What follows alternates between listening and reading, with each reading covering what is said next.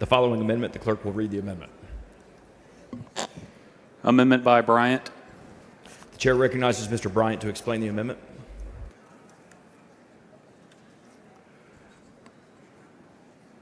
Members, this amendment would avoid what's happened in our state in the last 15 years, in which the state share of funding for public education has gone steadily downward. It would tie to the basic allotment an inflation adjustment, allocating to every district automatically an increase in the basic allotment based on the consumer price index. A study done by the Austin American Statesman found that the buying power of the money allocated from the state when adjusted for inflation is $700 lower per student today than it was 15 years ago. It also found that total inflation-adjusted state distributed funding for the entire school system in Texas is $335 million less today than it was in the 2010-2011 school year, which came before a $5 billion cut in public education in the session during that biennium. It's important to note that in the 15 years since then, the state has added 500,000 public school students. I urge you to adopt this inflation adjustment. No doubt we cannot control what a subsequent legislature will do, but this will predispose our consideration of public education to assume a needed increase based on inflation in the basic allotment year in and year out. It will require the comptroller to recognize it in his revenue and expenditure estimates, and it will cause the legislature to begin with the assumption that the basic allotment has increased by inflation. I urge an aye vote. Thank you. The chair recognizes Representative Buckley to speak against the amendment. Thank you, Mr. Speaker. Members, this is the first I've seen this amendment. It was about 2 minutes ago. HB2 already has an inflationary adjuster for the basic allotment, and so with that, I will move to table. The chair recognizes Representative Bryant to close on the amendment.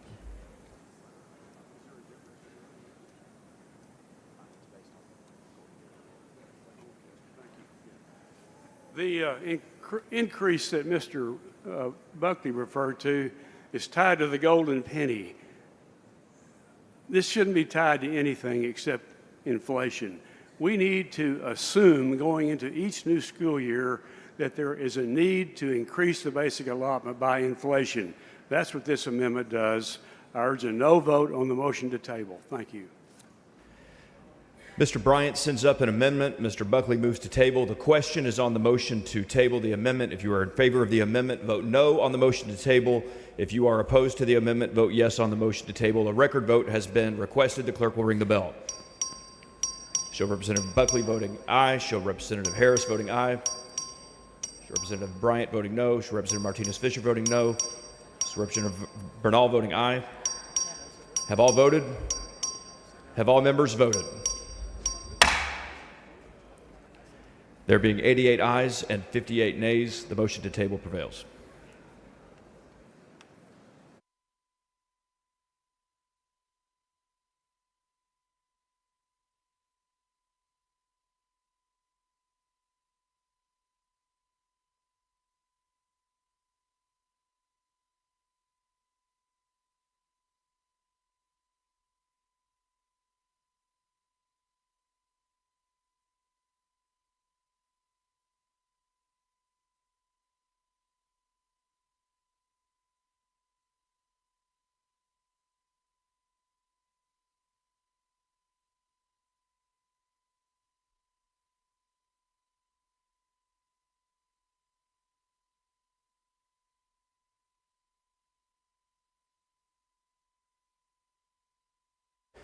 The following amendment, the clerk will read the amendment. The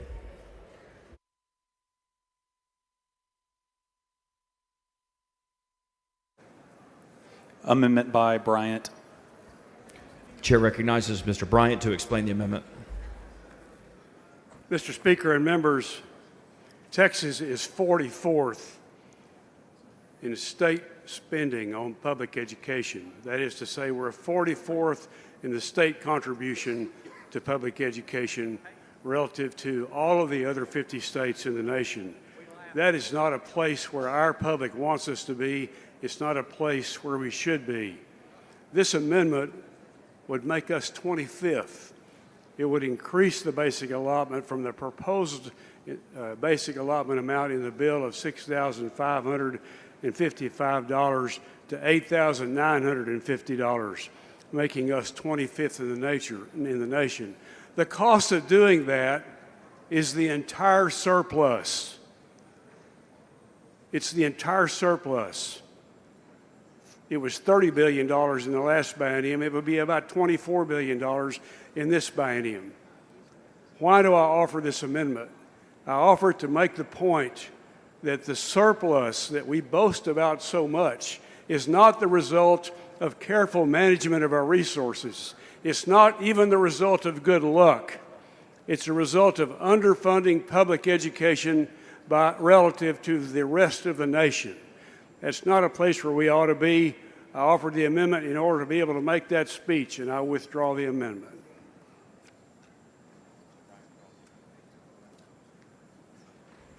Mr. Bryant withdraws the amendment.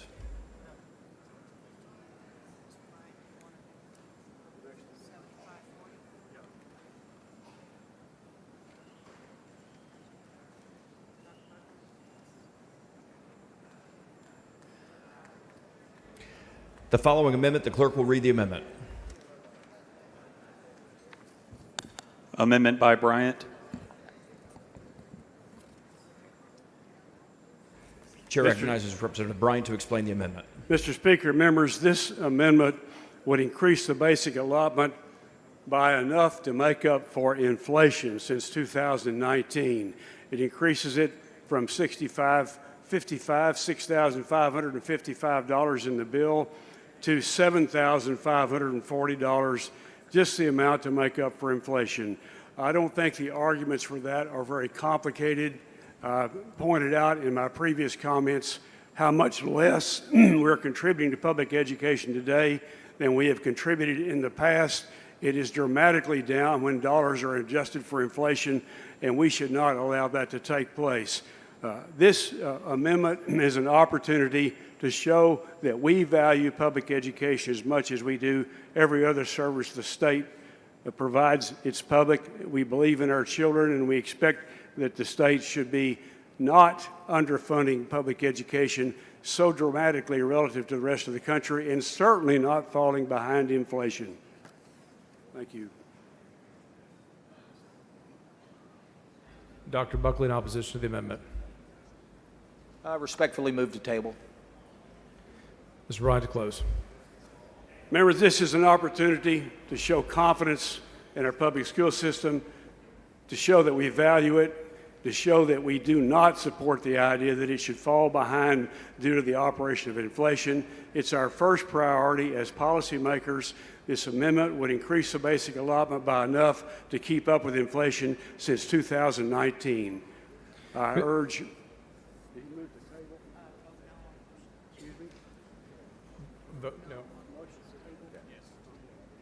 I urge a no vote on the motion to table. Mr. Bryan sends up an amendment. Mr. Buckley moves to table. The question is on the motion to table. If you're in favor of the amendment, vote no on the motion to table. If you're opposed to the amendment, vote yes on the motion to table. A record vote has been requested. The clerk will ring the bell. Show Mr. Harris voting aye, Mr. Buckley voting aye, Mr. Bryant voting nay. Have all members voted? Have all members voted? Ms. Fairley voting aye. Mr. King of Hemphill voting aye.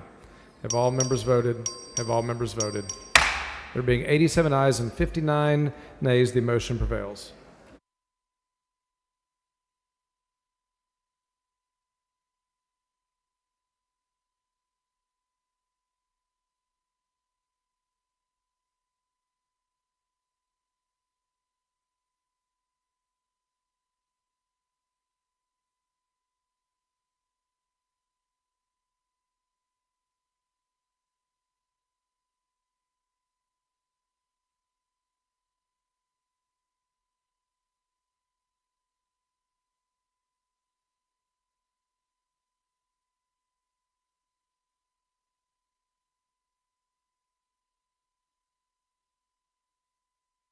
The following amendment, the clerk will read the amendment.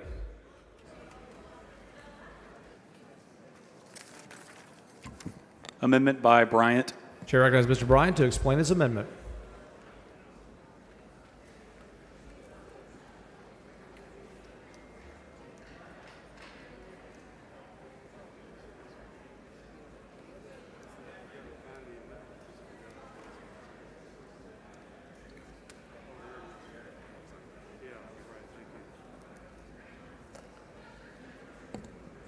Mr. Speaker and members, my amendment requires that the 25%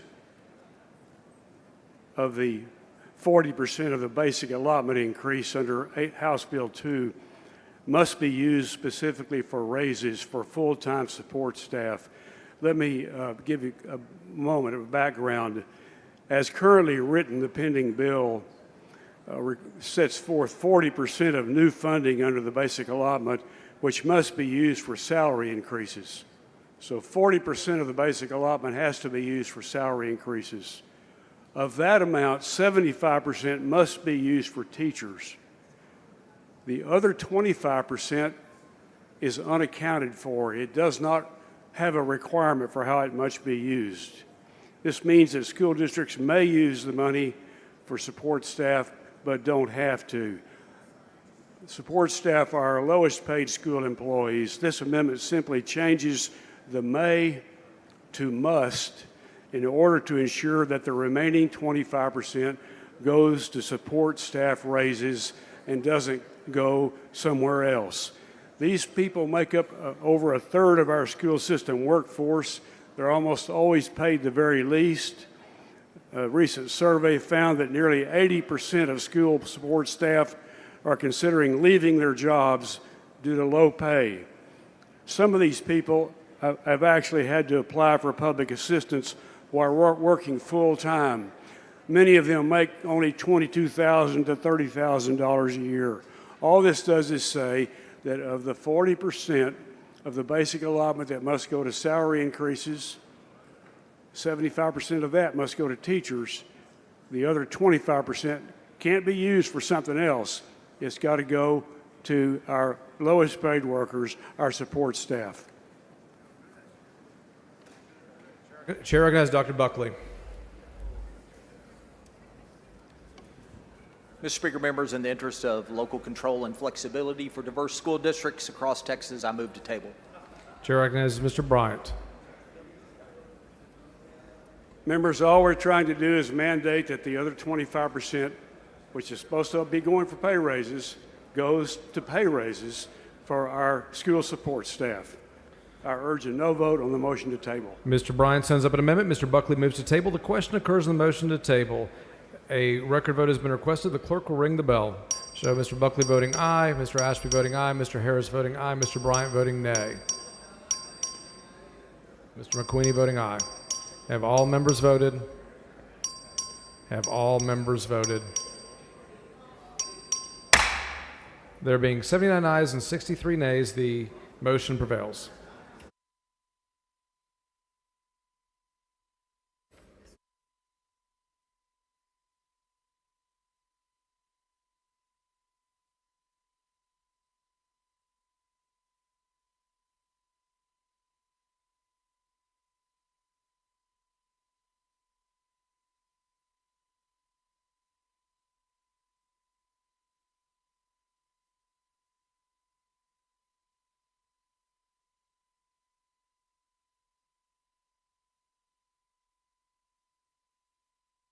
The following amendment, the clerk will read the amendment.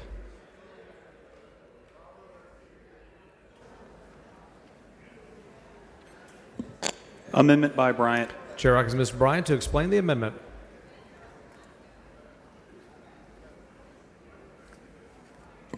Members, this amendment relates to charter schools. It simply applies the same certification requirements to charter schools that we are imposing on public schools by inserting the term open enrollment charter schools on line 14. Teacher certification, as many of you know, is a rigorous process. It's designed to ensure that educators have the necessary knowledge, skills, and training to effectively teach our children. Charter schools, like public schools, serve diverse populations using public money, and many of them have economic disadvantaged students or other students that face barriers to academic success that requires careful training in how to teach. Teachers in these schools should be fully prepared to address the needs of students, just like teachers in the public schools. Without certification requirements, charter schools can hire underqualified teachers, which ultimately compromises the quality of education. The Texas Education Agency has determined clearly that an uncertified teacher produces a much lower outcome for the students. Additionally, we've seen plainly that the longevity of uncertified teachers is low. Fewer than 40% of them remain in the classroom after 5 years, with over 30% leaving after their first year of teaching. In contrast, 96% of traditionally certified teachers remained after the first year and 81% after 5 years. So this amendment would require simply that charter schools hire certified teachers in exactly the same way that public schools are required to do. Chair recognizes Dr. Buckley.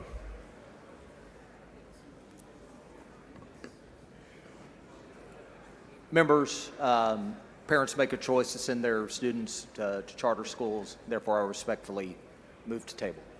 Chair recognizes Mr. Bryant.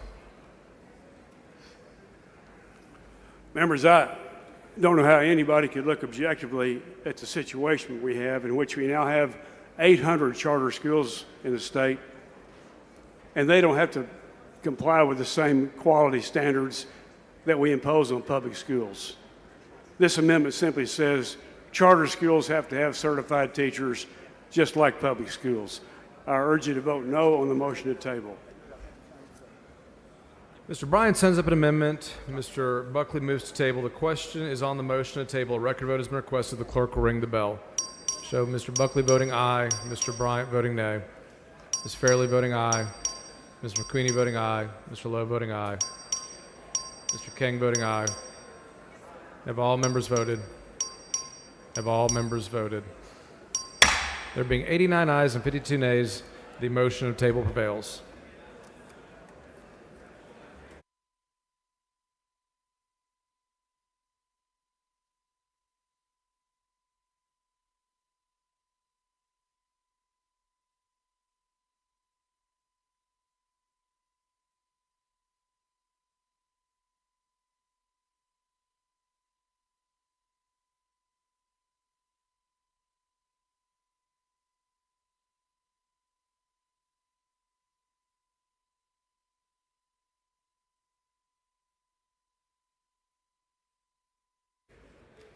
Following amendment, the clerk will read the amendment. Amendment by Bryant. Chair recognizes Mr. Bryant to explain the amendment. Mr. Speaker, members, this amendment adds section 12.10561 to the Education Code to prohibit charter schools from using state funding to pay off settlements from civil liability imposed on them by lawsuits or government agencies. Public accountability has to follow public dollars. Charter schools operate with public dollars. In recent years, we've seen several operators in Texas use state education funds to pay out legal settlements, often stemming from mismanagement or misconduct at the leadership level. For example, in 2020, IDEA Public Schools, one of the largest charter networks in Texas, came under fire after it was revealed that leadership used public funds. Mr. Speaker, Hawkins. I will yield when I finish my comments. They came under fire after it was revealed that that charter unit, that charter company, bought private jets and luxury box seats. The fallout led to several resignations, a state investigation that uncovered financial mismanagement, and a settlement agreement that included repayment of the misspent funds. This amendment simply says charter schools that operate that way cannot use state dollars to pay off their settlements. I yield. Ms. Gervin Hawkins, for what purpose? Will the gentleman yield for questions? Does the gentleman yield for questions? Yes, ma'am. The gentleman yields. Representative Bryan, with all due respect, you know, are you aware that charter schools are public schools? Charter schools receive public money, but they are not run by our local school districts. I don't regard them as public schools. Representative Bryan, charter schools been in existence over nearly 30 years, correct? I'll take your word for that. Representative Bryan, would you agree we all want the best for children? Would I agree? That we all want what's best for children? Of course, yes. And so, have you visited any charter schools? I don't think visiting a charter school would have much bearing on this issue, which is that they should not be able to use state funds to pay off settlements resulting from their mismanagement or violations of the law. Well, my question, and the reason I asked that question, is that does traditional public schools use money to pay for legal? An independent school district that is sued would have no other funds except public funds. So if a charter school is a public school, then shouldn't they be given the same opportunities? Shouldn't we have parity here and align? Well, it would be good to have parity where there is parity, but there is not parity here because the charter schools already operate with fewer public reporting requirements than the independent school districts. And if they're allowed to use public education funds to settle legal disputes over buying jet airplanes, which is something public schools don't do, a real public school doesn't do that, or buying boxes at the local sporting arena, which is something real public schools cannot do, they should not be able to pay off the settlements resulting from that Representative using Bryan, tax dollars. were you aware that no plane was ever purchased? Am I aware that what? There was no airplane actually purchased. Were you aware of that? I'm sorry, I don't understand what you're asking me. My question is, Mr. Speaker, can we have a little order in the House? Members, please take your conversations outside of the rails. Thank you, Mr. Speaker, because I think this conversation is so important that we begin to not try to divide our traditional public and our public charters, and that we begin to understand the alignment that public charter schools have the same accountability, and even more so than traditional public, that if a charter school violates and does not meet the academic accountability, the financial accountability, or the operational accountability, that they can be closed down. But then, I assume that's a question, so I'll respond in this way. If they're the same as public schools, how do they buy a jet airplane? How do they buy boxes at the local sports arena? How did one charter school, which only has 1,000 students, pay its CEO $800,000, 4 times what any superintendent in Texas gets So, paid? Representative Bryan, even though the questions are supposed to come from the back, Mike, I will answer your question. Okay. Well, First of all, no plane was ever purchased. There was a request to a board, and that request was denied and never fulfilled. I want to be clear. We don't want any school that's getting public money to do malfeasance. Traditional public schools have also had some challenges with superintendents being overpaid, board members doing things that are wrong, okay? So let's get on the same page of understanding, okay, that we don't want any public school, be it traditional public or public charter schools. Well, okay, and Representative Bryan, I'm asking the questions here, okay? We want all of our students to get the best education. be it they in a traditional public or a public charter. Wouldn't you agree to that? I would agree to this, that charter schools do not operate under the supervision of the school board. They are set up by private people. They call themselves nonprofit, but somehow they manage to pay enormous salaries to people for managing relatively few students relative to what happens in public schools. They don't have the same requirements that public schools have, and they nevertheless get tax dollars. They can even borrow against our foundation school program without a public vote. All of these things take place uniquely with charter schools and not with public schools. Okay, but they should not be able to use their funds to pay settlements for violating all the rules and the law and common sense by paying gargantuan salaries to CEOs, by buying airplanes, and by buying tickets at football Representative stadiums. Bryant, I agree with you 100%. But let's be clear, no plane was ever purchased, okay? Just like traditional public make mistakes, so does charter schools. What I don't want is, would you agree that it is not fair to put every charter school in the same bucket, that they're all doing things wrong? We are serving thousands of children. So Reverend Bryant, I would agree Representative- they shouldn't be in the same bucket. The ones that don't do bad things, they'll be happy with this amendment. This amendment deals with the ones that do bad things. They can't take tax dollars and pay off those settlements. Representative Bryant, my final question. Pardon me? My final question. Okay. How can we get yourself to fully appreciate the value of a charter school that are helping thousands of children across this great state? How can we get you to that place of understanding? I fully appreciate the facts as they are.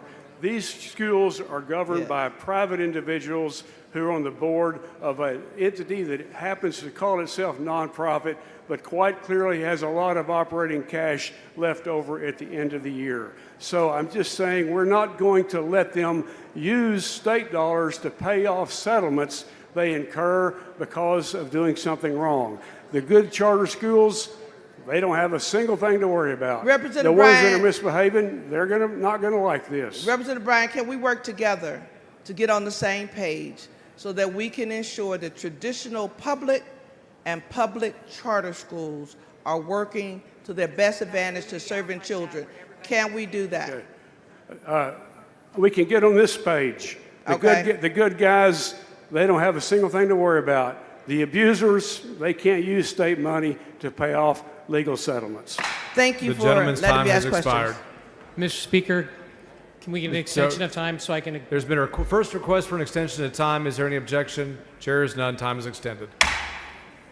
Mr. Bryant, will you come back to the mic? Mr. Toth, for what purpose? Will the gentleman yield for questions? Will the gentleman yield for questions? I yield. The gentleman yields for questions. Okay, my $64,000 question. Mr. Bryant, do you play golf? No. You don't. You ever heard of Howling Trails Golf Course? No, You've never heard of Howling Trails Golf Course? Then you No. probably don't know who it's owned by, do you? I guess not. It's owned by La Jolla ISD. So what? So it's okay that an ISD owns a golf course? I don't like that. Let's have an amendment. But aren't we talking about misappropriation of funds here? About Well, let me ask you compared to ISDs versus charter schools? Let me ask you a question, Mr. Toth, or pose respond anyway in a fashion that might be informative. If they have a particular reason for that that relates somehow to their school student body, for example, recreation or something for the. How about a them. water park? Should La Jolla own a water park? Let me finish. Let me finish. Okay. If they can justify that somehow or another, we should hear them out. But generally speaking, no, I don't think that's a good idea. But let it's me not- ask you: but let me ask- has go that ahead. school? But has that school district been sued for buying an airplane or buying boxes? Has it So- been sued for for malfeasance Whoa, of some kind? good. No, you got a great point. Okay, so we're talking here about settlements when you've been sued for doing the wrong thing. You should not be able to use tax dollars if you're a charter school that's not governed by an elected board, that's able to even borrow money on the state's credit without a bond election misbehaving. And we're saying those folks cannot use Mr. Bryant, cannot use state funds. Mr. Bryant, I'm asking questions from I'm not finished answering your question. Members, please refrain from talking over one another so y'all can hear If you could everyone's stick debate. to Mr. Brandt, Those if you could folks just stick to cannot the use question. state funds to pay off settlements. That's all this amendment does. Okay, well, a plane was never purchased by that charter school, but let me ask you about Granbury ISD and the superintendent use of their private Granbury ISD plane and the superintendent using that plane for his family trip. Is that okay? I don't know if that's true or not, but if it's true, the school board ought to do something about it. But you know what? The public has a remedy Well, there. ABC They said can that, vote and out they the don't school lie, do they? board. But you know what? When a charter school misbehaves, you can't vote out the school board. So can you? how about $60 million football stadiums? Is that okay? That's How up- many charter schools have built 60 and 70 and 80 million dollar football stadiums? That's up to the local school district. okay. It- Thank you very Let me much. ask you, Appreciate have that. they been? I would ask Mr. Toth this question in conclusion, a rhetorical question, Mr. Toth. Has that school district been sued for misbehavior, for malfeasance, for doing something wrong? No, it hasn't. You're an There is attorney, no aren't you, settlement to Mr. pay. You're an attorney, aren't you? You want to debate the merits of charter schools, and I'm not here to debate the merits of charter schools. Mr. Bryant, I'm you're an saying attorney, that aren't you? charter schools should not be able to use public money to pay legal settlements as a result of their malfeasance. That seems like a pretty good idea to me. Mr. Bryant, you're an attorney, aren't you? Yes. Can anyone bring a lawsuit for pretty much anything? Yeah, but you can't win one. Thank Okay, you. well, let me ask you another. We're not done, Mr. Bryant. How about lawsuits by parents against ISDs for failure? You brought up IDEA initially, and the failure to meet IDEA requirements. How about people that are bringing lawsuits against ISDs for their Mr. failure Speaker, to educate their children when they have dyslexia?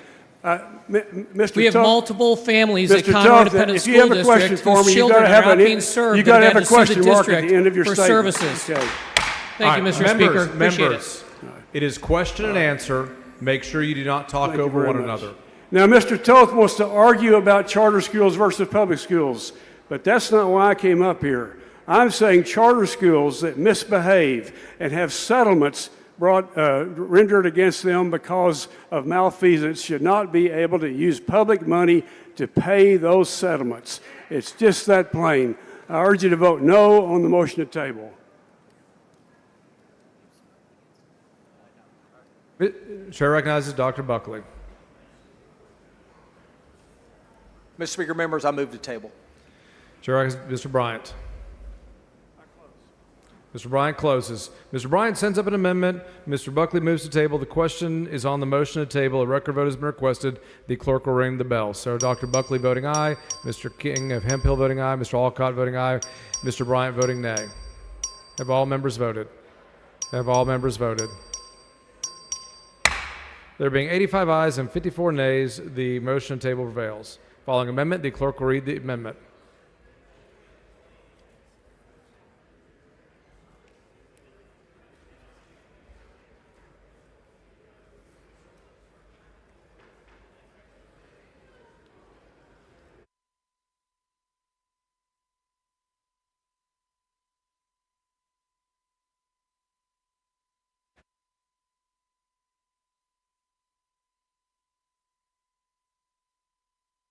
Members, anyone wishing to speak on for Ms. Luther for what purpose?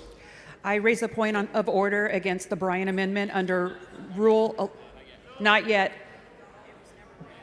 Ms. Luther, the amendment was never laid out. It's been withdrawn. We're on to the closing of the bill. Thank you. Okay. All right. Does anyone wish to speak on, for, or against House Bill 2? Mr. Tallarico, for what purpose? Does the author yield for a couple more questions? Speak. I can't hear you. I'm sorry. Does the author yield for a couple more questions? The author does not have the floor yet. We're now figuring out who wants to speak on, for, or against House Bill 2, and then we'll go from there. Got it.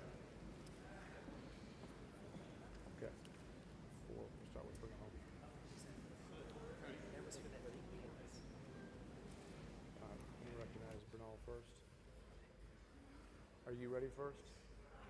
Okay.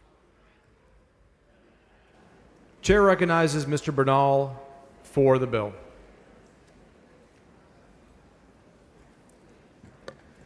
Thank you, Mr. Speaker. Members, I'll make this quick. But I recognize that these bills are hard. And I also recognize that we're in an environment where there's always more that we can do. At the same time, I want to take stock of the good progress that we've made. One of the things that we can never do again is not touch this issue for 6 years. We haven't. We need to do more of this next session, and the session after that, and the session after that. The idea that we do school finance, every half decade or so probably isn't enough. That being said, the money part, things will be better. It is progress. It is good progress. And we'll have to make progress after that. But I also want to bring attention to the things in the bill that are permanent, changes we've made that we should celebrate. For example, we just had a long debate over full-day pre-K. And if that was an individual bill that came to the floor, we would celebrate that. We have not touched the bilingual weights in over 40 years. 40. And if that was an individual bill and it passed, we would celebrate that. We've been talking about treating our special education students with dignity and respect for decades, and we have not done it. But in this bill, we finally do that. And if that bill had come to the floor by itself as an individual bill, we would celebrate that. So I'm happy to acknowledge that there's still work to do, but I don't want the work that's left to do overshadow the very, very good and important work and the important changes, the generational landmark changes that this bill has inside of it. Thank you. Chair recognizes Ms. Goodwin in favor of the bill. Thank you, Mr. Speaker. Members, today I'm voting yes on the school finance bill, not because it gets us where we need to be, but because doing nothing would be even worse for our public schools. To be clear, this bill is not a breakthrough. It's barely a stopgap. What I realize is that the pie is not big enough, and when it's not big enough, we end up fighting one another, whether it's charter versus traditional public school, rural versus urban, large district versus small district. We're fighting because we're just getting crumbs. Our pie is not big enough. But I wanted to share with you members something that was written by one of my superintendents. So in the words of my superintendent, today I took a leap of faith. The Cedar Park High School leadership class invited me to participate with them in the climbing and high ropes course on campus. Set in the shade of beautiful oak trees on campus, the course is designed to develop the skills outlined in our graduate profile: leadership, collaboration, communication, risk-taking, failing forward, adaptability, and compassion. Spotters ready? Ready. Belay on. On. Climbing.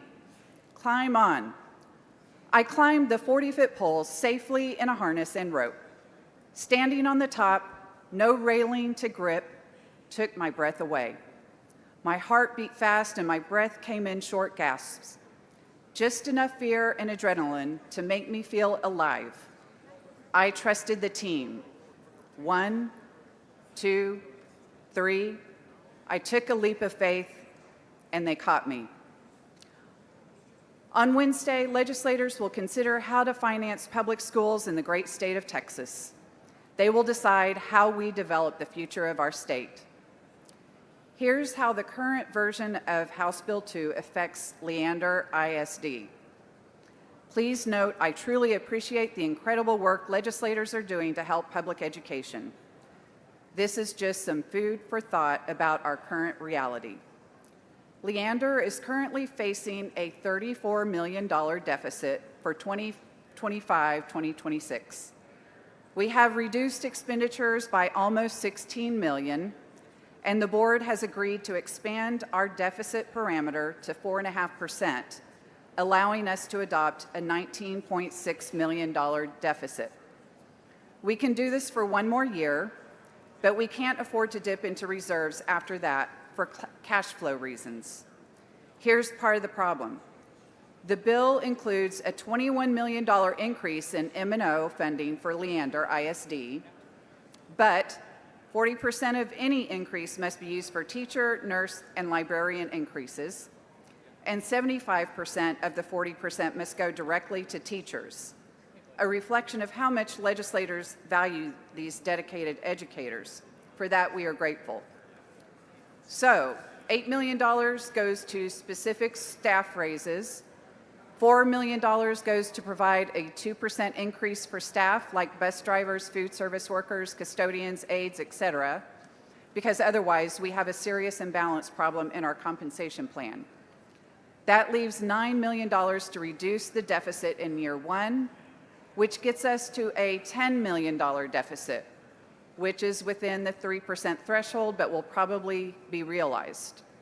The following year, we're $4 million shorter than that and further over the deficit threshold than before, so likely we have to cut further. It's even worse in 2027. So, long story short, we appreciate every dollar the measure gives us, and it helps, but it doesn't solve the structural problem of public school funding. Today was my last opportunity to experience this leap of faith. Part of our expenditure reductions is to eliminate this phenomenal program from Leander ISD. Our students will not have this experience in the years to come. This means the dismantling of the high ropes course at all 6 high schools and the elimination of the position of high ropes and leadership instructor. Yesterday, Greg Glover, who filled that position for the past 22 years in Leander ISD, retired. He's the one who invited me to take my leap of faith today. He exemplifies the Leander way, our deep culture of continual improvement. He is an innocent victim of the larger structural issues with public school finance. His grace and kindness have been exemplary throughout this extremely difficult budget process as we eliminated 220 positions across our district. Today, I took a leap of faith. I trusted my team. Legislators, as you consider how to fund public schools, I urge you to take a leap of faith. Trust your public school district teams to have the best interests of their communities at heart. Grant us the local control to make unique decisions for unique circumstances. Focus your efforts on giving us as much flexibility and local control as possible. We will catch you. Members, again, I am voting in favor of this bill because our school districts desperately need the funding, and yet we need to do so much more. Thank you. Chair recognizes Mr. Toth in favor of the bill. Thank you, Mr. Speaker. Members, education, medication, and incarceration. If you've been here for a few terms, you've heard that expression. Education, medication, incarceration. That's 88% of our budget. And of the 3 elements of education, medication, and incarceration, no one has seen a greater funding expenditure increase than education. This expenditure is hardly crumbs. It realizes that we need more money for public education while at the same time being sensitive to the fact that many Texans have endured 20% inflation and cost of living increases, and we cannot continue to afford to grow government. And this bill does not do that. This is a critical step towards addressing unique needs of students with learning disabilities like dyslexia and ensuring they receive the resources they deserve. And I also commend the move towards funding based on the intensity of services, and I want to thank Chairman Buckley and Chairman Creighton for the hard work that they've put into this. $1.5 billion of additional help for kids with dyslexia. It still leaves one additional problem that we've got to deal with in the future, which is the disability penalty that was brought to our attention by Nicole May. She's a trustee at Conroe Independent School District, but I'm truly encouraged that we're starting to look into this and we're going to start addressing it. And I'm thankful for your support for this bill. Thank you. Chair recognizes Ms. Leo Wilson in favor of the bill. Mr. Speaker and members, I speak as a retired public school teacher of 38 years.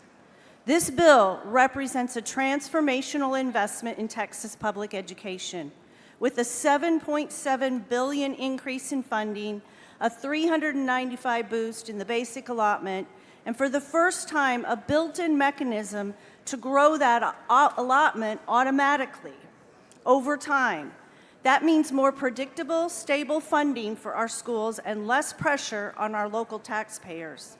It ensures that every district benefits, including those historically impacted by recapture, like mine, Galveston ISD, that serves a student population that's 80% economic disadvantaged, but is in the top 10% of recapture. It provides a formula, a transition grant, so that no district is left behind. I especially want to highlight the automatic teacher pay raise increase. 40% of new funding is going directly to salaries, with a focus on retaining our experienced educators. It also supports full-day pre-K, which all of my districts have been asking for. It expands support for emergent bilingual students and provides much-needed help to grow and certify our teacher workforce. The most important part of this bill is every piece of it prioritizes the classroom. Teachers and students are where the money should go.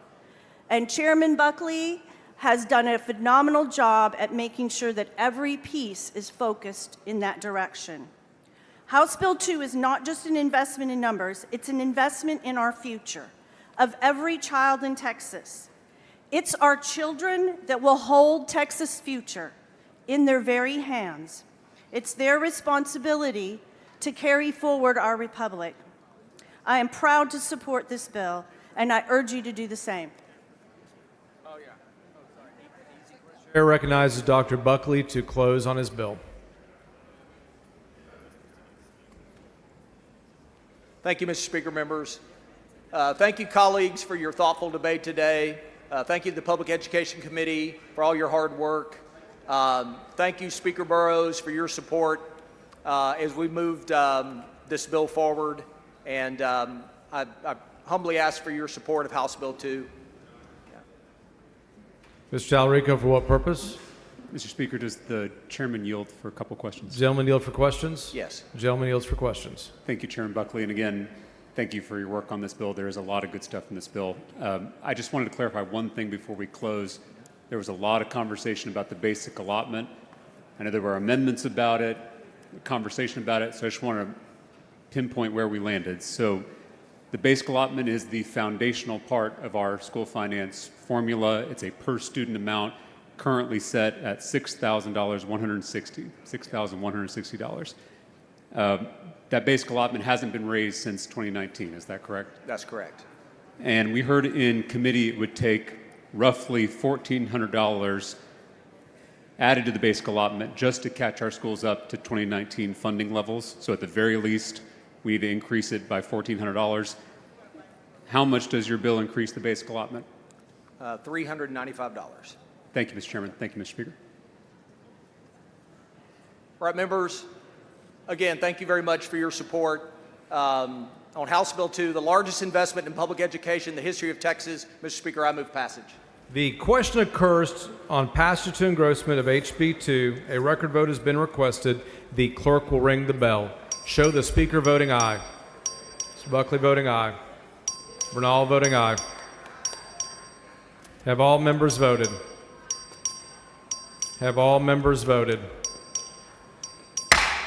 There being 144 ayes and 4 nays, House Bill 2 is passed to engrossment.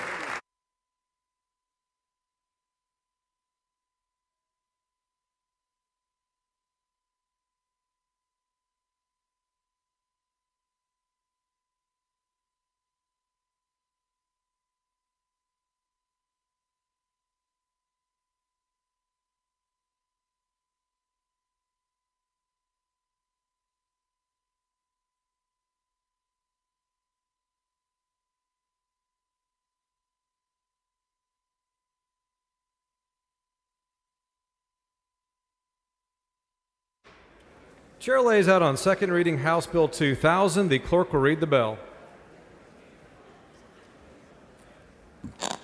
HB number 2000 by Ashby, relating to the applicability of sex offender registration requirements to the offense of child grooming. Chair recognizes Mr. Ashby to explain the bill. Thank you, Mr. Speaker.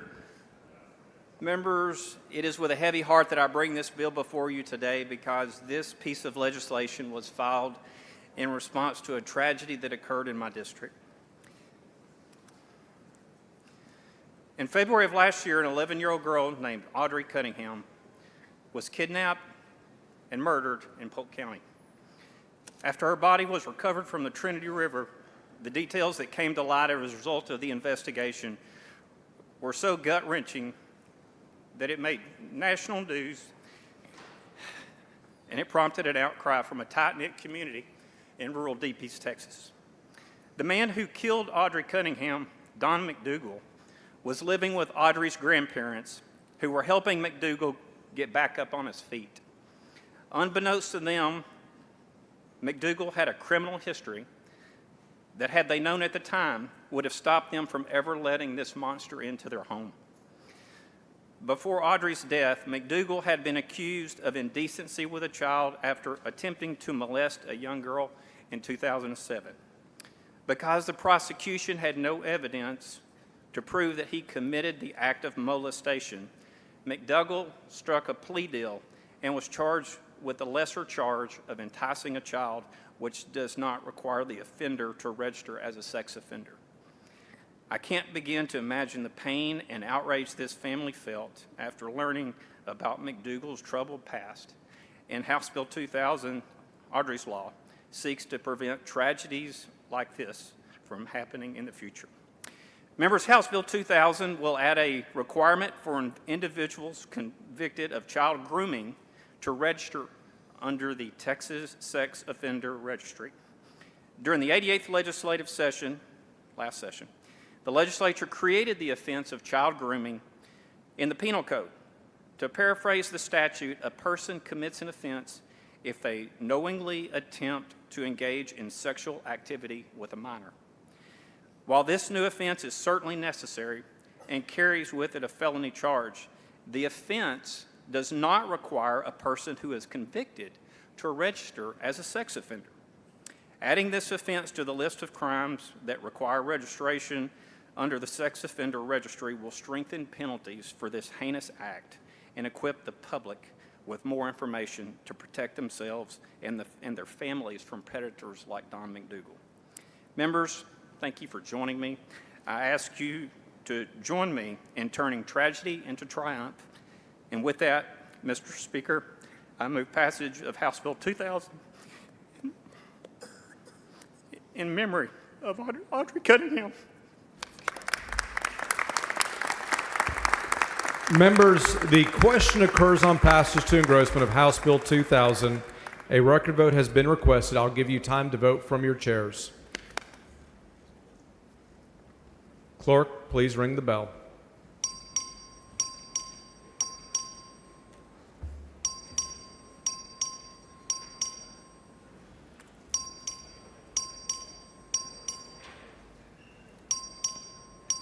Have all members voted? Have all members, Ms. Holt voting aye. Have all members voted? There being 148 ayes and 0 nays, House Bill 2000 is passed to engrossment.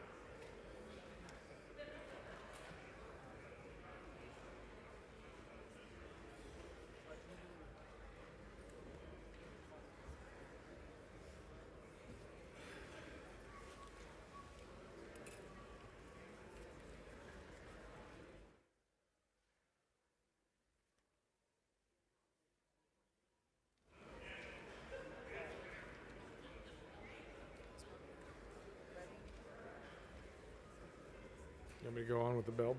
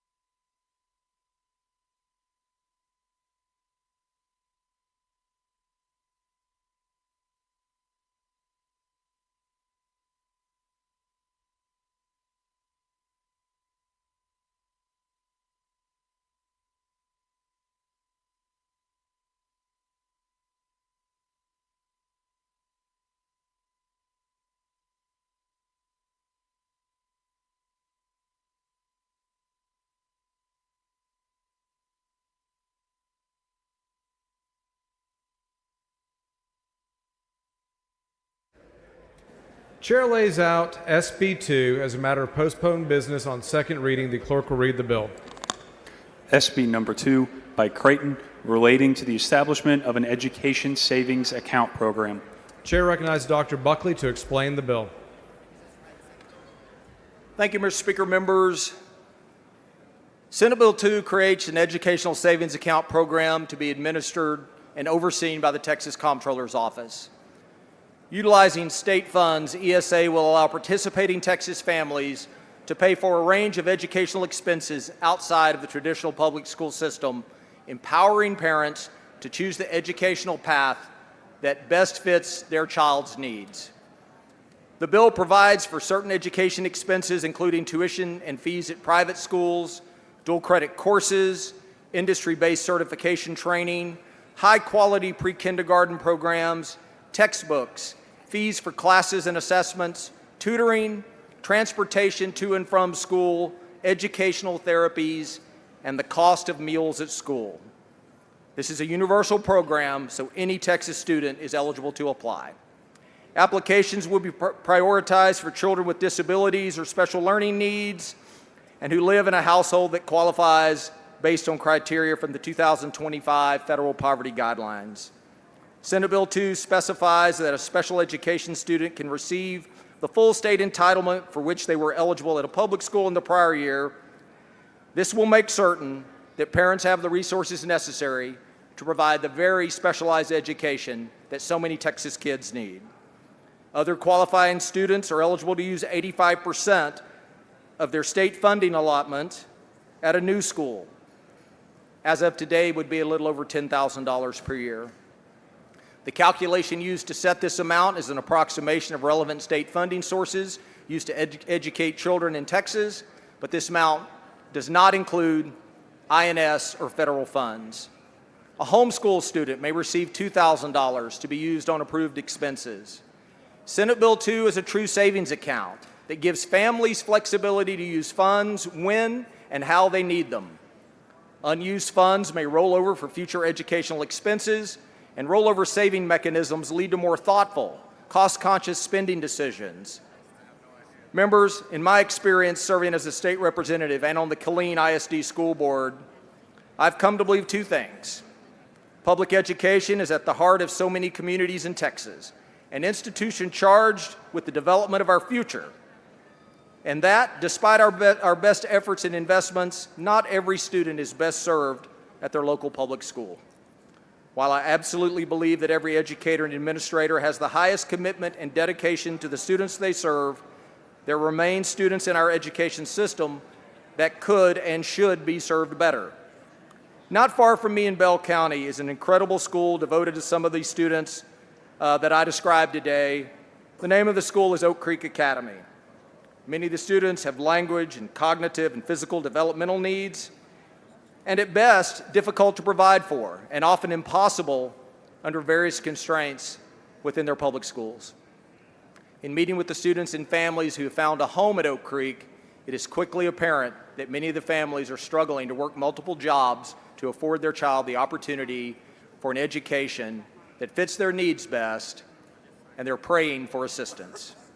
As a neighbor, I am overwhelmingly sympathetic to these families and cannot understand Texas allowing these children to slip through the cracks. As a legislator, I refuse to ignore these children and their futures. As I have stated before, my intent is to provide students and families with the opportunity to choose the best possible educational setting for their child, and I believe Senate Bill 2 provides this choice, while prioritizing Texas' most high needs and vulnerable students. Mr. Frank, for what purpose? I don't think. Yeah, does the gentleman yield? Does the gentleman yield for questions? Yes. The gentleman yields for questions. Dr. Buckley, thank you so much for bringing this bill. I think it's tremendously important. I do have a couple questions, I think, from comments that I've gotten, and I want to make sure that people understand. There's been a lot of discussion about who will get the ESAs. Would you mind walking through the prioritization? I know you touched on it a little bit, but of who gets priority when we're giving out the ESAs? Yeah. Well, thank you, Mr. Frank. There is a priority schedule that is in the bill. That priority group number 1 encompasses students from families, students with disabilities from families that are earning 500% of the federal poverty level. Priority number 2 are those students from families of 200% of the poverty level. And that's probably the less than 200% is likely the most, the folks who will get it the first and the most. That is the largest number that you'll probably get. Yes. Okay. And then, okay, and then the 500%. Yeah. Okay. Yes. And 3 is the students between income of the 200 to 500. And then priority 4 is students that are from families that earn greater than 500%. Okay, and then I was wondering, could you discuss there's discussion of private schools, and I know there's been, people will say fly by night, but my knowledge of the bill obviously is that schools have to be accredited. It's a pretty rigorous process to get accredited. Could you walk through that just a little bit about how long it takes to get and the audits and the Well, yeah, kind of absolutely. things involved in being private school accredited? This bill absolutely requires that schools that accept students with ESAs be accredited.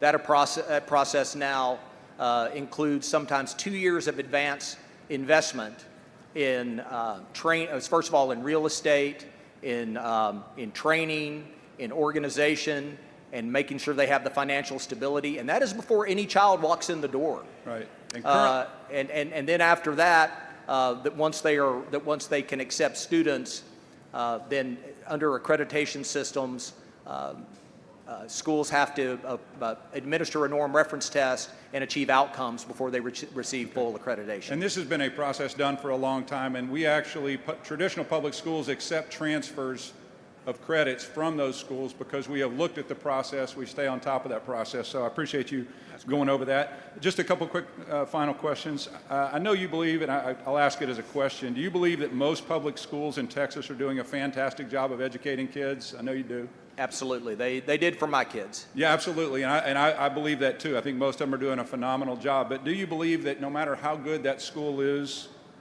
that it may not be a perfect fit for 100% of the kids that are in that district?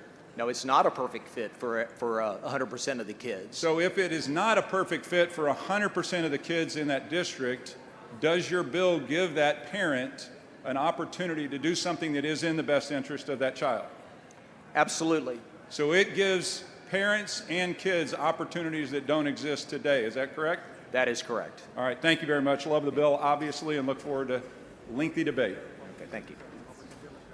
For what purpose? Does the gentleman yield? Does the gentleman yield for questions? I do. Gentleman yields for Thank questions. you. Thank you. I really appreciate that. And could you just real quick remind us how much funding was for public education in the bill that we just passed?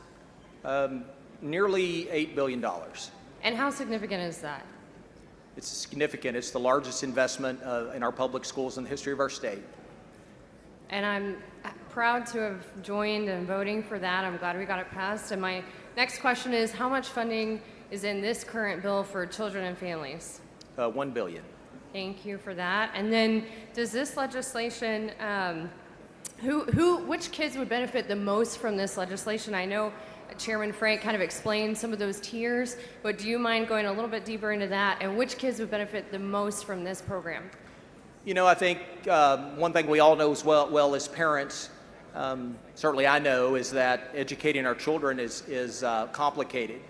And often, we have children with different abilities and different interests and different needs, and often the environments that our zip code requires us to attend may not fit their needs the best. And so what this bill will do is simply give a parent another tool in their toolbox so that they can provide the educational setting that best serves their child. That's what happens at Oak Creek Academy. We have families that understand that many of the kids have significant disabilities, and some don't. But the setting, the environment there, it meets the needs of some kids, and parents need that choice. It's their children, and they need to have that opportunity when things aren't working out at the public school. They need to have a pathway, a tool in the toolbox, if you will, to make sure that their child receives the best education possible. Absolutely. I agree with you on that, and I just want to even drill down a little bit further. And can you just give us more clarity on what this bill specifically, how this bill specifically helps our kids with special needs? Well, I think one of the most important things is that they're prioritized, number one, first of all. And number two is that the ESA amount is linked to the dollars that are produced in the public school setting, so that parents that have kids with significant learning disabilities have the resources they need to take that to a private setting. We heard hours of testimony of concern about that. And so it was very important that we have this funding mechanism to make sure that the education savings account for special needs kids really reflects the important and different challenges those children may face.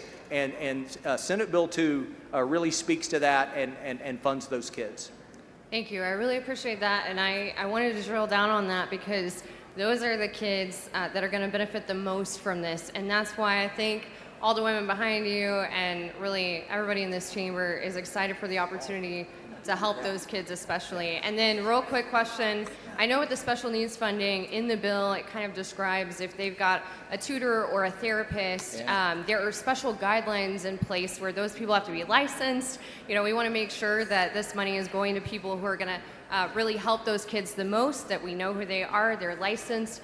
Does that also carry over to private schools? So any private schools or other schools that would get funding from this bill, can you just explain a little bit about how those teachers need to be licensed and that whole process? First of all, there is full transparency for the parent to recognize if they choose to move their special needs child from a public school to a private school.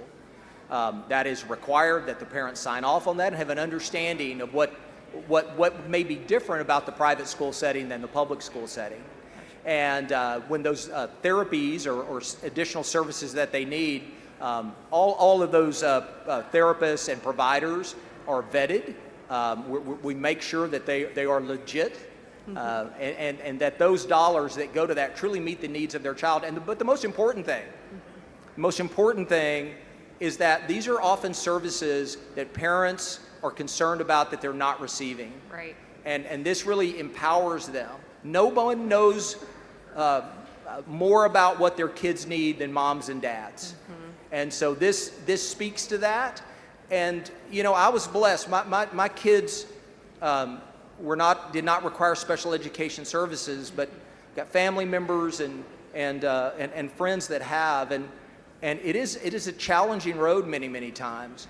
And so if that setting is not meeting that child's needs, here is a different path that is totally the choice of the parent. Absolutely. If they are satisfied and their kids are thriving, then they will stay where they're at. If they need a different environment, different services, then they can opt for that.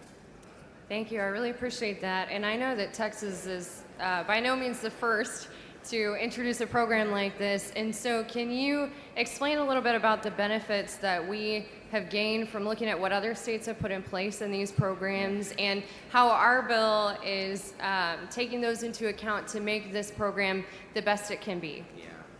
Yeah, you know, we do have, and we've had the benefit of studying over the interim to really look at, you know, what implementation looks like, what it ought to look like, and this bill borrows, if you will, sort of the best practices of how to do that, from the prioritization, from the services that are allowable, to the structure of financial accountability and transparency, all of the things that we have seen in other states. And I believe there are 31 or 32 other states that have some form of school choice. And, you know, this is Texas, it's our moment to join that list. And again, just to provide parents with another option so that their kids receive the best education they can.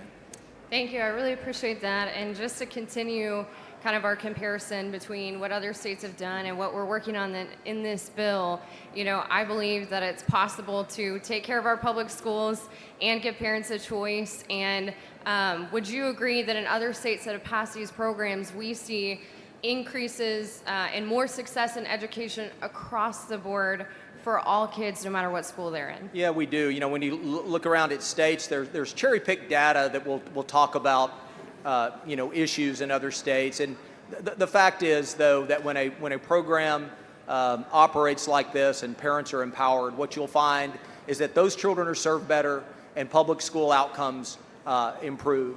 And there's lots of reasons for that, whether or not there's a competitive component to it, whether or not there is a funding component to it, if you will. But in the end, what we know is that when parents have an option, you know, what we lose in this argument is one of the choices is to stay where you're at. Right. You know, it's always about someone that's a leaver. The reality is the vast number of Texas parents will not leave. So it is simply another choice. And I think what's important for parents to know is that it is not an either-or decision. Right. That you are either, you know, choosing a public school or choosing a private school. Many parents in other states may have one child that uses an ESA to go to a private school or another setting, and other kids that are in the public school. I mean, I know folks in Texas right now that are doing that very thing. Yep. For lots of reasons.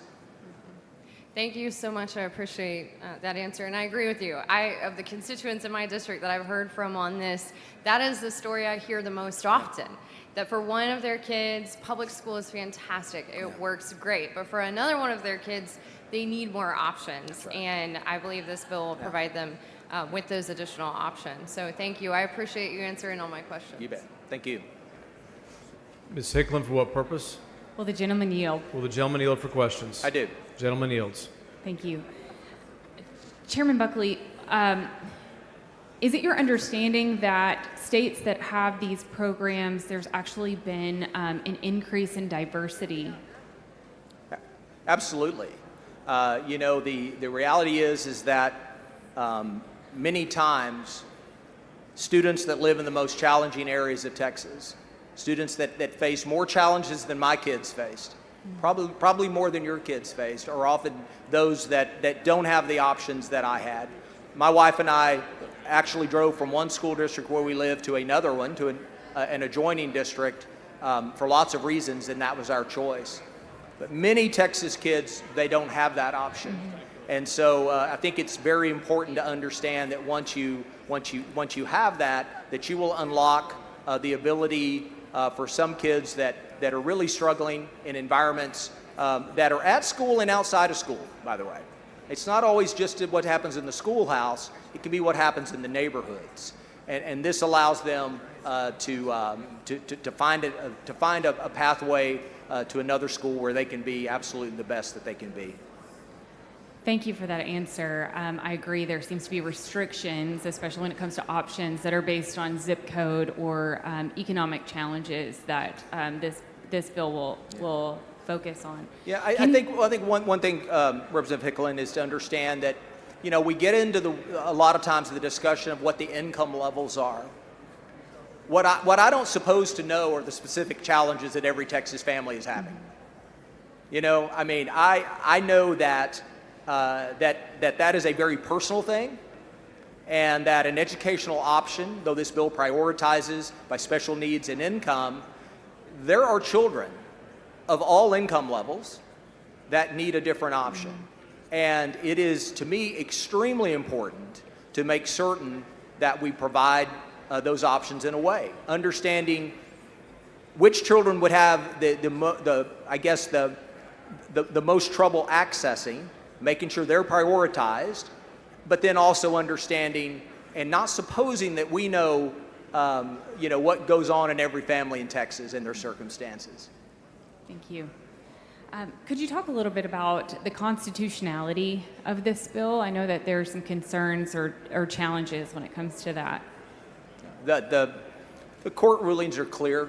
Education savings account are absolutely constitutional, and that's been held before, and we're not wading off into bad constitutional territory. We know that states around the country have programs that are much more mature than ours. In other words, they've been around for years. Florida's been around since probably 22 years, 23 years, and but the law is settled on this. Thank you. One last thing. I know you spoke a little bit about the accreditation process for private schools. Can you share a little bit about accountability measures for those that might be concerned? Yeah, you know, there's always a lot of talk about, are we going to have an accountability measure? And the bill requires that a student receiving an ESA must take the norm reference test that is provided, that is required in a accredited private school. And then those tests will then allow parents, and it'll also allow through reporting back through the provider of the education savings accounts and ultimately to TEA, so that we have data to make sure that tax dollars are yielding student achievement or a parent satisfaction. All of these things that choice is wrapped around. It's not always necessarily achievement, but there can be other things. There can be peer groups. There can be bullying. There can be environments. A lot of the families that I know that are choosing private schools now are doing it for reasons other than academic.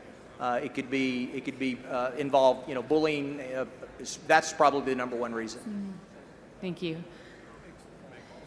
Well, as a mom of 4 kids, I'm so excited for the opportunities that will be opened to all families for the future of their children, that parents will be empowered with their God-given right to make the best choices for their children's future. Thank you so much for this bill. You bet. The gentleman's time has expired. Spears, for what purpose?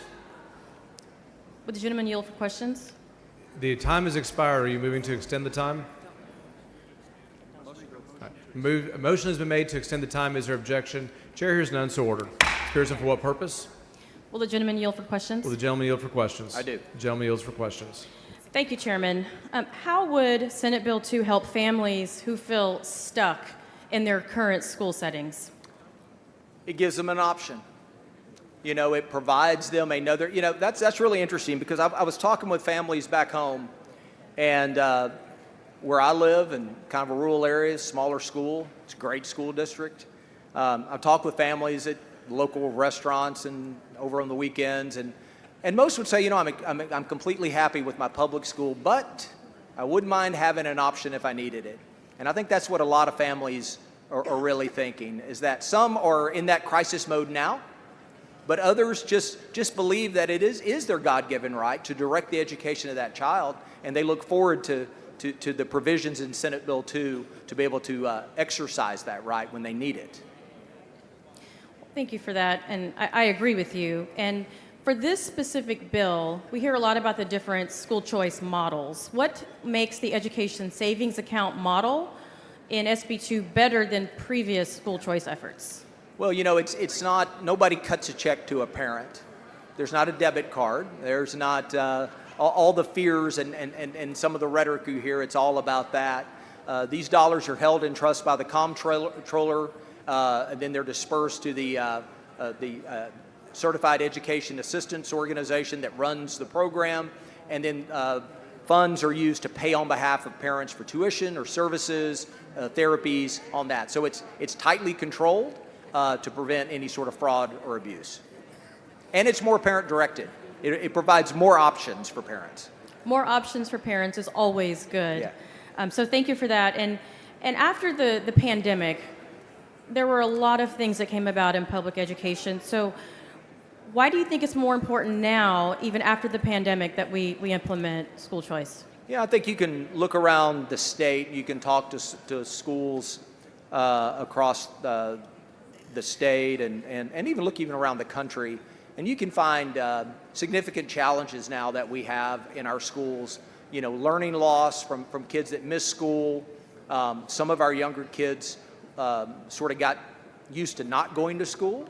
And so it's created specific challenges in our public schools. And I think now what this bill provides is an all-hands-on-deck approach to making sure that families have an opportunity, whether it be in terms of catching kids up for learning loss, whether it be from challenges with peer groups or bullying or social issues that kids have at school. This again gives them an option. And it appears to have magnified since COVID. I won't speculate of why that is, but it certainly seems to be more concern from parents following the COVID pandemic. Thank you for that. And also, let's talk about competition. We know there's competitions among schools when we do have these options available, but how does it help Texas compete nationally with education innovation? Well, you know, we have so much to offer as a state, and whether it be our economic development, our business climate, and what, you know, really the factors, you know, low regulation, you know, less taxes, the things that business looks for. But you can't sustain that without a top-tier education system. And the reality is it takes more than just a current system to provide that. You know, there are children now that are struggling in their environment who, if placed, and often you'll see this when placed in a different environment, they thrive. And who knows what that child will achieve when they are allowed and their parent can direct them to the environment that fits their needs best. What sort of innovation it will be unlocked in the brain of that youngster? We don't know yet, but we do know that that will happen when parents have more choice. I agree, Chairman. And so what would you say to someone who worries that SB 2 will hurt public schools? You know, you have not seen anywhere in the country where public schools have been impacted in a negative way by school choice. You just haven't. And this bill will not impact our public schools. When you are providing the services and you're meeting the needs of children, we know that parents will stay in their public school. Even in a universal program, this is a significant decision for a parent. You know, this is often, if you'd have been like our family, I have no one in my immediate family or my parents or grandparents or anybody else except for like 2 cousins that ever went to a private school. I don't know that much about that, but I do know that this opportunity that we will provide will not hurt our public schools. It'll just create another lane or another option for parents. And you know, I think it's a really good question. I think what happens sometimes, and I've used this analogy in the hearings, is our public schools really are asked, in a medical analogy, to be a general practitioner and a neurosurgeon at the same time. That's a hard lift, you know, and when there is or issues with students and parents lack the satisfaction, or there's even an agreement between a school and a parent that the child's needs aren't being met, or we need to do, it's just, again, another pathway for a parent to choose to get their child in the right setting. Thank you, Chairman. There's been a lot of discussion about this over the last few months, good, bad, and indifferent. What do you think is the most misunderstood thing about ESAs? Oh man, the most misunderstood. There really is so much. I think that it is an existential threat to public schools. You just haven't seen that anywhere. I have superb confidence in our public schools to continue to provide incredible education for their kids. They did for mine, and they've done for many on this floor, and they will continue to do so. But I also understand that, you know, I don't necessarily have to get to make the call what's best for your kid or some other parent's children. And so when you have this sort of opportunity and you really empower the parent to do so, I've always said that a choice typically results in more satisfaction.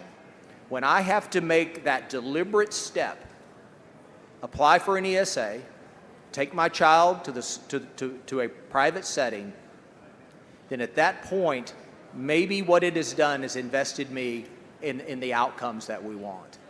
You know, why that doesn't happen in the public school setting for them, I don't know.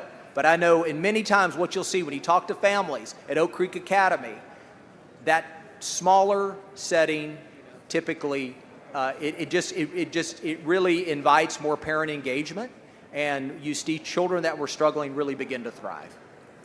Well, if you could expand upon that a little bit further, how would this bill change the day-to-day reality for parents and students? You know, I think when we all sit down and in our kids, this is what goes on a lot in Texas. You know, we think about where we live, what that school we're zoned for is, right?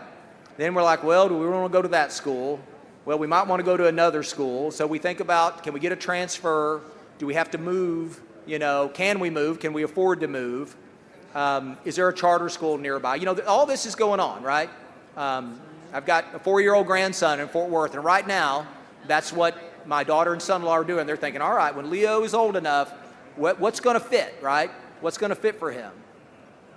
Well, when you think about parents and having to make these decisions, this is going to provide one more option.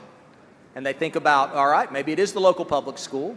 Maybe we'll move to this. Maybe we'll transfer there. Maybe we'll pick this charter. Or maybe we'll exercise our right and go through the ESA process and be able to take our child to a setting that fits their needs best. Well, as a mother, an auntie, and eventually a grandmother, I thank you for bringing the bill. Thank you. Ms. Troxclair, for what purpose? Will the gentleman Will yield the gentleman for yield questions? for questions? The gentleman yields. All right, Chairman Buckley. I want to talk about something that has been absolutely, continually misreported by the media. We have heard over and over again, often by people who are opposed to school choice, that this bill will only benefit wealthy families. Can you remind us one more time who benefits from an education savings account in this bill? This bill is prioritized for special needs children with an income cap and a progressive income cap throughout the prioritizations. It's income-based. And can you, Needs I'm and sorry, income-based. Can we have a little order? I'm having a hard time hearing him. Members, please take your conversations outside the rail. Thank you. So has it surprised you during this time that that false claim has been repeated over and over again in the media, and nobody in the media has corrected that claim? Yeah, you know, I mean, it's kind of a class warfare argument, I think, and you know, I'm at the local private school, Oak Creek and Killeen, all the time, and whether it be as a state representative or a veterinarian, you know, bringing a dog up there on career day or you know, attending events, and you know, these are not millionaire families. These are families they're working. These are families where dad's in the military, mom works fast food, and grandma's moved down to help her so that the mother can take a second job, so they can afford an opportunity at a school that's really where their child is thriving. And so, you know, I think that, you know, on the surface, that's the argument, but it just doesn't bear out anywhere in, you know, anywhere where you see education savings accounts. So it's a convenient talking point, but it is in no way reality, because in reality, students with special needs and low-income students are first, second, and third in line under this bill, correct? That is correct. Okay. I'd also, as a member who represents both suburban and urban counties, and suburban, urban, and rural, I have been really shocked and disappointed in how these false talking points have proliferated through our rural communities and been used as scare tactics to protect the urban areas who really are not living up to students' and parents' expectations. Most of the students, isn't it true that most of the students across the 32 plus other states that have already enacted some sort of school choice program, the students that benefit most from those programs are typically urban area students that are seeking a way out of a potentially failing public school?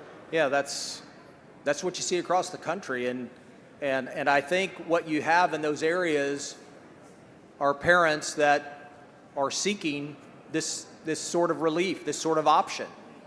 And when you have that, you have to turn to the rural areas where, I'll stipulate, people love their public schools in rural Texas. Absolutely. We just passed a bill that provides the largest influx of money to rural public schools in the history of the state. And the gentleman's time has expired. I'll make a motion to extend his time. Members, you've heard the motion. Is there objection? Chair hears none. The gentleman's time is extended. So our rural areas have nothing to fear from school choice. They are sort of that hotbed of where our Texas values live, and often that school is sort of that hub of activity. And so I think the argument that is made about that really seeks to sort of counter what I believe, and what you've seen in some of the polling, is that in some of our underserved communities, school choice is very popular. And you brought up a good point that most rural communities, they love their small rural schools because the teachers and administrators in those schools share the same values. Whereas when you get into the larger school districts in the urban areas, sometimes there is just a disconnect between the students that they have a responsibility to serve and the educational outcomes. Because at the end of the day, this is not about protecting a system. It's not about protecting a certain district. It's about doing what is best for our kids. Yeah. And I think you will see throughout our discussion today that most of the studies show that educational outcomes for all students, including public school students, actually improve in areas that a school choice program has been adopted. Is that true? That is correct. So what you're telling me is that if you care about children, if you care about students, any student, regardless of whether they're homeschool, private school, public school, I think everybody in this chamber cares about Texas students. And we know now that enacting these programs increases outcomes. And when you break a cycle where a student is not getting the education that they need, education is the most important thing, most important indicator for the future of their life, right?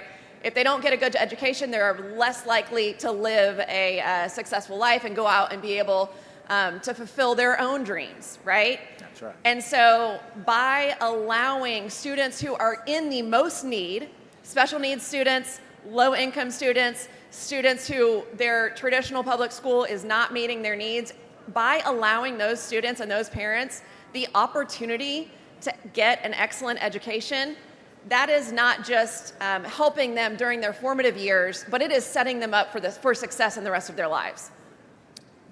That is correct. There's nothing more important for our future than educating our kids. And why in the world would we look at options and say we can do this one and that one, but we can't do that one? Why can't we do that one? Because we're just not going to do it. It's time to provide a full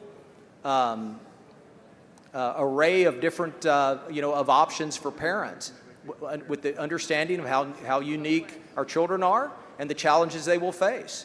And so without an option like this, then we're literally looking at another option, and we're saying to some kids in Texas and families, no, sorry, not for you. And that's just not right. So my last question to you is, why should every member in this chamber feel confident in voting for this bill?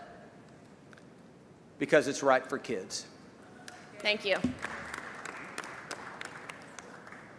Mr. Romero, for what purpose? This gentleman yield for questions. Gentleman yield for questions. Yes. Gentleman yields.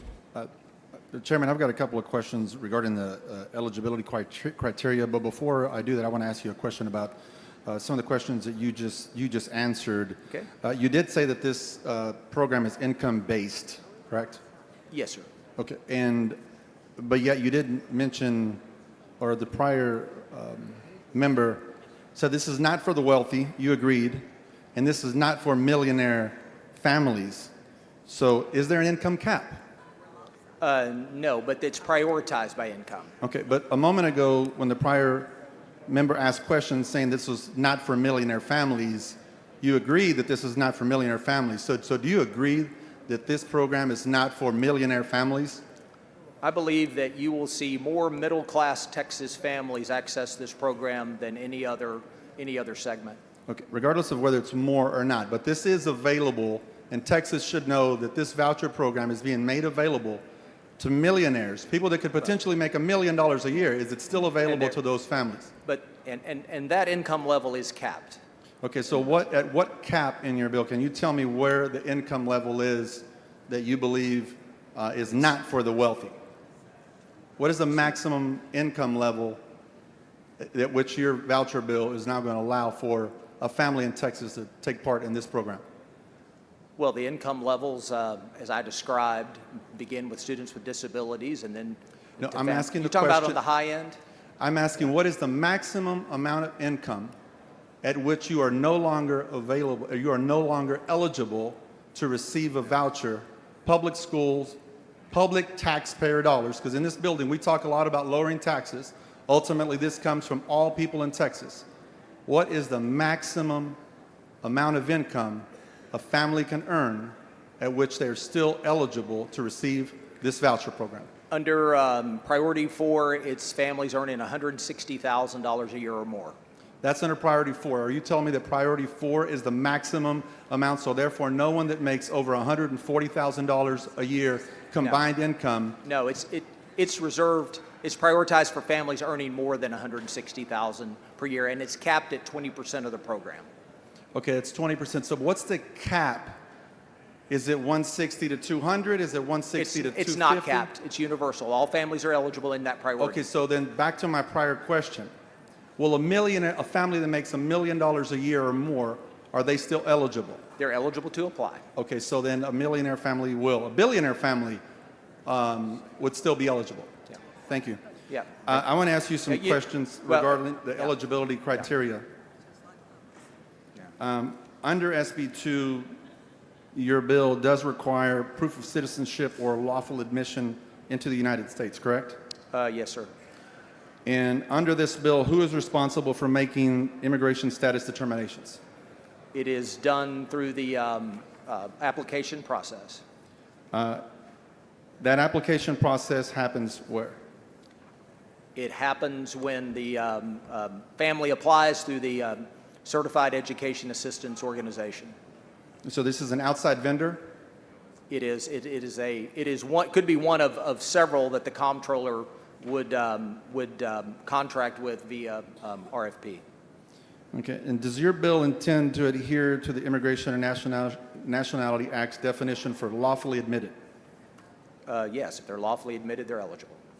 So are you aware that someone that can be lawfully present, even if they are not lawfully admitted into the United States? For example, they could be present with a green card. They could have protections under the Violence Against Women's Act. They could have special immigrant juvenile status. They could have DACA. They could be asylum seeker or grantee, or they could have temporary protective status and U visa.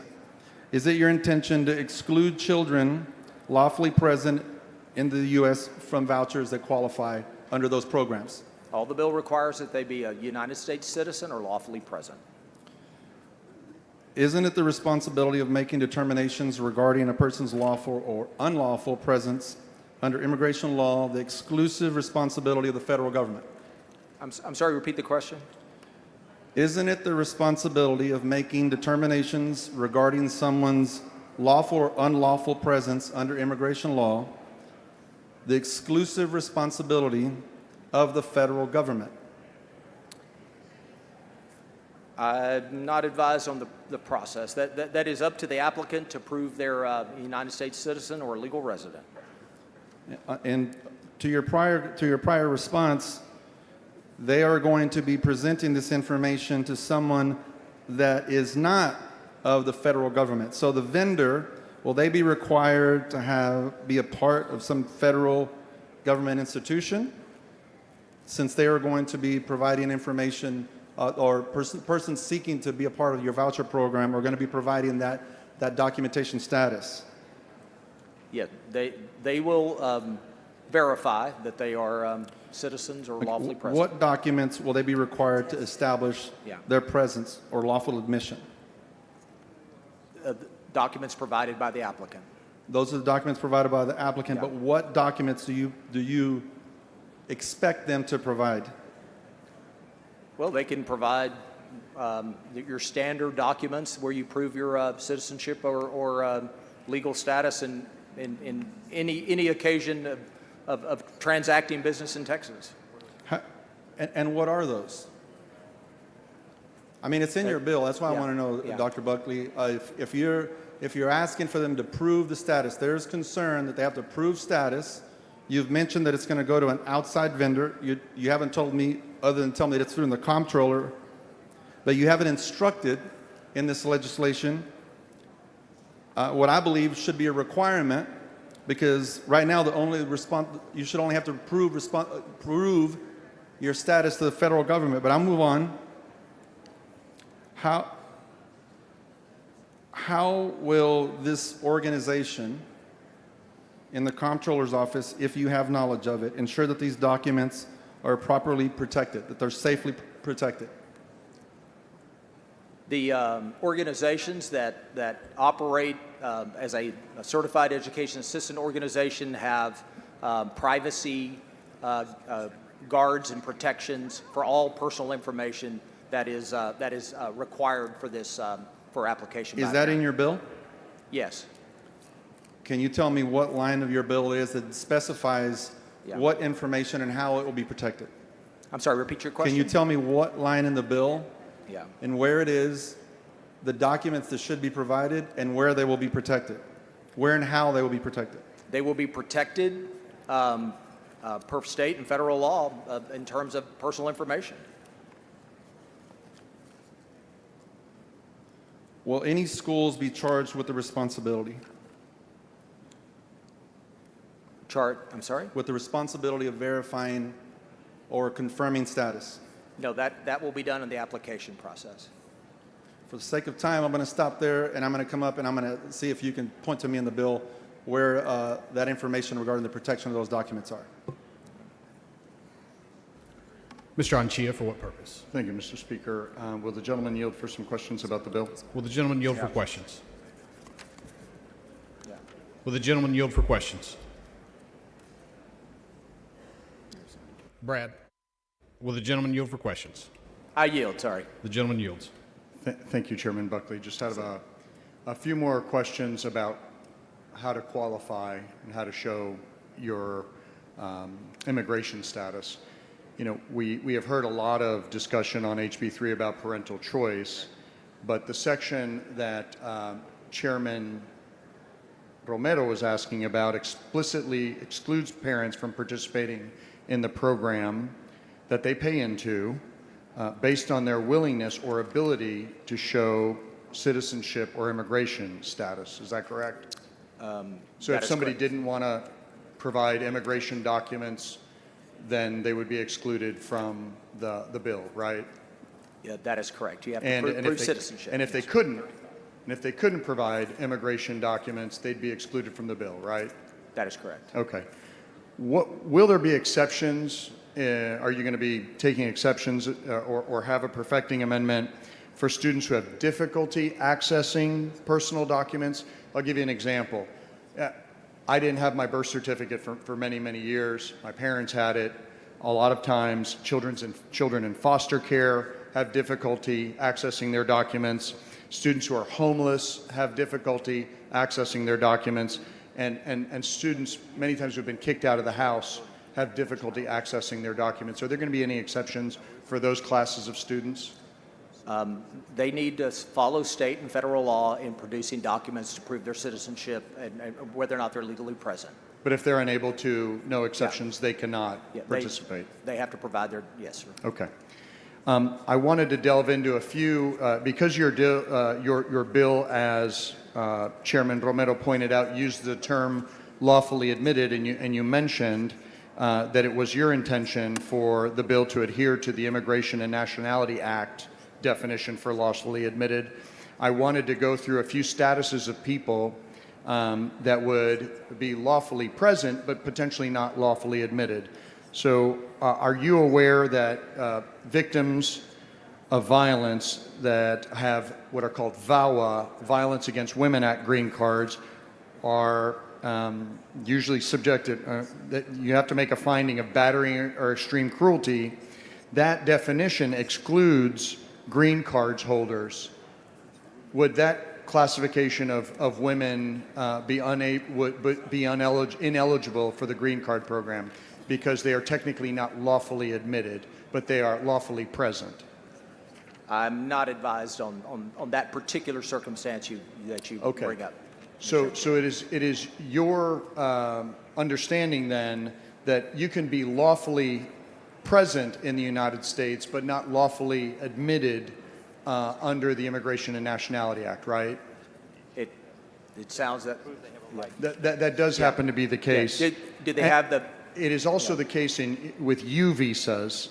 U visas are only granted to crime victims in the United States who aid in the prosecution of a crime And this definition that you have of lawfully admitted would exclude U visa recipients as well. Are you aware of that? I'm not advised of the details of that. Are you aware that children who are here with special immigrant juvenile status protections, they oftentimes are abused, abandoned, or neglected by a parent, that those children who need access to mental health and counseling services, your definition may exclude these children from the voucher program? Are you aware of that? I'm not advised. If Okay. they're U.S. citizens And or legally children- present, they're eligible. And I just want to Yeah. point out I got that you. there are people who are lawfully present in the United States, but may not, under your definition of lawfully admitted, be covered by the voucher program. And I think you want to get at people who are here lawfully, like people with TPS protections, temporary protective service, right? Pardon me, status. They've experienced natural disasters in their country, political turmoil in their home country, Cuba, Venezuela. Your definition also excludes them. I just wanted to make you aware if you were not aware of that. Are you aware? I'm not advised. Okay. And finally, children who seek asylum, who have had to flee their home country due to political prosecution or prosecution due to religious beliefs, like, for example, Yazidi Christians, who may be here as asylees. Your definition excludes them. Were you aware of that? I'm not advised of their status. Okay. Well, thank you for your time. I just wanted to get that in the record. Okay, thank Mr. Reynolds, for what purpose? Mr. Speaker, will the gentleman yield for some Will the questions? gentleman yield for questions? I do. The gentleman yields. Thank you, Chairman Buckley. I appreciate you and the thoughtful explanations that you have. You know, sometimes bills have unintended consequences, so I want to ask you a series of questions to really alleviate some concerns that many of my constituents and stakeholders have that this bill has a discriminatory impact, okay? And so, are you aware that in Indiana, researchers have concluded that the introduction of vouchers in 2013 has increasingly benefited higher income white students, many of whom are already in private schools, and diverts funding from all other students who remain in public schools in the school system? Are you aware of that? I'm not aware of the individual demographics of participants in Indiana. Okay. Are you aware that simply an analysis from an Ohio newspaper using data provided by the Ohio Department of Education found that the state's voucher programs disproportionately served white students? Are you aware of that? I am not. Are you aware of the Century Foundation report reviewing the impact of private school vouchers nationwide found that voucher programs are more likely to increase school segregation than to promote integration or maintain the status quo? Are you familiar with that? I'm not familiar because we don't have a system in Texas. Okay. Well, let's talk about Texas. Are you aware that currently Texas private schools disproportionately serve Anglo students? Are you aware of that? I'm not aware of the demographics of our Okay. private schools. Well, here are some of the demographic data that I found. That according to the most recent data, white students are the majority population in private schools in Texas, comprising 55% in 2022 as compared to 26% in public schools. Are you aware of that? I'm not aware of that, like I said, demographic data concerning private schools. Are you aware that African American and Latino students attend private schools at lower rates than Anglo students? Are you aware of that? I'm not aware of those demographics. And the data that I received showed that only 13% of public school population in Texas are Gentleman's Black. time has expired. Mr. Speaker, Mr. Reynolds, for what purpose? motion to extend the time. Members, you've heard the motion. Is there objection? The chair hears none. The gentleman's time is extended. Thank you. Chairman Buckley, are you aware of data that shows that 13% of the public school population in Texas is Black and 53% of the public school population is Latino? Are you aware of those statistics? Was that public schools? Yes, sir. Yes, I'm aware of that. Okay. And are you aware that only 6% of private schools are African American populated students and 23% of Hispanic students in private schools? Are you aware of that? I'm not aware of those demographics. Okay. Does it concern you that let me strike that. Has this body adequately considered the very likely possibility that this legislation will disproportionately benefit white students and create more segregation in our schools? That is not the intent of this legislation. It's my intent that this gives every Texas family the opportunity to select the education that is the best fit for their child. What protections does this bill have to ensure that we don't fund segregation in our public schools? Yeah. When you look across all the states, first of all, there's throughout the process, there's no discrimination on who can apply and such. But we also find that across the country, when you look at programs, that you see significant populations of Hispanics and African Americans that attend private school and that are accessing through ESA programs. And the intent of this bill is to give parents, regardless of immutable characteristics, the opportunity to access the education that's best for their child, Mr. Reynolds. That's what this bill does. So, Chairman Buckley, when I looked at the proposed section 29.370 of the bill, which establishes an annual reporting requirement for each certified educational assistance organization, I see that subsection 1 requires educational assistance programs to collect and compile data regarding program applications disaggregated by age, but not by any other factors outlined in proposed section 29.3715. Isn't that correct? The intent of the section is to make sure that the report reports back to the legislature of the participants in the program. Okay.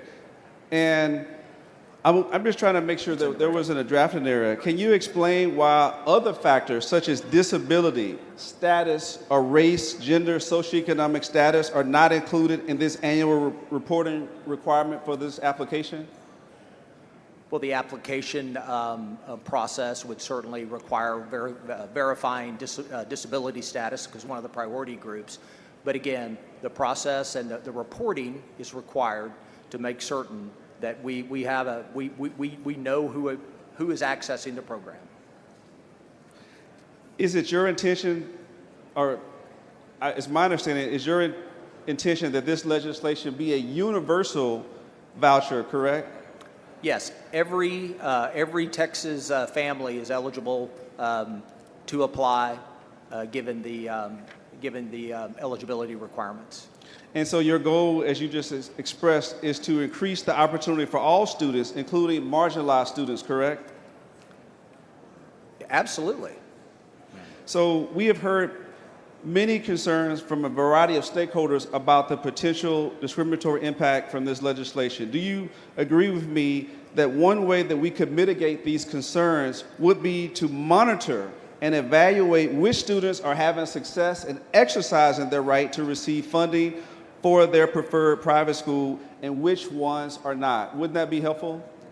I believe that it is important that the program reports information about students and primarily that it provides access to all students, and it does. There is no Texas student that is not eligible. Chairman Buckley, are you aware of the Texas Bill of Rights? Yeah.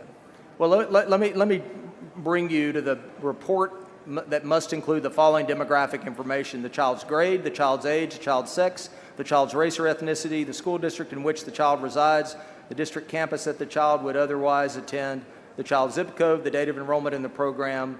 All of that is reported by the comptroller based upon the bill. Thank you. I'm making a note of that. Yeah, page 35 of the bill. So, with respect to the students who can be denied admittance from private schools, you do know that there are different requirements for admittance from a public school versus a private school, correct? Yes, sir. Okay.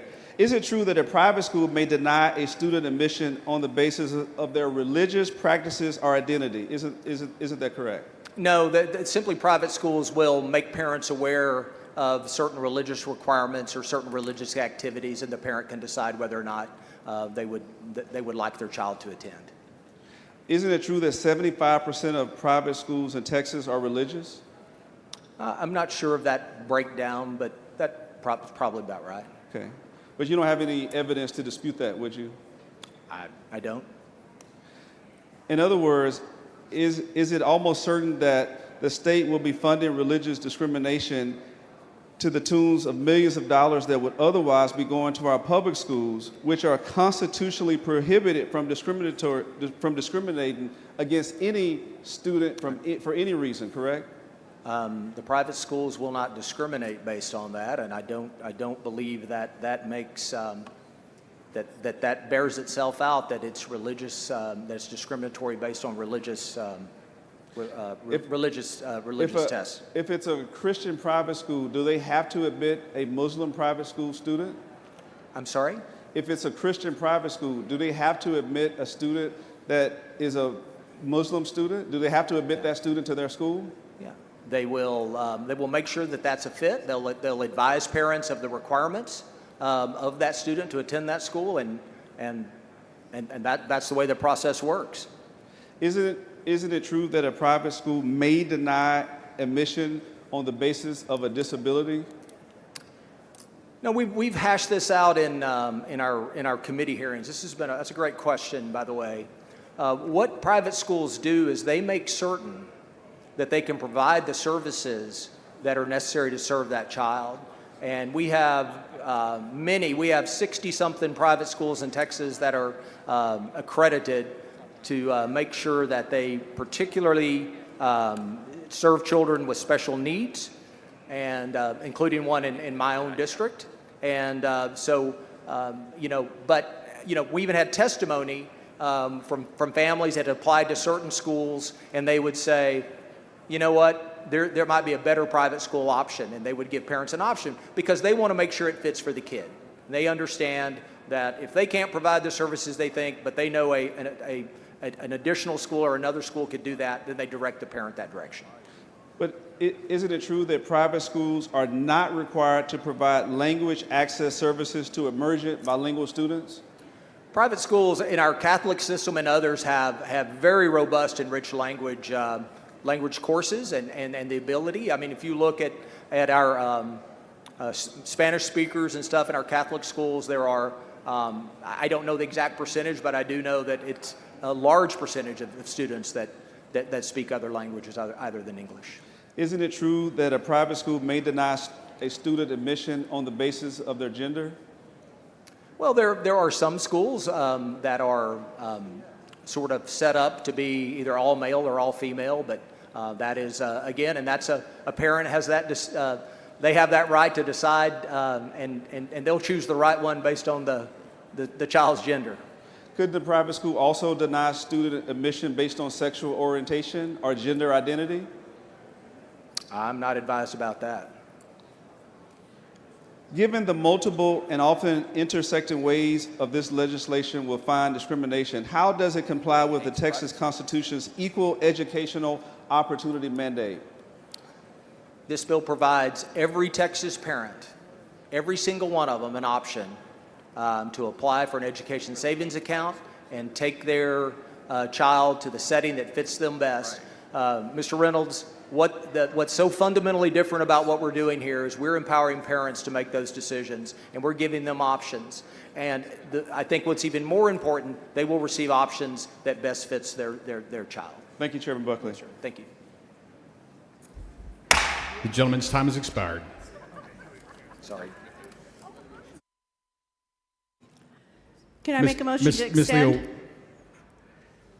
members, you've heard the motion. It requires unanimous consent. Is there objection? There is objection. The gentleman's time is not extended.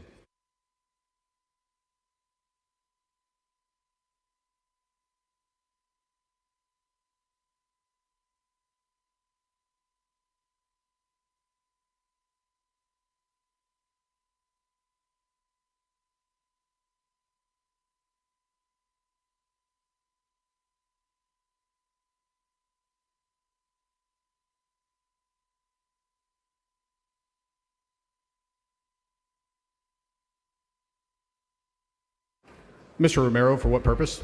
Mr. Speaker, could I ask to have the exchange between Chairman Buckley, myself, Chairman Anchia, and Chairman Buckley reduced to writing and placed in the journal?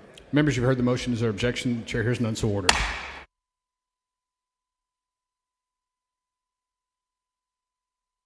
Members, we're waiting on an amendment.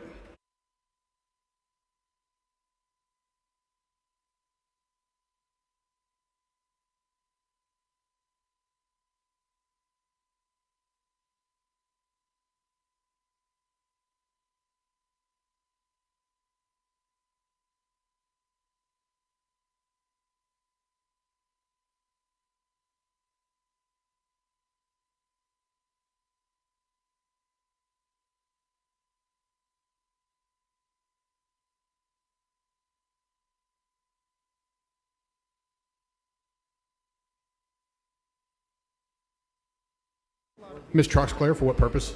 Can the previous exchange, the full exchange from beginning to end, be reduced to writing and put in the journal? Members, you've heard the motion. Is there objection? The chair hears none, so ordered.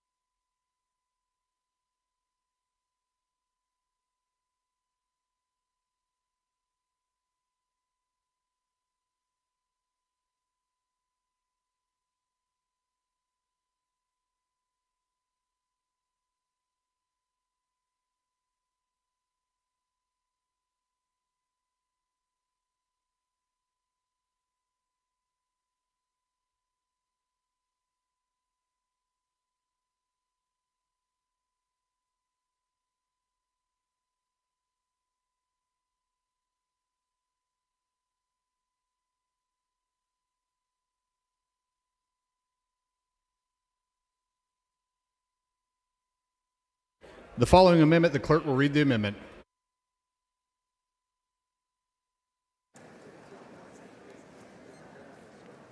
Amendment by Buckley. The chair recognizes Mr. Buckley to explain the amendment. Thank you, Mr. Speaker. Members, this is a perfecting amendment that clarifies a few items and adds some additional guardrails that members have asked for. And it does the following. It clarifies that children of active duty military are included in eligibility.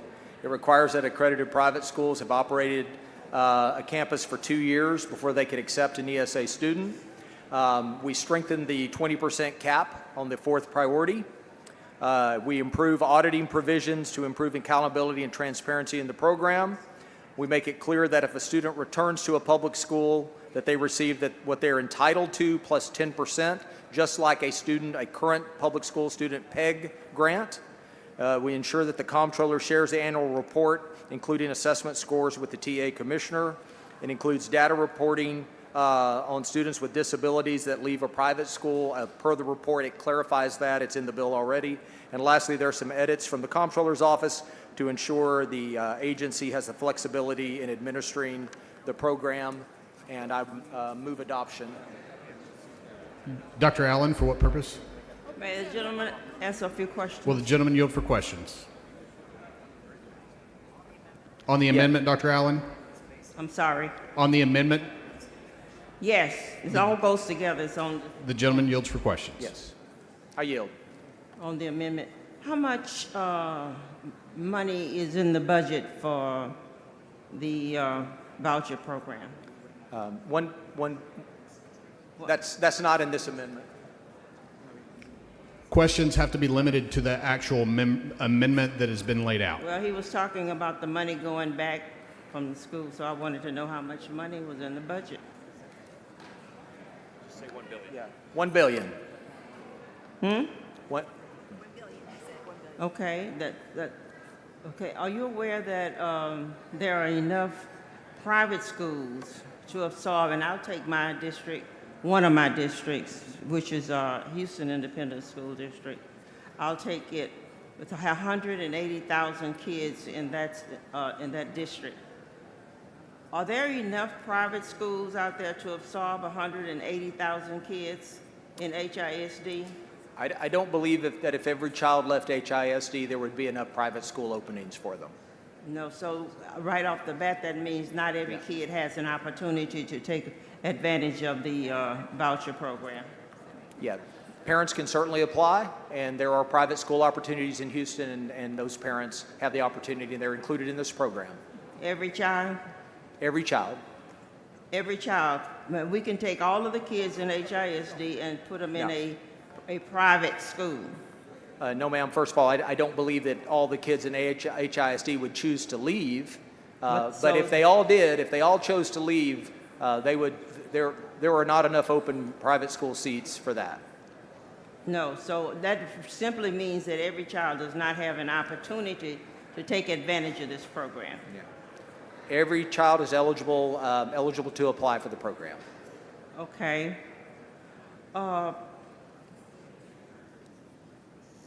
What amount in the budget is for special education? Oh, goodness. We added today on the bill that you voted for, and thank you very much, we added more than $1 billion in additional funding for special education. So there's another billion? Yes, ma'am. A separate billion, so now it's $2 billion, right? Is that what you're saying? No. Are you referring to special education funding in public schools? Special education in the private schools. No, there's $1 billion in the budget for the Total. For the ESA program total. Yes, ma'am. I'm sorry, I misunderstood your question. Okay. And there are opportunities for the special education kids to go to private school. Yes, ma'am. They are actually priority number one in this bill. They are the first students in line. Okay. What about students with severe disabilities, such as tube feeding, bus transportation, breathing apparatuses, diaper changing? Is that opportunity available in private schools? It is in some private schools. We have 50 accredited private schools in Texas that have extensive programs for students with disabilities. Okay. And you have transportation for those kids? Yeah, Like transportation. ambulances and- Yes, ma'am. Transportation expenditures are eligible under this bill. Okay, and how many kids will you think that they will serve?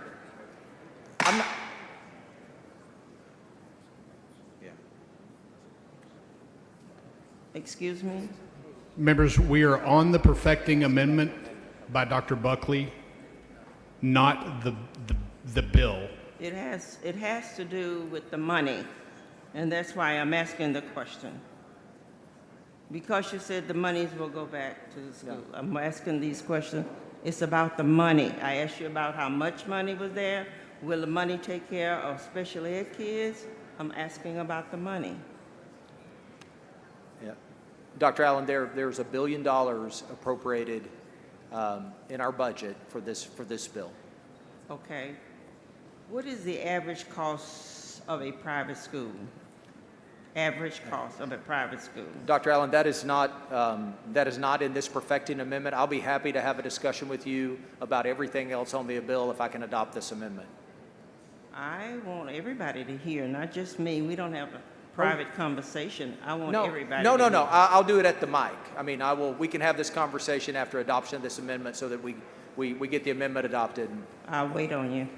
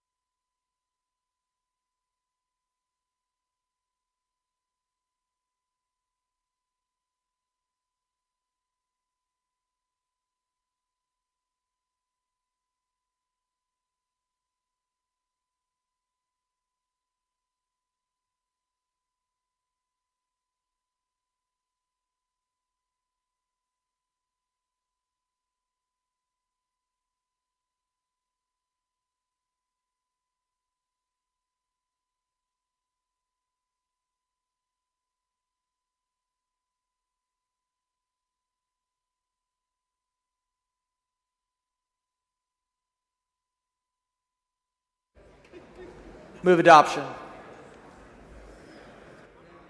Dr. Buckley sends up an amendment. The amendment is acceptable to the author. There's a record vote. The clerk will ring the bell. Show Dr. Buckley voting aye. Show Mr. Leach voting aye. Show Mr. Reynolds voting aye. Show Mr. Schatzline voting aye. Show Mr. Morgan voting aye. Show Ms. Schaffner voting aye. Show Mr. Hopper voting aye. Have all voted. Show Mr. McQueenie voting aye. Show Ms. Pearson voting aye. Show Ms. Luther voting aye. Show Mr. LaHood voting aye. Have all voted. There being 145 ayes, 1 nay, the amendment is adopted.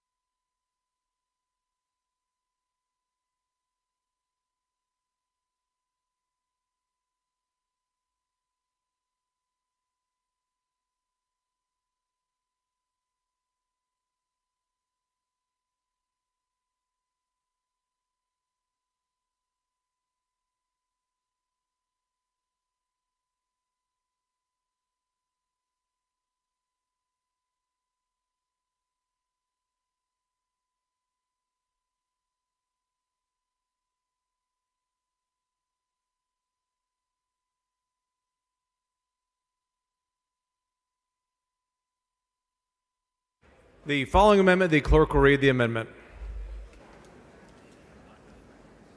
Amendment by Dutton. Chair recognizes Mr. Dutton to explain the amendment. Mr. Speaker and members, if I had to title this amendment, it would be called Put Your Money Where Your Mouth Is. Because what this amendment does, or let me start with what the bill does. The bill says they're going to give all these kids $10,500, essentially. Now, that's one size fits all. And usually I can tell you around here, when we've had one size fits all, it means it fits nobody. And essentially what this does is says that they recognize, or at least acknowledge, that there are some children who are in a 12-foot hole. And so what we do with this bill is we offer them a 10-foot rope. And so what my amendment does is simply says that, wait a minute. And I crafted the amendment so it spends exactly the same amount of money that's in the bill for this, $1 billion. Well, let me tell you how I do it versus how this bill does it. If you are 200% or below poverty, what my amendment does is says we will pay the full tuition of the private school up to $30,000. Now, if you really think that children ought to be given an option to go to private schools, I can't think of a better way to do it than increase the money that's in this bill, because we all know that $10,500 is not going to get him there. But $30,000 might. And then what it does is it says that, okay, what we'll do is for children who are from families that are only 300% of the poverty guidelines, we will pay $10,000. If the child is above, if the family is above 300% of poverty, we pay $7,500. And if you happen to be at least above the poverty percent by 400, we pay $5,000. And the amendment also says that if you are 500% above the poverty guidelines, we pay nothing. We pay absolutely nothing because you can afford to do that yourself. Now, what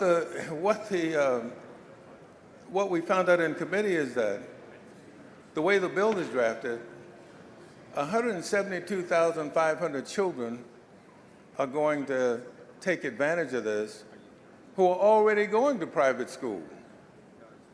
And so what my amendment does is says, wait a minute, if we really want to do this, if we really want to help children who need the help, let's do it so that their income levels determine their eligibility. And that's really what my amendment does, rather than do it the way the bill does it, because the bill says that we're going to give everybody $10,500, and we try to do it based on some income levels. But that's not enough to get you to a private school. And I think all of us in here recognize that. And so what I try to do is make this whole idea about about private schools and ESAs work. Because typically what's going to happen is we're going to pass this bill with the way this is currently drafted, and nothing will happen except 172,500 children who are going to private schools now will get $10,500. And I don't think that's what the author intends, and I know that's not what this legislature would intend, because when we want to do ESAs, you want it to work. You want to make sure that the children that is targeted are going to benefit by virtue of the ESA. And an ESA for $10,500 is simply inadequate to help the children we say we're trying to help. And with that, Mr. Speaker, I'll be happy to answer any questions. Mr. Frank, for what purpose? Does the gentleman yield? Does Yes. the gentleman yield for questions? The gentleman yields. So if I understand your amendment, you would pay for a lower income person up to $30,000 for a private education. Is that right? Correct. If you're 200% or less of poverty Okay. guidelines. And you said the current amount wouldn't handle private schools. I'm not sure what private schools that you're looking at, but the average private school in the state of Texas, do you know what the average private school in the state of Texas cost? It's $9,700. $9,700 is the average private school. Not everybody, and I know a lot of people in here have sent their kids to private schools, and I know they go for a lot more than that. I know you can find So $30,000 your private argument schools. is let them all go to average private schools. No, I mean, I think then there are some outstanding private schools that do it for you're saying that $9,700. you're arguing with me about average prices for charter schools and not the fact that you want every child to go to a charter school.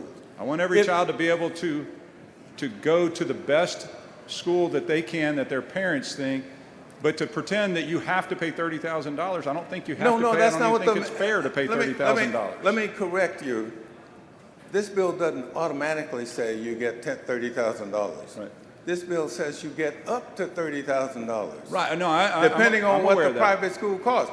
Because some of the children might not want to go to average private schools. Right.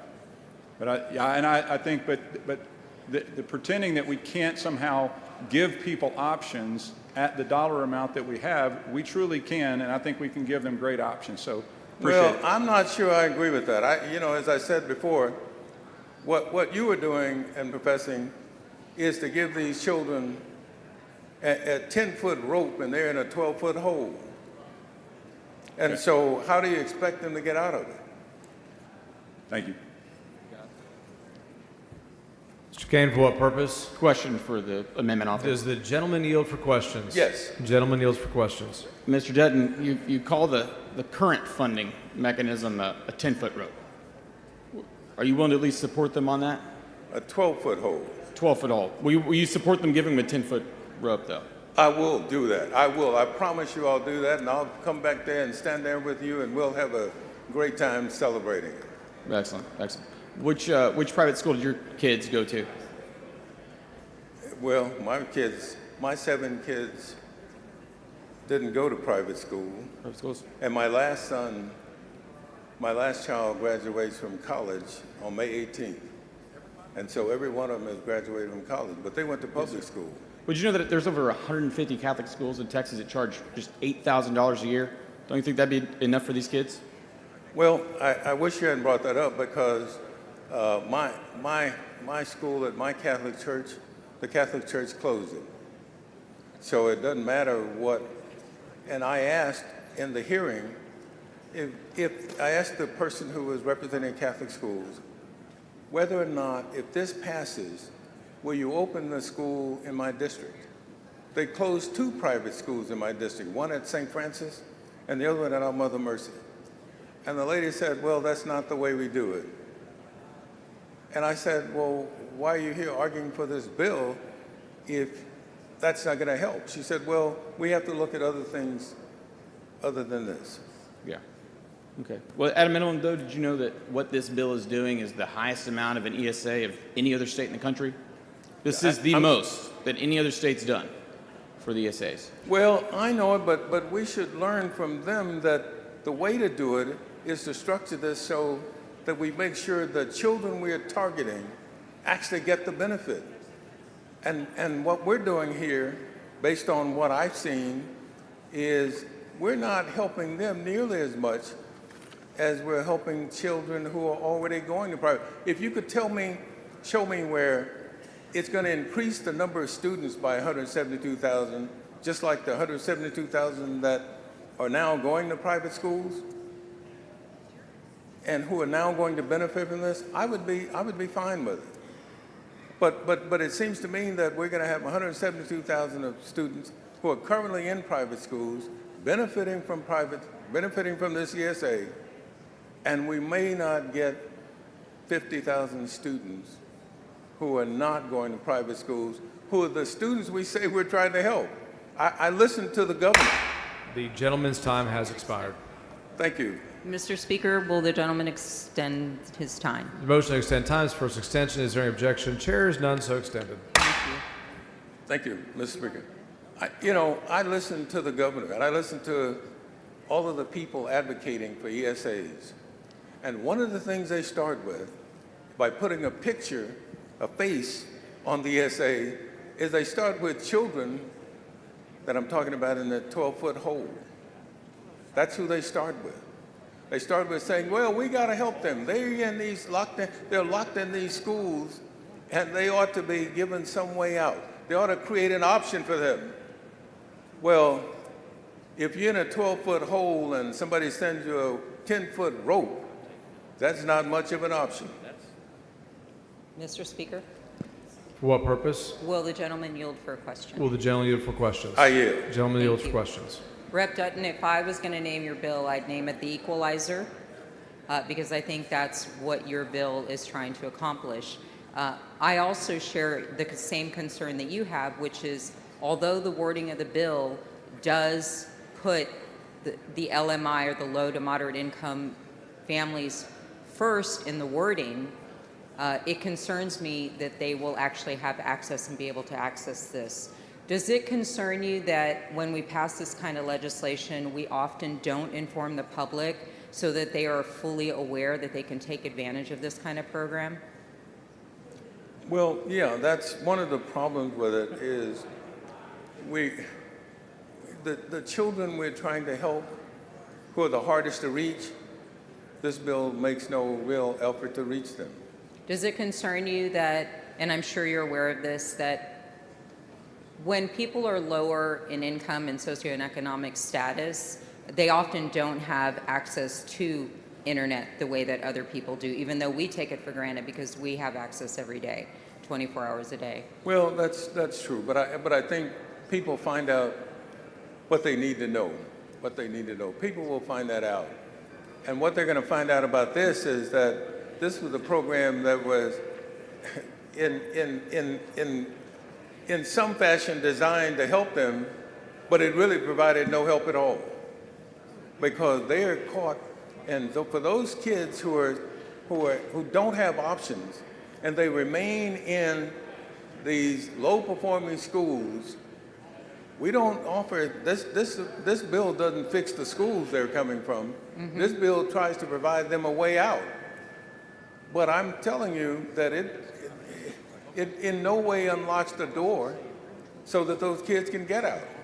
And I agree with you. That's why I think that putting it in black and white on paper makes it more concrete that they are actually going to get the help they need, not just saying, here's an offer, if you come up with the rest of the money, depending on what's available in your area, then you have access. I agree with you. The underlying concern that I share with you is I'm a mother of four. I know I had to navigate the public education system, and parents don't often have the resources or the time to sometimes just the basic information to know that, hey, the Texas legislature passed this law and now you can go apply for this. And even if they do know that, they don't always have the same resources as people who are in higher economic brackets have to take advantage of these programs. So I appreciate your amendment because it cuts through all of those setbacks that these families experience that may not be acknowledged by people who don't experience them. So well, thank you for that. And I too have share the same concerns. Okay, thank you. Mr. Speaker. Each for what purpose? Will the representative yield for a couple questions? Will the gentleman yield for questions? I yield to my chairman. Gentleman yields for questions. Thank you, Representative Dutton. I've been thinking about your analogy about being in a 12-foot hole and being given a 10-foot rope. And I understand the point you're trying to make, but I'm wondering myself, if I'm in a 12-foot hole and someone offers me a 10-foot rope, I'm taking that rope, right? Well, I can get out of that 12-foot hole with a 10-foot rope. On a dream. Well, most kids in Texas can, to use your analogy, if we just give them a 10-foot rope, they're going to get out of that hole. Well, some of the kids like me get out of the hole without your help. Agreed. And I will tell you that happens all the time. That happens more often than not. But I don't want you to leave here this time and feel good about your conscience when you think you helped, but you didn't do anything. You didn't do anything. You didn't do anything to really help. And if you really want to help, what you'll do is look at the folks who need the help the most, and that's where you begin the help. You don't begin the help by saying, okay, we're going to make this one size fits all so that everybody now is chasing the same rainbow. And that's the only problem I have. And with that, Mr. Speaker, I move passage. Mr. Buckley in opposition to the amendment. Thank you, Mr. Speaker, members. SB 2 is carefully crafted and worded to make sure that it prioritizes the most vulnerable students in Texas. As a matter of fact, priority 4 is capped at 20%, leaving 80% of the program open and available and eligible for those most vulnerable. The second priority group in SB 2 are families earning less than $67,000 a year. So I respectfully move to table this amendment. Mr. Dutton to close on his amendment. Thank you, Mr. Speaker. This is what the bill does already. This is what the bill does. The bill says that children with disabilities who were members of a household that was at or below 500% are first on the list. Then it says children who were members of a household with a total annual income that was at or below 200% of the federal poverty guidelines are second. That's not changed in my amendment. Those two things aren't changed. What's changed is this.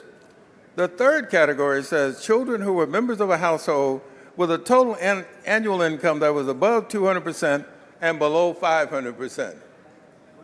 That's what it changes. That's what this amendment changes. This amendment says that, wait a minute, wait. For children who are below 200%, we're going to make sure that they get from 200 to 300%, they're going to get $10,000. And then again, it splits it up and says for children above 300%, but below 400%, they're going to get $7,500.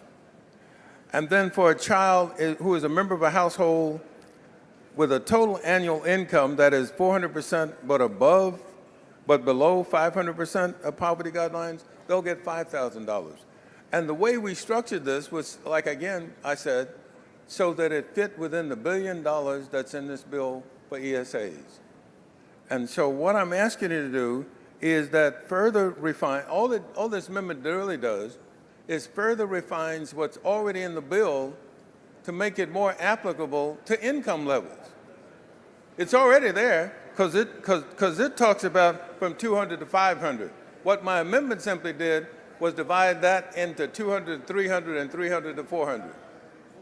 And so everything else remains the same, members. Now, I know, and let me close with this. I know that the fix is in. Some of you are going to vote with your head, not your heart, because I know that there are people who are holding you hostage to vote for it. And I know that some of you all are not listening and not understanding exactly what you're doing. But I may not come back next session, but promise me you'll come back next session and you'll start with the Harold Dutton Amendment because you'll find out this didn't work. And I move passage, Mr. Speaker. Mr. Dutton sends up an amendment. Mr. Buckley moves to table. The question occurs on the motion to table. A record vote has been requested. The clerk will ring the bell. Show Mr. Buckley voting aye, Mr. Hunter voting aye, Mr. Dutton voting nay, Mr. Morgan voting aye, Mr. McQueenie voting aye. Have all members voted? Have all members voted? There being 91 ayes and 47 nays, the motion to table prevails. Thanks for the use of the whole.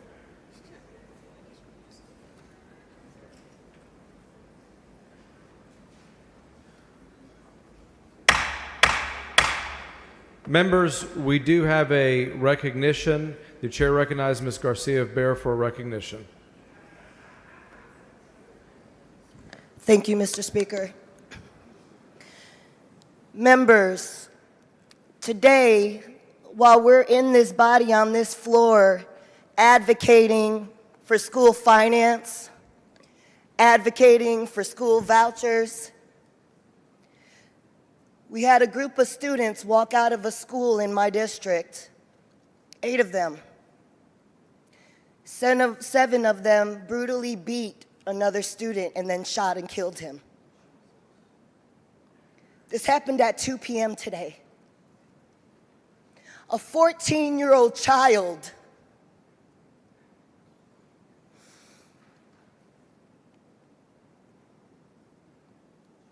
What's even worse is that this is the second time this week. Because just in Dallas, the same thing happened. Whose fault is it? Whose fault is it? Is it our fault? Is it our fault because we didn't raise the age? Is it our fault because we have open carry? Is it our fault because we don't pay our teachers enough? Is it our fault because we don't have enough mental health in schools?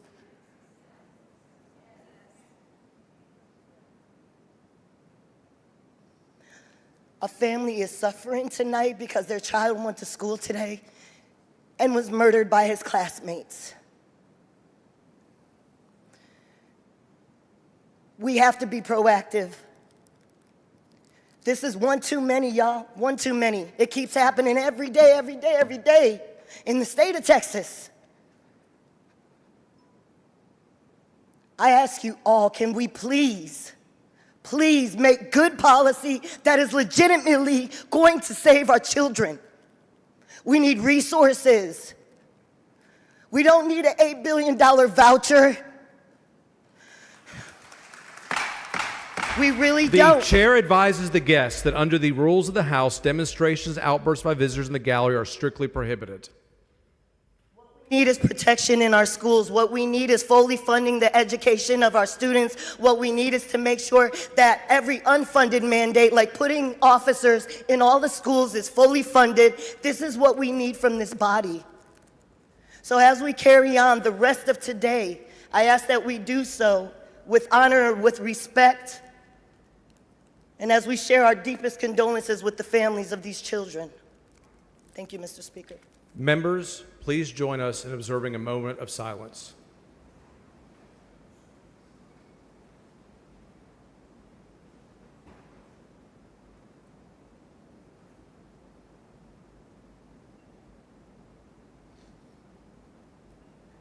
Thank you, members.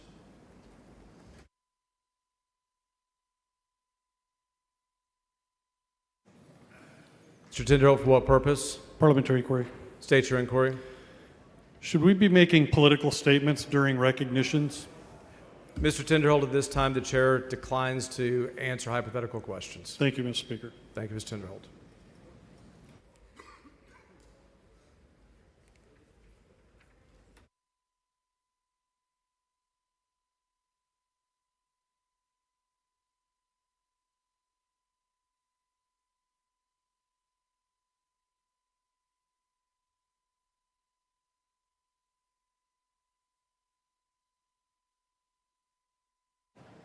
Almost for what purpose?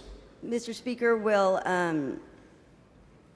the representatives, I'm requesting the representative's comments be reduced to writing and placed in the journal.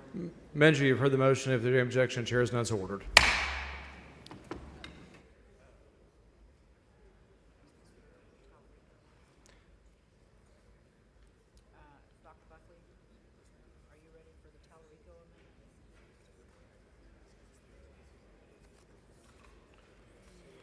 The following amendment, the clerk will read the amendment.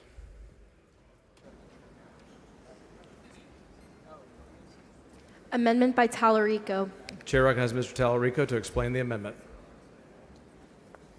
Thank you, Mr. Speaker. Members, I know this amendment has gotten a lot of attention over the last few days. This amendment would send this private school voucher bill to the voters of Texas for their approval before it can be implemented. This idea to send the issue of vouchers to the voters originally came from Governor Rick Perry last year. And then a few weeks ago, a group of conservative grassroots activists came up with the idea of an amendment that would do exactly that. They call themselves MAGA moms. These are not activists I typically work with, but this issue of private school vouchers brings people together across the political spectrum. A few days ago, there was growing bipartisan support in this chamber for this common sense idea. But then the governor of our state started calling members into his office one by one and threatening to veto all the bills of any member who votes for this amendment, threatened to make their primary elections, quote, a bloodbath. So this morning, I decided to carry this amendment.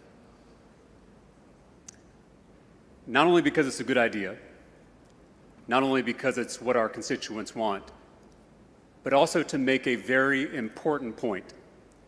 No one, including the governor, should ever threaten a lawmaker. We do not serve the governor. We serve our constituents. The governor is saying that putting vouchers to the voters is unconstitutional. That's not true. The way I know it's not true is because, as Attorney General, Greg Abbott wrote about statewide referenda and never raised constitutional concerns. The governor is saying there is no historical precedent for sending vouchers to the voters. That's also not true. There were statewide referenda in 1986, 1989, and 2006 on controversial topics. Lastly, the governor is saying Texans have already voted on vouchers. That's also not true. One, because there are a lot more people in this state than Republican primary voters, and this voucher will affect all of us in ways both big and small. Second, I think we all know that the primaries last year were not fought on vouchers. None of the TV ads, none of the mailers that the governor funded against our colleagues were about vouchers. And so I'm a little confused because the governor has said private school vouchers are wildly popular. And so if he's telling the truth, I would think this referendum would have no trouble passing. I would also think the governor would welcome an opportunity to finally have a mandate on this controversial topic. Texans have been fighting about vouchers for 70 years. The first voucher bill was proposed in this Capitol in 1957, and we've been fighting about it ever since. So if any issue should go to the voters, it's this one. We're sending a lot less to the voters for their approval this session alone. And believe me, this body has been very clear that any time taxes may go up, the taxpayers should have a say. And by creating a new parallel education system that will cost billions of dollars every biennium, this voucher bill will absolutely raise property taxes. And so I think the taxpayers should have a say before it's implemented. Members, regardless of where you are on this bill, you know that I'm passionately against vouchers. That's no secret. There are friends of mine in this chamber who are passionately for vouchers, and that's fine. That's what this body is all about. But let me just make a pitch on why we should all support letting the voters get their say. It's the only thing that'll put this issue to bed. Because believe me, even if this passes, we'll be back here next session and the session after that and the session after that fighting about vouchers, fighting about loosening regulations, fighting about expanding funding, fighting about changing eligibility. This fight will never end.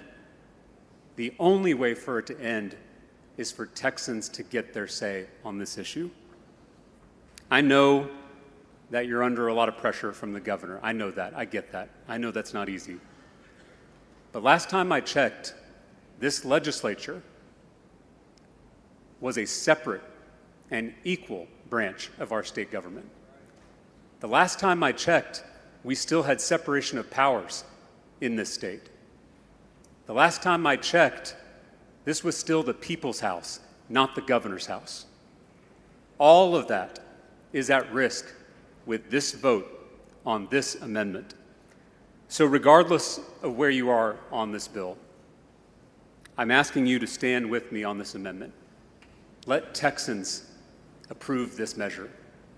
Let Texans get a say. I urge you to vote for this amendment for our constituents, for our Constitution, and for this House. Ms. Goodwin, for what purpose? Will the representative yield for questions? Does the gentleman yield for questions? Yes, I yield. The gentleman yields for questions. So I believe you said this, but I heard several members the other day say that we have already voted on this issue. Have we voted on vouchers? Have we let the people of Texas vote on vouchers? No, Representative Goodwin. We have had primary elections where members were targeted because of their vote on vouchers in the past, but as a proposition, as a referendum, vouchers has never been put to the voters. And these members even suggested that in the general election we voted on vouchers. Did we vote on vouchers in the general election? No, Representative Goodwin, this issue has never been put to the voters as a proposition or a referendum. And when was the general election? November of last year. Do voters sometimes change their minds over time? Sure, but when new information becomes available? Sure, but again, this issue has not been put to the general electorate, and that's why I think this amendment makes a lot of sense. Have you noticed that since between last session and this session, we have vouchers has been a very big issue both times. Last session, we had our regular session and 4 special sessions, and now here we are again debating vouchers. But have you noticed a difference in the response from people around the state? You know, I've certainly seen Texans in both political parties in all regions of the state express deep concerns about this bill, who it will benefit, and who it will hurt. It seems to me... Again, Representative Goodwin, I don't want to make this about the bill. I have my opinions on the bill. You'll hear my opinions throughout the debate today. I'm sure you've already heard my opinions in committee. That's no secret. The thing I'm asking us to do here is let Texans express their opinions in a formal, fair election where we can finally put this issue to bed one way or the other. Because if the voters approve it, then there is a clear mandate from the people of this state for private school vouchers, and then there's not really any room to try to fight against it in future sessions. Or if they reject it, there's not much room to try to expand this program or implement a program like it in the future. And so, at least, I don't know where other members are, I would like this issue to be behind us. I think the only way to get it behind us for good is by letting our constituents have the final word. I agree with you. I think letting the people of Texas have their voice heard through an election on whether or not we should implement vouchers in the state makes sense. And I'm really curious what the harm is. Why are we finding objection to this? You know, I don't want to question anyone's motives, but I will say that there's already going to be the bill. If you read the amendment, the election would be during the constitutional election later this year in November of 2025. That election is already scheduled. There's already going to be issues on the ballot. Again, this would not be one of those constitutional amendments. It would be a referendum on that same ballot, very similar to what they did in 1986, 1989, and 2006. I've expressed to constituents in my district that I think it would be great to put this up to a vote, and I've had an immense response to that. Have you found the same thing? I have, and you know what's interesting is that even the folks in my community who are passionately for private school vouchers also want it to be put to a vote. And so again, I hope this is something we can all agree. The gentleman's time has expired. Thank you. Mr. Speaker. Mr. Little, for what purpose? Motion to extend time. Motion's been made. Any objection? Chair hears none, so ordered. Mr. Little, for what purpose? Does the gentleman yield for questions? Gentleman yield for questions. Yes, I yield. Gentleman yields for questions. Representative Tallarico, I'm extremely concerned by your allegations of the governor's threats against members. Which members did he threaten? Which of my colleagues did he threaten? I don't have permission from those colleagues to divulge their names. It certainly wasn't me. I don't think the governor even has my phone number. I'm a lowly freshman. Sure. But surely you do know who the governor has threatened, right? I certainly know members that he has threatened, yes. Republican members, right? Yes, sir. And your contention is that their votes on the board later today will be based upon the threats of the governor, correct? No, sir. I certainly hope that members of this body will vote their districts and vote their conscience. And to be honest with you, Representative Little, my experience in this chamber, even as a Democrat, I'm in the minority, certainly don't agree on every issue. I've found that even the members that I disagree with the most have a lot of integrity. It's why I enjoy working in this chamber. And I've known this House to be independent. I've known this House to be courageous. And that gives me a lot of faith in this process, even when things don't go my way on the floor, which is most of the time, as you can imagine. I share your faith in this process and the faith in the members here. And I believe that, and I think you'll agree that the lights that are going to go up on the board here later today, they are the product of sincere disagreement about this topic and not the threats of the governor. Wouldn't you agree? I certainly hope that's true, yes. And you believe in the Texas Constitution, yes? Yes, sir.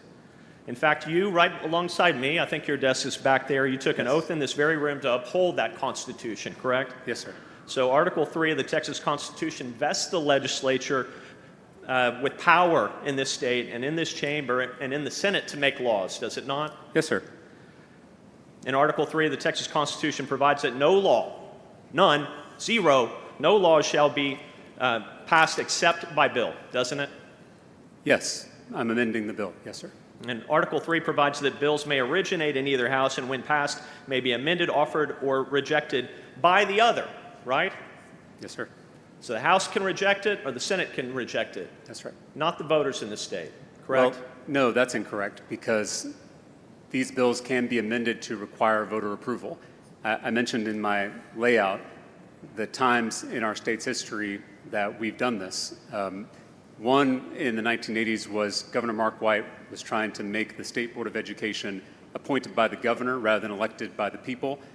And so they passed a bill, but they said the voters are going to have to sign off on this before it happens. So it went to the voters. The voters rejected it, and that's why Texans still elect their State Board of Education members. But then there was also the example of horse racing, and again, this was before I was born, so I don't know the exact details of the horse racing issue. But that issue was put to the voters, and the voters approved it, and so then it became law. So it goes both ways, whether voters reject it or approve it. But as long as it's done by the legislature, Representative Little, I will certainly grant there is no citizen-led referendum in Texas. That's not allowed, as we all know. But the legislature can authorize a statewide referendum. And Representative Tallarico, my understanding is this program is a $1 billion program, correct? This voucher program? Yes. In the first biennium, yes. The fiscal note says it's going to grow to $7 billion in the second biennium. Why did we not seek a statewide referendum on the over $8 billion educational funding bill we just passed? Why weren't you up there offering to amend that? Well, and send that to the voters? I would certainly be open to sending as many big investments to the voters as possible. The thing I would say is particularly special about this issue is how controversial it is and how controversial it has been throughout our state's history. There's not a lot of debate for and against paying teachers. As you saw with the board on this issue, there was unanimous or near unanimous consent from this body to fund our public schools, even though I don't think it's quite enough. I do think this issue is different. As you know, there is bipartisan opposition to vouchers. It failed to pass in the last legislative session because of bipartisan opposition. And then I would add one more thing, which is the influence of big money on this topic in particular. As you know, Jeff Yass, an out-of-state billionaire, I believe this is personalities, is it not? Gave $12 million to Greg Abbott. Members, you shall confine your remarks to the topic at hand and not bring personalities into this matter. If we're going to delegate, Representative Tallarico, if we're going to delegate our lawmaking authority directly to the people, why do we need to be here at all? Why don't we just do that with every bill? Is there a good reason to do that? I would say, and this is just my opinion as a member of the body, is that when an issue is going to have such an impact, such a historic impact on such a critical service like public education, when an issue may raise, and I think will raise, people's property taxes across the state, then that issue, especially when there is bipartisan opposition, especially when there is historical controversy about the issue, to me, and again, Representative Little, this is not up to me, this is up to our body, but I think this body is justified in sending this issue to the voters for their approval because of its impact on public education, because of its impact on taxes. And I agree with the members of this body in past sessions that taxpayers should have the final say before their taxes go up. And I think that applies to this bill more so than many others. But how does this body decide which bills rise to the question of needing to go to the voters and which bills are important for us to vote upon? For example, we just passed a bill related to education that's over 8 times the size of this one, and there was no animus in this body to send it by referendum to the voters. So how do you suggest that we decide which controversial issues that may or may not have bipartisan opposition that we send to the voters? So I'll give 2 thoughts. One is, how do we decide? The people in this body decide with those lights up on the board. That's how we make big decisions. That's how we make big decisions on a whole host of topics. Second, I just outlined in my own personal opinion how I would consider sending certain issues to the voters. And I think depending on the scope, depending on the impact on services and taxes, and depending on the level of controversy and opposition, to me, as a lawmaker, as an individual lawmaker, those would play heavily into my decision on whether something should get voter approval. So Representative Talarico, if I'm hearing what you're saying correctly, it sounds like we as a body should decide this issue is simply too important for us to consider in the Texas House of Representatives, and it must be considered by the people. Well, and then we just vote and decide, yes, we all agree this issue is too important for us to consider, and the voters must vote on it on the ballot. One thing I would clarify, Representative Little, is that by passing the bill, let's assume we put on this amendment that would require voter approval before implementation, then I would assume the bill would pass with that amendment on it. And so we as a legislature, it's not that we're abdicating our responsibility, we are designating this issue in particular for voters to decide. So just by sending it to the voters, we are already designating this as an issue of importance. We're not just saying we're gonna vacate our jobs and we're just going to send every single item that comes before the legislature to the voters. That's not what I'm advocating for. What I'm advocating for is if we as a body deem that an issue is of such historical importance and will have such an impact on a key service like education and on taxes, that issue rises to the level that we should seek voter approval. Why is it historically important? And Representative Little, I'll just add that this is not up to me. The only way we will get voter approval on this issue is if this body decides to do so. And that is true on any item that we take up. And so I'm just coming as one legislator, and I'm saying that I believe that this issue rises to the level that we should get voter approval. And again, there is historical precedent. I would, when looking at those historical examples, the reason that those were sent to the voters is because they were particularly controversial, because the body was unclear on its stance on that issue. And so those issues were put to the voters, others were not. And all I'm doing is proposing that the issue of vouchers, because of its historical controversy, because of its bipartisan opposition, and because of the impact it will make on Texans, I think, as an individual legislator, that this issue rises to the level of seeking voter approval. And Representative Little, if you disagree, and I respect your opinion if you disagree, I would encourage you to vote no on the amendment. The gentleman's time has expired. Mr. Speaker. Mr. Little, for what purpose? Never mind. Thank you. That was hilarious. Chair recognizes Dr. Buckley in opposition to the amendment. I'd like to speak against. We have several lined up. So,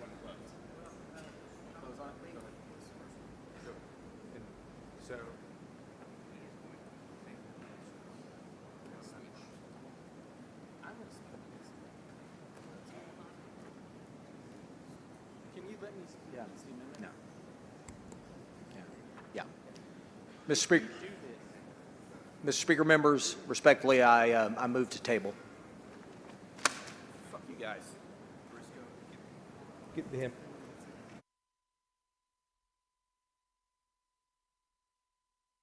Mr. Tallarico to close.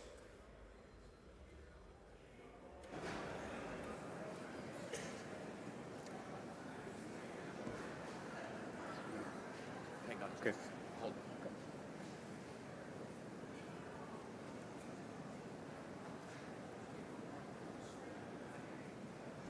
Mr. Tallarico to close. Thank you, Mr. Speaker, members. I think if any issue should go to the voters, it should be this one. Again, I also think this amendment is particularly important because of the pressure and the threats made by the executive branch. Chairman Buckley is a friend of mine, but I think that the motion to table, rather than allowing this to be will of the House, is an example of that influence from the executive branch. And as a member, I resent that. I ask you to stand up for your constituents. Ms. Weiner, for what purpose? Will the gentleman yield for some questions? Gentleman yield for some questions. Yes, I yield. Gentleman yields for questions. Thank you. Representative Tallarico, you and I have had multiple conversations about the potential constitutionality of this language, correct?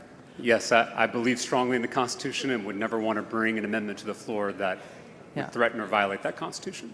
So you and I both believe strongly this amendment is consistent with the Texas Constitution based on history and based on our reading of the text. Yes, Legislative Budget Board, Legislative Reference Library have also confirmed. Okay. And so, Representative Tallarico, Section 9 of the bill. I'm sorry, y'all, I can't hear. Section 9 of the bill has a severability clause, correct? Of the amendment? No, I'm sorry, of the bill. So Section 9 of the bill, as I understand it, says that if this legislation is challenged in court, that the different sections of the bill are severable from each other. Yes. And so that means, my understanding, tell me if you agree, is that if you and I were wrong, which we don't think we are, but if we were wrong and this language was not constitutional, this language would not endanger the underlying legislation from going into effect. Is that correct? Yes, that is correct. So members, regardless of the potential constitutionality, which we believe it's constitutional, would not endanger this underlying bill by supporting your referendum. Is that correct? Yes, this is a constitutional, this amendment is constitutional.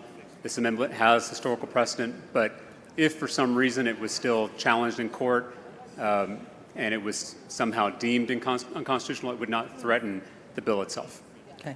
Thank you so much for offering this, Representative Tallarico. Thank you, Representative. I move adoption.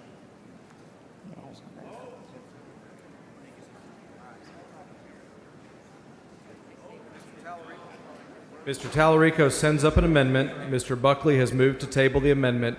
The question occurs on the amendment to table. A record vote has been requested. The clerk will ring the bell. Show Representative Leach voting aye, Mr. Buckley voting aye, Mr. Hunter voting aye, Mr. Harris voting aye. Have all members voted? Have all members voted? There being 86 ayes and 62 nays, the motion to table prevails. There we go. We got her back.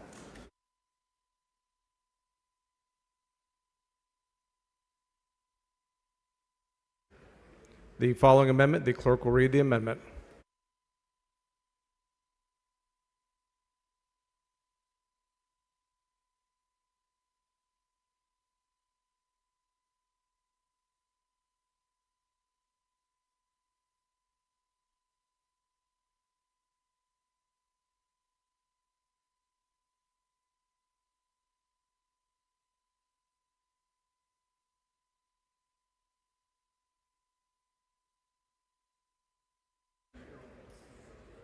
Chair, clerk will read the amendment.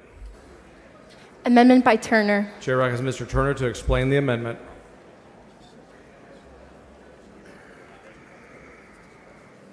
Thank you, Mr. Speaker. Members, this is an amendment to strike the enacting clause. I want to read something to you. It's short. A general diffusion of knowledge being essential to the preservation of the liberties and rights of the people. It shall be the duty of the legislature of the state to establish and make suitable provision for the support and maintenance of an efficient system of public free schools. Members, that's from Article 7, Section 1 of the Texas Constitution. You see, the framers of our Constitution understood way back in the 19th century that knowledge is the key to preserving our liberties that we hold dear as Texans, as Americans. And to ensure the citizens have knowledge, we must support our public schools so our kids can learn. Not just learn facts and knowledge, though that's important, but to learn to think. The framers of our Constitution understood that. But here we stand in the Texas House of Representatives, the People's House, a quarter of the way through the 21st century, on the precipice of undermining a foundational, elemental promise of this state. Are we ready, are we really willing to trade an efficient system of public free schools that serve all children for an inefficient system of private, expensive schools that will only serve a privileged few? That is the question we have to answer. SB 2 will irrevocably harm the future of our state. We know our public schools are already underfunded. The governor's provided $0 in new basic funding for our local schools in the past 6 years. Now, we took one step forward a few hours ago on this floor with the passage of HB 2, and I thank Chairman Buckley for his work and leadership on that. But if this bill passes, Senate Bill 2 passes, and siphons $1 billion from our neighborhood public schools, it will be much more than 2 steps back. And for what?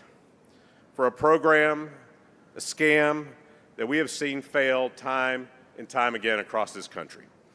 Arizona was the first state in the nation to enact a universal school voucher scam, and I think the Arizona example is a good one to look at because the former governor of that state was here a couple weeks ago promoting this bill. Since Arizona passed its plan, the program has ballooned in cost by 560%, causing a budget shortfall and cuts to critical state programs. It's been overwhelmingly used by wealthy parents who already had the resources to send their kids to private schools. And the program has shown absolutely no evidence of improved student outcomes, and supposedly that's what this is all about. Adding insult to injury, in Arizona, private school parents, voucher recipients have used ESA funds for ski lessons, home gyms, and trips to SeaWorld. Governmental efficiency and responsible stewardship of tax dollars is one of our greatest priorities as legislators. So let's call vouchers what they are. They're a coupon for the wealthy who can already afford to send their kids to private schools. Just look at private schools in my region, up in the Dallas-Fort Worth area. For a family that can already afford to pay more than $29,000 in tuition to send their kids to Oak Ridge in Arlington, a great school, this voucher will be a coupon for them. But even with that coupon, a family that can't currently afford to send their kids there aren't going to be able to make up that $19,000 difference. I could go on with other examples, but this voucher will not cover the cost of private schools at our best private schools in the state. And I would add that those high tuition prices don't cover activity fees, application fees, registration fees, extracurricular fees, book fees, etc. So that lack of accountability that we saw in Arizona that allowed state dollars to be spent on frivolous expenses also means that our tax dollars are funding private, often for-profit schools that are wholly unaccountable to the state and to the laws that this legislature passes. That lack of accountability means there's nothing to stop a for-profit, fly-by-night shell company from setting up a new private school in some strip center in my district or yours. And guess what? I would predict that their tuition will be set at exactly the amount of this ESA.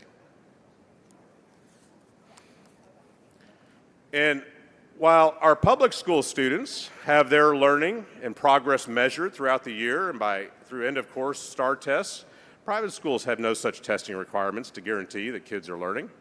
Private schools aren't responsible for following any of the school safety requirements that we have passed to keep students safe. They don't even have to ensure teachers are qualified to teach or even have passed a basic background check. So, lastly, members, I think it is important that we talk about the origins of the voucher scam. Vouchers in this state originated back to the 1950s. In the wake of the Brown versus Board of Education decision that desegregated schools in the United States. And after that Supreme Court decision, that landmark decision, Texas shamefully established a committee to study segregation in public schools and to examine and propose ways around the Supreme Court ruling. And that's where the idea of vouchers was born. And 71 years later, vouchers are still discriminatory, in different ways, but still discriminatory. Vouchers will harm students with disabilities. They will harm rural students especially. They will harm students who need additional learning supports. They harm our retired teachers, we have learned. And they will harm low-income and middle-income students. So members, I offer this amendment today to kill Senate Bill 2 for my constituents, for the public school students of my district, for the teachers and staff who work hard every day to serve them, and for the preservation of our state's public education system. And I would encourage you to join me in voting yes on this amendment. Move adoption.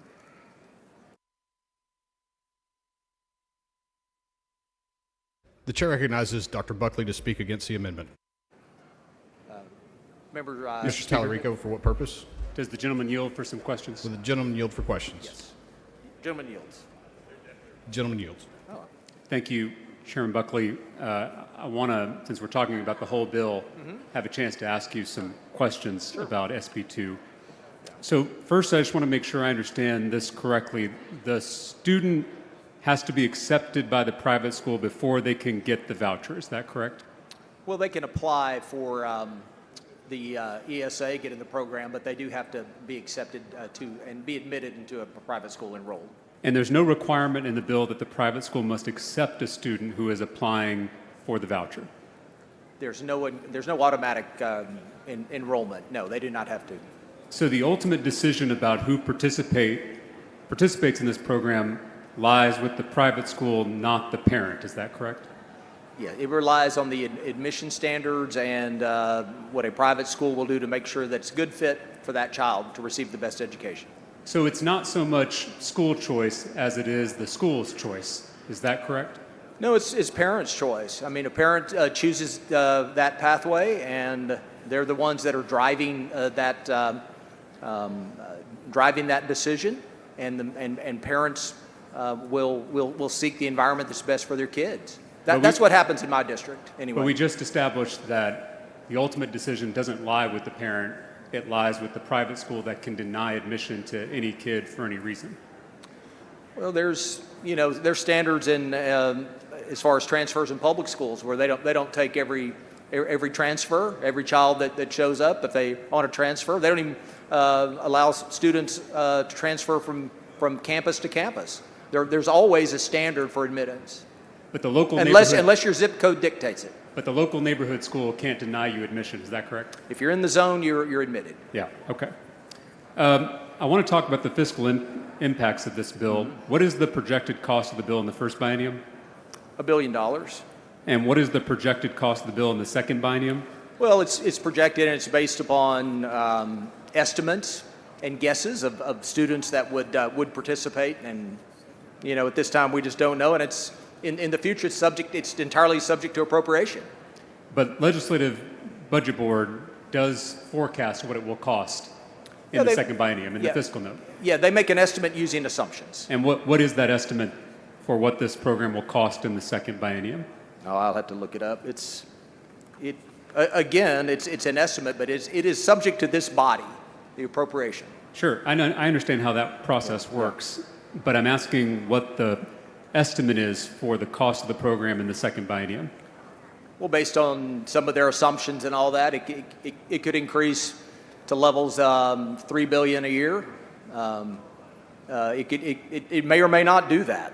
We literally don't know, and it is subject to appropriation. So it'll really be whatever this body decides to invest. So the forecast is that in the second biennium, this program would cost $7.1 billion.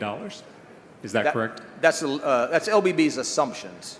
Yes. And in the Education Committee, you called the Legislative Budget Board that wrote this fiscal note, quote, the gold standard.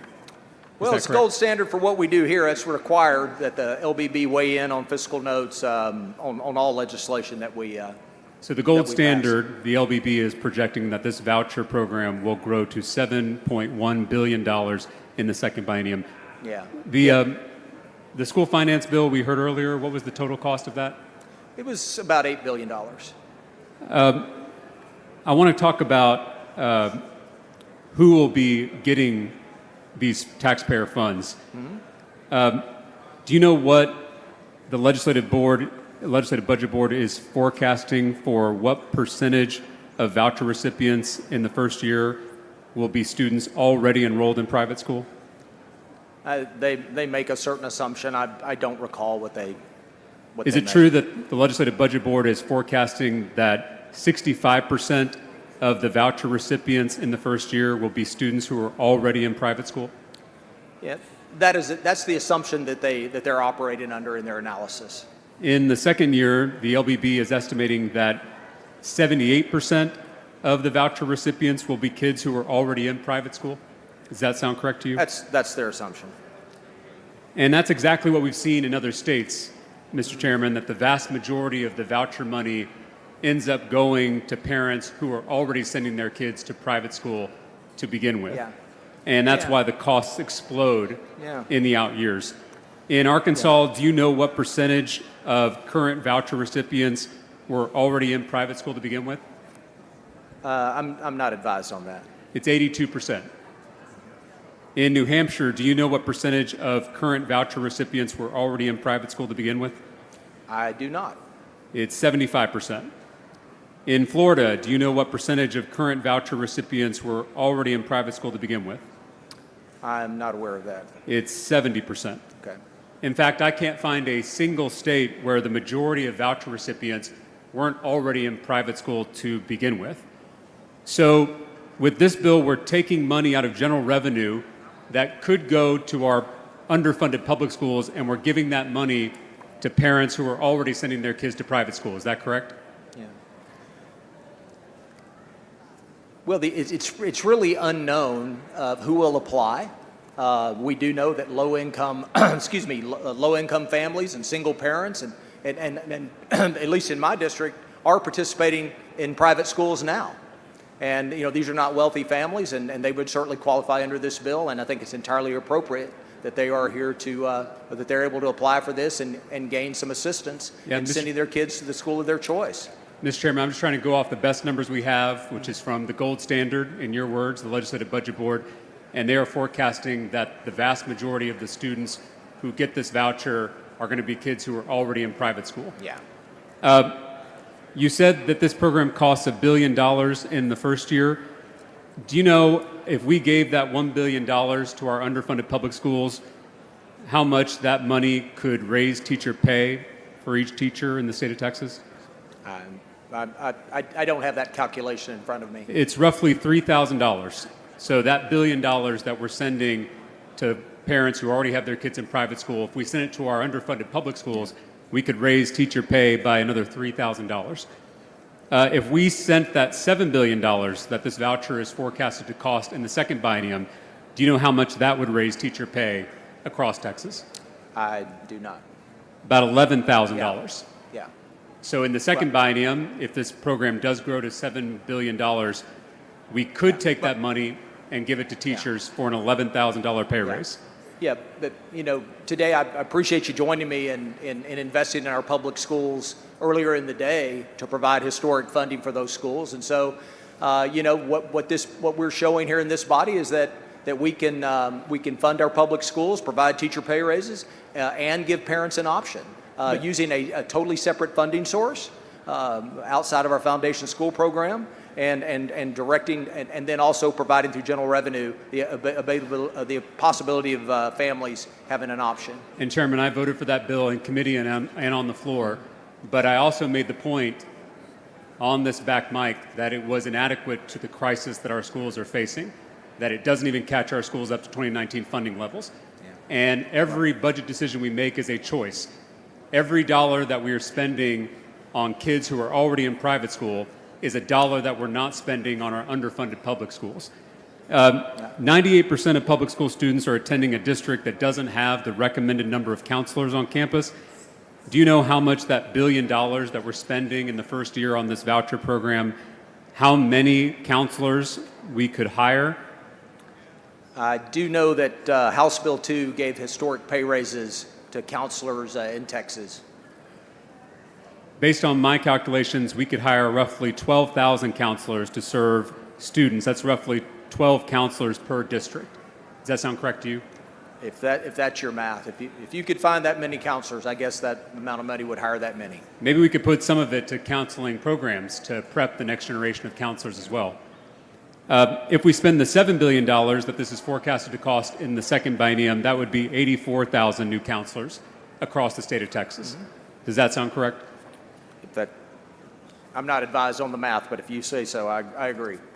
On average, Texas teachers spend nearly $1,400 per year on school supplies. The Houston Chronicle reported that Texas teachers spend more money on out-of-pocket school supplies than teachers in any other state.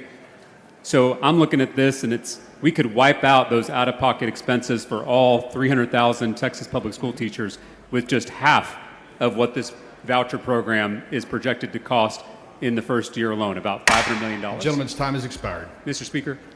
Mr. Tallarico, for Move what to purpose? extend the gentleman's time. Members, you've heard the motion. Is there objection? Chair hears none. Gentleman's time is extended.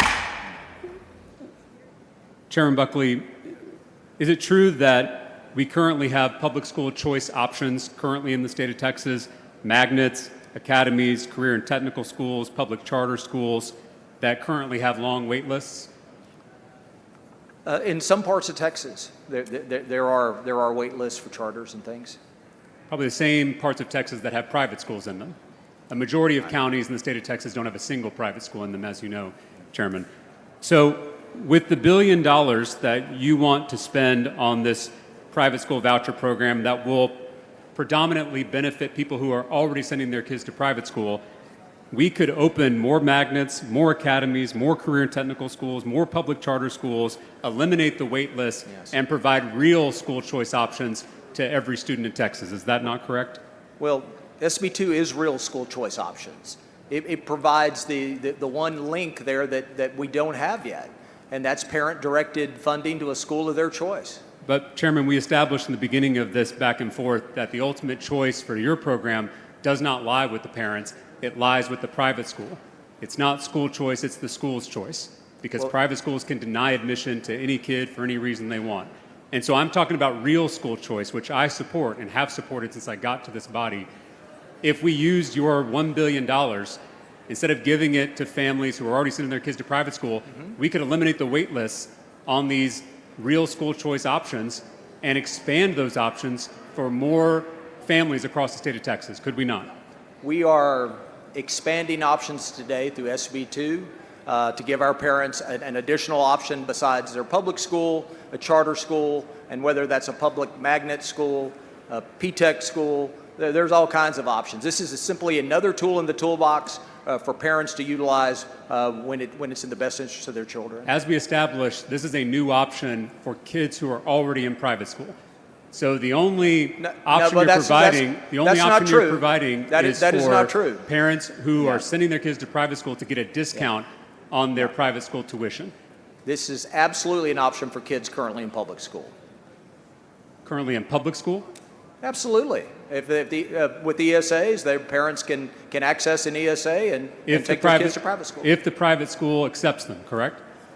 Absolutely. Just like any other endeavor in school. Like I said, except if your zip code requires you to attend a certain school, then you have automatic admission. Any other way, there is some sort of admission criteria. So instead of sending $1 billion in the first biennium and $7 billion in the second biennium to those underfunded neighborhood schools that have to take every student, that have to take the state test, that have to follow state rules, we are now going to send that money to unaccountable private schools where the parents are already paying tuition. We are sending $8 billion through Texas public schools. And it's we're not gonna nearly enough. We're going to use $1 billion to give parents the options they so readily deserve. And that $8 billion doesn't even catch our underfunded schools up to 2019 funding levels as we established earlier. I want to ask about curriculum. So unlike public schools, we as lawmakers, the parents of this state, have no say on the instruction funded by our taxpayer dollars used at private schools. Is that correct? That's correct. Private schools have the autonomy to offer the curriculum that meets the needs of their students and their parents. And parents have the ultimate say about that. Parents can vote with their feet. So, they can apply to a school based on the curriculum or not apply. And as I've said many times in our committee, I think parents are the most important factor in a child's education. I agree. But parents are not the only ones who pay for education in this state. Those who don't have kids, those who have kids who are grown, they are also paying for our education system. So I want to ask you... And parents that have kids in private school right now are paying taxes for their kids to go to public school, but they're choosing not to do so, so they're paying twice, Mr. Tallarico. Those public schools they are paying for through their taxes are open to them, correct? I'm sorry? Those public schools that those private school parents are paying for through their taxes, those schools are open to them if they choose to attend them. Depends on their zip code. Are you saying there's a zip code that doesn't have public schools? No, but there's a zip code sometimes where you may live there and pay taxes, but you go to another zip code to take your kid. And that's your choice? Absolutely. Absolutely. So under this bill, could our taxpayer dollars be used to host Drag Queen Story Hour? Drag Queen Story Hour? If a private school decides to have Drag Queen Story Hour, our taxpayer dollars will now fund that Drag Queen Story Hour. This bill does not infringe on what our private schools can do. So that's a yes? Drag Queen Story Hours are in many of our public schools. So that's a yes. Our taxpayer dollars now will be going to Drag Queen Story Hour if private schools choose to do that. I don't think there's an assertion that would happen. What about private schools that choose to teach critical race theory, which has been banned in Texas public schools? Will our taxpayer dollars under your bill now go to fund critical race theory instruction in private schools? Private schools have the autonomy to select the curriculum they want to teach. And parents ultimately have the autonomy to attend or not. Exactly, but now my taxpayer dollars are going to be going to fund that critical race theory instruction in a private school if they choose to teach that. Is that correct?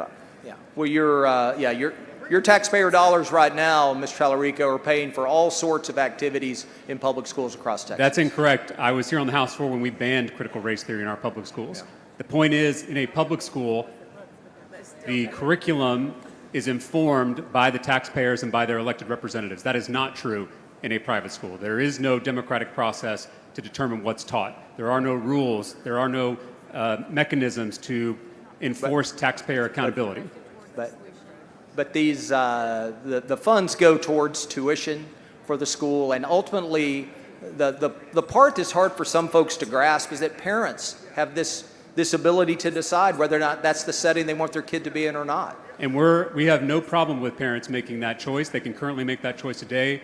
What you're asking us to do is take our taxpayer funds and give those funds to unaccountable private schools that don't have to be accountable to the taxpayer. These schools are accredited and they're ultimately accountable to parents. And as we established, parents aren't the only ones who pay for public schools. All of us pay for public schools, and that's why public schools are accountable to us. It's why we can run for school board. It's why we can elect state reps who can determine what's taught and what's not taught. None of that will be true for private schools, as you've already admitted. Is that correct? I'm sorry, will you repeat that, please? I'll move on. Under this bill, we would be sending billions of taxpayer dollars to unaccountable private vendors to implement this school voucher program. Are you aware that Odyssey is one of the out-of-state private vendors that are lobbying for this bill here at the Texas Capitol? I believe they are a certified education assistance organization that could potentially apply through an RFP to have some part of this program. Are you aware that in implementing a voucher program in Idaho, Odyssey was caught making at least $180,000 worth of ineligible purchases under their program? No, and I trust our comptroller's office to have rigid standards to make sure that taxpayer funds are completely protected. And the comptroller will be the only one who decides which vendors are chosen to get our taxpayer funds under this new bill? Well, the comptroller will certainly decide the organizations that will manage the program. And the comptroller, like all statewide officials, can accept unlimited campaign contributions, is that correct? Well, you mean the comptroller, him or herself? They're under the campaign ethics laws that you and I operate under. Are you aware that an out-of-state billionaire who funded primary campaigns against sitting members of this body gave $500,000 to Odyssey, this vendor that we're talking about? I'm not advised on any campaign donations to anybody. Is there anything in this bill that subjects these private vendors to existing state conduct and conflict of interest rules? Yeah, through the RFP process, all of that is vetted by the comptroller as they go through their RFP process and selecting the best value for Texas. So I just want to get an answer to my question. Is there anything in your bill that subjects these private vendors to existing state conduct and conflict of interest rules? Our comptroller will obey Texas law to make sure the RFP process is fair. The bill states that the comptroller may recover taxpayer dollars in cases of fraud and abuse, but it doesn't require them to do so. Is that correct? Gentleman's time has expired. Motion to extend, Mr. Speaker. Members, you've heard the motion. It requires unanimous consent. Is there objection? There is objection. Dr. Buckley. Move to table.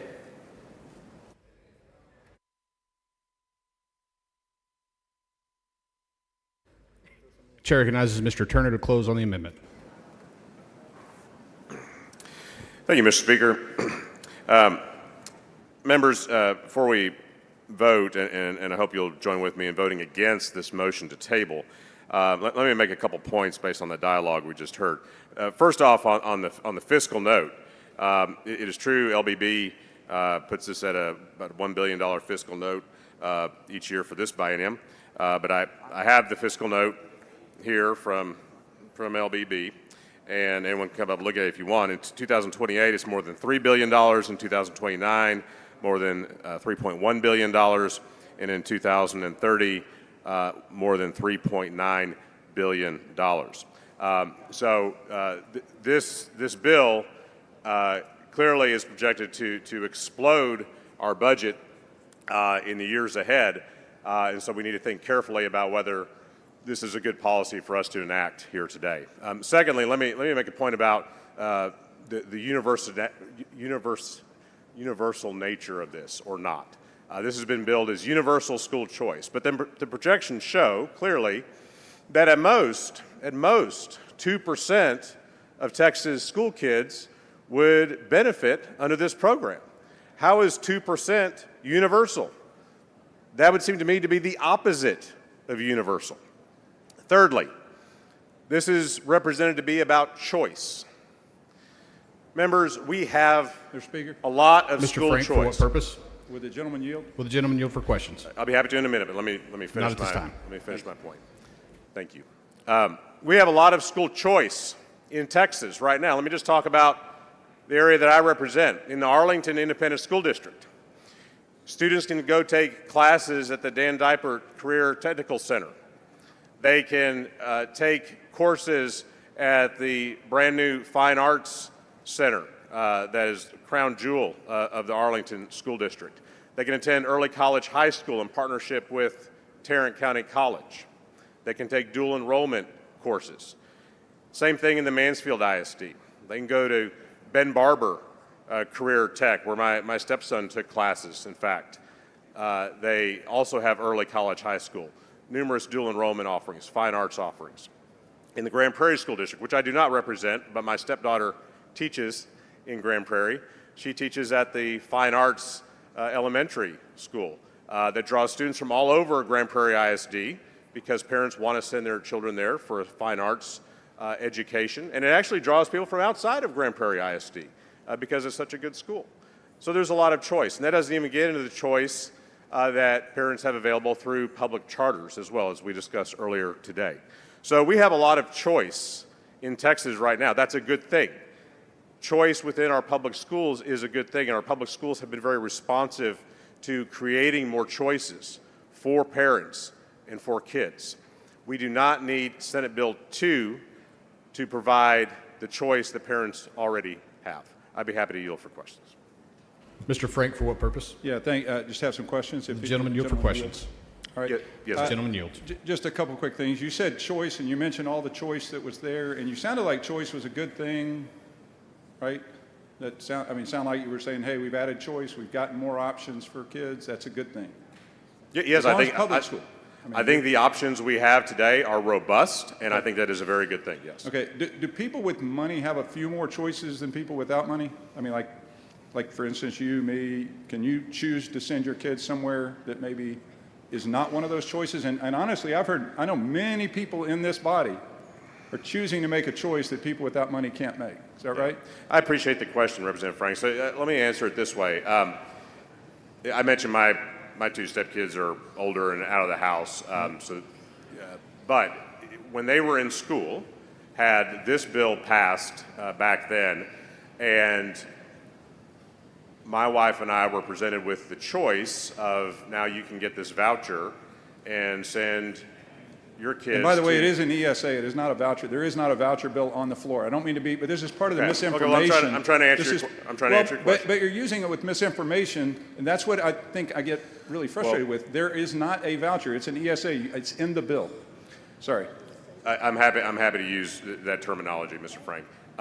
So if we had been provided an ESA, then could we have sent our kids to Country Day, the great school in Arlington that I mentioned earlier? Absolutely not. We wouldn't have been able to afford $20,000 a year per child additional. We would not. And the constituents in my district, they cannot. This is a coupon. It is a coupon. It does not guarantee anyone the ability to access those private schools. I am not suggesting by any stretch that this gives options, opens up 100% of the options. But I think you would have to admit, when the average private school in the state is $9,700, it will open up options, full options, for some kids. Whether you think it's good policy or not, will it open up options for some kids in the state? As I just acknowledged, this will, by all the projections, benefit around 2% of kids in Texas. So those kids, yes, I agree. There's been a lot of limit, but it will in fact benefit. Yeah, so it will in fact. Okay. My concern is though the other 98% of kids who are still in public schools, where 90% of our school kids go, and we are not adequately funding our public schools, and we are taking needed funds away from our public schools with this bill. We are up almost, right now it's 16,000 total funds per kid. We are now going to be probably over 17,000 total funds per kid. We can argue whether that's enough or not. But I wanted to ask one other thing that you mentioned. You mentioned somehow that this was going to be discriminatory, I think you said, even despite the fact that in the bill, the priority is for people who make less than 200. They will go before anybody. I'm sorry, there's actually special needs, which will be a small group.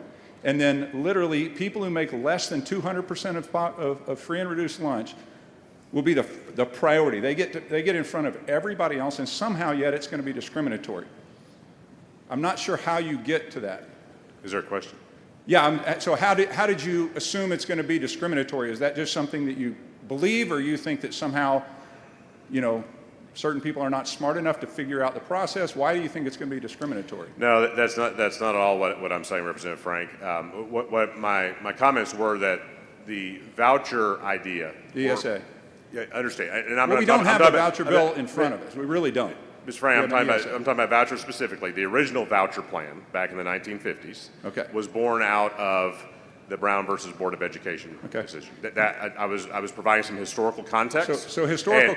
But what I said was, I think this bill will have a discriminatory impact in different ways. Okay. So are you aware that discriminatory argument was made about charter schools that now I'm actually pleased to see that James Tallarico is now in support, appeared to be on the comments of public charter schools, but because he said we should expand them. But you realize that same argument about discrimination was made about public charter schools when it was being debated on this House floor? Well, I wasn't in the legislature at that time, so. Okay. Well, I'm not advised on but it was. And did you know that public charter schools now serve almost twice as many black kids by percentage as traditional public schools? And so I take your word on those numbers. Mr. Well, President. it's pretty easy. You can Google it. Almost twice as high a percentage are in public charter schools, and yet somehow, sometimes, we act like they're only targeted towards wealthy. So, Okay. thank you for your time and your answers. Members, I ask you vote no on the motion to table.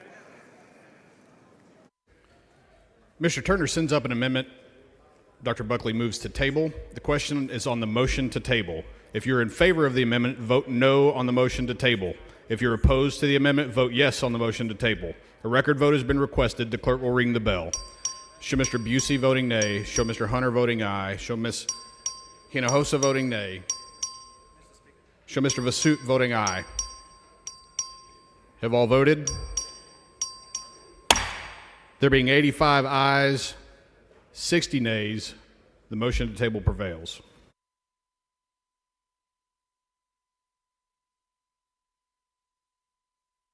Mr. Schatzline, for what purpose? Mr. Speaker, I'd like to make a motion that Representative Tallarico's comments in support of our charter schools and more charter school funding, as well as his comments condemning the use of taxpayer funds being used for critical race theory and drag queen story hour, be reduced to writing and placed in the journal. Members, you've heard the motion. Is there objection? The chair hears none, so ordered.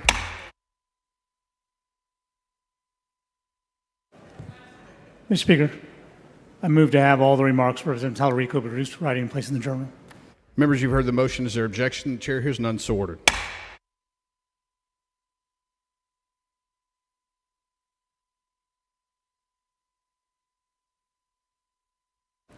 Ms. Troxclair, for what purpose? May we also add the remarks by Representative Frank to the journal as well? Members, you've heard the motion. Is there objection? The chair hears none, so ordered. Ms. Flores, for what purpose? Can we also add the comments and that that Chris Turner also in the journal, please? Members, you've heard the motion. Is there objection? The chair hears none, so ordered. Mr. Vasut, for what purpose?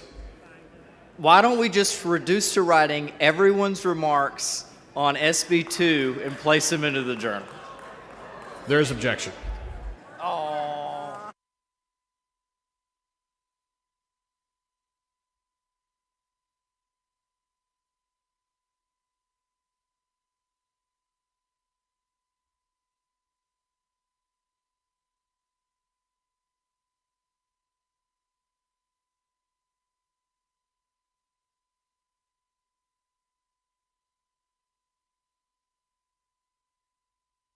The following amendment, the clerk will read the amendment.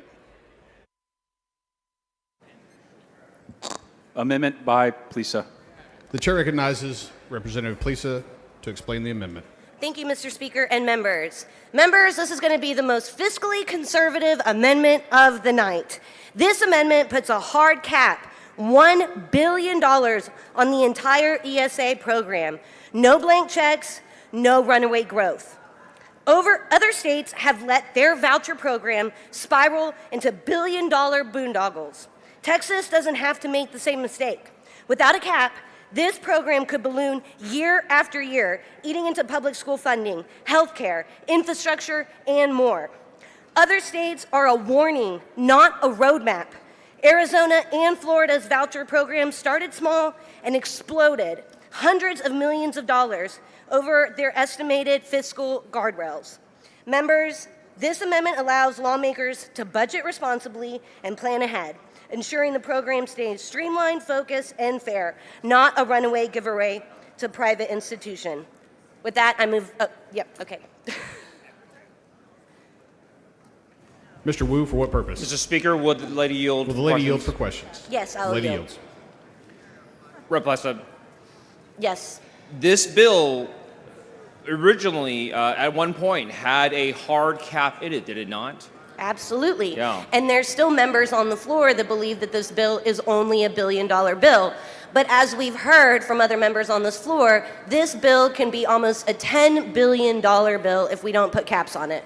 In fact, the fiscal note on this bill says while it's $1 billion for the first year, it will be $7 billion for the following biennium, correct? Absolutely. And that $7 billion is basically the same, almost the same amount of money that we just added to public education. And that's why I said this is one of the most fiscally conservative amendments of the evening. And that $7 billion will happen no matter if the program does well or not, correct? Yeah, and that's why we need to put this hard cap. If we see that this program is a success, then we can put more money into it. But right now, this is essentially a pilot program. So if we do not put this amendment on, we will be giving $7 billion, that's 7,000 million of our taxpayers' dollars that we pay, that our neighbors pay, that our friends pay, that our family pays, that will be given not only to private schools, but it will be taken from public schools because that's the money otherwise would have gone to public schools. Yes, and we have seen in other states that have implemented these programs that they've had to make constraints on other programs such as infrastructure, healthcare, and public schools. And that's what we're trying to prevent. And you know that we already have schools around the state that are closing as we speak. There was actually a private school that closed in Representative Shaheen's district where in the middle of session, or in the middle of their school year, and those kids were left with nothing. And there are public schools that are closing too right now. That Yes. There's planned closures all around the state. I just went to a closing of a school in my district, Davis Elementary, who actually catered to students that are deaf and hard of hearing. And that's $7 billion per biennium. That could be used directly to keep your local schools open, would it not? Absolutely. And instead, we're going to give that to private schools, to the rich. We're not gonna do that, sir, because we're gonna pass this fiscally conservative amendment and we're gonna cap this pilot program to $1 billion. And we should cap that we should cap it and then find out whether this program works or not, correct? I agree. And we know that looking at other states that have done this, we know that the results are almost always terrible. We have seen that in other states, specifically in Arizona, where they've had to make these very hard budget cuts, and it blew up their budgets. And we have to protect the 8th largest economy in the world. The Texas miracle matters. And Arizona's budget, their voucher program was supposed to only be $500 million or something like that, right? Oh, it exceeded 300% of what it was supposed to be. And right now, it's basically sinking their entire state because they didn't put a cap in. Yeah, and that's why I said that other states are a warning, not a roadmap. Thank you very much. It's a good amendment. Thank you so much. I move adoption. Mr. Toth, for what purpose? Will the gentlelady yield for questions? Will the lady yield for questions? Only for you, Representative lady Toth. yields. Oh, you're awesome. Can we put that Representative, down in writing? Sure, you can put that in writing. Representative Plessa, what percentage of your kids in your district are reading at below grade level? I'm sure you have that information. How about 32%? What percentage of your kids are below grade level in mathematics? You can tell me your statistics, Representative. 39.7. Should we give your school more money? Absolutely. My school districts actually give the state of Texas money. My school districts are one of the largest payer into recapture in this state. So yeah, I actually think that you should let my school districts keep their money. So with schools and with this system, the state of Florida went from being 33rd in the United States to number 1 in the United States in a 10-year period. Isn't that a good thing?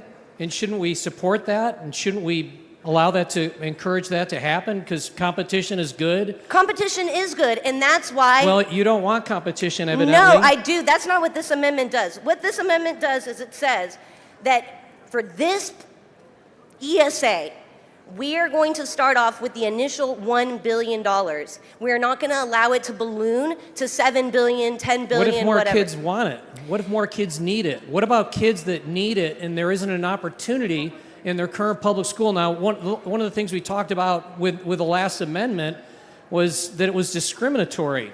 And yet, if your kids are at Dallas ISD... My kids are not at Dallas ISD. But let's My say they're district's at Collin County. Dallas ISD. Can they go to the district to the north of them? I or can't speak if you're on at Dallas HISD ISD. and it's a failing school, can they go to the Woodlands where that's where we are? It's a beautiful school district. We have ag barns. We have aquatic swimming pools. We have $100 million sports complexes.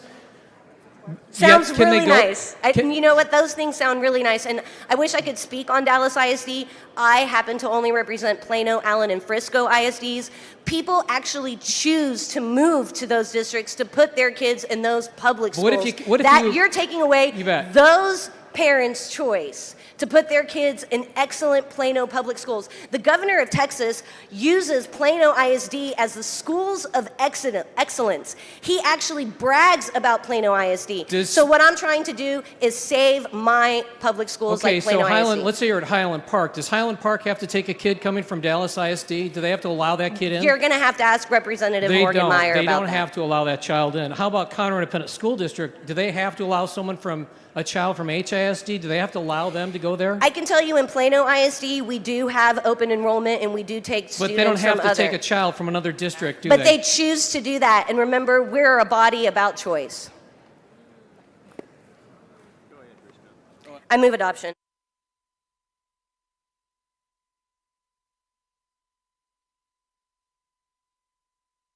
Chair recognizes Dr. Buckley to speak against the amendment.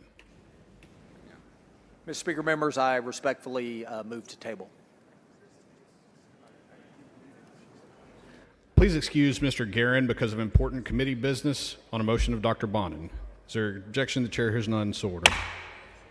The chair recognizes Ms. Plisa to close on the amendment. Mr. Speaker and members, once again, if this body is truly fiscally conservative, we are going to put guardrails on this $10 billion pilot program. So with that, I move adoption, members. Mr. Wu, for what purpose? Would the lady yield for a few questions? Will the lady yield for questions? I will take one question, Chairman The Wu. lady yields for one question. Rep. Plessa, earlier Mr. Tove asked you about school performances around the state. You're aware that this body, this state, has been underfunding public education for about 30 years now? We haven't fully funded our schools for as long as I've been alive. Yeah. In fact, right now our state is ranked 44th in the nation in low. It was almost the lowest funding in the nation. Did you know that?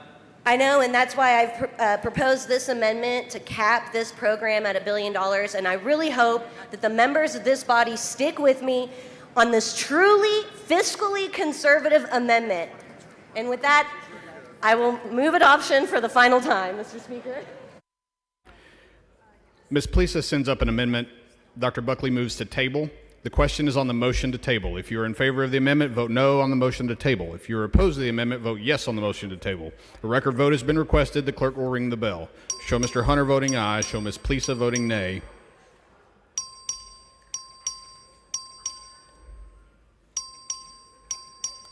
Have all voted? Have all voted? There being 85 ayes, 59 nays, the motion to table prevails.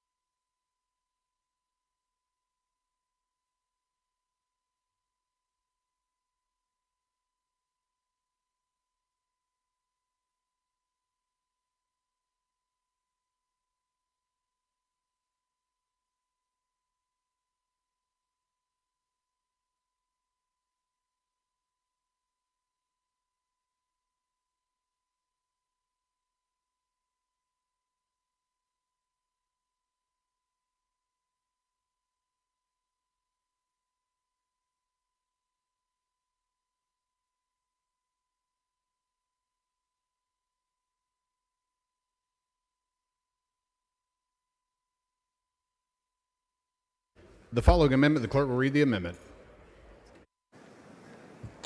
Amendment by Simmons. The chair recognizes Ms. Simmons to explain the amendment.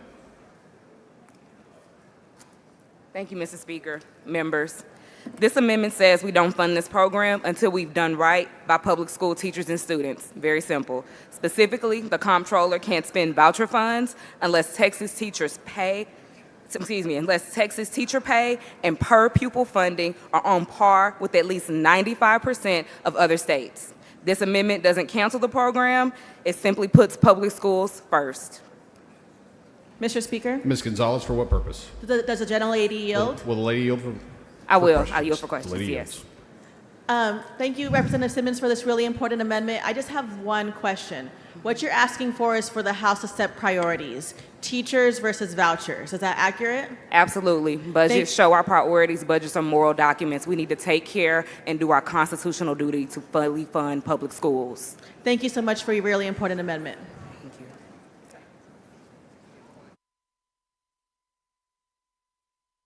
you. Members, before we fund new systems, let's fully fund the one we already have. I move adoption. The chair recognizes Dr. Buckley to speak against the amendment. Thank you, Mr. Speaker. Members, I respectfully move to table. The chair recognizes Ms. Simmons to close on the amendment. Move adoption. Ms. Simmons sends up an amendment. Dr. Buckley moves to table. The question is on the motion to table. If you're in favor of the amendment, vote no on the motion to table. If you're opposed to the amendment, vote yes on the motion to table. A record vote has been requested. The clerk will ring the bell. Show Mr. Hunter voting aye. Show Mr. Money voting aye. Show Mr. Canales voting nay. Show Ms. Simmons voting nay. Have all voted? There being 85 ayes, 59 nays, the motion to table prevails.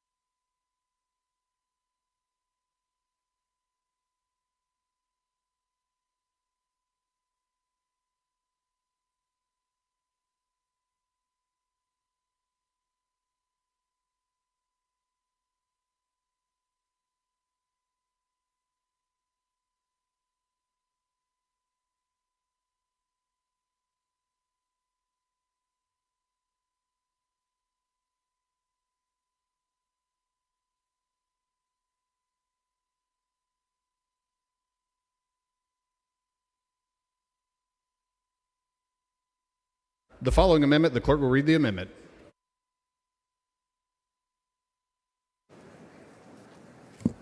Amendment by Simmons. The chair recognizes Ms. Simmons to explain the amendment. Thank you, Mr. Speakers and members. My amendment makes one thing clear. Not a single dollar from general revenue should go to this program. If private donors want to fund this experiment, they can, but not at the expense of Texas taxpayers, not at the expense of our constituents. This strikes the state appropriation authority and limits program funding to gifts, grants, donations, and funds returned due to misuse. Let's be honest, SB 2 creates a system ripe for expansion and abuse. This amendment puts a ceiling on that before it grows unchecked. Don't Arizona my Texas.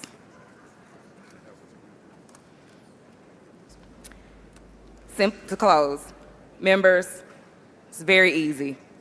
No public funds, no public risk. This is an experiment.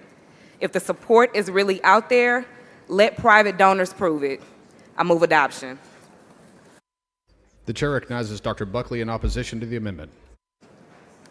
Thank you, Mr. Speaker. Members, I respectfully move to table. The chair recognizes Ms. Simmons to close on the amendment.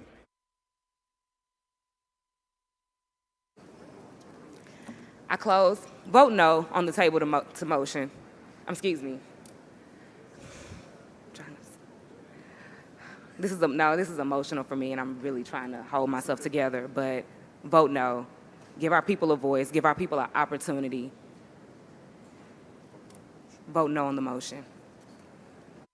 Ms. Simmons sends up an amendment. Dr. Buckley moves to table. The question is on the motion to table. If you're in favor of the amendment, vote no on the motion to table. If you're opposed to the amendment, vote yes on the motion to table. A record vote has been requested. The clerk will ring the bell. Show Mr. Hunter voting aye. Show Dr. Buckley voting aye. Show Ms. Simmons voting nay. Show Mr. Manuel voting nay.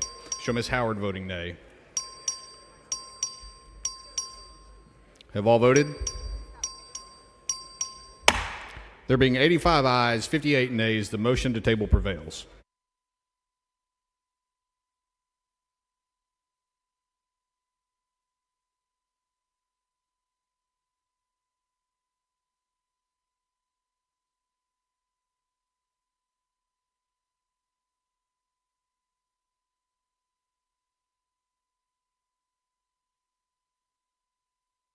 Is Mr. Martinez Fisher on the floor?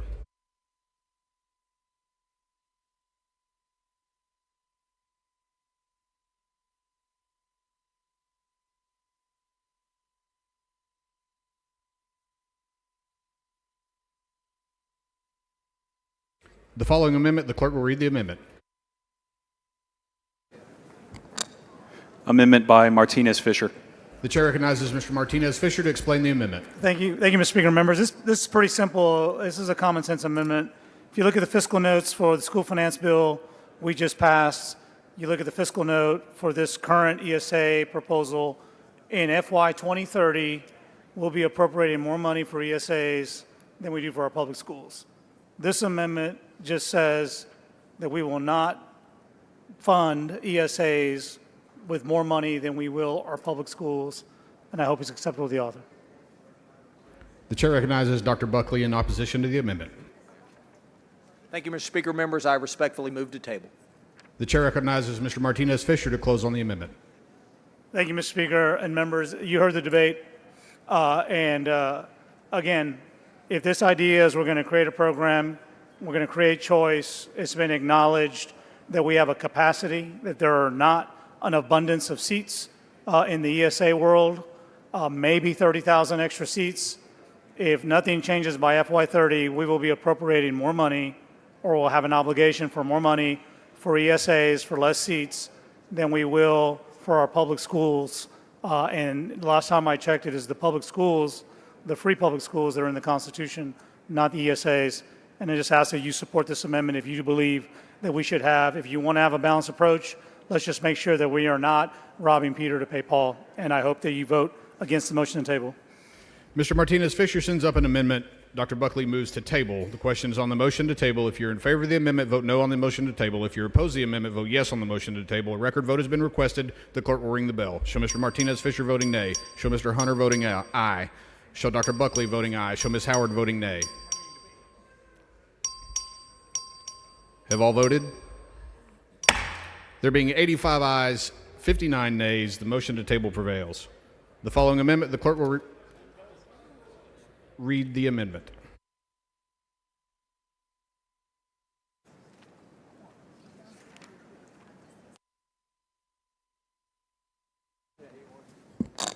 Amendment by Howard.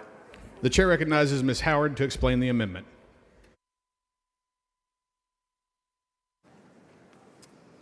Thank you, Mr. Speaker. Members, this amendment creates a straightforward but vital safety valve if in any biennium there is insufficient funding to cover the amount appropriated for that biennium, i.e., if there is a recession.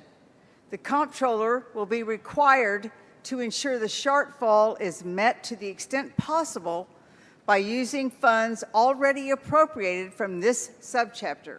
In other words, from the ESA program. Importantly, this amendment also includes a built-in safeguard to ensure the transfer is fiscally responsible. It will never exceed the lesser amount of the foundation school program shortfall or the ESA total appropriation. In plain terms, this amendment says that if we don't put enough money in the bucket to fully fund our schools, we at least give the comptroller the authority to top it off in the interim to the extent possible before the legislature returns and can make a needed supplemental payment for our schools.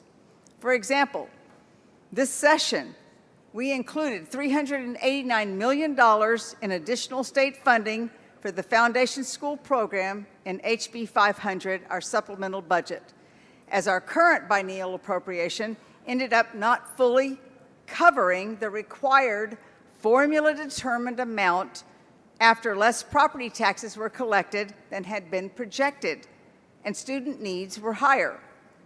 School districts across Texas depend on the Foundation School program to pay their teachers, run their buses, and keep their lights on. So if school property values significantly drop, schools could be forced to lay off teachers and other staff, or even to shutter operations. We've seen the tough choices that school districts have had to make when appropriations don't keep pace with needs. With this amendment, we're giving districts something they desperately need, some predictability, so they can make hiring decisions, open programs, and serve students, knowing the state will have their backs if something goes sideways. Let me be clear. This is not about creating new spending. It's about ensuring that dollars already proposed in our budget are used to meet our constitutional obligation to support and maintain our public schools. This is a measured, targeted, and responsible tool to help protect school funding from unintended shortfalls. Thank you, members. I respectfully ask for your support. And Mr. Romero, for what purpose? Mr. Speaker, does the lady yield? Will the lady yield for questions? I yield. The lady yields. Thank you, Representative Howard. There's no question that we are in good times right now, good financial times in Texas. Would you agree? Absolutely. It's declining, but we have been the past couple of sessions. It's starting to go down. So we've had surplus after surplus, right, and a record amount in our rainy day fund. Would you agree? I would agree. I was also here in 2011 when public education was cut by $5.4 billion because we were in a recession. Yeah, so that was going to be my next one. So it's in 2011. Yes. And we cut our public school funding by $5.4 billion. Okay. So I think this is when important. we still had money in the rainy day fund that we could have used to prevent those cuts in our schools. So we cut it by $5.4 billion. Correct. And no voucher program back then. No. And today, without your amendment, it's possible that we could continue to fully fund the voucher program, and all these costs would be made up by the Foundation School program. Is that correct? Well, what I'm saying basically is, and I'm not sure I understood exactly how you framed that, but we do have a formula that funds our schools. And we project what we expect to come in, and sometimes we have a downturn in our economy. Right. The money does not come in that we project, the property values. I just got my property appraisal notice this week. My appraisal on my home has gone down. So that will mean less money coming in to our schools. We have to be looking at 2.5 years at least ahead to project this. Sometimes we don't project it accurately, and more money is needed for our schools. This will help our schools in the interim before we can come back and provide a supplemental budget so that they do not have to lay teachers off, they do not have to shutter their doors. Well, I thank you for the proposal, and I'm not sure if this is the correct place, so that was the purpose of my question, is that if we have another downturn, if we were to suffer a recession, yes, that there could be potential for cutting public education. Is your understanding right now that without some measure included in this bill, I'm not sure if the author can tell us if there is a measure, what his intention would be, that if we ever cut public education, would we also cut, maybe by the same percentage, the money that we put into the voucher program? Actually, what this is suggesting is that if there is a downturn and we do not have the revenue to meet the formula required amounts that we are supposed to provide to our public schools, that we will use the money for private schools to put back into our constitutionally required public schools to ensure that they do not have the shortfall that they would otherwise have. It's a great amendment. Thank you. Thank you. Move adoption.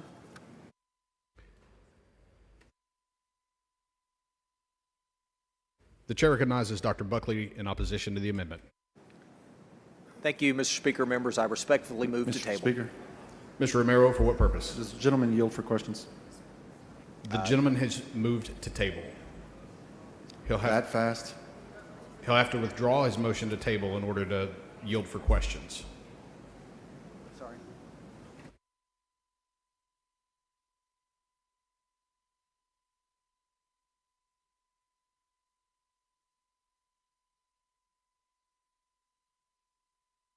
The motion to table is withdrawn. Mr. Romero, for what purpose? Thank you, Mr. Thank you, Chairman Buckley.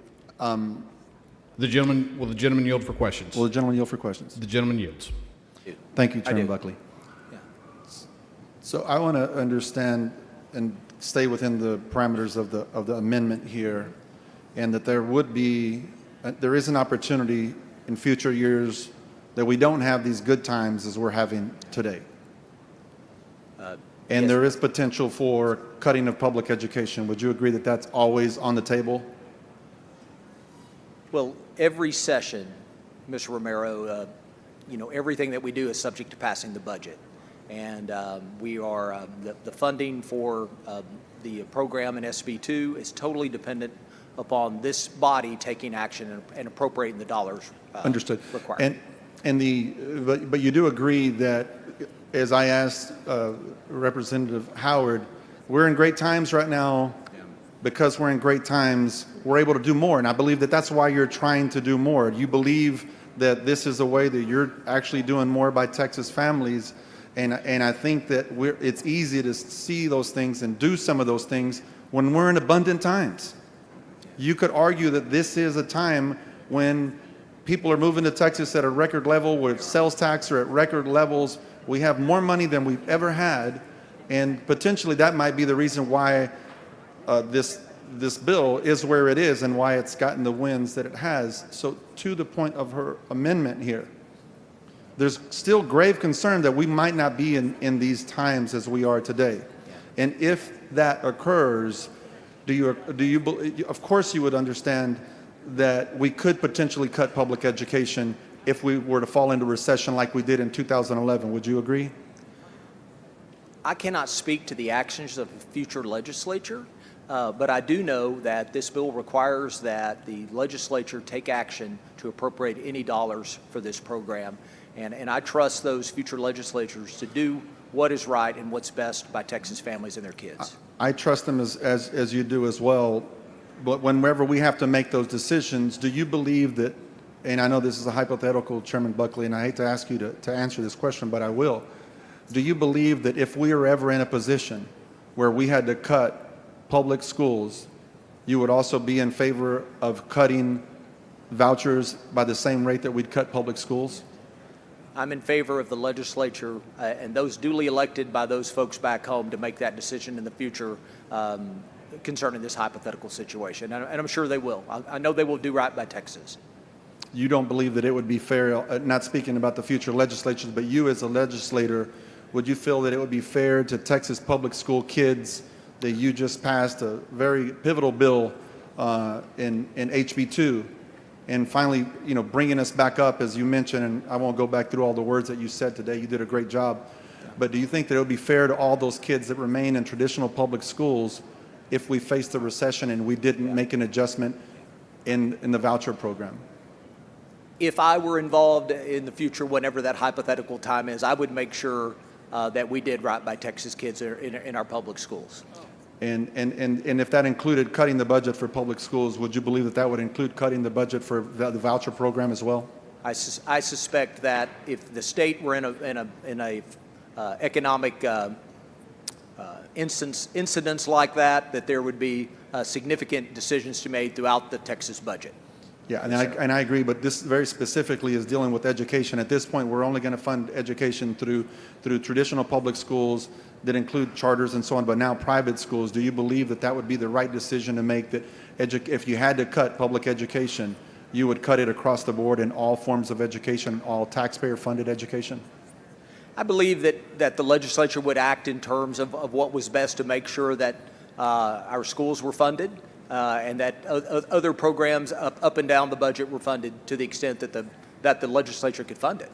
Yeah, but I'm talking about cuts, not necessarily funding. But we cut by $5.5 billion in 2011, and we're just getting back to those levels. You know, so my point is, if we had to cut at that time,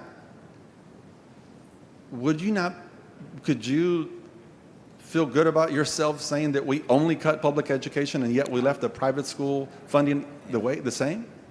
I think what I said is I think that those future legislators would make a decision to meet their constitutional requirements to fund our schools, our public schools, and also make decisions on the impact that other budget cuts would have on Texas families up and down the budget. Everything from SB2 all the way to our roads and health care and everything up and down the budget, all 1,000 and whatever pages of it. Yes, sir. And back on the amendment here by Representative Howard, if you're in a position where we're in a recession and we are in great times, such where we have almost $30 billion in rainy day fund, would you be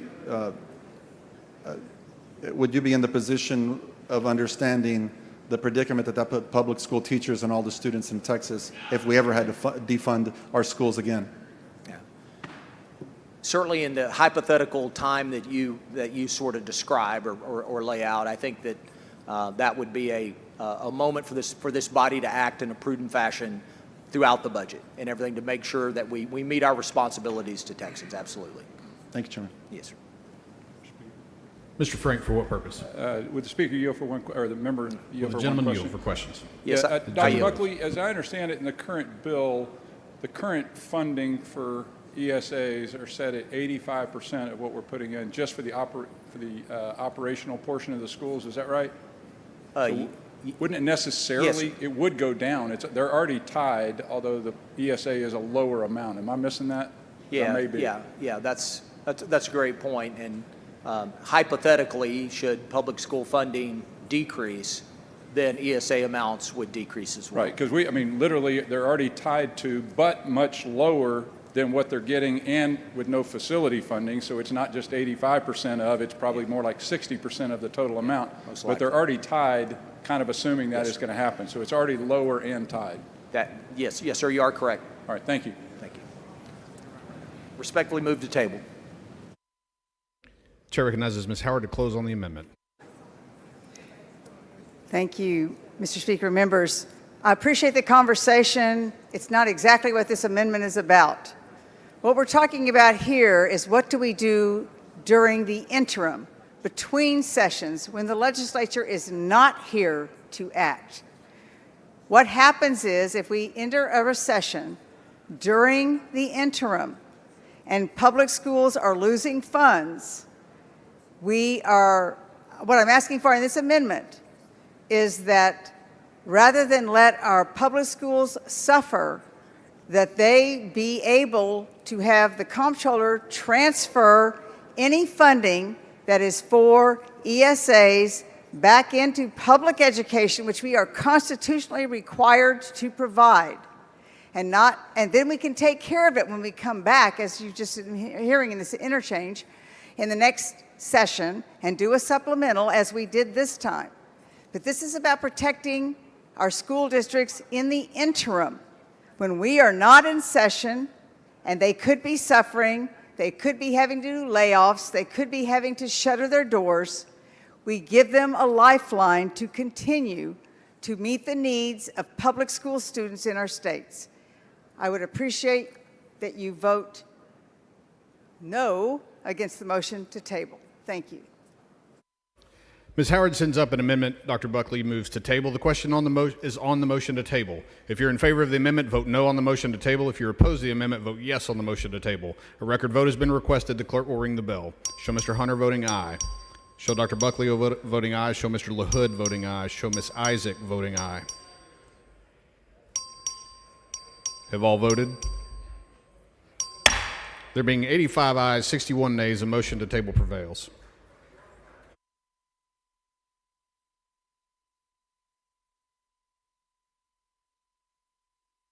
The following amendment, the clerk will read the amendment. Amendment by Garcia Hernandez. The chair recognizes Ms. Garcia Hernandez to explain the amendment. Thank you, Mr. Speaker. Members, we are all familiar with the recapture system, also known as Robin Hood. Recapture is meant to provide equity for schools, both public and charter. My amendment clarifies recapture funds from our public school districts across Texas cannot be used to provide a discount for private education. Enacting this amendment will ensure that recapture funds cannot be transferred to the voucher program. We've already allocated this money for public education to support other schools across Texas. Let's ensure that remains the case and is not transferred to individuals who are exiting the public school system. Members, I ask for your support. And I move adoption. The chair recognizes Dr. Buckley in opposition to the amendment.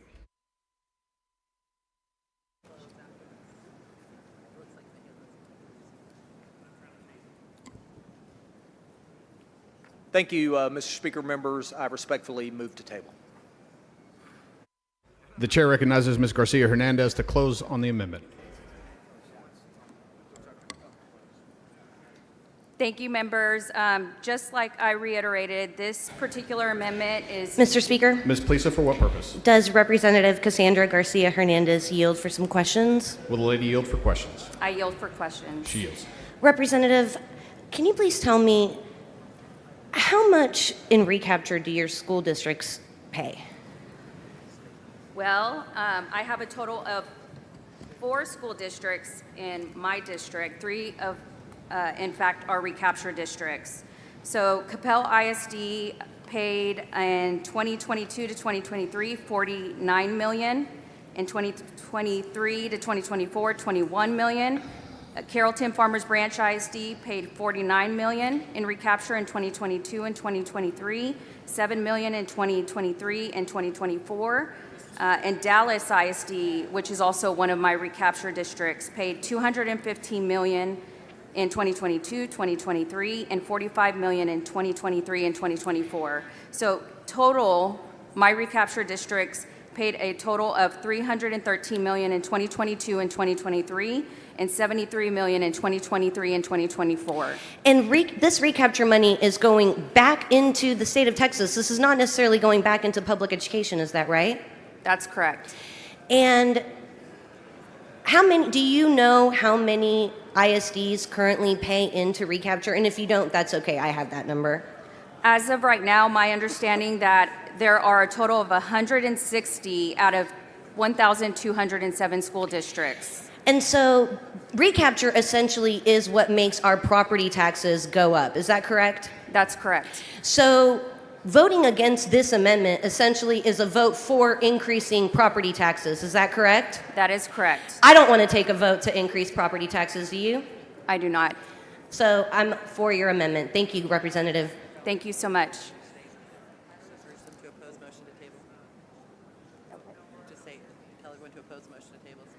Oh, thank you so much.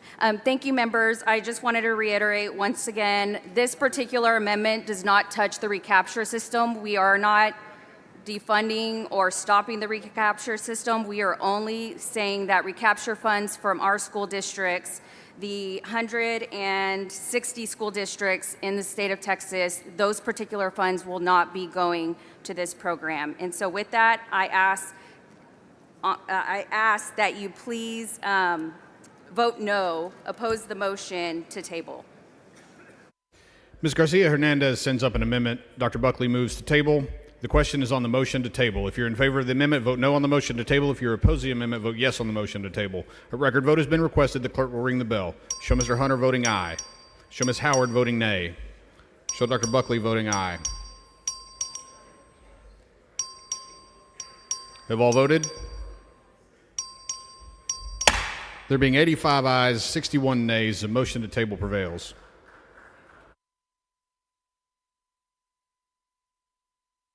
The following amendment, the clerk will read the amendment. Amendment by Rodriguez Ramos. The chair recognizes Ms. Rodriguez Ramos to explain the amendment. Thank you, Mr. Speaker and members. This amendment prohibits the use of taxpayer-funded voucher dollars for advertising or marketing. Working families don't need public money spent on flashy brochures or targeted ads. They need real investment in the schools their kids attend. Every dollar used to market private options is a dollar not going towards teachers, counselors, or services that help students succeed. Families trying to make ends meet shouldn't have to compete with taxpayer-funded promotions. They deserve transparency, not sales tactics. This amendment ensures public dollars stay focused on education, not advertising, and on helping children, not institutions, thrive.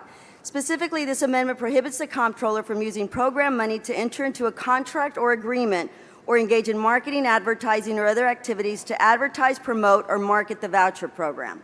The state of Arizona's government is spending upwards of $10 million on pro-voucher ads targeted at special needs and minority children. If we buy advertisements anywhere near this number, it would be the equivalent of limiting this voucher program by about 1,000 students. 1,000 students who could otherwise receive funding if we take up this amendment and ensure fiscal responsibility. Unfortunately, we've been warned about this by elected officials in states where this is already a problem. The state of Arizona is buying Spanish-language radio advertisements to trick families into participating into the program, with promises of free money and access to elite private academies. The outcome is that these families pull their kids out of free public schools and then quickly realize that A, no private school is willing to accept their student, or B, after a year in the program, their voucher isn't enough money to continue at the private school. These children then return to their public schools behind their peers, and our public schools foot the bill to catch them up to speed. I have a message to the working family communities in Texas. Vouchers are a scam intended to benefit rich people. These private schools are not required to accept your children. You give up the rights you had in public schools. The full cost of tuition, transportation, and textbooks will almost never be covered fully by the voucher. Please don't fall for it. This is our hard-earned taxpayer money. We would be incredibly naive if we didn't listen to other states' warnings, and we would be fiscally irresponsible to siphon any more money away from the children this program is supposed to serve. My amendment to prohibit the comptroller from advertising, promoting, or marketing the voucher program will bring back fiscal responsibility to the Texas House. I urge you to vote yes on my amendment. Speaker, Ms. Goodwin, for what purpose? will the gentlelady yield for some questions? Does the gentlelady yield for questions? Yes, I yield. She yields. Thank you, Representative. So it sounds like you're anticipating that some of these private schools might advertise to get students to come to them. That's correct. Would it surprise you to know that actually even our public schools are anticipating having to advertise to keep students within their district? Just last week, I went to a candidate forum for the Lake Travis School Board, and candidates were talking about the need to advertise to get students back into the district. And so not only are we anticipating dollars being spent for the private schools to attract students, but it's going to be kind of this competitive advertising, don't you think? Yes, and it's unfortunate because for every dollar they're spending on advertising is a dollar that's not going to educate our children. That's right. So your amendment would say that, what, private schools can't use our public dollars for advertising to attract students? Marketing, advertising, or other activities to promote, market, or advertise the development or use of their program. You know, I think that this makes so much sense, but maybe you have been recognizing the same thing I have, that all of our amendments, regardless of how common sense, how conservative leaning they are, they're being tabled so that we're not even voting on these amendments such as yours. It's unfortunate because the people of Texas, working class families, deserve to see us fight and debate on the issues. And unfortunately, when we table these motions, we're also silencing debate and really shutting down democracy. I agree with you wholeheartedly, and it's almost as though some members have been told how to vote and they aren't looking at the policy, they're just following direction. It appears that's a common understanding. Yes, ma'am. Thank you, Representative. Thank you.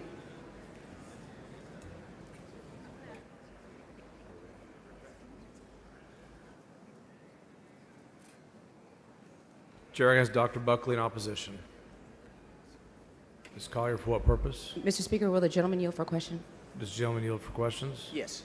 Dr. Buckley, I'm not sure what your intent is, but I wanted to know if you intend to motion to ask to table this amendment. Yes. May I ask why?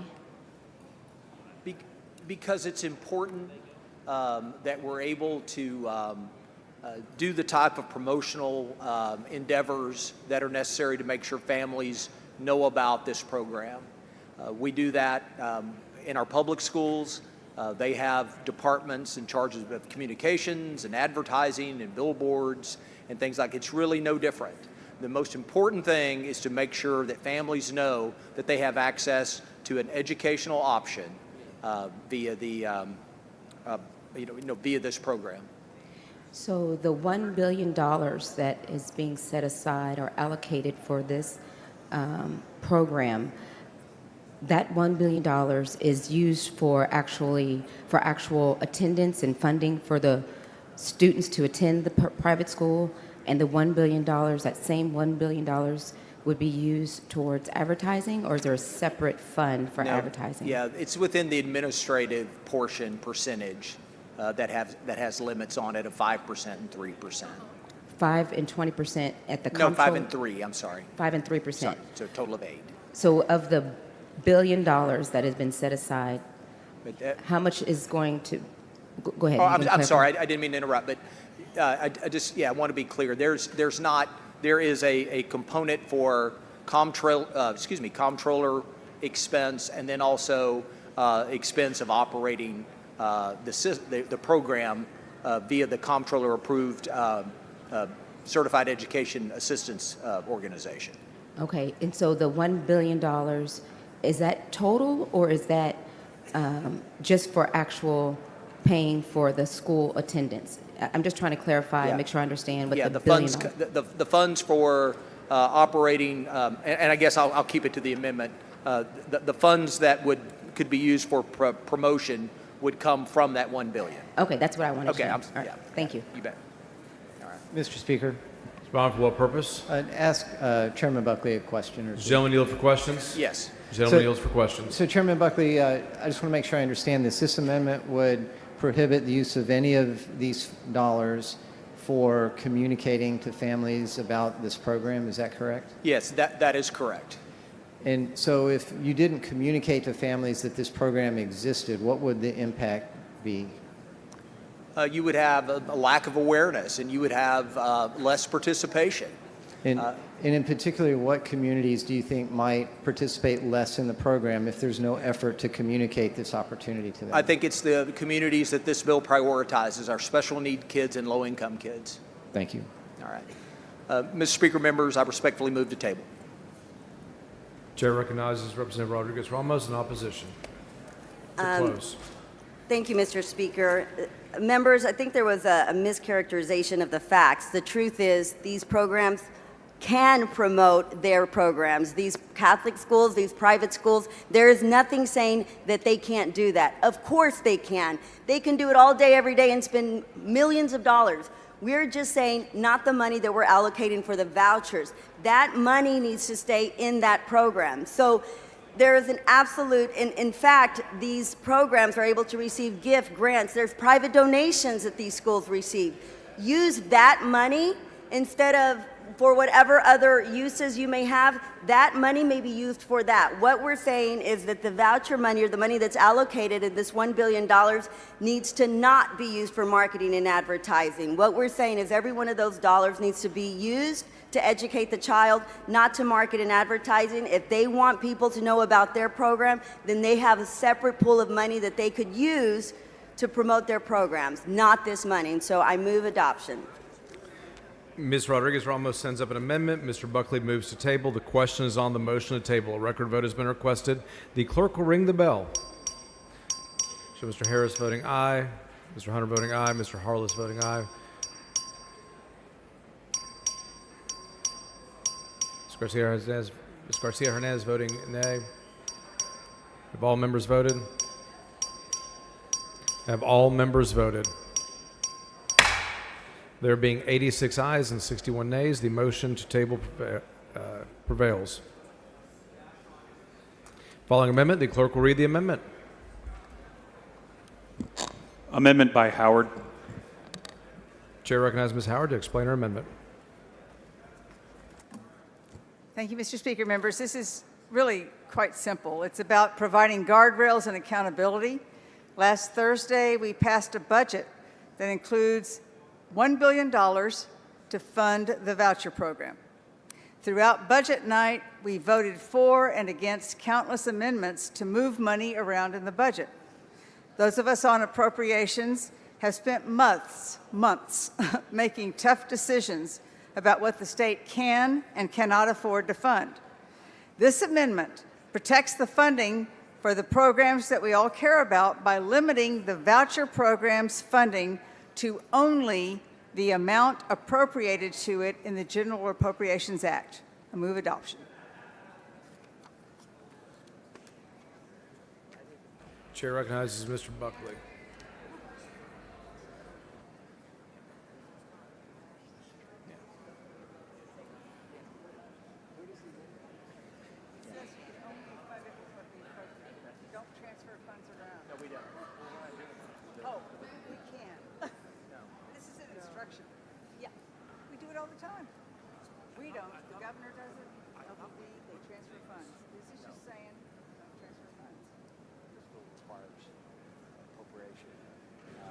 Gonzalez, for what purpose?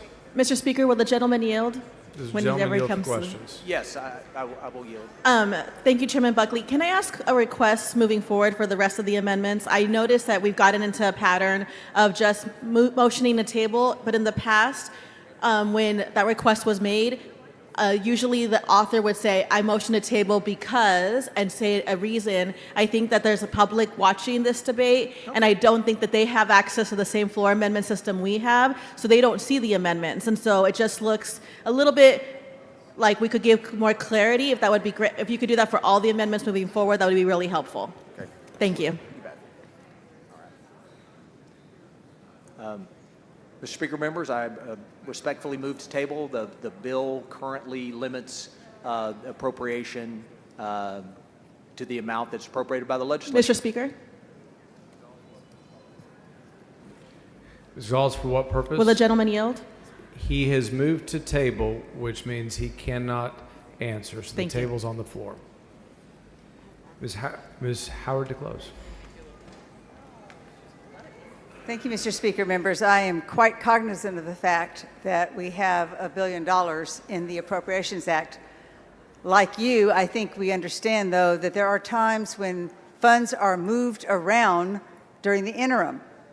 There are a variety of mechanisms where funds can be moved from one funding strategy to another. All this amendment is doing is saying we are limiting the funding to vouchers, to what was appropriated, and to nothing more. Mr. Speaker,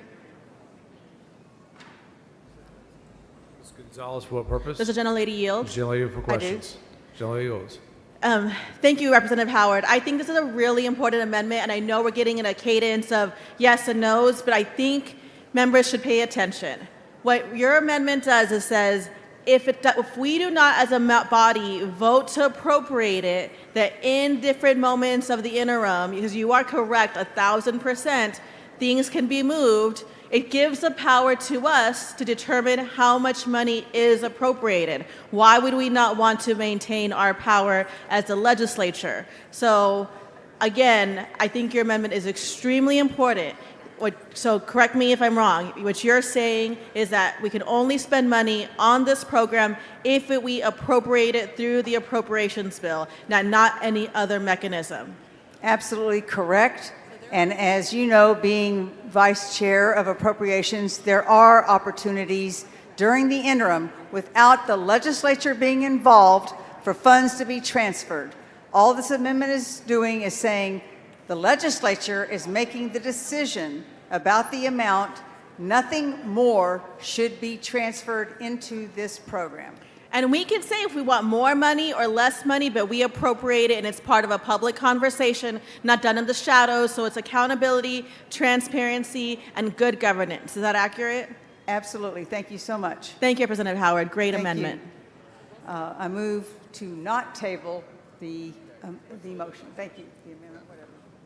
Ms. Howard sends up an amendment. Mr. Buckley has moved to table. The question is on the motion to table. A record vote has been requested. The clerk will ring the bell. Show Ms. Howard voting nay. Show Ms. Hinojosa voting nay. Mr. Hunter voting aye. Mr. Buckley voting aye. Have all members voted? Have all members voted? There being 84 ayes and 59 nays, the motion to table prevails.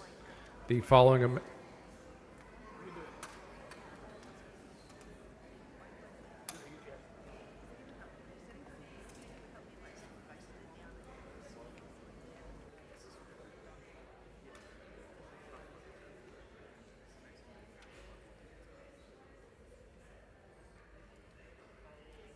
amendment, the clerk will read the amendment. Amendment by Wale. Chair recognizes Mr. Wally to explain his amendment. Thank you, Mr. Speaker. Members, this amendment would restrict the education savings account program under SB 2 to families with a household income at or below 85% of the state median income. Members, the income brackets in this legislation go all the way up to 500% of the poverty guidelines, which for a family of four, that income is about $160,000+ a year for that family of four. We should not be subsidizing wealthier families' private school tuition. Members, I urge you to consider this amendment to restrict the program to families that could use it the most. One of the issues with the bill, and as argued throughout the debate today, is to help prioritize low-income students or low-income families or moderate-income families. And I don't support this bill, but if the purpose is to help those families, then we should restrict the amounts for this bill, $1 billion to the families most in need of this proposed legislation, because as I understand it, as I mentioned earlier, there's about a 500% cap on that. And as a matter of fact, I think there's no cap. And so we shouldn't be subsidizing higher income families' private school tuition with tax dollars that are primarily paid by sales tax, because we're using majority of our budget is being used, is generated by sales tax. And who pays those sales tax? People that go buy goods and services. Low-income families that go to the grocery store, they pay a sales tax. So it's a kind of perverse that those same low-income families would be, in essence, paying the private school tuition of the higher-income families. So this simple amendment caps that participation of those families at 85% of the 85% of median income. Mr. Speaker. Ms. Turner, for what purpose? The gentleman yield for some questions. Does the gentleman yield for questions? Absolutely. The gentleman yields. Thank you, Representative Wally. Excuse me. So your amendment would limit the voucher to 85 families that are at 85% of the median income of the state. Median income, yes, sir. That's correct. All right. And so we heard some dialogue earlier that I'm sure you heard between Representative Frank and me about shouldn't we provide resources to families with less means to be able to send their kids to private schools. It sounds like that's what your amendment would almost ensure. Do I have that correctly? That is exactly right, Representative Turner. Look, if we're worried about these children that don't have no options, because that's been the argument, then let's help those children, those families that actually would be benefited by this proposed legislation. So, look, the amendment specifically says that we limit this child.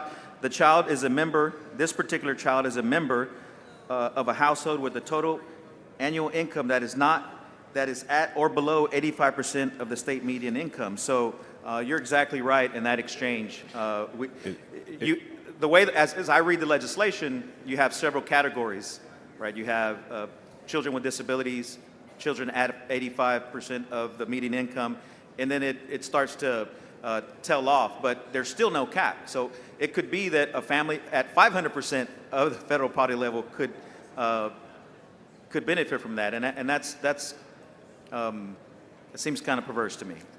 Yeah, I agree. And so without your amendment, there is no cap. There is no income cap on who can benefit from this in this bill. Is that right? Absolutely not. So if you're a very successful person, and God bless those who are. But if you're making a multi-million-dollar a year salary, you would be eligible under this bill without your amendment to draw this ESA to subsidize sending your kids to the most expensive private schools in the state. That's correct. Okay. I think you have a great amendment. Thank you, Mr. Thank Waller. you. Gervin Hawkins, for what purpose? Mr. Speaker, will the gentleman answer a couple questions? Does the gentleman yield for questions? Absolutely. The gentleman yields. Representative, so we can put it in perspective. When you talk about 85% of the median, what type of income level so people can understand what those parameters are? So right now, that would be for a family of four at 85%, would be about a little over $80,000 a year for that family. For the whole household? The whole household. So, I don't want to assume what family situations are, but you could have two parents making $40,000 or one parent making $80,000. okay, so what I'm thinking about is a couple who may each make $48,000, $50,000 each. We're talking about $100,000. That family would not qualify?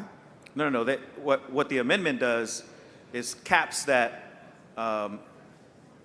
ESA, that voucher, to families that make under 85%, at or below 85%. So we're talking about a household of four making less than $80,000.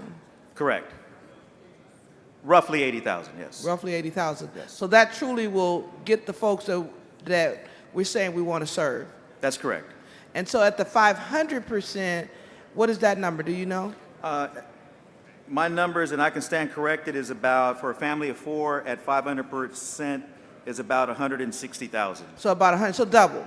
Correct. So the current bill now says 160,000, which is double what your amendment does. Correct. And so your amendment truly gets to the families that probably is most in need for that support. Yes. Thank you, sir. Good amendment. Yes.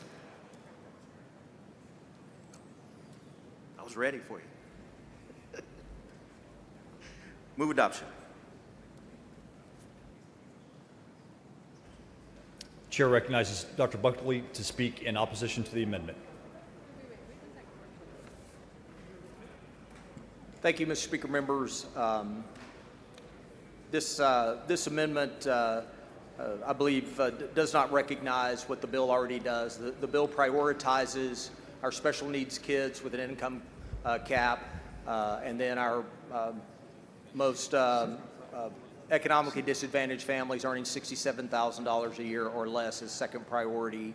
And so we already prioritize those students contemplated, and for that I would respectfully move to table. So, Mr. Speaker. Yeah. Mr. Speaker. All right. Dr. Bunn and Dr. Buckley has already made a motion to table. The chair recognizes Mr. Wally to close on the amendment. Thank you, Mr. Speaker. Look, this amendment is very simple. If we want to help, as been laid out in the layout of this bill, if we want to help moderate to low-income families with perceived choice, and I believe there is choice currently in our ISDs, because particularly in Aldine ISD, we have CTE, we have a CTE high school, we have a P-Tech high school. We provide many of options for our schools in Aldine ISD. It would behoove us to cap the amount of family income to those to the benefit of this particular legislation, to those families that meet 85% of the median household income. These are the children and families in most need. And so it's very simple.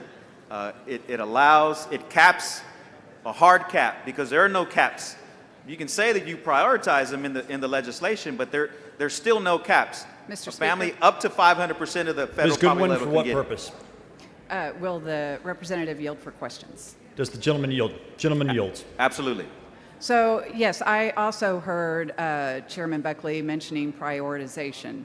But if, let's just say for whatever reason, no families in priorities 1, 2, and 3 applied or were accepted, all of the voucher money or ESA money could go to Category 5, which is anybody, essentially, correct?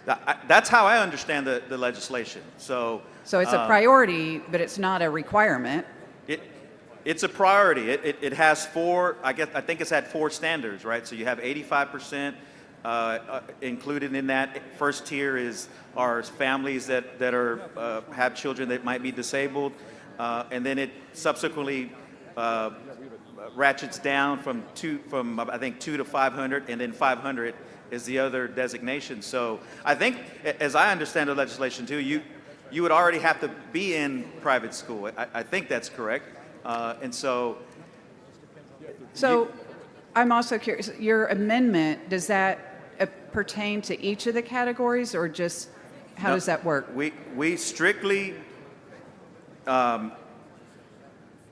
we renumber actually we do away with categories, basically. Okay. What the amendment does is cap the families who can benefit from the legislation at or below 85% of the state median income. So it's a hard cap. So you're basically saying, hey, we are prioritizing with no way to slip through the cracks. We are prioritizing low-income families that right now can't access private education. We are prioritizing in this amendment to those families that need it the most. Thank you so much. Thank you.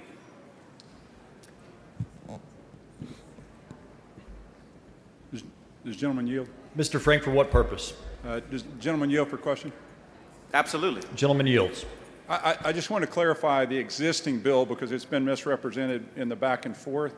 There is actually in the current bill a 20% hard cap on that 4th group that you're talking about. So if there's no one, you use the hypothetical, if there is no one in the first 3, which is obviously highly unlikely, if there's no special needs, which is the first one, if there's no one under 200%, if there's no one under 500%, if there's no one in that group that uses it, then no one in the top group will use it because there is a hard cap in the bill of no more than 20% of the total funds will go to that group. Are you aware of that? No more than 20% of what group? Of the total ESA funds. So right. if there's no one participating, I realize that doesn't keep anyone from getting it, but if there is no one, it encourages the program to make sure that the first in line are the people that you're talking about. But there is a hard cap of 20%. No more than 20% of the money can go there. And the reality is, if we do our job with the advertising, that the people that you want to be served will actually be served first because they are prioritized. They are first in line. Okay, so then why don't we cap it as this amendment? Well, I was just, I wasn't trying to change the bill. This bill has been discussed a lot, but you represented that somehow we could end up with all the money to the top ones, and that's simply not the case. And I just wanted to make sure that you and the body knew that that was not the case. Okay, but that doesn't mean that somebody that makes over $160,000 wouldn't be benefited by this legislation. I agree, but I was just correcting the back and forth that said that somehow all the money could go to the top, and that's just not the case. Well, let me. So I just want you understand that is in the bill. The 20% hard cap in the top group is in the bill as it stands right now. Well, let me answer it. Let me respond this way. Then why have, if the argument is that we want to help the most children in need, then let's help the most children in need. Why are we helping families that could pay for private school tuition anyway? I think the primary reason is because we want to help all families, and the reality is, if you know. So we want to help wealthy families too send their kids to private school? We want to help all families get the education they want. And by the way, currently we are already funding $16,000, $18,000 a year for the wealthiest families that are in public schools. So this could actually, if somebody is in public school and moves out of public school in that wealthy area, it will actually save the state money. Okay? It will actually save the state money. I guess at some point, these dollars, if we want these dollars to go to the most in need, we need to draft the bill as it leaves here with the families most in need of the help. So let's cap it at 85. Why are we using tax dollars of hardworking people that pay sales tax?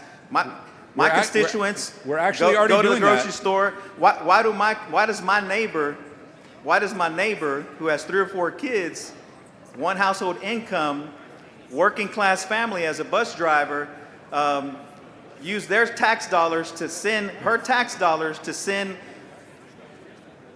wealthy families, paying wealthy families private school tuition? I was just trying to make sure that you understood. A, we're already doing that in traditional public schools, and B, I just wanted to make sure that you understood the cap that already is in there, so we weren't As I understand, that cap misrepresenting it to the expires body. in 2027. So, Yeah. Thank you. Ms. Mr. Weiner, for what Speaker. purpose? Will the gentleman yield for some questions? Does the gentleman yield? yes. Gentleman yields. Representative Wally, we heard a lot of conversation on this bill during the layout about how the goal was to provide low-income families access to private schools. Is that correct? That's, as I sat in my desk listening intently to every word of the layout and the amendment process, that's exactly what I heard. So if that is truly the goal, if the goal is truly to provide that access to low-income families and not to provide a tax subsidy to wealthy families, is there any reason to oppose your amendment? Not at all. Thank you. I close. Move adoption. Mr. Wally sends up an amendment. Dr. Buckley moves to table. The question is on the motion to table. If you are in favor of the amendment, vote no on the motion to table. If you are opposed to the amendment, vote yes on the motion to table. A record vote has been requested. The clerk will ring the bell. Show Mr. Wally voting no. Show Mr. Busey voting no. Show Mr. Harris voting aye. Show Dr. Buckley voting aye. Have all members voted? Have all members voted? There being 83 ayes and 57 nays, the motion to table prevails. The following amendment, the clerk will read the amendment. Amendment by Busey. Chair recognizes Mr. Busey to explain the amendment. Thank you, Mr. Speaker. Our bill author, Chairman Buckley, has said that this bill is universal, and at least based on income, that would be correct. Millionaires and billionaires will be able to get a government handout to send their kids to a private schools that they already attend. But I don't think we should give billionaires this voucher. I think we should save it. If we're going to pass this legislation, we should save it for those that the most need. My friend Chairman Frank, as has been highlighted now and some back and forth, said earlier to Representative Turner that rich families already have more access. They already have it. On social media earlier, our colleague Hillary Hicklin said, "Today we set the captives free. School choice is coming to Texas. Hallelujah." And Governor Abbott has said many times, including recently at a rally in San Antonio, these are parents living paycheck to paycheck. So Representative Hicklin and Frank, I think I have an amendment for you. With my amendment, we can ensure that none of the money, the $1 billion, goes to the rich that already have the access, but instead to the parents, as Governor Abbott said, that are living paycheck to paycheck. So members, like many others, this amendment is simple. It ensures that individuals making more than 500% of the federal poverty level are not eligible for this voucher program. Let's be honest. The governor has claimed, as we said, that this bill is about helping low-income families access a better education. But we know that that is potentially not what will happen. Not in Texas, not under this bill. We've also seen in many other states that that is not what has happened when they have passed voucher bills. Across the country, in places like Arizona, Arkansas, and Florida, the vast majority of voucher users, up to 95% in some states, Arkansas in this case, have already attended a private school and not attended a public school before taking advantage. That means they are already able to pay for that private school education. This isn't about helping kids in struggling schools unless we put my amendment on. It's about giving families who already send their kids to private school a taxpayer-funded discount. That's not school choice. That's a government handout for the wealthy. If the governor is serious about helping low-income Texans, then this amendment should be an easy yes for each and every one of us. because no one making six figures needs help covering private school tuition. We've heard over and over the average of $9,500. Well, we don't need the rich to be able to cover $9,500. Members, Texans want strong public schools, not tax giveaways to rich Texans. This amendment protects taxpayer dollars, keeps the program focused on the families the government is claiming to care about, and helps prevent the kind of abuse we've seen in every other state that has gone down this road. So let's make this bill what it pretends to be. And we heard a back and forth a minute ago that said, well, we got to fill the other buckets first. Well, let's make sure that we never fill the rich elite bucket with this voucher, or ESA, as some have called it, program. I don't mean to offend. If you want to call it an ESA, call it that. Vote with me on this amendment. Let's live up to the potential of this bill. Let's make sure that the rich aren't taken advantage with this government handout. Thank you, Mr. Speaker. Mr. Speaker. Mr. Anchia, for what purpose? Thank you, Mr. Speaker. Will the gentleman yield for a few questions? Does the gentleman yield? Yes, I yield. Gentleman yields.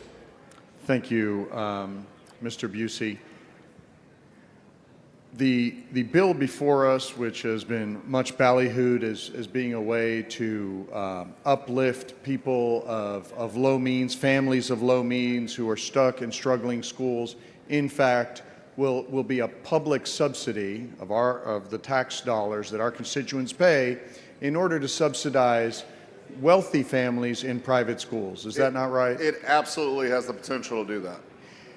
And let's talk about that potential, because as you pointed out, there are a number of different buckets that need to be filled before you get to this uncapped potential of billionaires being eligible for this subsidy. Is that correct? That is correct.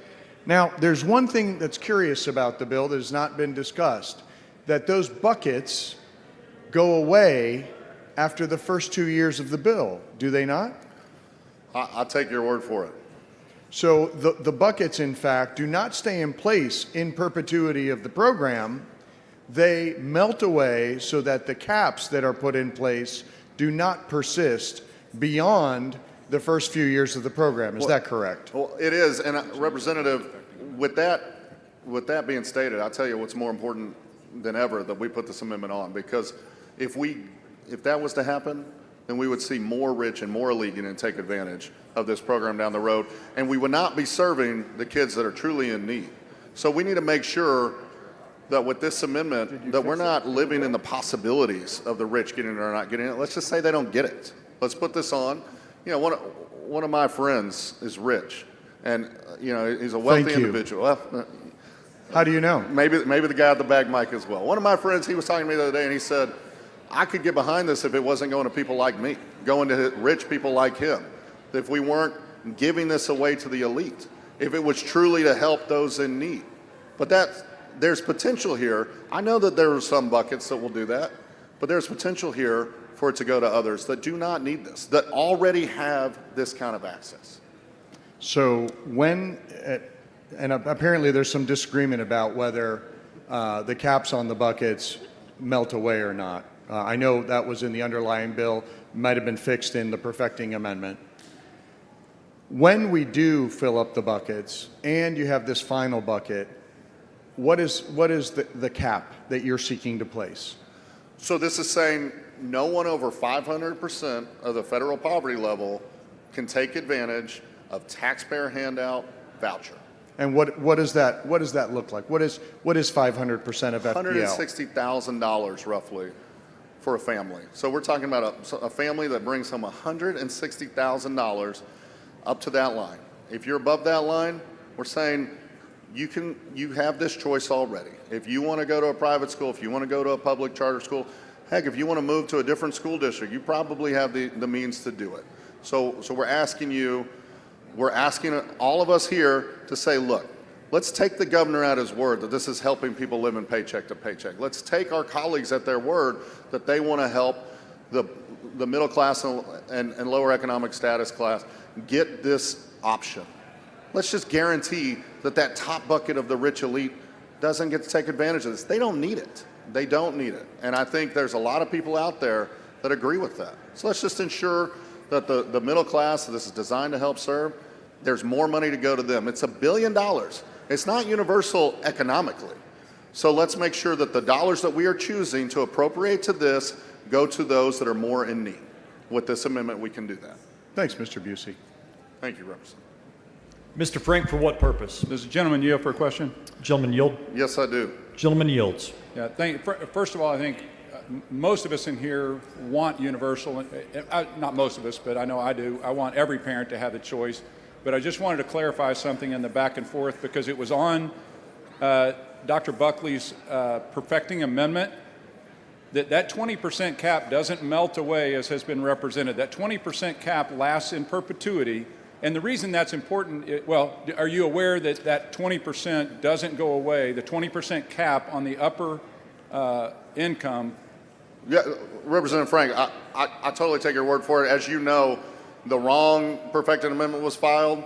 Some of us didn't get to see it till right before the vote, so we had seconds to really review it. Yeah, I'm not suggesting there was anything wrong. I just wanted to make sure. So I can understand why there was confusion among our colleagues on that. But let me say to that point. So I totally take your word. I've heard that the cap is there now in perpetuity. But what I'm concerned about, and I also heard your last dialogue in the last amendment, that you got to fill the other buckets. I take you at that word as well. I'm concerned about why do we ever want to get to this bucket? Yeah. Why do we want to do that? We've got more people that have more need that we could serve with this. And let's if we're going to pass this bill, which I'm opposed to because I think it will hurt our other school options in the long run. But if we are going to pass this bill, let's truly serve the Texas families with need with this bill. So let's just block that higher bucket altogether. I hope you'll join me in that. Just as we serve all kids into current public schools, including the wealthy ones, I think this is an opportunity for us to give more options to all parents, and very importantly, to limit it and to prioritize those who need it most. Look, I appreciate it, and I'm not saying get rid of all the prioritization buckets. I'm talking about those over 500% of the federal poverty level. Gotcha. Families making $160,000. And I agree with you. You brought up our public schools. Look, we've got public schools to serve everyone. We all. All right, Representative. Thank you, Chairman Frank. Mr. Morales, for what purpose? Mr. Speaker, does the gentleman yield for questions? Yes, Gentleman I do. yield. Gentleman yields. So, Mr. Busey, Yes, you're sir. asking this legislative body to address the... Gentleman's time has expired. Mr. Speaker, motion to Mr. extend. Morales, for what purpose? Motion to extend against the objection of the one, Mr. Hayes behind me. Members, you've heard the motion. Is there objection? Objection. No. Chair hears none. Gentleman's time is extended. Mr. Busey, quickly. Yes, Your amendment is actually asking this legislative body to address the issue of, on the right, you're asking us to make a decision between millionaires and billionaires, and on the left, with the middle class, and stand behind with the middle class and those low-income earners. Is that correct? That is correct. Look, And- go ahead. $160,000. If you make under that, then you would still be eligible if you put this amendment on. We're saying those that make over 500% of the federal poverty level, let's not extend this right now. Let's not do that. Let's take them out. Let's not get to that bucket. Let's serve those that truly need it, which we have been told over and over and over that that's what the people want from this governor. Let's meet them. The governor said we can't go to a vote. Fine. People listen to him there. Let's listen to his intent of this bill, which is to serve Right. people living paycheck to paycheck. And by the last count that I recall, were there more millionaires and billionaires in the state of Texas, or more low-income and middle-class people in the state of Texas? I think there's a lot more hardworking, low-income and middle-class Texans that would probably, if people are going to take advantage of this, I think this body would rather serve them than serve the rich elite. And so if we have to decide, and each one of us has approximately 200,000 people, what do you think is the vast majority of those that we represent? Low-income and middle class, or we represent millionaires and billionaires? I think the vast majority is low-income and middle class, and I think we're just saying let's not make this a feeding trough for the rich. Let's take care of the low-income and middle-class families with this, and let's just guarantee that just in case we were to get to that top bucket, we don't spend taxpayer dollars on millionaires and billionaires getting a subsidy, a government handout to pay for their privatization. And last question, your amendment would not prohibit and would not exclude low-income or moderate-income families. Absolutely not. Now, I understand the data shows that it'll allow participants for families that are making under $160,000 for a family of 4. Is that your understanding of what your amendment would do? That's correct. And also, $188,000 or lower for a family of 5, you would be able to qualify. But if you make more than that, then yeah, there is this exclusion. Correct. It's not a hard number. We're using 160,000 as the threshold to understand what a family of 4 is. It's 500% of the federal poverty level. I want everyone in here to think about what 500% of the federal poverty level is. That's what we're talking about. We're saying if you make more than that, then maybe you don't need big government to roll in and pay for your kids' private Last school question. education. In comparison to recently, just so that we can have, for those listening at home, the comparison between what your amendment would do with the 500% restriction and what we did for Medicaid, what is that threshold on Medicaid? I mean, I think I have that number here. It's staggeringly different. When we look at what we do for Medicaid, family of 4, it's, let me find the number here, unless you have it in front of you, Representative, but it is shocking. I understand that it's 42,768. That's correct. And so we're not even using the same numbers. We had a healthcare fight here last week, Medicaid expansion, that everybody said, we can't do that. That's too much money for people making too much money. For people making But we want to give a 46,000. voucher to people making dramatically more than that. Okay. Dramatically more. We won't give government-supported healthcare that you're already taxed on and paying for, but we'll give you a voucher. That's what, if we don't put this amendment on, that's what we're saying here. And if we end up, again, the possibility of having to address the issue of motioning to table this amendment, which I'm not proposing for, we would be in the same boat. We would be choosing millionaires and billionaires that we voted in favor of motioning to table instead of the low-income and middle-class Texans. Absolutely right. I can't imagine anyone here that is representing the 200,000 constituents that they are here to serve would want this voucher to go to the rich elite in their districts, but instead to go to the middle class and low-income working families that they serve. So I think I would expect that we would take this as an up and down vote, not a motion to table, and that we would be able to pass this unanimously, accepted by the author, to ensure that the intent of the governor to serve families living paycheck to paycheck is truly served by this bill. We can all do that, friends. Friends and colleagues, with this amendment, we can live up to the words of the governor and make sure that we're ensuring that only the families living paycheck to paycheck are struggling even more are the ones that get to take advantage of this. Let's serve our constituents with this. Let's not serve the rich elite with this. I appreciate your input. I appreciate your hard work on this amendment. I know that you have visited House District 74. I know that you have a place out there also. I know who you know I represent and that you're standing up with this amendment for those low-income and middle-class folks that I represent in House District 74, and I applaud you for those efforts. Sir, Mr. Busey. Thank you have the second prettiest district in Texas. Thank you. Thank you, sir. Mr. Hayes, for what purpose? Will the member yield to questions? Yes, sir. Gentleman yields. Thank you, Representative Busey. My first question is, how many billionaires are there in Texas? Why don't you tell me, sir? I'm asking you. You're so very concerned about the number of billionaires. I'm asking how many billionaires are there in Texas? I think Texas has more than any other state, but I will say this. If one billionaire takes advantage of this program, that's one way too many, sir. Let me ask you, would you support a billionaire taking advantage of this program? Elon Musk, he wants to come take advantage of this program. Do you support that? I think you've yielded to my question, so you don't know the answer to the first one. My second question is, how many children I can tell you do this. the Let me billionaires answer your of first Texas question. have? Let me tell you this. There's more than one in Texas. I know that. So that's the answer to your question. And if that more than one takes advantage of this program, I think that's one too many, sir. And I hope you would agree with me that if one billionaire, which I think you understand there's at least one billionaire in the state of Texas, if they take advantage of this program, don't you think that's one too many? My question is, how many billionaires have children age K through 12 in Texas? Sir, I mean, I know Elon has double digits, but I don't usually go around paying attention to the personal lives of anyone, especially the amount of kids that billionaires in the state of Texas have. Right. If you'd like to share some information in the form of a question, I'd be happy to respond to it. Okay. So the question is, how many kids age K through 12 or children of Texas billionaires? I think it would be a little weird if I knew the answer to that question, Okay. sir. In regard, can you tell us how many millionaires there are in the state of Texas? A lot. A ton. Can you tell me how many children the millionaires of Texas have that are aged K through Thousands 12? and thousands, I would guess. You cannot give me a number. I know, let me ask you, sir. Do you think My question is, millionaires should take advantage of this voucher program? Do you Can you believe that that should provide happen? the number? Can I provide what number? How many millions are? There's a lot. My answer to that is a lot. Yeah, the number of children that are aged A lot K of through millionaires 12 have children. that are K through 12. Let's say there's in the more than state of 1,000, Texas. sir. Do you think they should be able to take advantage of this? Let's say there's more than 1,000.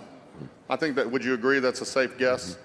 Do you think they should be able to take advantage of this? I think that you're very concerned with the billionaires. I'm children. actually concerned, sir. Let me if you- finish my question, If you would read, sir. well, I'm responding to you. Members, please do I'm not. responding to you because you said I'm concerned. Please do not talk over each other. So let me respond to your question about what am I concerned about. I am concerned with people that make, as the amendment says, over 500% of the federal poverty level taking advantage of this voucher program. I want to make sure the people making below 500% of the federal poverty level have more access to this instead of taking that access away. I take it from your failure to answer the question. You don't know how many billionaires there are. You don't know how many kids they have. You don't know how many kids are in grades K through 12. Would So that be fair to say? I'm not sure your questions are relevant to this amendment or understanding the point of the rich elite having a handout from the state government to send their kids to a private school. I want to thank the member for not answering my questions. Thank you. You're welcome, Representative. Ms. Troxclair, for what purpose? Will the gentleman yield for some questions? Absolutely. All right, so you just said that the purpose of this amendment. The gentleman is almost out of time. Gentleman yields. All right. Yes. You just said you would like to have more poor kids to have access to this program, and that is the purpose of your amendment. Is that correct? What the purpose of my amendment is to ensure that people that make 500% of the federal poverty level do not get to take advantage of an already bad bill. So I'm trying to say that with a bad bill in front of us, let's make it a little less bad by making sure that, as the governor said, that there are people living paycheck to paycheck. Let's make sure that this actually goes to serve them. And so if you have an amendment that's going to deal with something else, I'll take that up on its merits. But what this amendment does is it says that the rich elite should not get to take advantage of this, but instead it should go to people that don't already have access to this, as the governor has asked for the intent of this bill to be. The gentleman's time has expired. Chair recognizes Dr. Buckley in opposition to the amendment.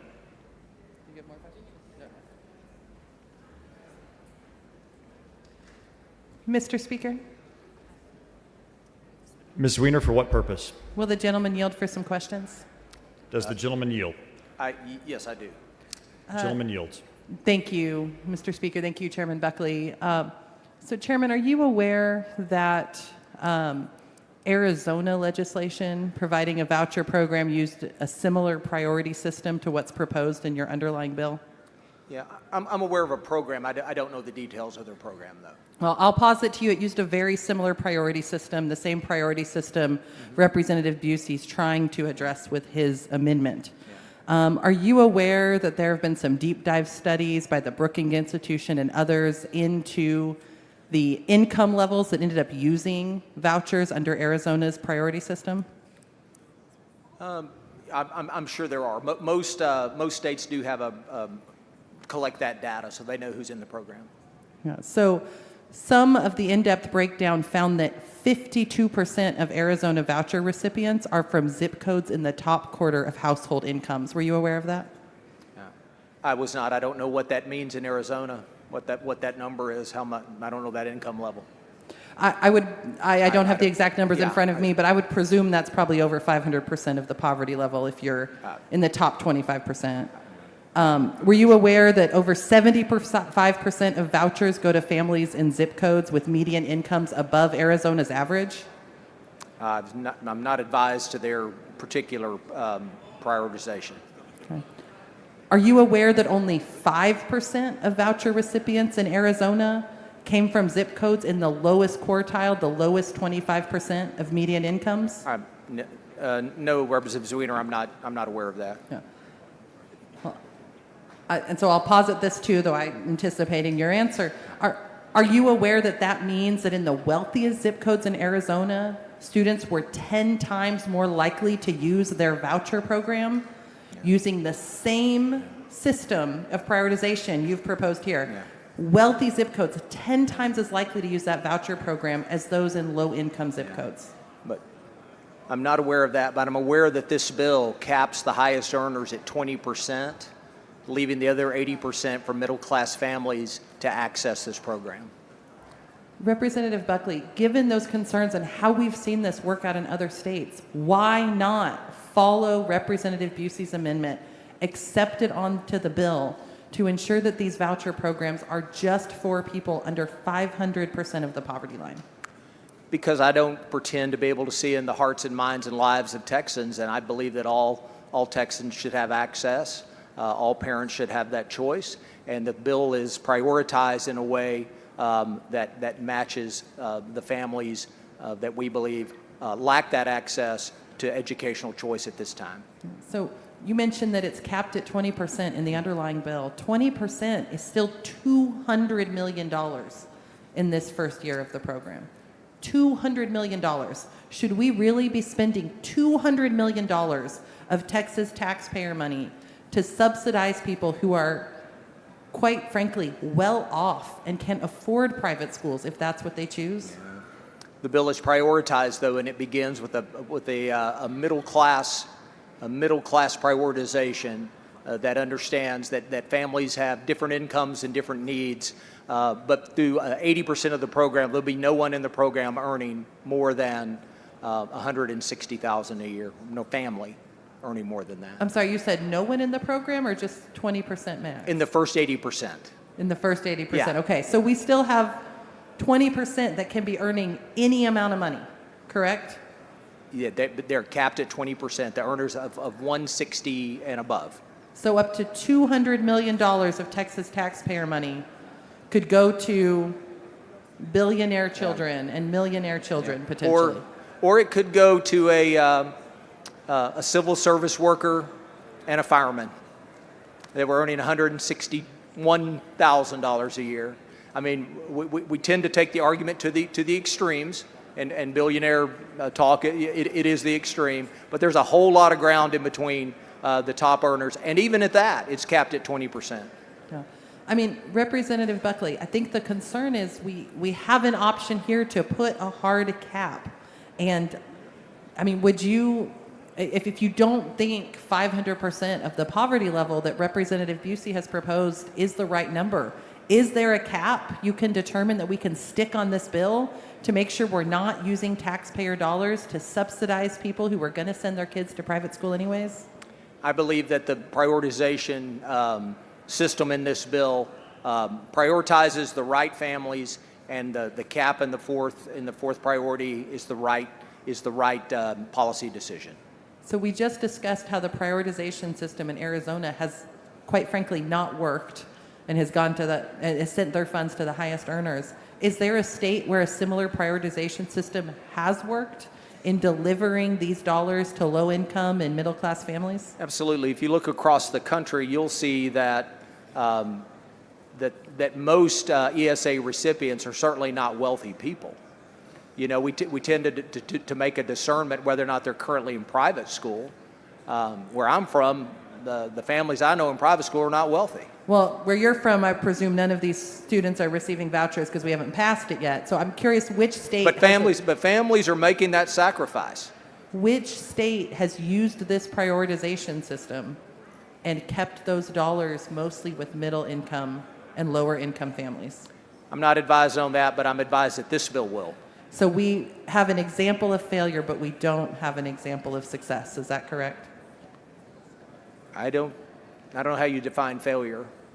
I mean, I would posit that... If you define failure by the income of a family that's participating in the ability to send their child to the school of their choice that's never had that opportunity before, or a struggling family that's currently in a private school kids with special needs in Killeen, Texas, that are working 2 or 3 jobs to do it. They are. That's an absolute fact. If you define that as failure, then we'll take that failure. Well, Representative Buckley, could we limit it to those types of families then? Absolutely not, because I don't presuppose to know what income level there is and the circumstances of families. And so this bill is prioritized in a way that will certainly match the needs of those vulnerable Texans and finally give parents an option. All right. Well, thank you for answering my questions, Representative Buckley. I appreciate it. Sure. All right. Ms. Troxler, for what purpose? Will the gentleman yield for some questions? Does the gentleman yield? Yes. Gentleman yields. I would love to know, there's been some discussion up here, $160,000 for a family of 4, and then that all of a sudden makes a big jump to millionaires and billionaires, right? Do you know what the total combined income needed to live a secure lifestyle is in Austin, Texas for a family of 4? No, Representative Troxler, I do not know that number. Would you be surprised to know that according to Smart Asset Report in 2024, the average combined income for a family of 4 to live a secure lifestyle in the city of Austin is $223,000? That's because you have $111,000 going to living expenses, $67,000 going to other expenses, and $44,000 going into savings or paying down debt in order to make ends meet. So that's quite a bit higher than $160,000. Am I right? Yeah. Yes, Representative. I believe it speaks to the fact that this bill is prioritized just right to meet the needs of Texas families across this state. And I think would you also be surprised to know that other cities across Texas, like the city of El Paso, the city of Lubbock, the city of Laredo, the city of Corpus Christi, the city of San Antonio, the cities of, Fort Worth, Arlington, and the cities of Dallas, Plano, Irving, and Garland, just to name a few, are all over $175,000 for a family of 4 to live comfortably. Would that surprise you to know that? That's why this bill is prioritized the way it is. It understands what it takes to have a middle-class lifestyle in Texas. And I know that in your bill, as we've talked about repeatedly... Gentleman's time has expired. Thank you. Speaker, members, I respectfully move to table. The chair recognizes Mr. Busey to close on the amendment. Thank you, Mr. Speaker. I wish this wasn't a move to table. I wish we were taking an up and down vote. To answer a few questions, when I said I have a wealthy friend, I meant most of my colleagues here on the House floor. When I was asked about millionaires, I think there's 650,000 millionaires in Texas. They don't all need to have a kid to fill up that 20% bucket pretty quick and make sure that that's not at this time, and make sure that that money is not getting to go to other needy individuals in this state. There's also, I believe, 87 billionaires. I don't know if y'all think that 1, 2, 10, 20, how many billionaires deserve this privatization voucher? I think 1 is too many, Mr. Hayes. I think 1 millionaire is too many. But let's get back to this amendment. It is 500% of the federal poverty level, $160,000 for a household of 4. That goes a long way when you talk to your constituents back home. Maybe not when we talk to each other on this House floor, but when we talk to our constituents back home, a family making $160,000 in the great state of Texas, they're doing pretty well. And we're saying up to that level, fine. Beyond that level, not acceptable with this bill.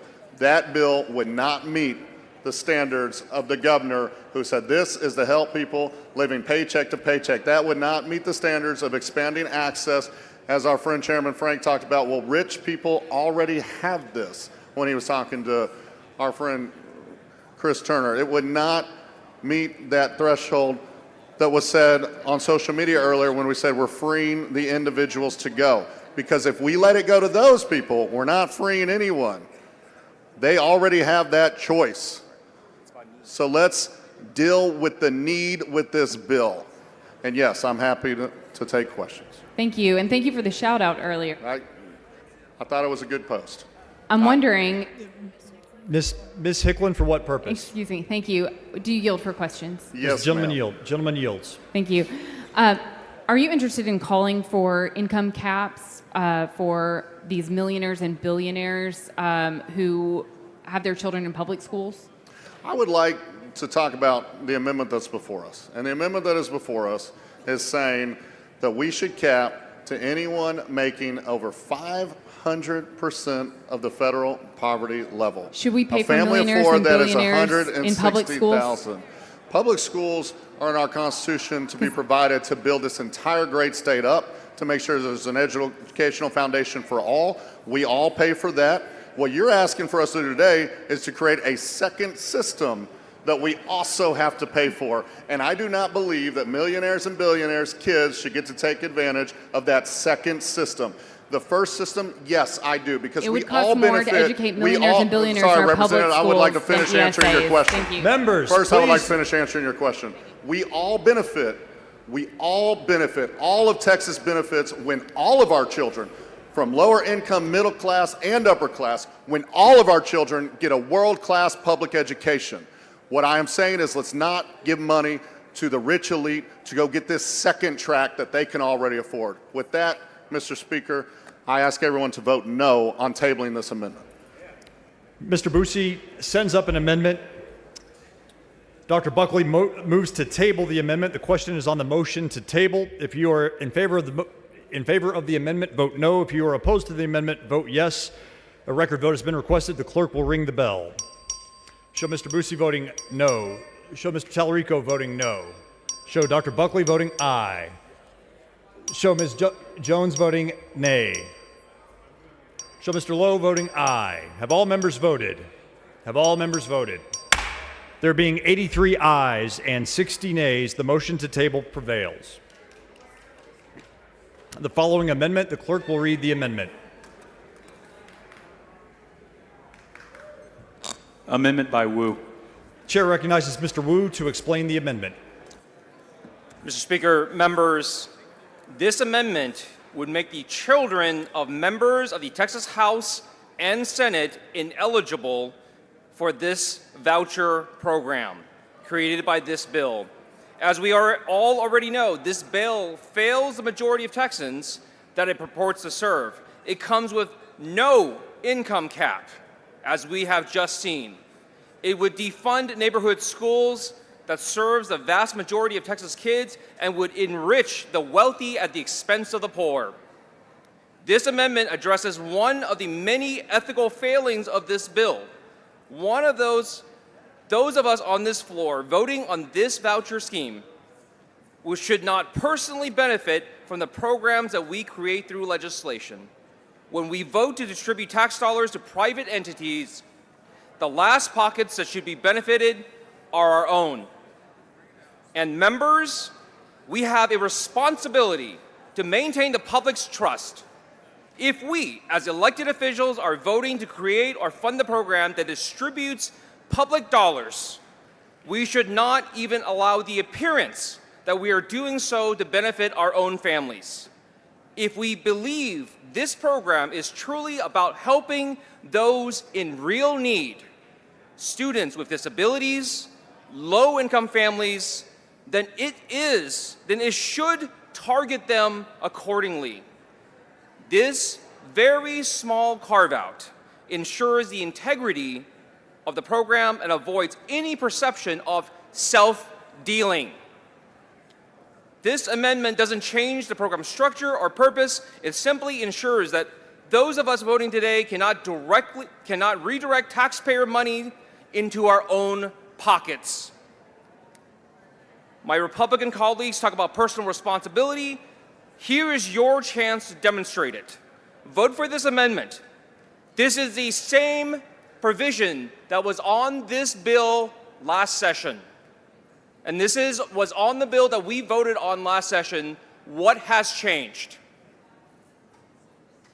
Members, I urge you to vote yes on this amendment, and I would yield for questions.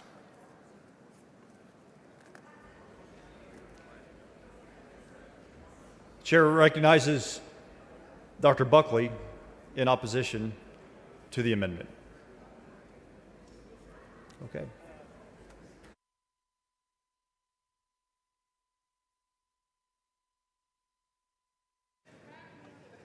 Mr. Speaker, does the gentleman yield? Ms. Gonzalez, for what purpose? Chairman Buckley's up. Is that accurate? You just called him to the mic? You just recognized Chairman Buckley, so he has the mic.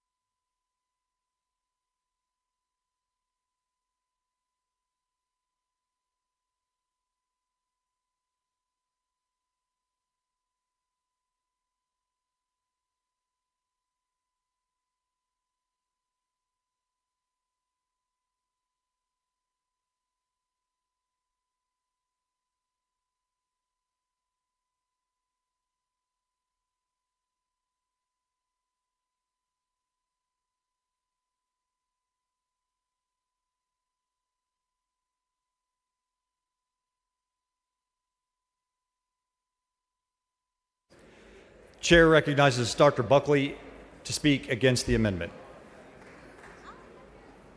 Thank you, Mr. Speaker. Members. Speaker, Ms. Gonzalez, for what purpose? does the gentleman yield? Does the gentleman yield? Yes. Gentleman yields. Again, I know we've got into a cadence of just opposing amendments, but I think it's important for us to create guidelines, guardrails on some of these things, and this is definitely an entitlement. And if we're going to vote on this, don't you think we should say members of the legislature cannot get this entitlement?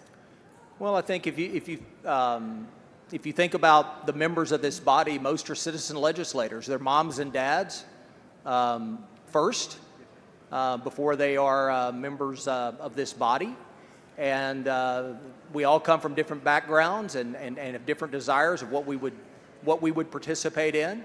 And I think that we also don't contemplate who might have a child in a program then become elected, and at that point would have to give up a child that's in the best setting for them. And so that's my position on this. But amendment. you can't contemplate that it's also a conflict of interest for those of us to vote for an amendment or vote for a bill in which we could then personally benefit from? Well, we vote as citizens. We vote for public school funding that my children benefited from very mightily. We vote to improve our roads that we all participate in and we all use. We vote for different programs, economic development programs that bring better jobs to Texas. That's what a citizen legislator is all about. But isn't that like a social good, whereas this is an individual check basically to you and your family to do what you and your family want to do, as opposed to there's a constitutional requirement to do public education? No.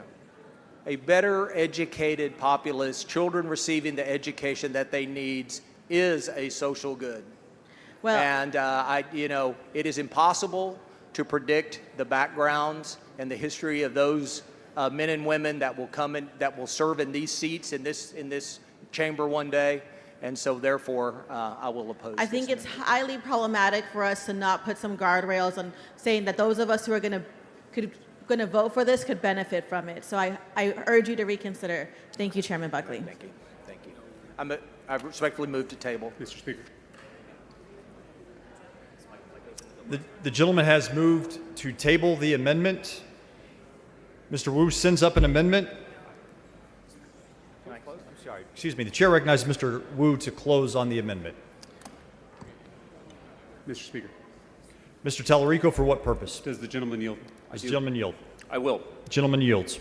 Chairman Wu, it's my recollection that this language was in Chairman Buckley's original voucher bill from 2023. Is that your recollection? Absolutely. This was one of the safeguards that Governor Abbott had requested last time, and somehow it's missing this time. I wonder why. So Chairman Buckley thought it was a good idea to exempt legislators from this program in 2023. Now he thinks it's a bad idea. Is that right? Exactly. And this is something that directly puts money in our pockets. And earlier he talked about public schools, roads. Those are benefits that benefit everyone. Every single person has access to it. Not everyone has access to the money that you put into private school. Those private schools are not for everyone. They don't have space for everyone. They don't have to take everyone. Not everyone that applies will even get in. So those are public goods versus this bill creates a private good using public dollars. So it'd be the equivalent of taking out of the parks budget so that members on this floor could redo their backyard. Yeah. And we're talking about $1 billion just the first year. And we're talking about $7 billion in the next cycles, and $7 billion after that, and $7 billion after that. And it will keep growing and growing and growing. So if there are members on this floor who have their kids in elite private schools, whether it's St. John's in Houston, St. Mark's in DFW, St. Stephen's here in Austin, now they will get taxpayer funds to be able to discount their tuition at those private schools. Is that correct? Absolutely. And you know what? My first session, we passed a bill dealing with concealed carry, and members specifically made sure to cut the elected officials who passed the law out of the benefits of that law, saying we don't want to be seen as directly putting something in our own pockets while passing a law. That was the ethics when I came into this body. And apparently that was the ethics of this body just 2 years ago, but apparently a lot has changed. And is it fair to say that Texans, even on both sides of this issue, are concerned with the corruption that has surrounded this issue from the beginning? Absolutely. Time and time again, people complain that elected officials have all these side benefits, all these side hustles, all these little extra perks that no one else gets. We get to cut lines and do all these things. This program is another one of those things. Texans, if you're watching this and you're saying, I'm getting the short end of the stick, this is why. Because time and time again, we take care of our friends, we take care of ourselves, but the people of the state, well, they're on their own. And so if this was in the original voucher bill from 2023, but now it's been taken out, you've offered it, I think, as a common sense amendment. Do we have any inkling on why this is now unacceptable to the same author? I have no idea. The ethics of this has not changed in 2 years. The right or wrong of this body passing a bill that is not only controversial, but directly takes our public dollars, the money that you got from your neighbors, from your friends, from the rest of your family, the hard-earned money that they put into the state, you're going to vote to put it in your own pockets. Thank you, Representative Wu. I agree, this smells pretty rotten. Thank you very much. Members, one of the things that this body is... Mr. Money, for what purpose? Not at this time. I will wait until he yields for questions. Thank you. Gentleman does not yield. Members, part of the rules of ethics of this House that not many people follow is that we are supposed to not vote on legislation that directly benefits us. Whenever there is a bill that deals with guardian ad litem, because I am a guardian ad litem, I don't vote on that. I white light that, and I put a note in the journal that says, this is a conflict of interest for me. This bill would directly and could directly benefit me. I will not vote on this. And what we are asking members to do is to do that same ethical guideline, to follow that, saying if this directly benefits us, if this puts taxpayer money in our pockets, then we should cut ourselves out just like we did 2 years ago. Mr. Speaker, Mr. Money, for what purpose? will the gentleman yield for questions? Does the I gentleman will. yield? I will. Gentleman yields.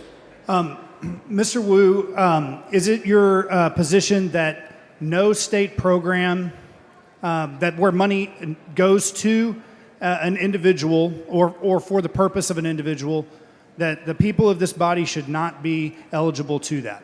Yes, if this body is handing out taxpayer money, if this body is doing a government giveaway, yes, we should not participate in that.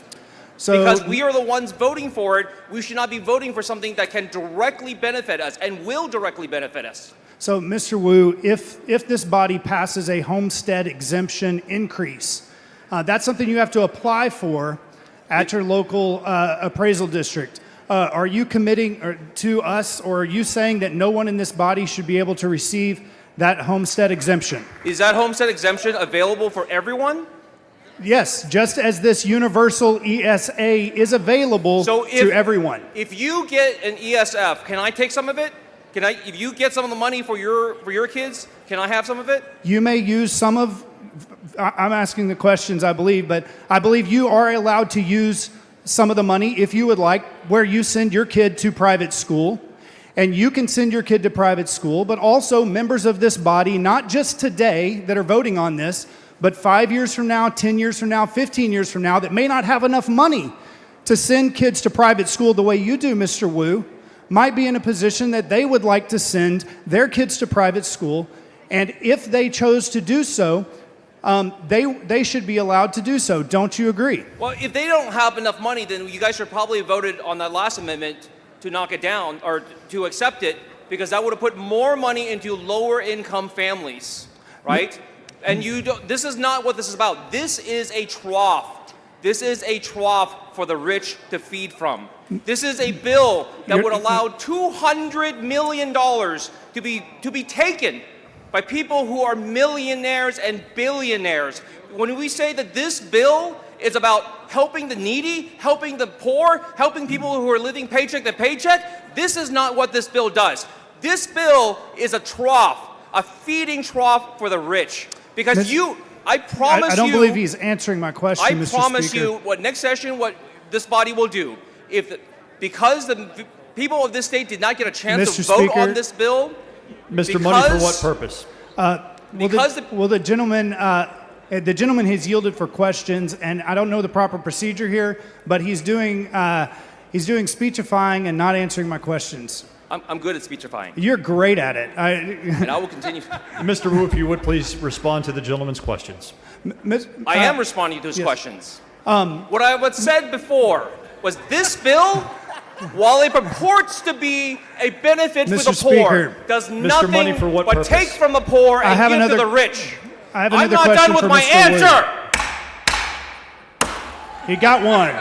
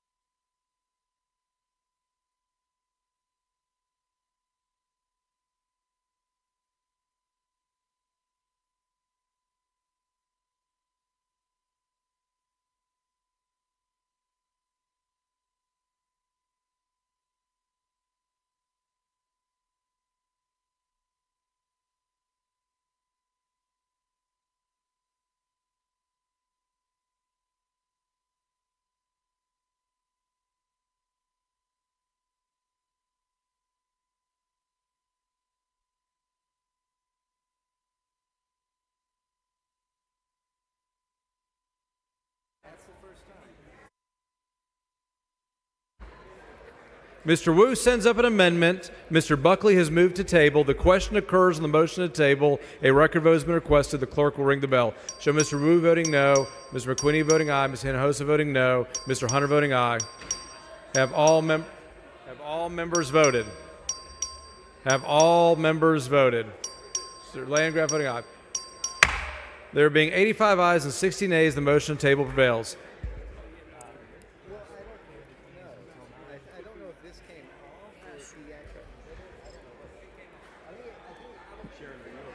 Members, we are going to stand at ease until 9 p.m.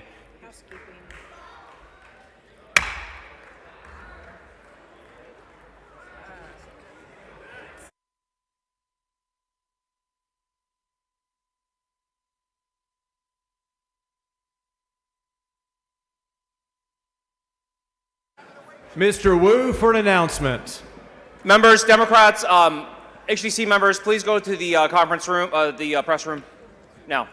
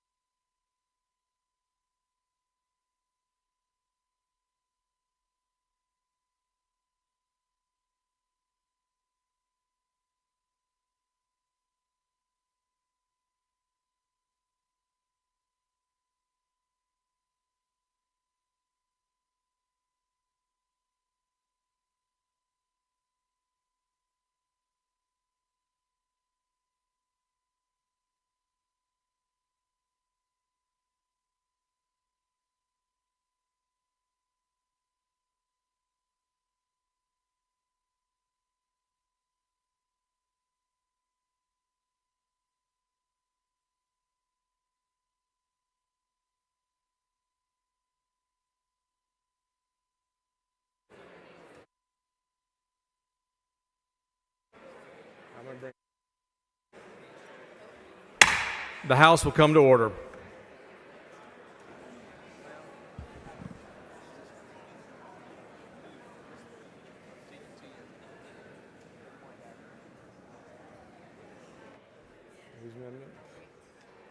Morales Shaw.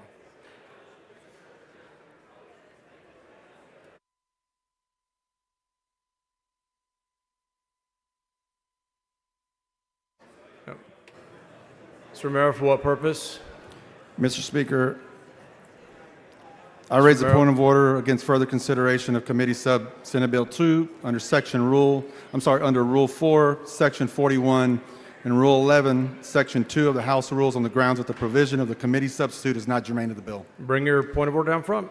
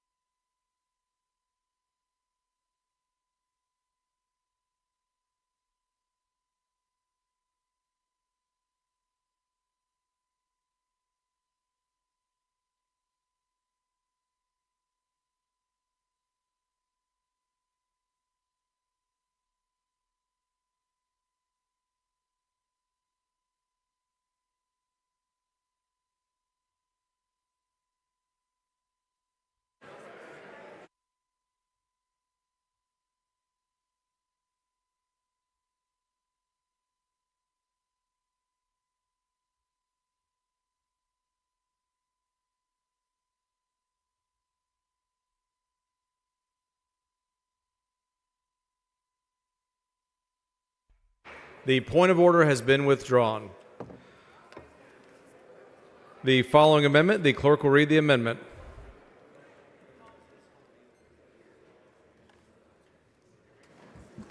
Amendment by Gomez. Chair recognizes Ms. Gomez to explain her amendment. Thank you, Mr. Speaker. Members, this amendment will ensure that the bill serves the community that it was created to serve. The basis for these vouchers are the recommendations for the Texas Commission on Special Education Funding, who saw this as an opportunity to meet the unique educational needs of students with disabilities. While private institutions are able to maintain their right to teach what they want to teach, if they are going to receive taxpayer funding, our dollars, they do not get to decide who they teach. Failing to comply with legal protections for students with disabilities would allow them to do just that. Members, we've spoken an awful lot tonight about the community that we intend to serve. There's been an awful lot of discussion about how this bill serves as an opportunity to prioritize some of our most vulnerable members of the community. And if that is the case, that we do intend to serve children with disabilities, we must make sure that there is every single protection available to them by law. Like my father always told me, no me vengas con palabras, which means don't just come to me with your words. Show me that you mean it.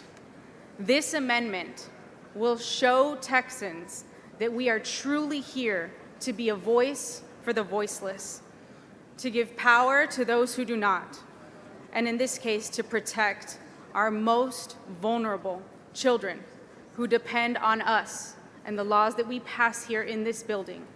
This amendment would ensure that we protect those children by requiring these private institutions to do what our public institutions already do for them, and that is protect them through 504 programs and the Americans with Disabilities Act. It is what's fair, it is what's right, and it is what is necessary to maintain the safety of our children. It is what they deserve. I would ask you to please support this amendment and support our most vulnerable families here in Texas. Thank you, Mr. Speaker. Chair recognizes Dr. Buckley.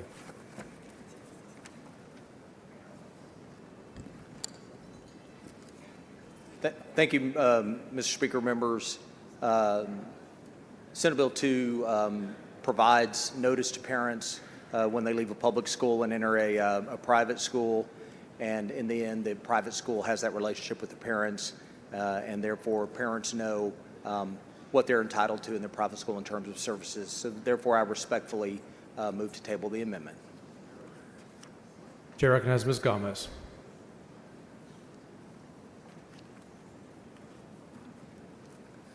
Members, on a multitude of occasions, I have had families come to me personally in my office and tell me, Aaron, my child was discriminated against based on X, Y, or Z scenario.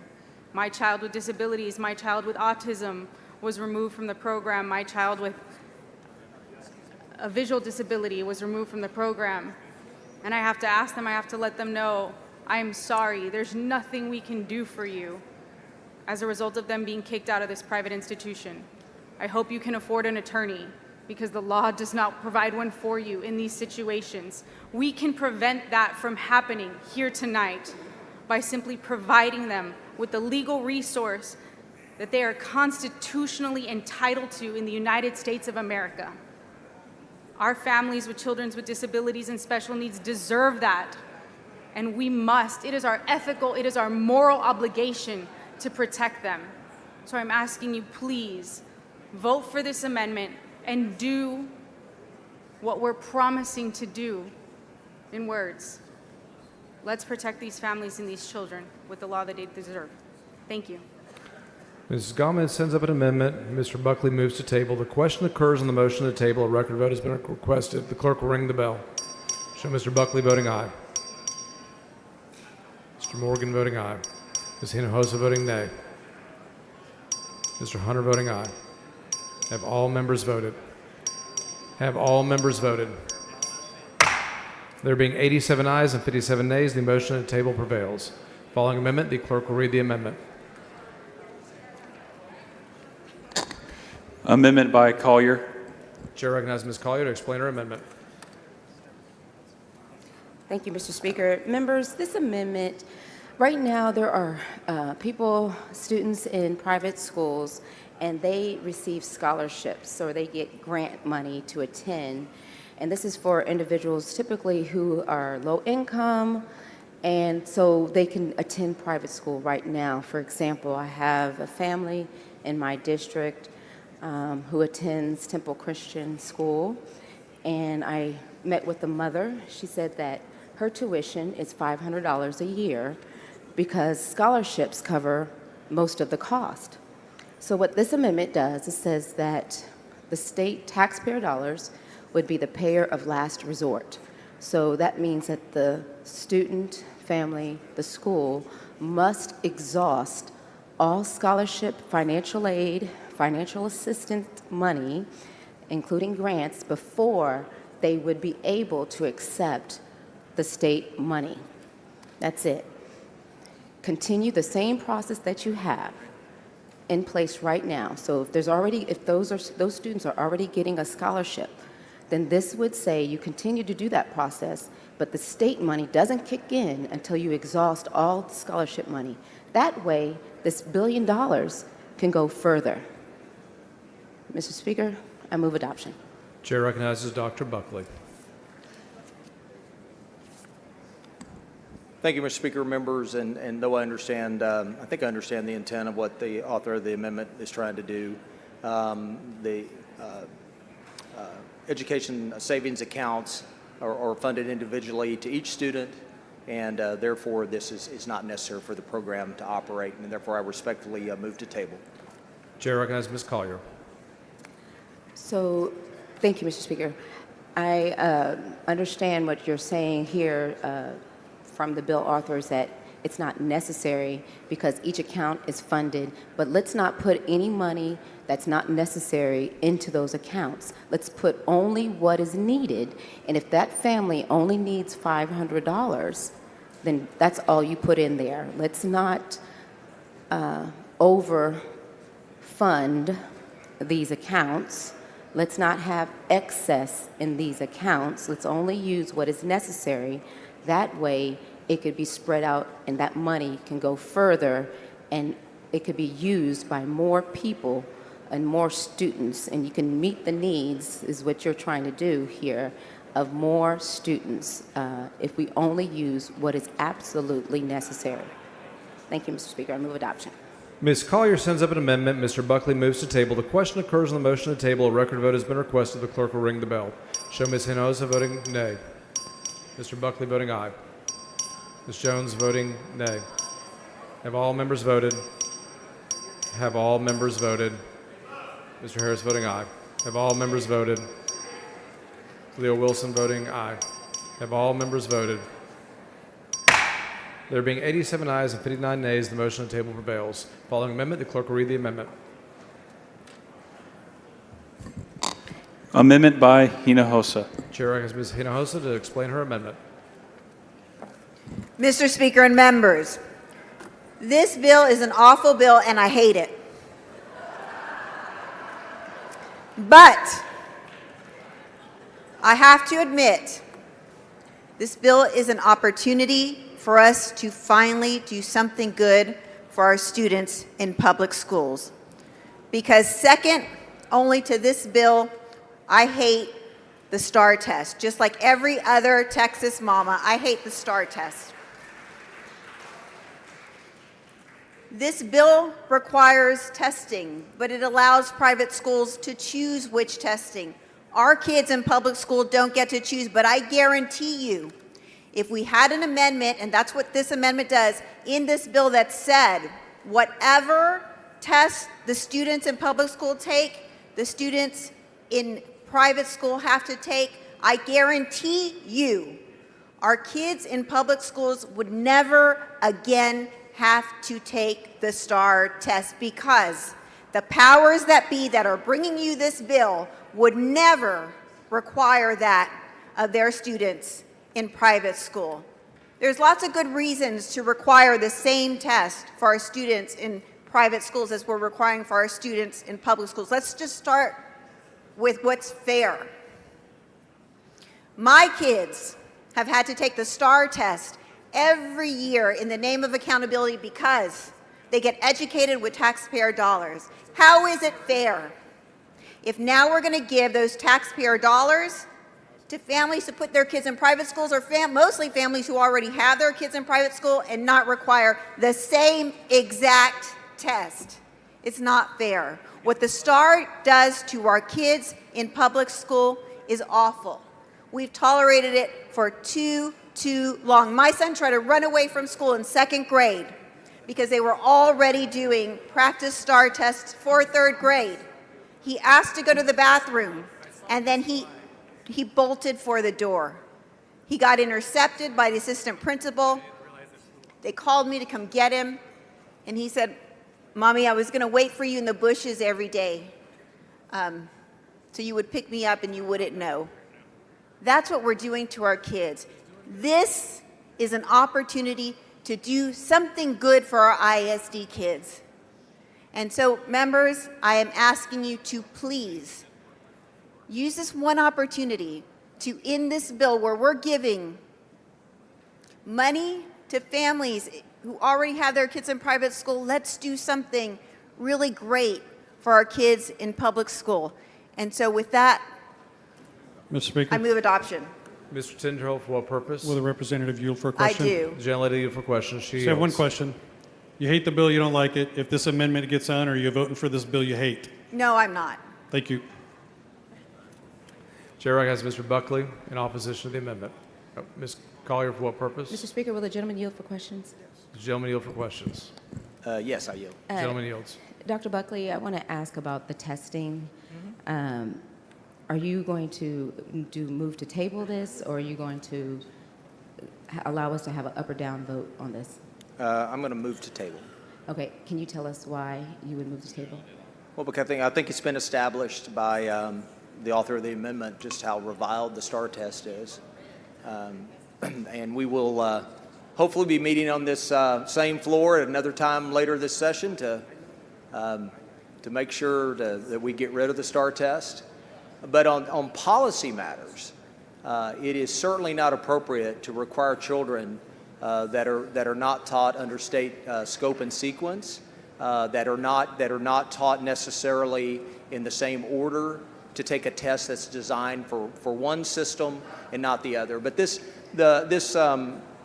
what the bill provides for is to make sure that we have accountability, but in a manner where we can truly measure the progress of kids. Okay. Thank you. Okay, thank you. There, Mr. Speaker. Chairman Buckley, do you Ms. know Leah any? Wilson, for what purpose? Oh, I'm sorry. I have a question. Does the gentleman yield for questions? Yes, I'll yield for a question. Gentleman yields for questions. Chairman Buckley, at private schools, do they all use the Texas Essential Knowledge and Skills as their curriculum? No.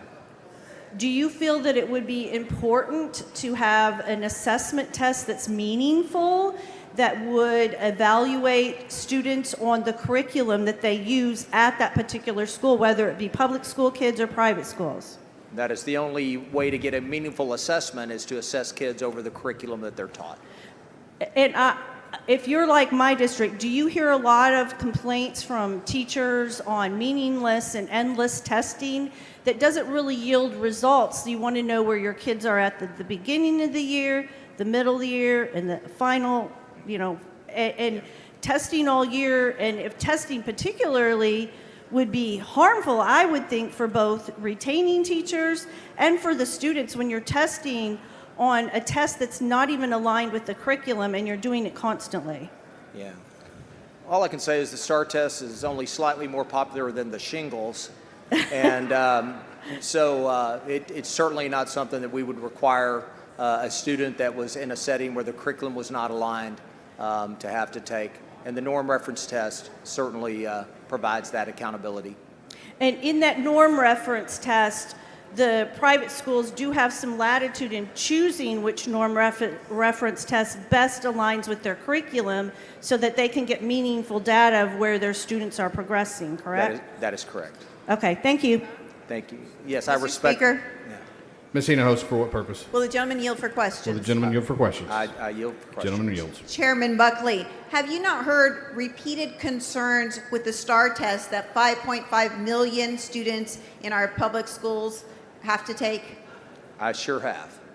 And so, shouldn't we do what we can first and foremost for our 5.5 million kids in public schools, which are the only schools that will be an option for the vast majority of kids, whether or not this bill passes? We will have legislation on this floor, I suspect, to take care of that very problem. But do you guarantee that this session we will pass legislation to do away with the STAR and move to nationally norm reference tests? Do you guarantee that? I think that's highly likely.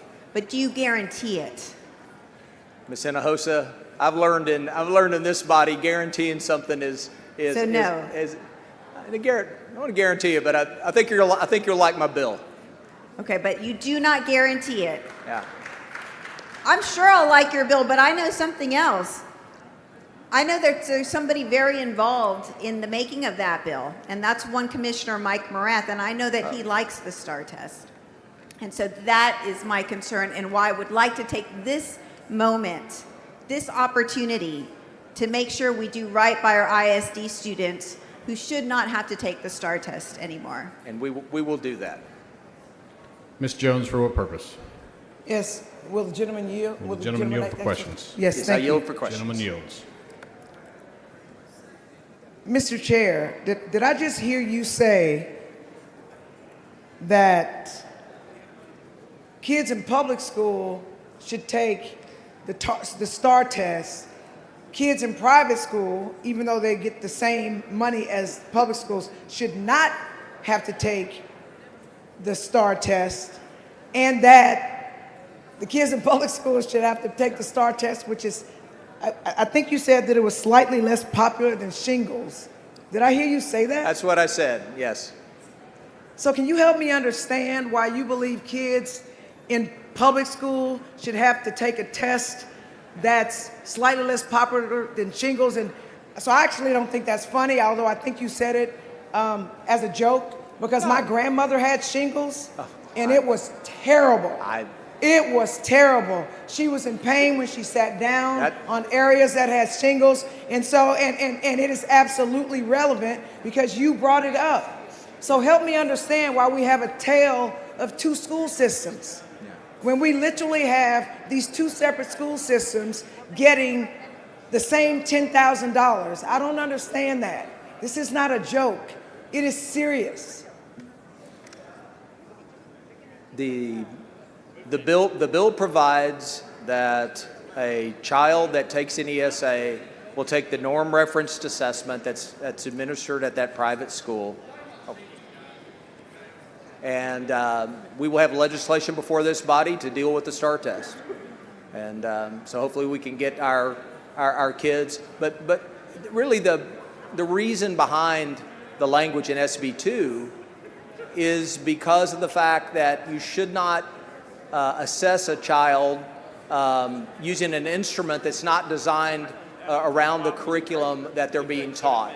It's inherently unfair, and what we can do is we can make sure that we have meaningful assessments for kids in private schools that accept the ESA, but we can also reform and do away with the STAR test and have a much more impactful assessment system for public schools.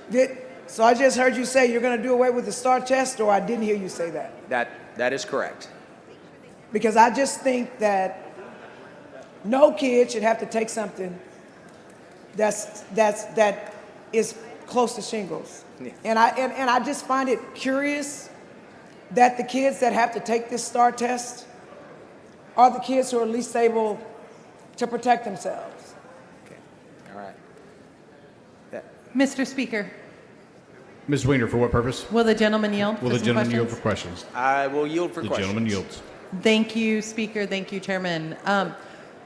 Representative Buckley, we came into this body together, did we not? Yes, we did. As far as I recall, every session we have been in this body together, this chamber has taken a swing at rolling back the number of STAR tests or trying to reform the system in some way. Is that consistent with your memory? That is consistent with my memory as well. Where do those efforts run into trouble? To the east. To the east. I'll be a little more specific and say to the chamber with green carpet. That would be correct. Chairman Buckley, do you not think we would have more leverage for these important STAR reform efforts that you have been a part of to get over the finish line if we aligned the testing standards for our private schools with the standards for public schools? No, because I wouldn't provide for a student to take a test that I was intending to repeal.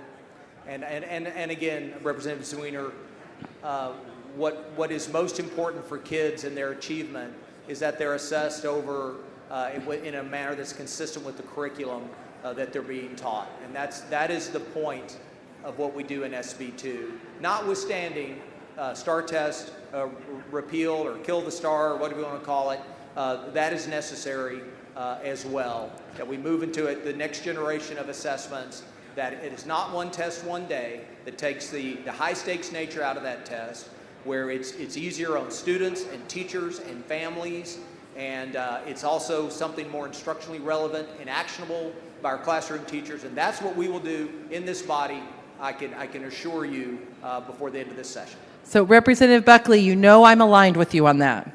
The question I have again is, Representative Hinojosa's amendment merely aligns the two testing systems. We can still go amend and fix our public school testing system and make it work for everybody, both public and private. Why should we not use this opportunity to leverage that chamber to the east to work with us on STAR? Because I believe the details of good policy matter.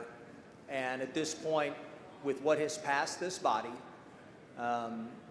and with the bill before us today, it is important to understand the impact. The gentleman's time has expired.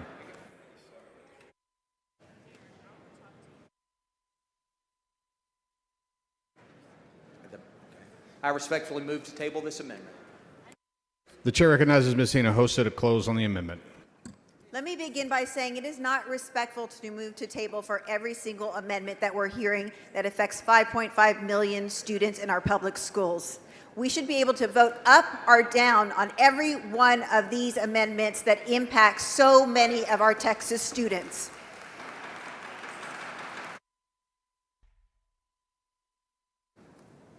All this amendment does is align the interest with the powers that be with the interests of Texas mamas. That's it. In that way, everybody wins. Let me tell you the problem that we have encountered every session that I've been here with this STAR test, and it's this. Everybody wants to move to what's known as a nationally norm reference test. What does that mean? That means that we get compared to other states so that we know how our Texas students are doing in comparison with other states. And Mike Morath can't put his fingers in it because it's nationally norm referenced. That is the problem that we keep encountering in Texas. There is no faith in the STAR test. Mike Morath gets to mess with it. He gets to say what it's about with his vendors. He works with them to create the product that nobody trusts. This is an opportunity, members, to finally do what's right for Texas school students and stop traumatizing them with an inappropriate test that they should not be taking. And I am urging you to do one thing good for our ISD students in this bill, and that is align the interests of the big dogs that brought us this bill and are forcing us to vote on it with Texas mamas who have been fighting this test for years. And with that, I move adoption.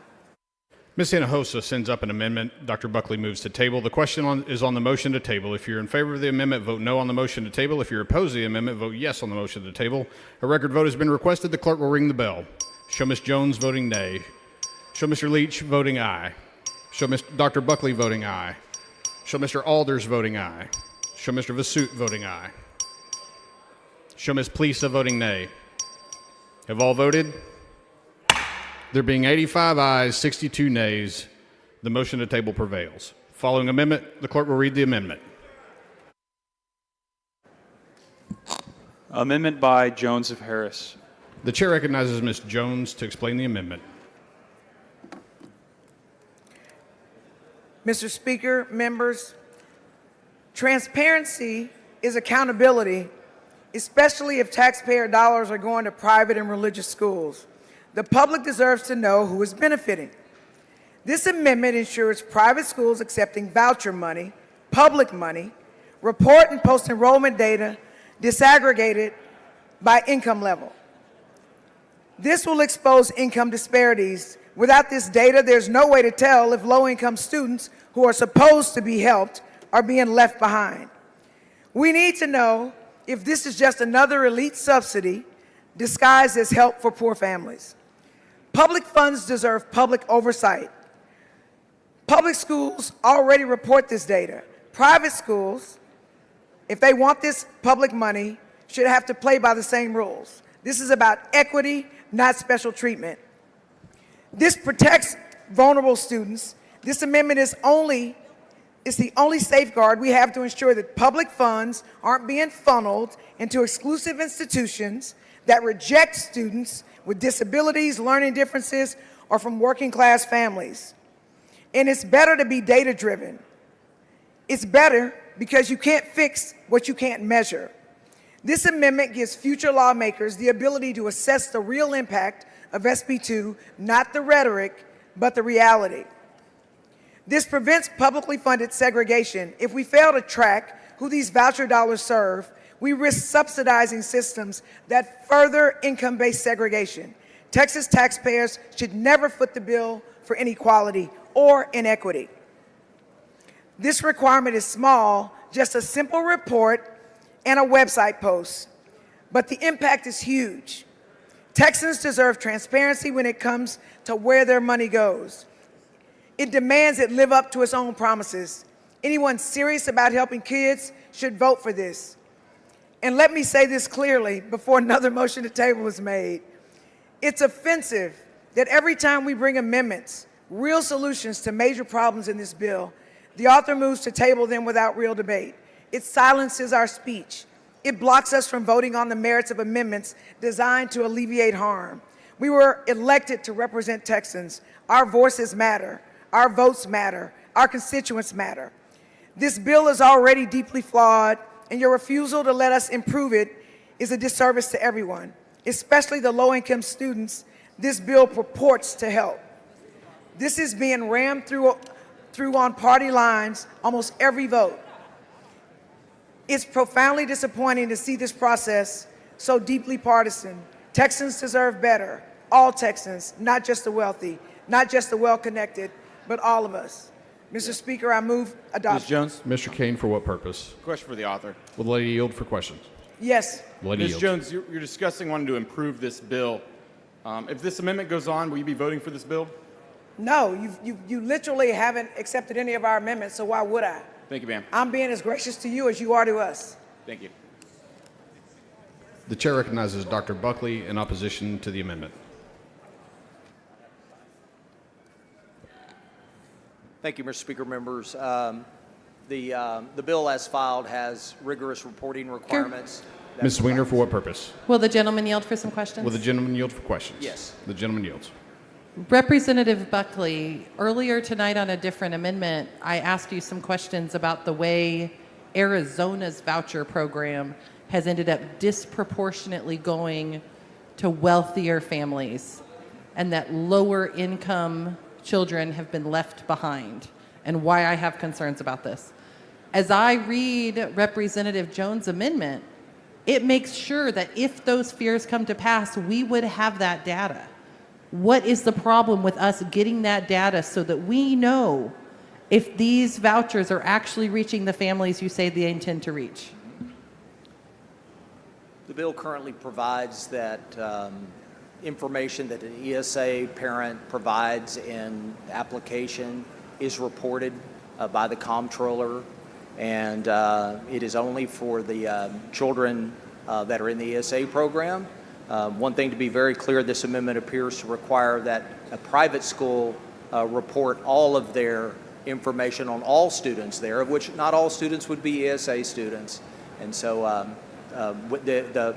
The provisions in Senate Bill 2 have rigorous reporting and transparency standards where this information can be gathered so that policymakers can understand who's participating.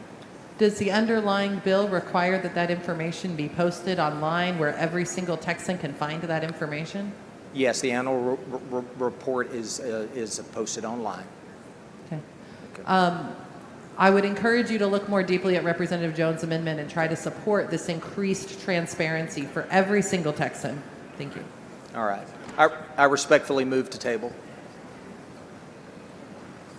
The chair recognizes Ms. Jones to close on the amendment. Colleagues, all this amendment does is require transparency from private schools that are accepting public money. That's it. If they want taxpayer dollars, they should be accountable to taxpayers. It's unfair and frankly offensive that an amendment calling for something as basic as income level reporting gets shut down without a vote on the merits. Every time, and I'm going to say this again, we bring reasonable, thoughtful amendments to improve this bill, they're met with a motion to table. That's not democracy, that's obstruction. This is public money. The public deserves to know who it's going to. If you vote to table this amendment, you're voting to hide the truth from Texans. This amendment is about equity, transparency, and accountability. Vote no on the motion to table. Vote yes for the people. Thank you. Ms. Jones of Harris sends up an amendment. Dr. Buckley moves to table. The question is on the motion to table. If you're in favor of the amendment, vote no on the motion to table. If you're opposed to the amendment, vote yes on the motion to table. A record vote has been requested. The clerk will ring the bell. Show Ms. Jones voting nay. Show Ms. Plesa voting nay. Show Mr. King voting aye. Show Dr. Buckley voting aye. Show Mr. Morgan voting aye. Show Mr. Alders voting aye. Show Ms. Schaffner voting aye. Have all voted? There being 86 ayes, 61 nays, the motion to table prevails. The following amendment, the clerk will read the amendment.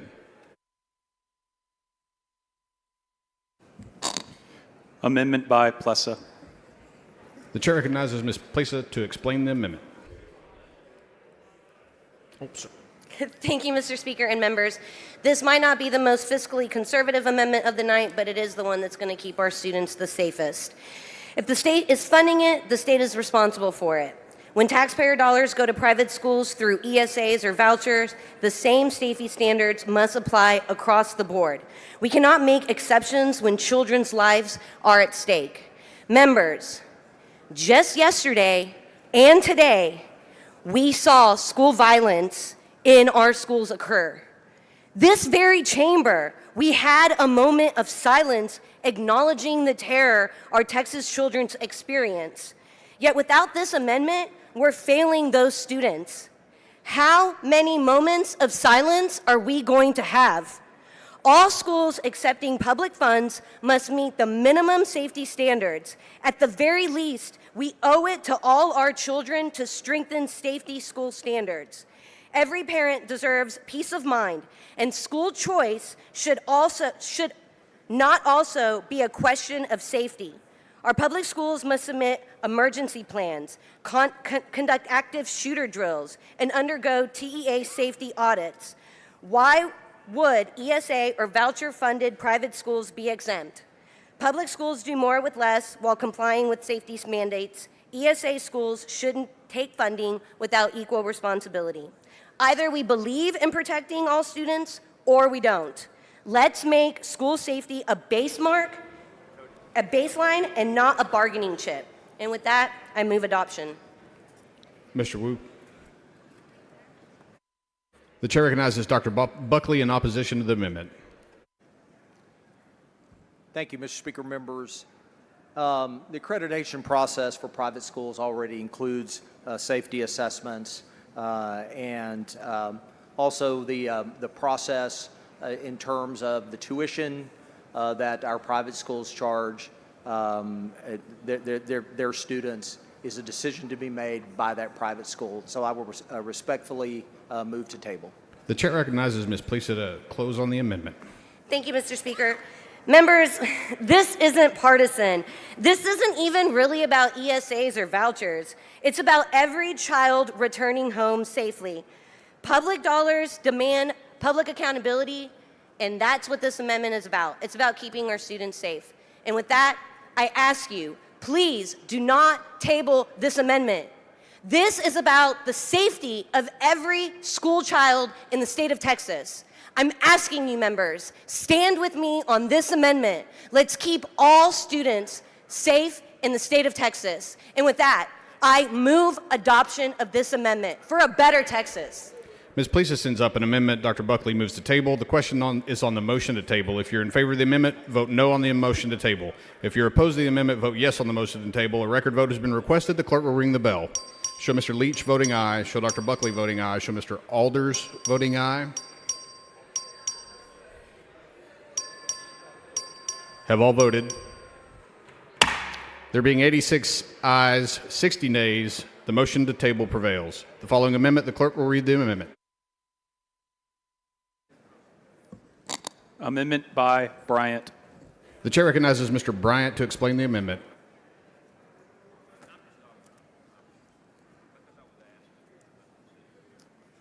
Members, this amendment would address the problem of sexual abuse of a child. It would bar a private school from receiving funds under this ESA voucher program if a member of the governing body has been found civilly or criminally liable for concealing the sexual abuse of a child. In other words, you could not have a member of the governing body be someone who has been found civilly or criminally liable for concealing the sexual abuse of a child. The little background here, the public schools, unlike the public schools, the Texas private schools can hire individuals without background checks and can refuse to comply with public information requests. Private schools are not required to fire, nor are they required to refuse to hire individuals listed on the registry of persons ineligible for employment in public schools. This amendment would say that they cannot have anybody on their governing board that's been found civilly or criminally liable for concealing the sexual abuse of a child. It would also say that a private school wanting to participate in this program must disclose to the Texas Education Agency any and all records regarding the sexual abuse of a child which they possess. That is to say, disclose any sexual abuse of a minor that's been committed by a school employee or other on-campus adult before they submit an application to seek approval to participate.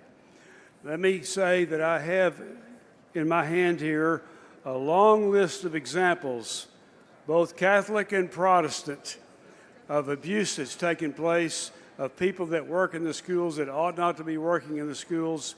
In other words, instances that we must prohibit and that should be prohibited by any institution that wants to accept public school ESA vouchers. I urge your support for this amendment. The chair recognizes Dr. Buckley in opposition to the amendment.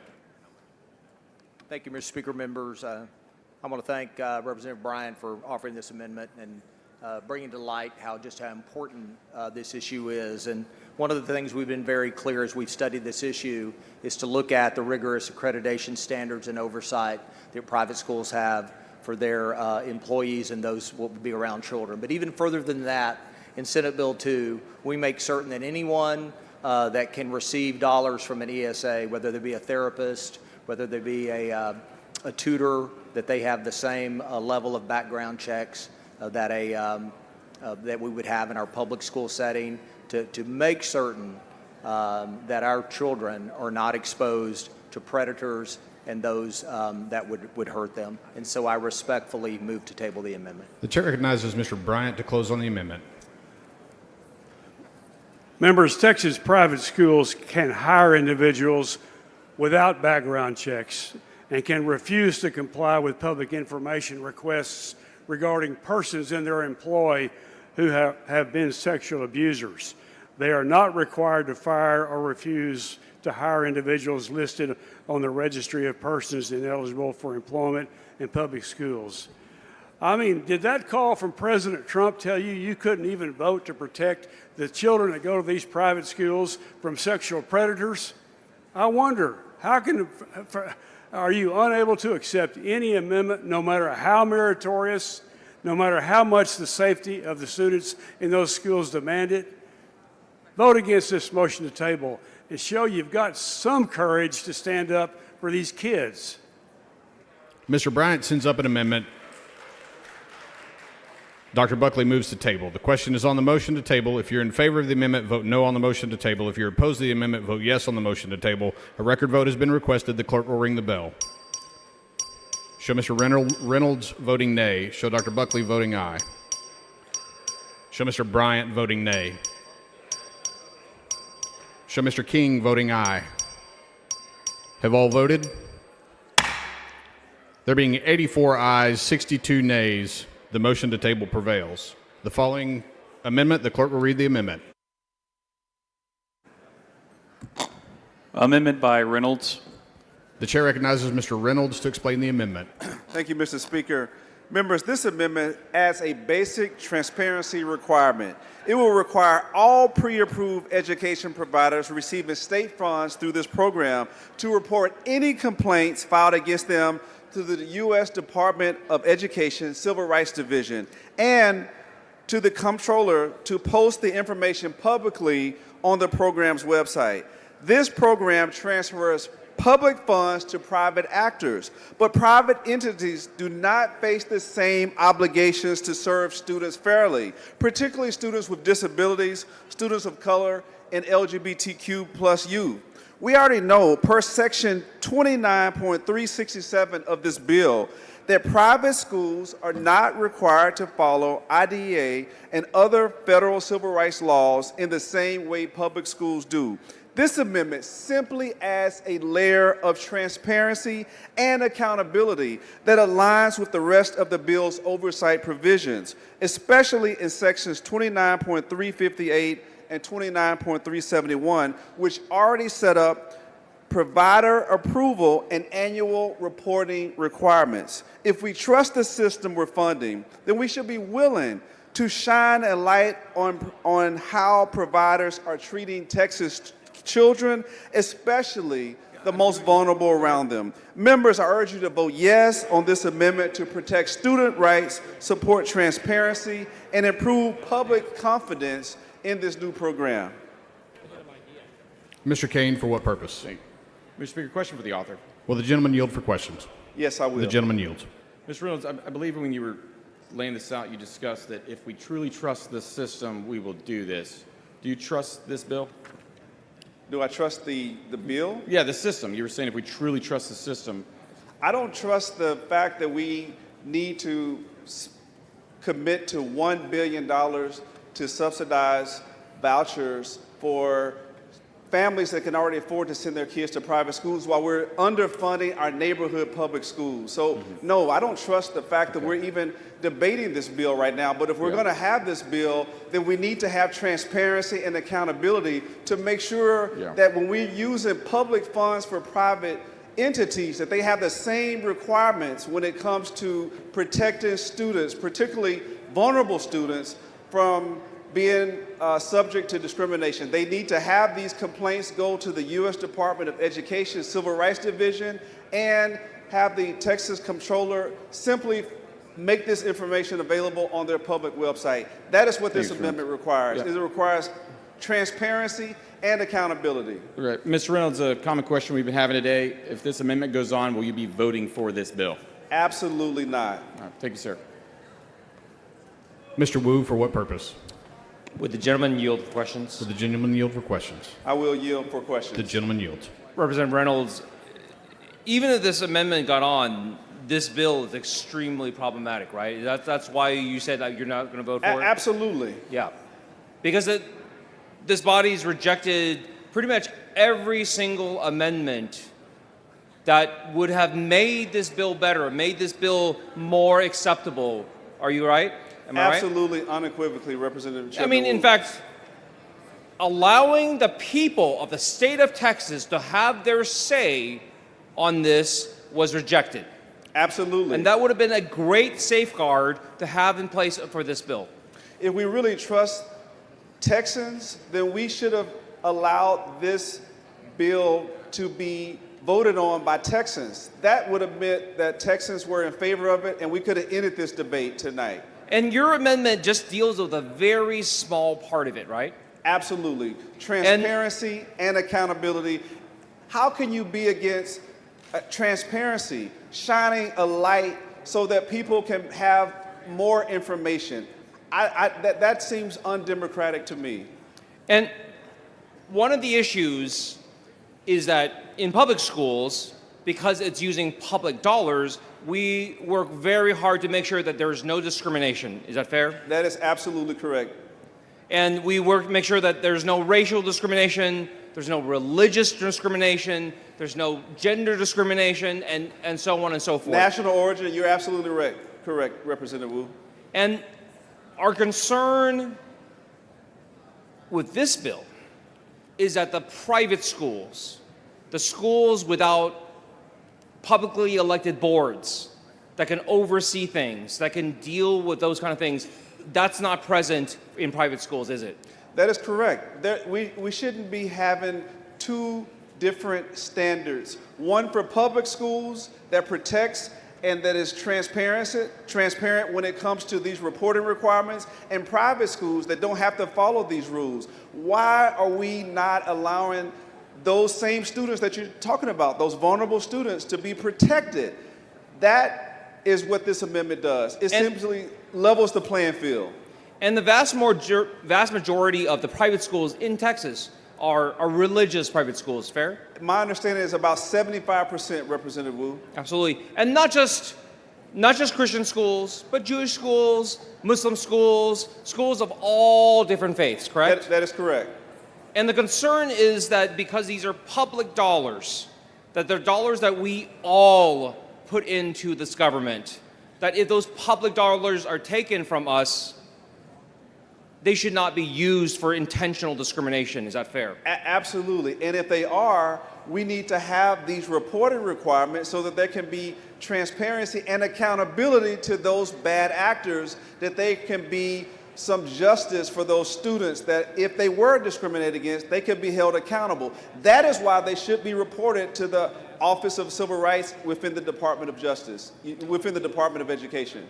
Right, and all this amendment would do is make sure that the reporting is done. Absolutely. That everyone who is in the system knows that if there is discrimination. That is correct. If there is something that's unfair because of race, religion, or anything else, that there is some place that they know that they can go to. That is absolutely correct, Representative Wu. And this just fixes a very small part of this bill. Is that fair? A very minuscule piece of the bill. That is correct. This is an important amendment. Thank you. Thank you, Representative Wu. Mr. Toth, for what purpose? Will the gentleman yield? Will the gentleman yield for questions?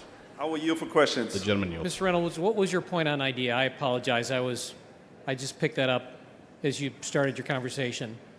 Would you repeat the question? Idea. You had brought up Yes. idea. I was saying that in the layout, I was saying that there are already certain requirements that public schools have to make, and I was just saying that with this private school voucher, that they should be held to the same reporting requirements as our public schools. That's all I was saying. Can you explain to the body idea and the federal requirements of idea? I can get the information to you in just a moment. Sure.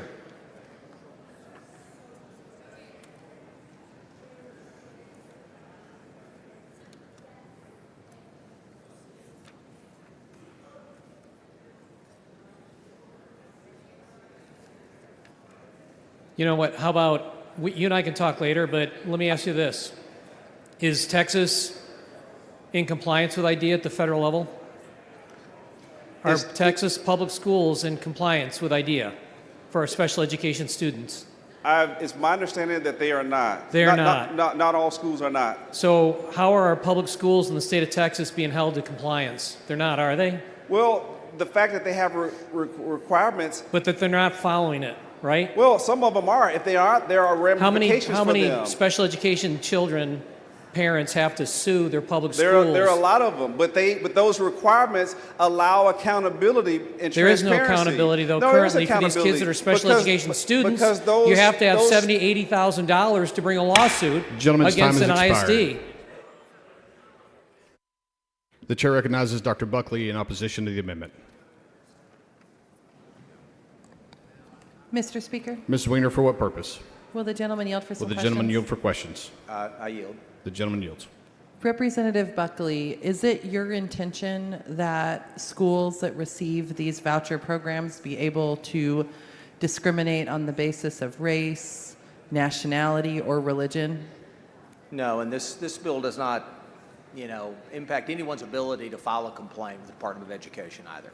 Is it your understanding that your bill does allow schools to potentially discriminate, though? No, this bill in private schools, we all must follow.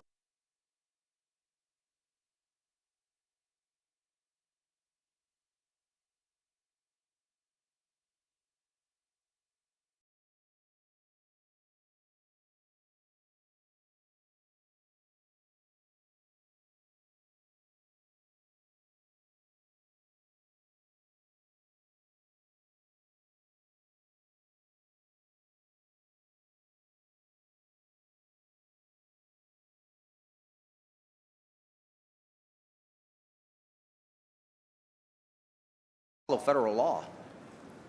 So, Representative Buckley, I did just a little bit of Googling on this, and in just a couple minutes, I found at least 3 private schools in Texas that do have religious qualifications for admission and will not admit people who do not meet those. Now, those are schools that are not currently receiving federal dollars.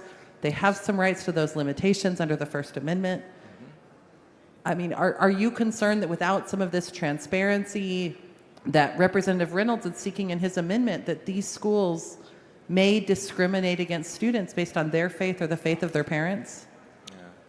What you describe is not discrimination, but the bill provides stringent reporting requirements, extreme transparency, and again, everyone involved that could be participating must follow federal law.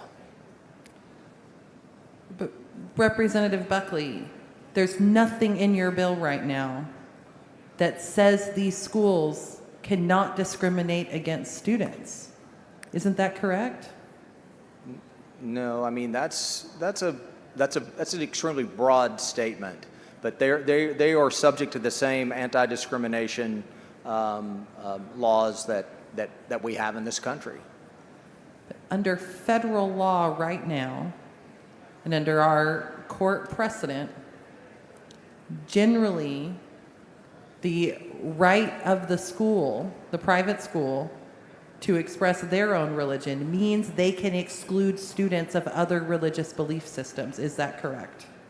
That is correct. And ultimately, when you think about the mechanics implementation of this bill, the parent makes the ultimate decision whether or not to apply to that school. Make sure that the school is a good fit for their child or not. And there could be many different reasons they feel that environment is a good fit. As we've discussed, Representative Buckley, the parents aren't the only ones who make a choice here. The school gets to make a choice as well, whether or not to admit the student, correct? Private schools do have the ability to select their students based on their policies. So does it concern you at all that a school with some of these specific faith requirements might potentially admit a student, maybe based on their parents' attested faith, have the student's faith differ, and then violate that student's civil rights based on their faith? I believe in people being able to express their own religious beliefs, and then and to always follow federal law. So, Representative Buckley, why, if the goal is for these for these schools to follow federal law, why not have some transparency if these civil rights complaints exist? These schools currently follow federal law. How do we know that? Well, the same way that we know that everyone else follows federal law, and this bill does not limit anyone's ability to make a complaint to the Department of Education. Have you reviewed all of the complaints the Department of Education Civil Rights Office has on private schools in Texas? I have not. Okay, so we cannot be sure then that all of these schools are complying with federal law today, correct? Well, if there is a list, a parent can review it. A parent could take a look and through that process of selecting a school, make sure that it's a school that fits their child's needs the best. Do you think it might help those parents in making that decision to have some of the transparency suggested by Representative Reynolds' amendment? This bill has tremendous transparency and reporting requirements, and that will be accessible to parents. Where are the other reporting requirements in the bill in terms of civil rights protections and violations? All throughout the bill. Could you point me to a specific place if we're going to say there's civil rights protections and reporting in the bill? Because I missed that section. The private schools operate under federal law. That is a certainty. And then any parent that wants to file a complaint, they can file a complaint if they feel like their civil rights are being violated in a private school setting. Okay, thank you. Yeah. All right. I respectfully move to table this amendment. The chair recognizes Mr. Reynolds to close on the amendment. Oh, excuse me. Thank you, Mr. Speaker. Members, this is about transparency. These private schools that currently don't have these federal requirements to report any discrimination based on race, gender, color, national origin, disability, they currently don't have these requirements because they don't accept public funds. Public schools have these current requirements. Now, these parents that are going to be taking advantage of this voucher and sending their children to these private schools, they have a right to know if these schools have a history of discrimination. That is what this amendment does. It provides transparency and accountability, and I ask you to vote no for the sake of transparency and accountability for all students, especially those vulnerable students, that we vote no on the motion to table.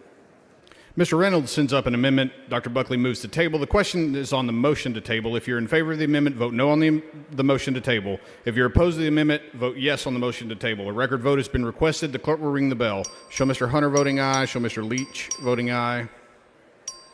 Show Dr. Buckley voting aye. Show Mr. Reynolds voting nay. Have all voted? Show Mr. King voting aye. There being 86 ayes, 61 nays, the motion to table prevails. Following amendment, the clerk will read the amendment.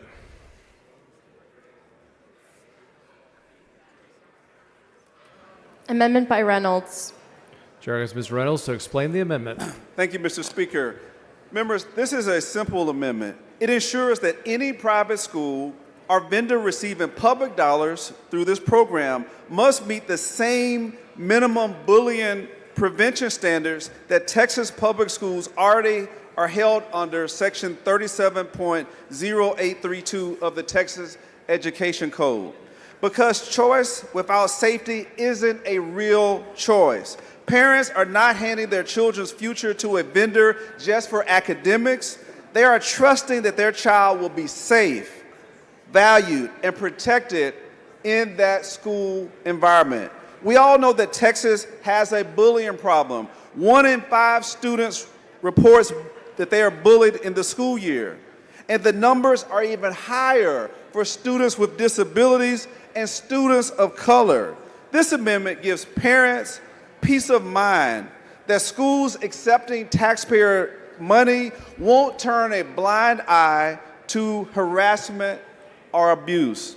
Members, this is not a partisan issue. This is about protecting kids, respecting parents, and making sure that public funds only flow to schools that meet the basic safety standards. Texans don't cut corners on child safeties, and neither should we. Mr. Toth, for what purpose? Will the gentleman yield for The questions? gentleman yield for questions. Yes, I'll yield for Gentleman questions. yields. Do Texas parents have peace of mind when they send their kids to public schools today that they won't be bullied? Not all parents do. It was just yesterday when Katy ISD board was sitting right up there, and one of the trustees had a video that she put out on her Facebook page of a kid that had beat a little girl up, and within 3 days that bully was right back in the classroom. We're not, whatever code you're reading from, Texas public schools are not following it. Well, they're held to that standard. It's up to the school No district. one's holding them to a standard, Well, though. that's Mr. up to Reynolds. That's the problem. administrators to enforce these regulations and protect the students. This simply makes it what's good for the public schools should be good for the private schools as well. Dr. Buckley. Thank you, Mr. Speaker. Members, private schools have bullying prevention and bullying policies, and I respectfully move to table. Mr. Reynolds to close. Members, we shouldn't have two standards. One for public schools when it comes to bullying and a lesser, almost non-existent standards for private schools. If we're going to have equity between public schools and private schools on these public dollars, then we should make sure that we protect these students from incidents of bullying in private schools that is pervasive in public schools. 1 in 5 students are bullied. Let's make sure that we pass this amendment to protect all students, regardless if they go to school at public school or private school. And with that, I urge you to vote no on the motion to table this amendment. Mr. Reynolds sends up an amendment. Mr. Buckley moves to table. The question occurs on the motion on the table. The clerk will ring the bell. Mr. Hunter voting aye. Mr. Harris voting aye. Mr. Buckley voting aye. Ms. Schaffner voting aye. Ms. Yolanda Jones voting no. Have all members voted? Have all members voted? There being 87 ayes, 61 nays, the motion on the table prevails. Following amendment, the clerk will read the amendment.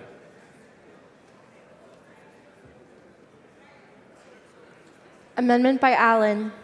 Chair asks Ms. Allen to explain her amendment.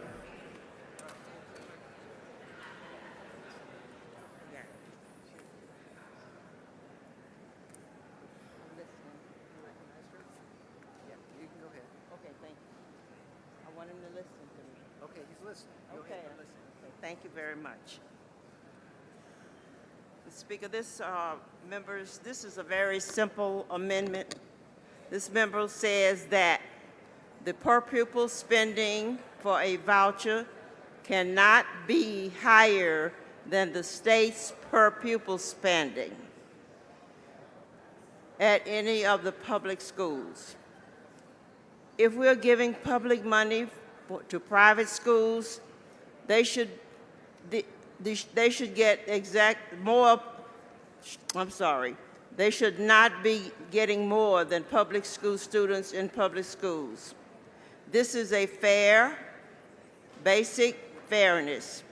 Every Texas kid deserves the same investment, no matter where they go to school. This amendment assures that vouchers don't become premium subsidies for private education on public school dime. Capping the voucher at public schools, per pupils spending keeps the program more fiscally responsible. Without this cap, voucher costs could spiral in public school budgets and fall farther behind private public schools. If we truly value public education, we won't let vouchers to students get a better funding education than the rest of the students. The dollars spent on vouchers should be equal to the dollars spent on a child in public school. This amendment forces a real conversation about priorities. Are we investing all of our kids, or are we adjusting spending money on private schools? Mr. Speaker, I move adoption. Chair recognizes Dr. Buckley.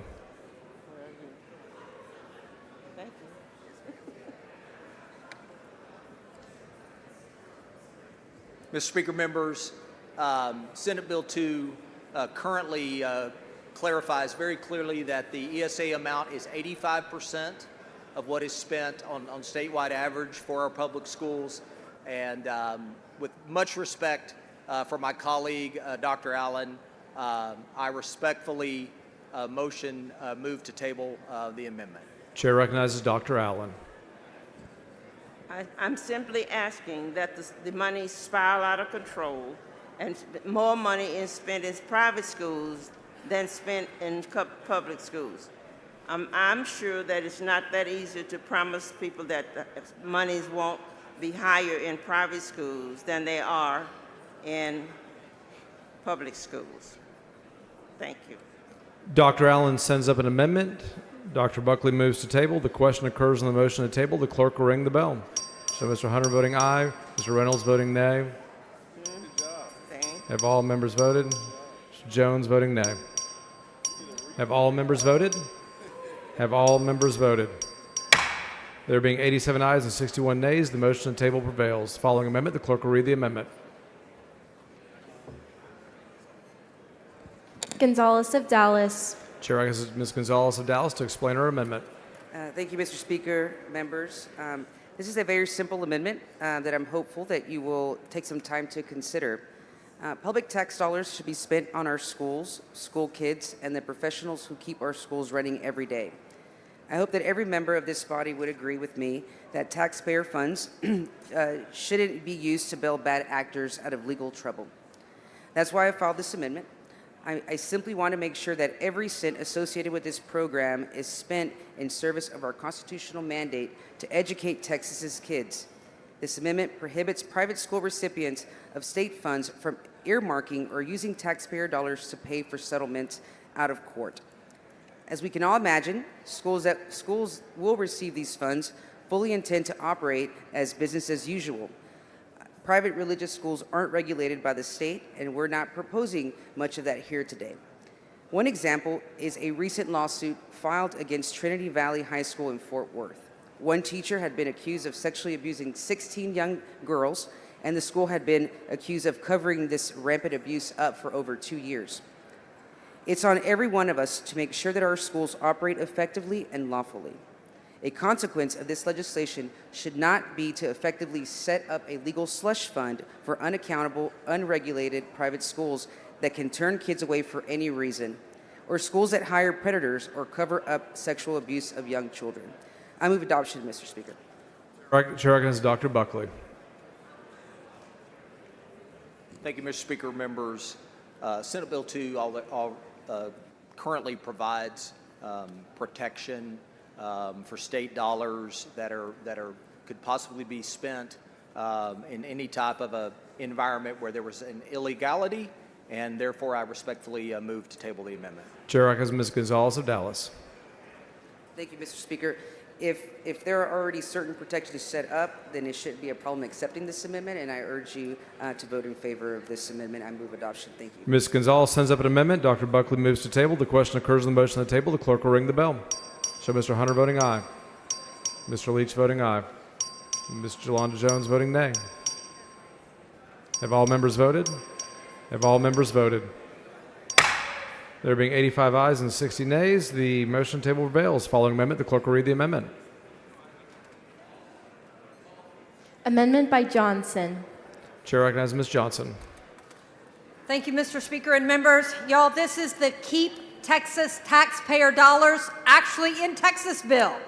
What this bill says is that we don't follow for the same trick that we did on charters.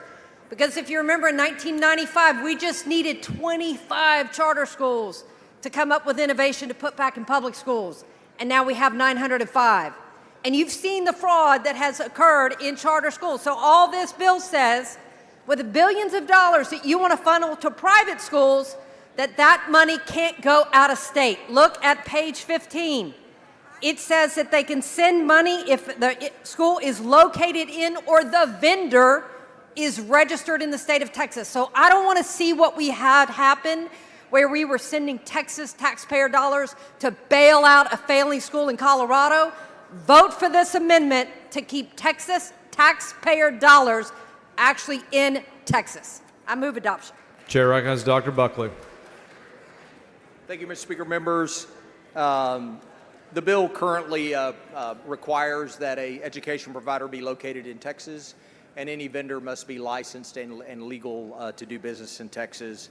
And therefore, I respectfully move to table the amendment. Chair recognizes Ms. Johnson. I get that they can be registered in Texas, but it doesn't say they can't share a registration out of state. Mr. Wu, for what purpose?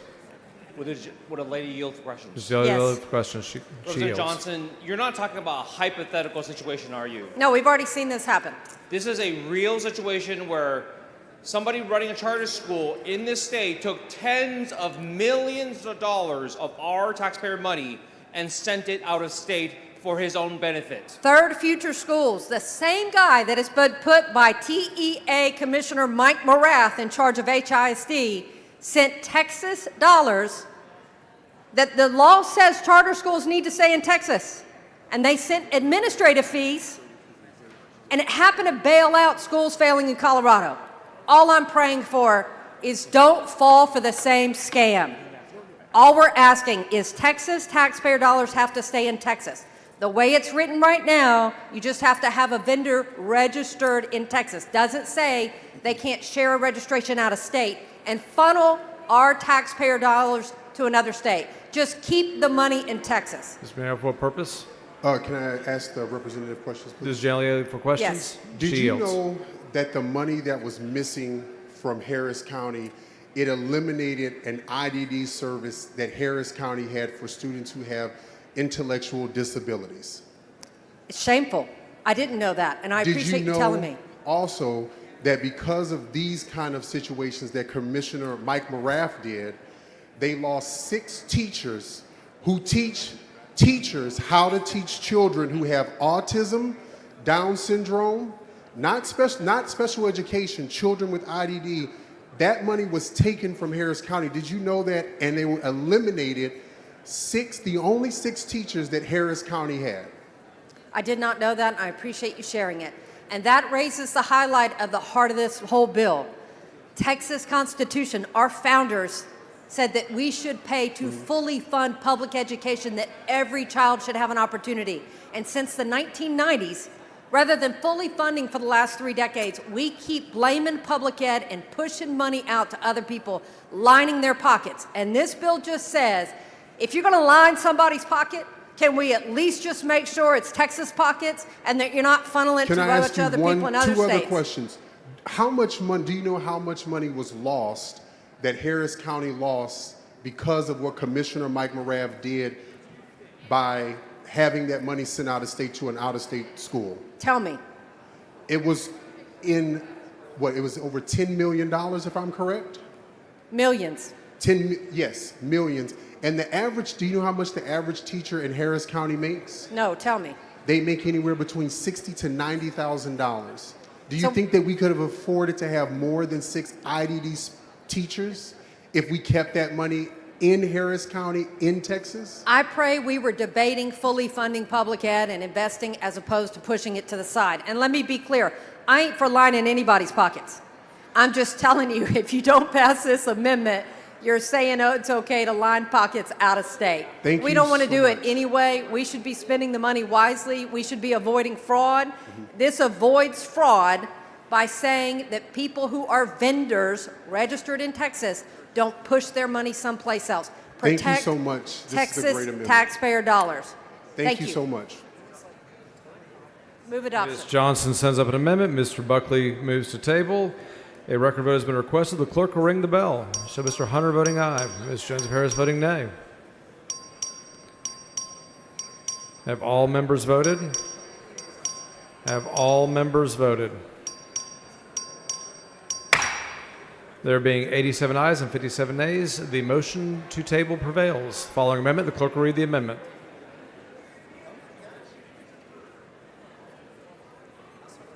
Amendment by Perez of El Paso. Chair recognizes Mr. Perez of El Paso to explain his amendment. Thank you, Mr. Speaker.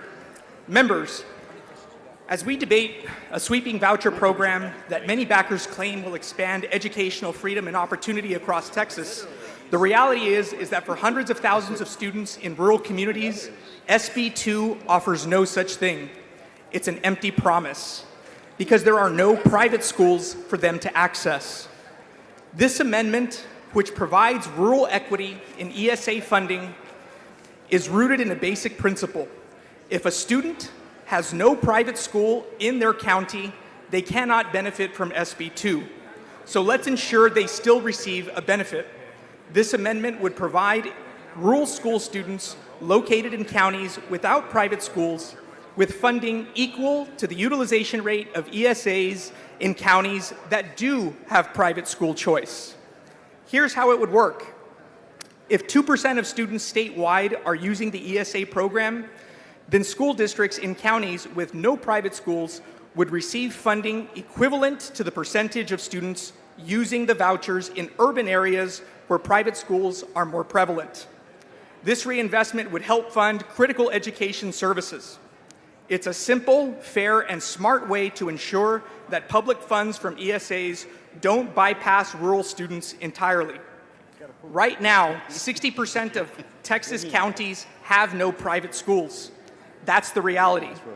These communities aren't anti-choice, they're just out of options. For them, a voucher is not freedom, it's exclusion. And under the current version of SB 2, they would get nothing while watching their tax dollars go to fund private education in cities hundreds of miles away. Rural counties in other states where voucher programs were implemented saw this firsthand, where 0% of students used a voucher in the first 2 years because there was nowhere to use them. Do we want Texas to replicate that failure?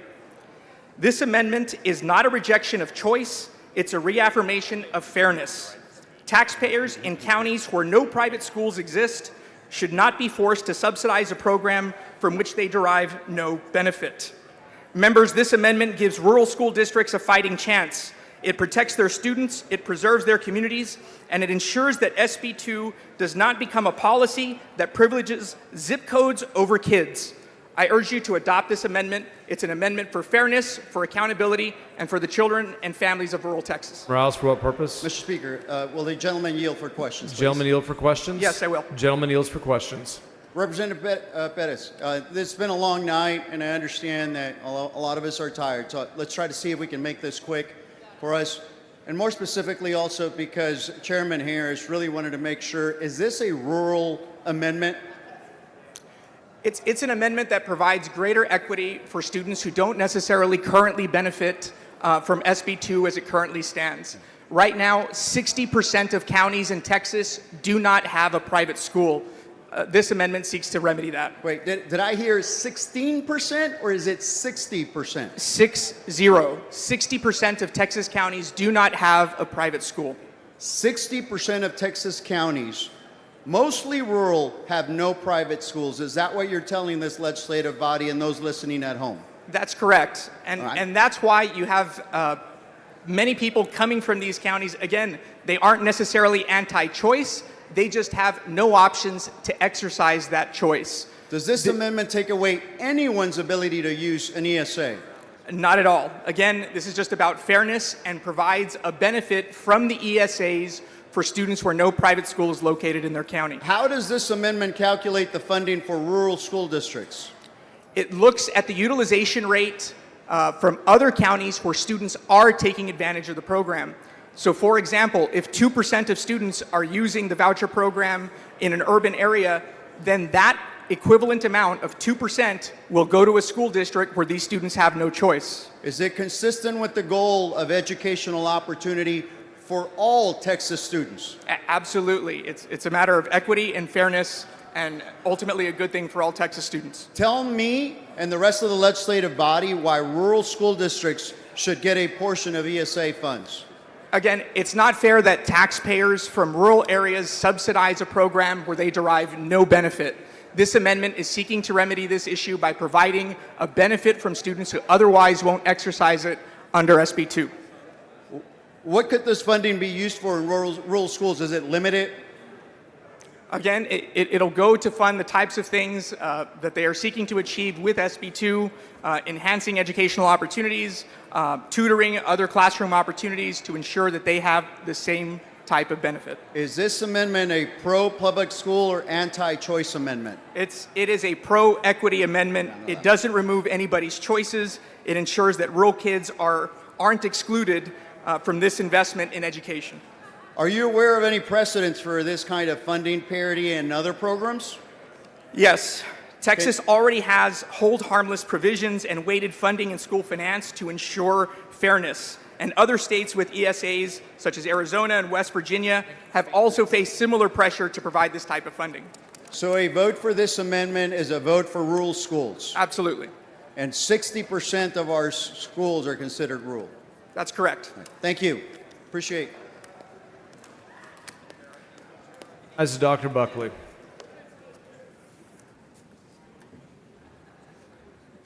Thank you, Mr. Speaker. Members, this is a universal program to include homeschool students, and I move to table the amendment. Chair is Mr. Perez. Mr. Speaker. Mr. Morales. Can I ask the question and answer between Mr. Pettis and I be reduced to writing, please? Yes, you've heard the motion. The objection. Chair is none so ordered. Mr. Perez to close. Again, members, this is a matter of equity and fairness. Again, taxpayers from rural areas should not be forced to subsidize an education bill where they derive no benefit. This provides an equal playing field and provides a benefit from those who currently don't see any. I urge adoption of this amendment. Mr. Perez sends up an amendment. Mr. Buckley moves to table. The question occurs on the motion on the table. Clerk will ring the bell. Show Mr. Hunter voting aye. Mr. Buckley voting aye. Have all members voted? Have all members voted? Mr. Harris voting aye. There being 88 ayes and 60 nays, the motion on the table prevails. Following amendment, the clerk will read the amendment.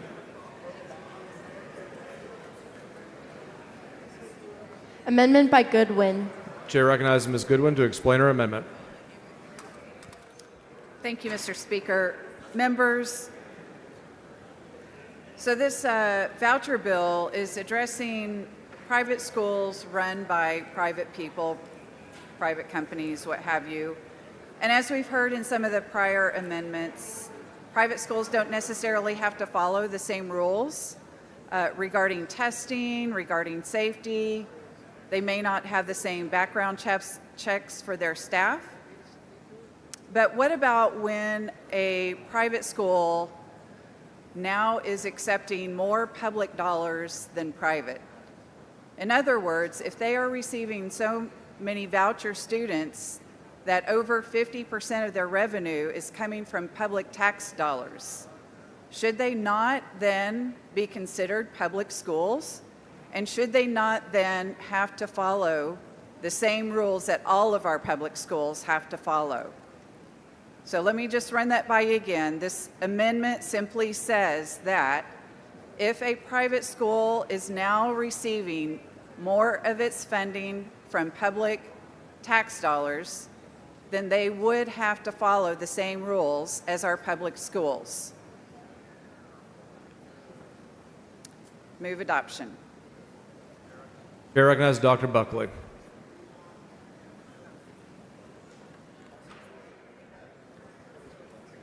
Thank you, Mr. Speaker. Members, Senate Bill 2 has strong protections for our private schools to keep them private, and I respectfully move to table. Chair recognizes Ms. Goodwin. Members, I know that we're all getting a little exhausted here, but if you will just bear with me, don't you think that when an institution becomes over 50% funded by public tax dollars, it is now a public institution? And shouldn't it have to follow the same rules as our public schools?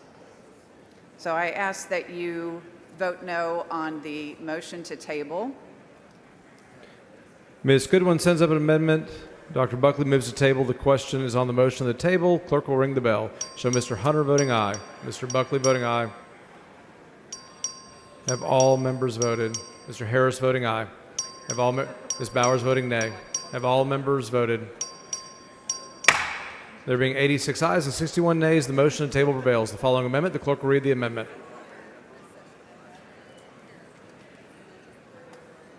Amendment by Moody.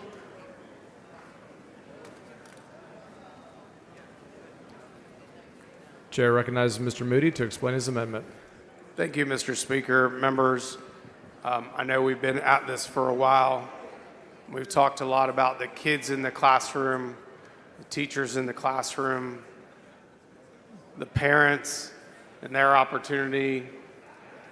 This amendment is about those who've done their time in the classroom, our retired teachers, who I know each and every one of you care about deeply. This amendment's pretty straightforward, and what it would do is, if we see a reduced school district and open enrollment charter school enrollment have a negative impact on TRS, then the comptroller would work with TRS to make sure we keep those funds actuarially sound. Now, I know you'll probably hear conversation that they don't believe that that's going to be an issue in the future based on this bill. I would tell you, we do a lot of things here where we don't think a certain impact is going to occur. But there are unintended consequences with things that we do. And if anyone should receive protection, it's our retired teachers who took up that vocation and did the work for their entire career for the school kids across this state. And so that's all it does. It tells the comptroller to calculate whether this bill reduced the amount in TRS to a point where it needs to be backfilled, and that these funds can be used for that purpose. And if nothing happens, like people say, nothing will happen, then this is words on paper. But there are unintended consequences at times when we pass legislation. And honestly, because we're putting this program in place for the first time, we don't know. We don't know. So let's take that question off the table. If they're right and it doesn't impact the fund, then we're good to go. But if it does, let's show the respect for those retired teachers and make sure that we take care of them and keep our commitment to them. I move adoption. Chair recognizes Dr. Buckley. Thank you, Mr. Speaker. Members, testimony was taken to show that this SB2 does not have a significant actual impact on teacher retirement system. They were actually more concerned about House Bill 2 and the impact and the tremendous teacher pay raises in that bill. Moving forward, the financial markets and the teacher pay raises will be overseen by TRS and be monitored through the interim, and I respectfully move to table this amendment. Chair recognizes Mr. Moody. And Dr. Buckley, I appreciate that they don't have a concern currently. But we know that sometimes those concerns will pop up later. And all this is a little bit of a safety net to operate over. That's it. So if what Dr. Buckley said is true and what TRS thinks is true right now, and it's never a concern, then this amendment means nothing. But if something does happen and a concern does come up later with the actuarial soundness of our fund for our retired teachers, then we're going to take care of them. That's all this is a commitment to our retired teachers. If something goes differently than what we think it's going to go right now, it's just a safety net. Let's make sure we take care of our retired teachers who took care of so many of us and so many of our kids across the state. I ask you to vote no on the motion to table. Thank you. Mr. Moody sends up an amendment. Dr. Buckley moves to table. The question occurs on the motion to table. This is a record vote. Clerk will ring the bell. Show Mr. Hunter voting aye. Mr. Harris voting aye. Have all members voted? Mr. Kane voting aye. Have all members voted? Have all, Mr. Kane voting aye. Have all members voted? There being 84 ayes and 60 nays, the motion to table prevails. Following amendment, the clerk will read the amendment. Amendment by Rose. Chair recognizes Ms. Rose to explain her amendment. Thank you, Mr. Speaker. Members, this amendment would simply require that demographic information of student participants be collected for the comptroller's annual longitudinal report and to break down portions of the report by the demographic information. The amendment lists the same demographic information that's going to be collected for the legislative report that will be submitted to the comptroller. So the comptroller is going to already have it. So it will be simple just to put it on the website, and it's acceptable to the author. Chair recognizes Dr. Buckley.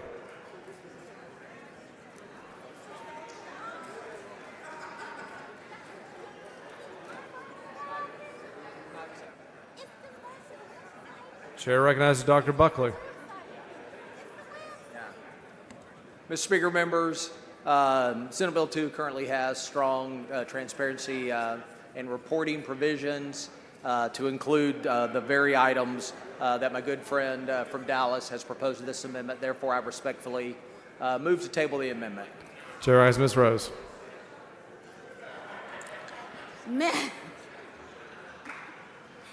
Members, Texans have the right to know exactly who is benefiting from these vouchers. And I ask that you vote favorably for this amendment. Ms. Rose sends up an amendment. Dr. Buckley has moved to table. The questions on the motion to table. The clerk will ring the bell.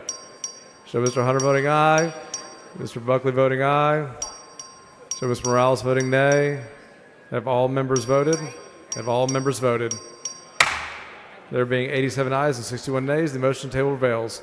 Following amendment, the clerk will read the amendment. Amendment by Morales of Harris. Chair recognizes Ms. Morales of Harris to explain the amendment. Thank you, Mr. Speaker, members. My amendment is as simple as it is necessary. It says that any school district where at least 50% of the students identify as Hispanic or Latino, the district must provide the parents with written notice in Spanish about the Education Savings Account program, what it is, how to apply, and what's required. Why? Because you cannot claim this bill is about school choice while deliberately ignoring families who don't speak the language that the program is written in. Let me say it plainly. Choice without access is not choice, it's exclusion.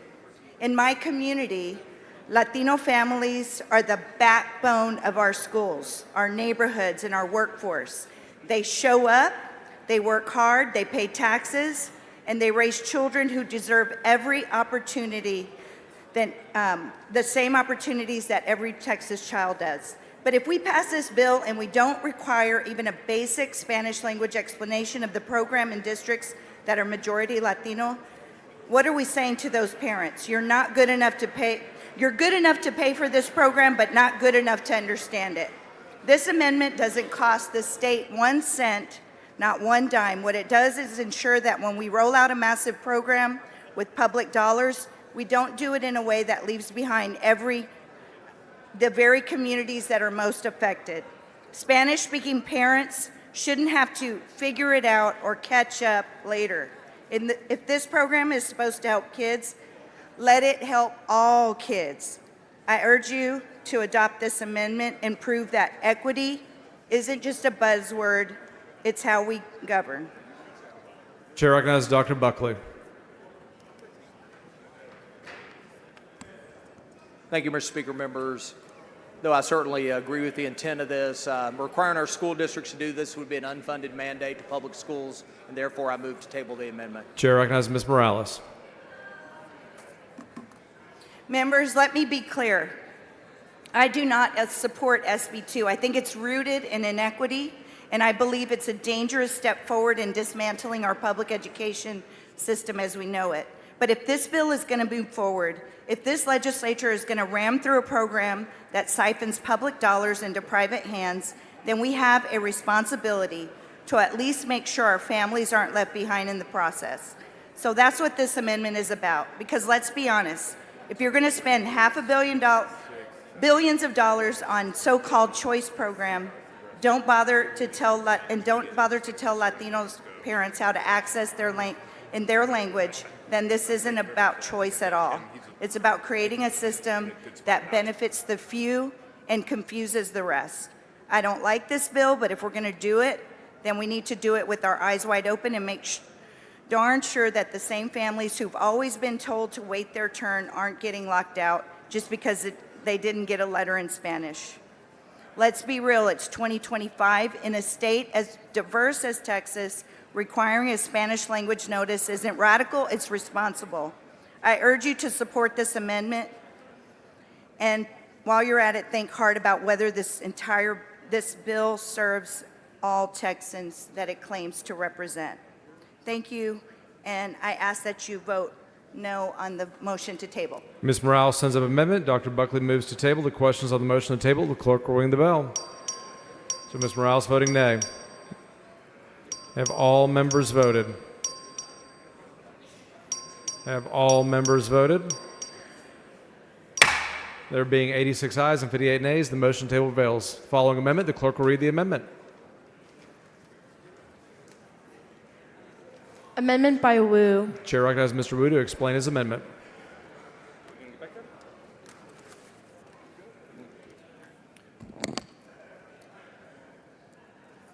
Mr. Speaker, members, I'm laying out this amendment because my last amendment that would bar us from participating in this program and not enriching ourselves off of this bill. Now I'm laying out this amendment that prohibits our membership of the Texas legislature from serving on the boards of private schools that accept funding through the voucher program created by this bill. We are debating a significant shift away from funding public schools to support private education in this state. We must ensure that Texans can trust legislators are not writing policy with a vested interest in these private institutions. This amendment is about transparency, integrity, and ethics. It draws a clear ethical line. If you are crafting the law, creating the program, you should not be simultaneously be sitting on the board of a school that stands to financially benefit from it. Texans expect us to play by the rules and to write the rules apply to ourselves as well. Let's hold ourselves to the same standard we expect of others when the tax dollars are involved. Members, I move adoption. Chair recognizes Dr. Buckley.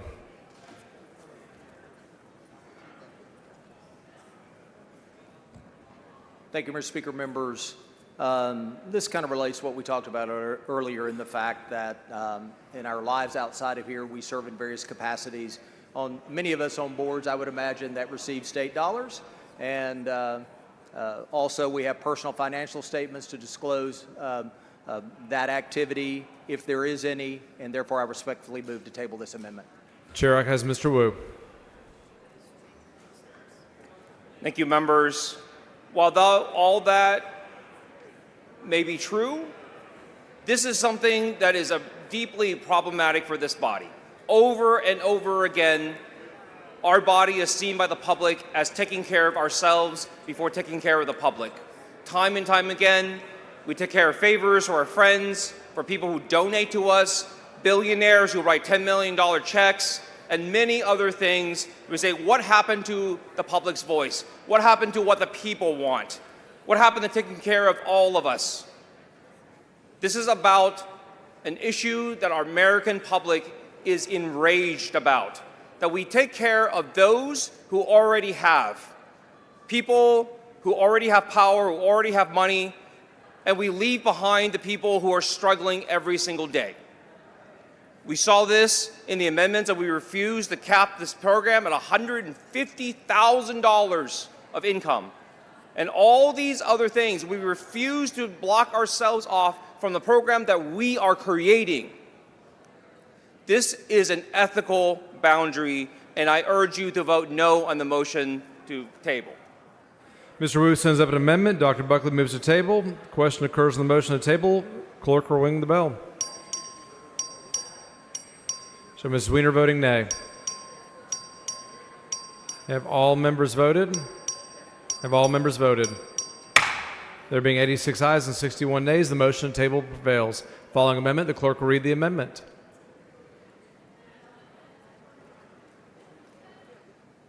Amendment by Turner. Chair recognizes Mr. Turner to explain the amendment. Thank you, Mr. Speaker. Members, this is a very simple amendment. It says that we were going to limit the total appropriations for the voucher program, for the ESA program, so it cannot grow more on a percentage basis in any given budget cycle than the basic allotment increases in our public schools. That's what it does. So if you want to make sure that this program does not grow and become more expensive at a faster rate than by which we increase the basic allotment, which is our basic funding mechanism for our public schools, where more than 90% of Texas children attend, then you want to vote for this amendment. I move adoption. Chair recognizes Dr. Buckley. Thank you, Mr. Speaker. Members, earlier today we passed significant historic funding for our Texas public schools, and the appropriation for this program is always the subject to the legislature to appropriate the money on a biennial basis. So therefore, I respectfully move to table. Chair recognizes Mr. Turner. Thank you, Mr. Speaker. So, members, I certainly supported the bill earlier today, or I guess now yesterday, on public school finance, and I think it did have an important increase in funding overall, including a modest, and I would emphasize modest, basic allotment increase. But we know, as we heard from that debate earlier today or yesterday, that the basic allotment, even with House Bill 2, is still not coming close to catching up to where we were in 2019, the last time we did school finance reform.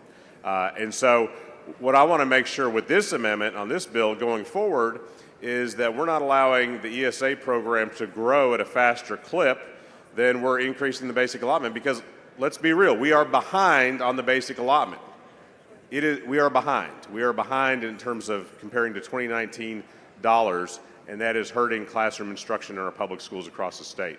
So let's put some safeguards on the ESA program and tie the rate of growth in this program to the rate of growth in the ESA program.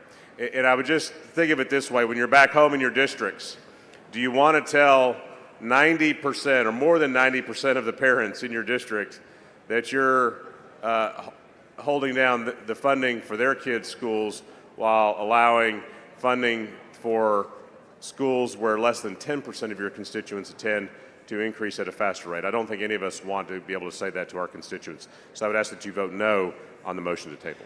Mr. Turner sends up an amendment. Dr. Buckley moves to table. The question occurs on the motion to table. Clerk will ring the bell. Show Mr. Turner voting no. Show Dr. Buckley voting aye. Show Ms. Weiner voting no. Have all members voted? Have all members voted? She's barely voting aye. There being 87 ayes and 61 nays, the motion to table prevails. Following amendment, the clerk will read the amendment. Amendment by Zwiener. Chair recognizes Ms. Weiner to explain her amendment. Members, this amendment is simple. It is about standing up for the Texas House. Now, I want to be clear, nothing in my amendment changes the substantive provisions of this voucher bill. What this amendment does is says that this bill will not go into effect unless the public school funding package we passed earlier tonight, HB 2, with 144 votes, goes into effect, or similar legislation goes into effect. Members, many of y'all were here with me last session when folks on the other side of this dome held public school funding hostage.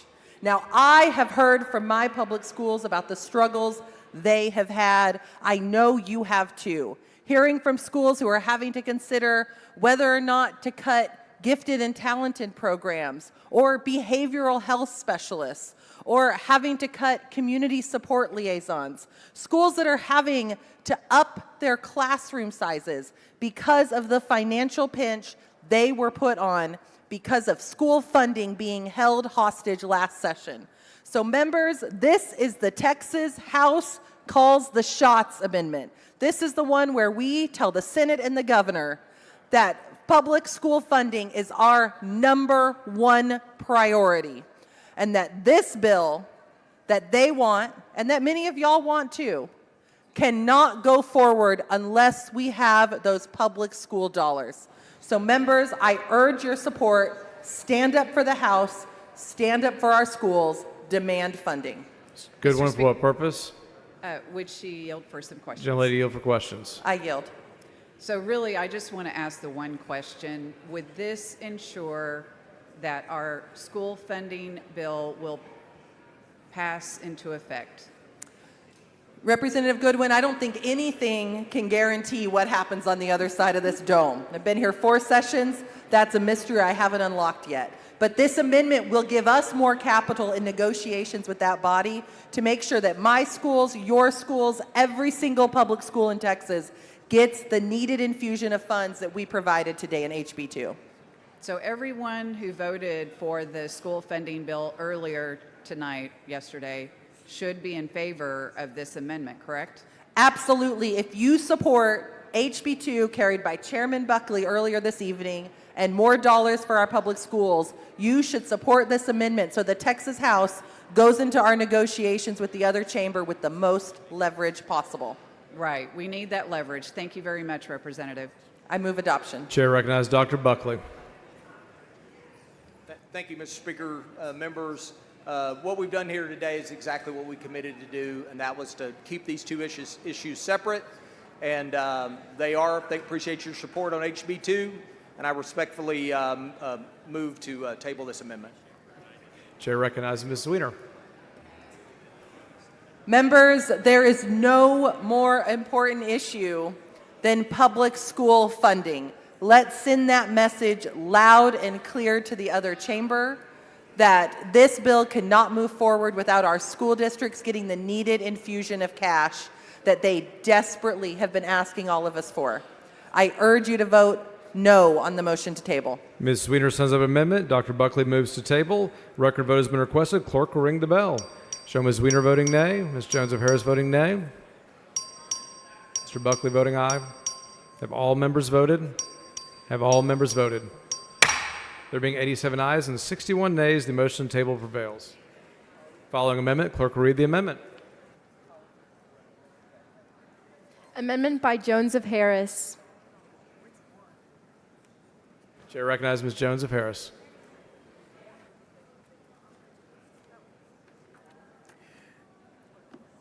Mr. Speaker, members, this is a very, very simple amendment. And all it asks for is that for teachers in private schools to be certified. Because if we're spending public money in private schools, then private school teachers need to have the same certifications and requirements as public schools. And I move adoption. Chair recognizes Dr. Buckley.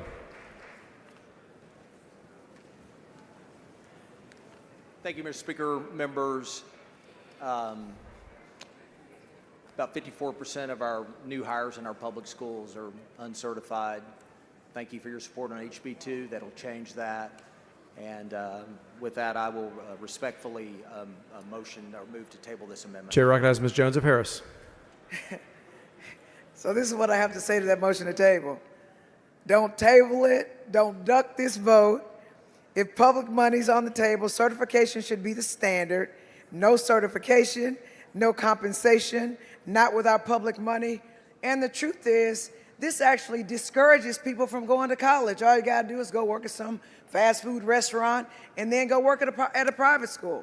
And who wants to send their kids or their grandkids to a school with no certification? You should not be subjected to non-certified teachers just because you're low income and you choose to go to a private school. So please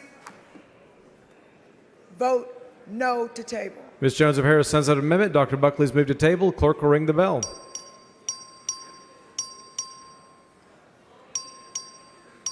Have all members voted? Have all members voted? There being 87 ayes and 60 nays, the motion to table prevails. Following amendment, the clerk will read the amendment. Amendment by Jones of Harris. Chair asks Ms. Jones of Harris to explain the amendment. I just want you to know this is my last amendment. So, I think that a lot of people who are hearing about this voucher bill believe that $10,000 is going to tuition. Well, let me read to you what the bill says without the amendment. It says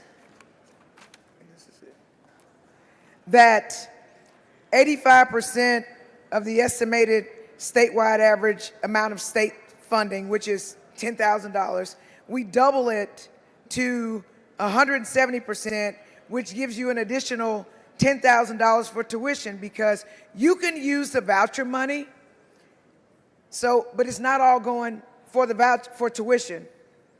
So what I want to do is, if you get into a school, that you're guaranteed at least $10,000 for tuition, and then for all those other things that you need in private school, uniforms, books, software, all of those things. So that's what I'm asking you to do, is to please make sure that if the kids can get into the private school, if we assume that the private school is worth $10,000, the poor families are going to need more money to be able to compete in the school, and that's all I'm asking you to do. Chair recognizes So I Dr. move adoption. Chair recognizes Dr. Buckley. Mr. Speaker, members, I move to table. Chair recognizes Ms. Jones of Harris. Again, I'm going to ask you not to table this amendment. $10,000 is not a lot of money when it comes to private school, and they're going to need more than just to get into the school. Our children are going to need books and uniforms and all those other things. So please, please, please don't table this amendment. Ms. Mr. Rose, for what Speaker, purpose? Does the gentlelady yield? Generally yield for questions? Yeah, Representative Jones. Yes. Oh, thank you, Mr. Speaker. Representative Jones, you're bringing up a great point, because in Harris County and in Dallas County, the tuition average is over $10,000, right? Yes. And so what you're just trying to do is make sure that if a child in those areas would like to participate in the program, that they have access to the funds that they need to be able to participate in the private school, correct? That's exactly what I'm asking for. I think you have a great amendment. Thank you. And let me say this. When you go to these schools, let's say you get to the private schools and you are competing with kids whose parents can actually afford the private schools without the vouchers. Those kids are going to have things. Trust and believe. When your children go to these schools, when your grandchildren go to these schools, and the kids around them have things that they don't have, they're going to feel like second-class citizens. If the other kids have uniforms and they can't afford uniforms, they're going to be second-class citizens. If the other kids can afford the extracurricular activities at these schools, and and the poor kids cannot, they're going to feel like second-class citizens. We have enough of bullying just with kids' development, emotional development. We don't need bullying in the form of, this kid has everything and I don't. Because trust and believe, with the lack of, the lack of brain development at that age, we're going to create kids who are going to feel second class. They're not going to feel like they fit in, and they're going to be lost. And we, I believe, as a legislature, have the obligation to make sure if we put these children in these environments, in these situations, then we need to put them in that situation where they have all the resources they need, the financial resources they need to fit in, because it's hard enough to be a kid. I move adoption, and I hope that you don't table this amendment. Ms. Jones of Harris sends up an amendment. Dr. Buckley has moved to table. The question is on the motion to table. The clerk will ring the bell. Show Ms. Jones of Harris voting nay. Have all members voted? Have all members voted? There being 87 ayes and 61 nays, the motion to table prevails. The following amendment, the clerk will read the amendment. Amendment by Wu. Chair recognizes Mr. Wu to explain his amendment. Thank you, Mr. Speaker. Members, let's be honest about what we do. Let's call things what they are. That this amendment would rename this act as the Siphoning Classroom Assets for Millionaires Act, SCAM, because that's what it is. Because earlier you heard Dr. Buckley on HB2 talk about how we're going to put almost $8 billion into the education system and it still won't take us back to even 2019 levels. Why? Because we're actually about $15 billion short. And here, right now, this is a scam because this bill right here, this bill is taking away money that could go to keep your schools open. That this bill is what is keeping your school from getting more money. That this is a scam because this is taking money from the public, from our public schools, from our neighborhoods, taking money from our neighbors, our friends, our family that pay into this, and taking it and giving it to people for their private use, for private schools, to receive a private religious education. This is a scam because Dr. Buckley came up here and said, well, if you're rejected from a school because you're the wrong religion, that's not discrimination. Except that every person outside of this room, if they got rejected because of their religion, or because of the color of their skin, or because of anything else, they would say, that's discrimination. This is a scam. Call it a scam. Chair recognizes Dr. Buckley. I move to table. Chair recognizes Mr. Wu. Members, I don't think people on the outside of this room fully appreciate how much danger our school districts are in. Our school districts, because of what Governor Abbott did 2 sessions ago, are no longer standing at the edge of the cliff. They have been pushed over and are currently just hanging on by their fingernails. We were supposed to help them pull them up. We were supposed to make things better, and instead, we're going to take more money away. That's a scam. Call things what they are.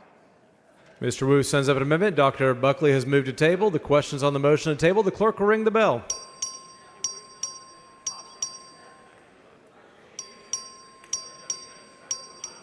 Have all members voted? There being 88 ayes and 58 nays, the motion to table prevails. The following amendment, the clerk will read the amendment. Amendment by Rodriguez Ramos. Chair recognizes Ms. Rodriguez Ramos to explain her amendment. Thank you, Mr. Speaker and members. Working families trust when they send their child to school, public or private, the teacher in front of that classroom is qualified, trained, and accountable. They don't have time to vet every school or scrutinize every staff resume. That's why we have standards to ensure every child, regardless of where they live or how much their parents earn, has a certified teacher prepared to meet their needs. This amendment requires private school teachers in districts using voucher funds to be qualified teachers as demonstrated through certification. The amendment simply requires private school educators and administrators to meet the applicable requirements under Subchapter B, Chapter 21 of the Texas Education Code relating to certification of educators. In Texas, private school teachers are not required to be certified. The repercussions of this are evident, and we cannot ignore them. Members, if we're going to use public dollars, families deserve the same level of assurance. A student in a voucher-funded classroom should not have fewer protections or lower quality instruction than their neighbor in a public school. This amendment simply holds all educators to the same baseline of professional responsibility because that's what working families expect and deserve. Show you care about providing all Texans with the educational resources to achieve economic prosperity and stability. Vote yes on this amendment. Thank you, Mr. Speaker. Chair recognizes Dr. Buckley in opposition to the amendment. Thank you, Mr. Speaker. Members, I move to table. Chair recognizes Ms. Rodriguez Ramos to close on the amendment. I close. Ms. Rodriguez Ramos sends up an amendment. Dr. Buckley moves to table. The question is on the motion to table. If you're in favor of the amendment, vote no. If you're opposed to the amendment, vote yes. A record vote has been requested. The clerk will ring the bell. Show Mr. Moody voting nay. Show Mr. McQueenie voting aye. Have all voted? There being 86 ayes, 61 nays, the motion to table prevails. The following amendment, the clerk will read the amendment.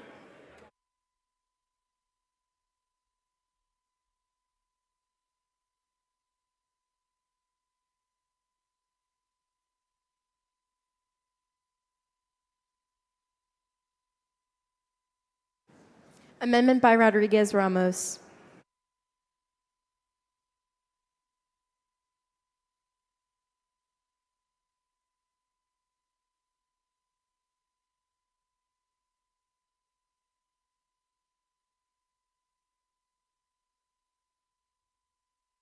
The chair recognizes Ms. Rodriguez Ramos to explain the amendment.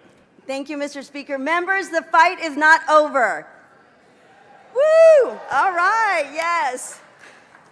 This amendment ensures fairness for the families this bill claims to serve and prevents our taxpayer dollar from going to schools with completely unaccountable admission and curriculum standards.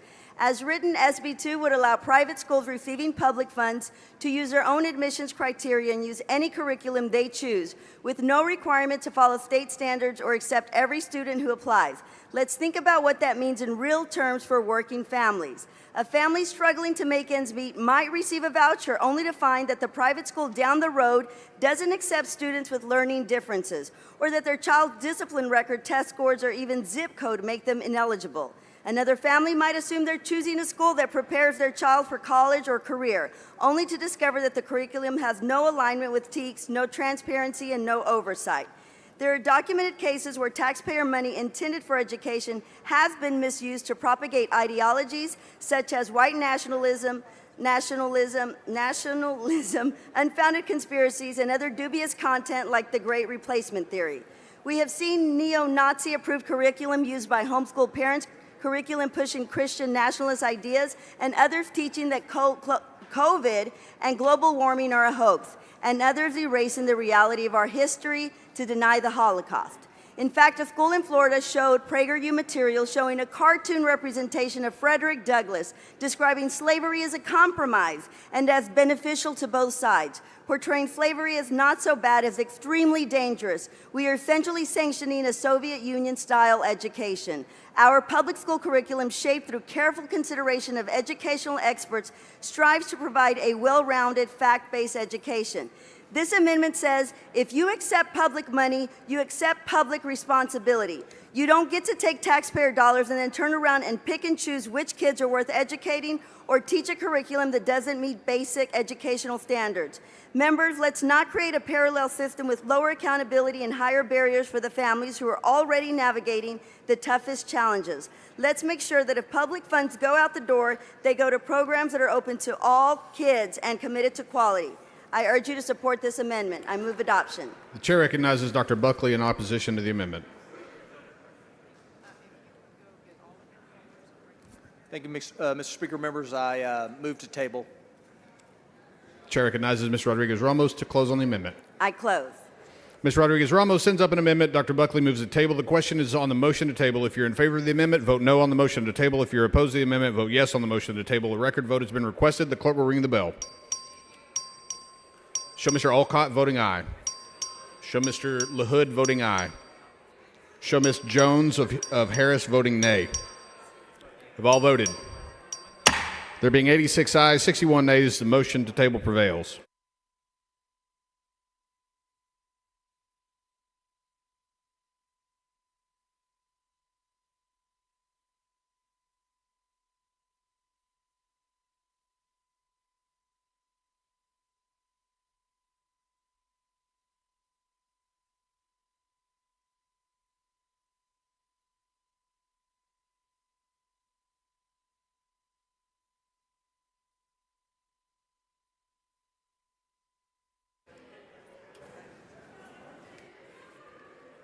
Following amendment, the clerk will read the amendment.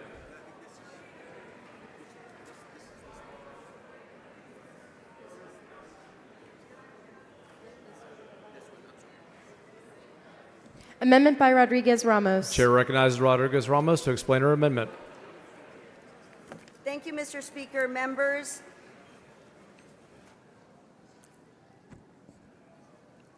this is a bit of a history lesson.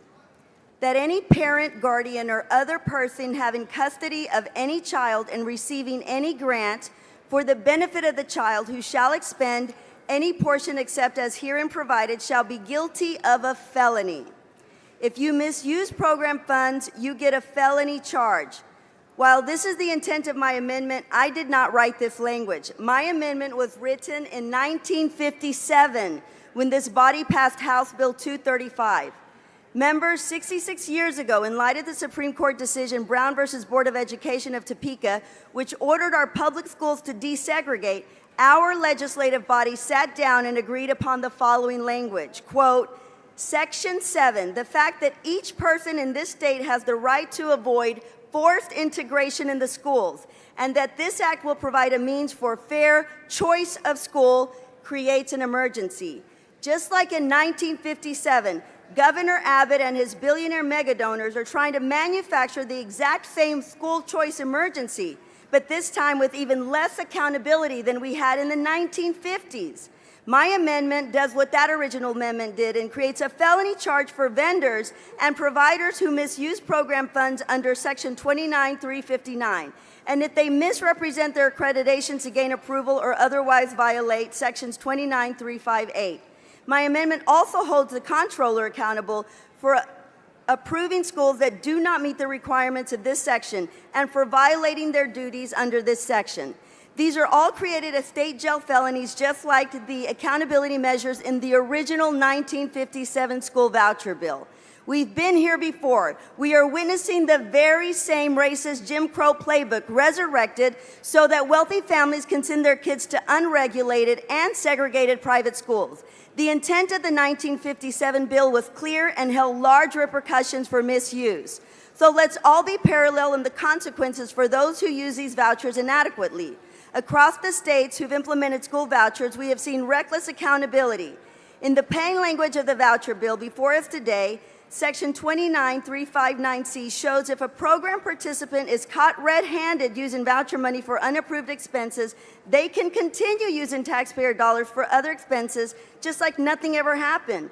The comptroller is not even required to try and recover the money used for fraudulent purchases. The highest accountability in the entire bill is a vague referral to a DA if the comptroller acquires evidence of fraud. My amendment holds the comptroller accountable. As it stands, there are no repercussions for a failure to verify that private schools actually meet eligibility requirements. Most importantly, there is no accountability measure to ensure the comptroller verifies and reviews the national criminal history record information or documentation for adults who will be interacting with their children on a daily basis. The original accountability measure was a felony for using the funds to go to an integrated school. Educational savings accounts were created to prevent integration. Quote, any child who is withdrawn from a school due to there being no separate school for children of his race shall be entitled to an educational grant from the state, end quote. If a private school seeks to profit from our public tax dollars, like in 1957, they shall be held accountable for misleading our parents and children. I move adoption. Chair recognizes Dr. Buckley. Thank you, Mr. Speaker. Members, I move to table. Chair recognizes Ms. Rodriguez-Ramos.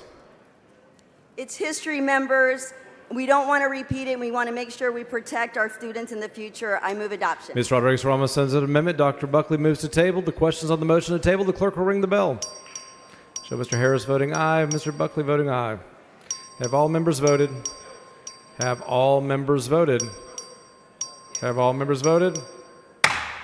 There being 85 ayes and 60 nays, the motion to table prevails. Following amendment, the clerk will read the amendment. Amendment by Rodriguez-Ramos. Chair recognizes Ms. Rodriguez-Ramos to explain the amendment. Members, I think we're closing the gap, so stay in there, hang in there. This amendment ensures all private schools adhere to minimum standards of school safety, just like our local public schools. Every parent, no matter their income, neighborhood, or background, wakes up with the same hope that their child will come home safe at the end of the school day. And blessings and prayers to the family in San Antonio today who are not able to experience that today and are going through tough times.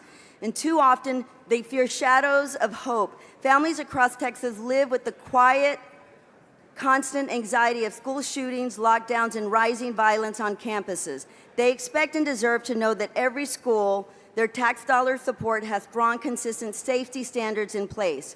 Whether a child attends a public school or a private school receiving public funds, their safety should never depend on the type of institution. This amendment requires that private schools receiving state funds must administer staff mental health training, emergency operation plans, and facility standards requirements, conditions that our public schools already adhere to. If we are truly presenting private schools as an alternative to public schools, then we at the very least need to guarantee our children's safety.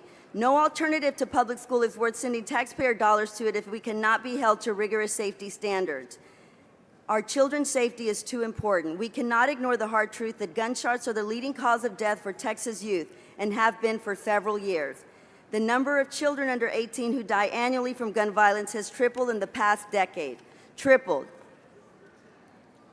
As we debate today, it is unconscionable to pass off private academies as true alternative while failing to add any safety standards to give parents a true choice and peace of mind.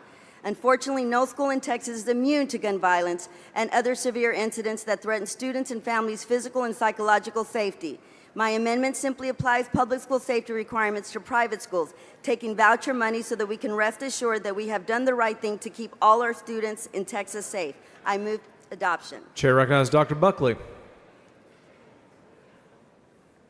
Thank you, Mr. Speaker. Members, I move to table. Chair recognizes Ms. Rodriguez Ramos. I close. Question occurs on the motion of the table. Ms. Rodriguez Ramos sends up an amendment. Dr. Buckley's moved to table. Clerk will ring the bell.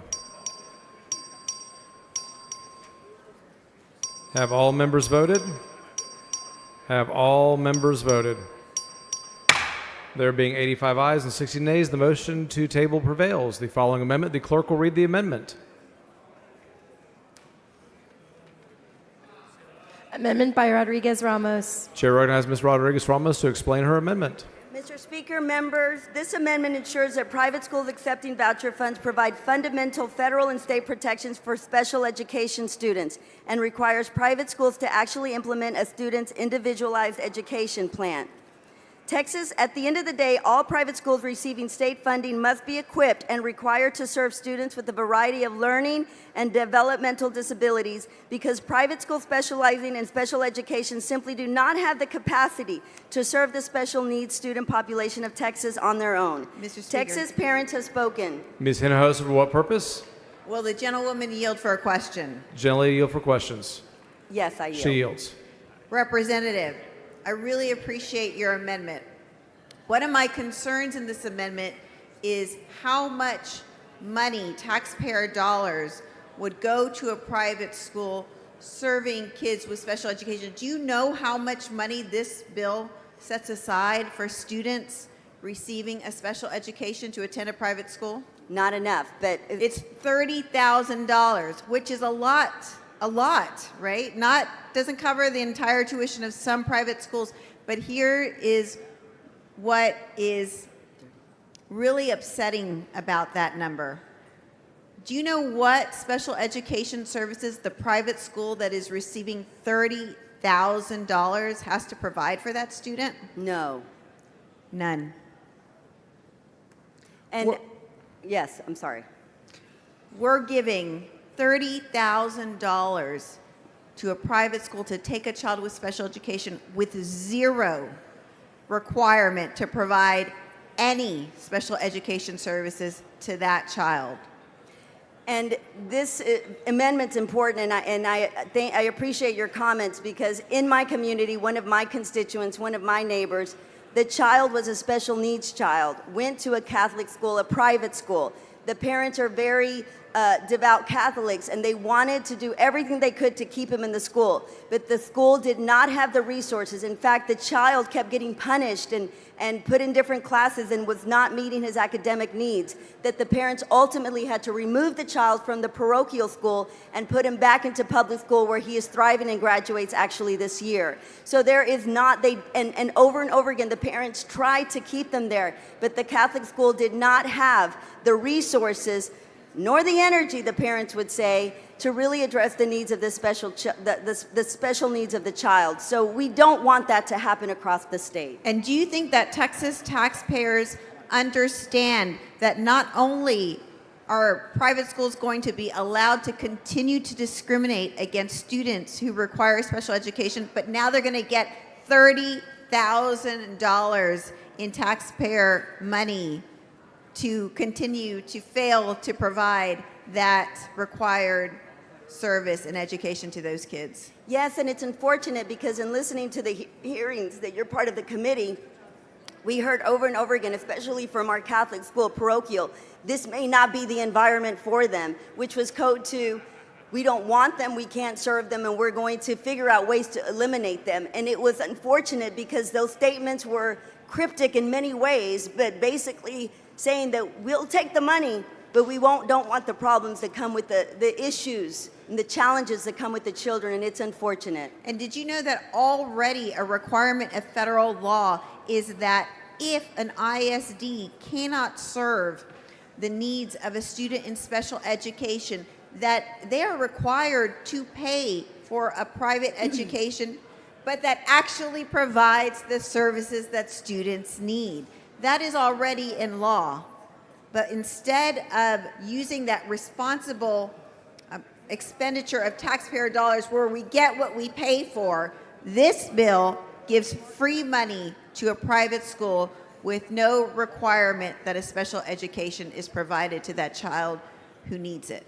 And parents will not have a recourse to address that issue. There is no school board, there's no public elected officials in your local Catholic or private school. You file a complaint and it goes into somebody's email and you never get a response. Fortunately, in the public, the ISDs, we have those venues where community can complain, remove leadership, change leadership, do whatever it needs to get those services to their children. So it's unfortunate that we're not providing those safeguards. Thank you. Chair recognizes Dr. Buckley. Thank you, Mr. Speaker. Members, I move to table. Chair recognizes Ms. Rodriguez-Ramos. Move passage. Question occurs on the motion on the table. Clerk will ring the bell.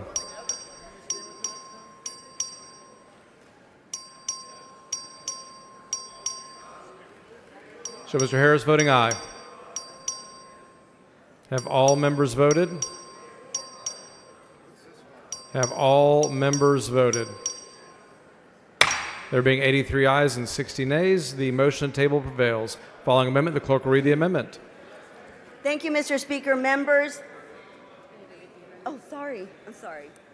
Amendment by Rodriguez-Ramos. Chair recognizes Ms. Rodriguez-Ramos to explain her amendment. Thank you, Mr. Speaker. Members, this amendment prevents private schools that accept voucher funding from rejecting a student based on religious belief, disability, race, income, or any other protected status. For working families, public education is a promise that every child will be welcomed, supported, and given a fair chance to succeed.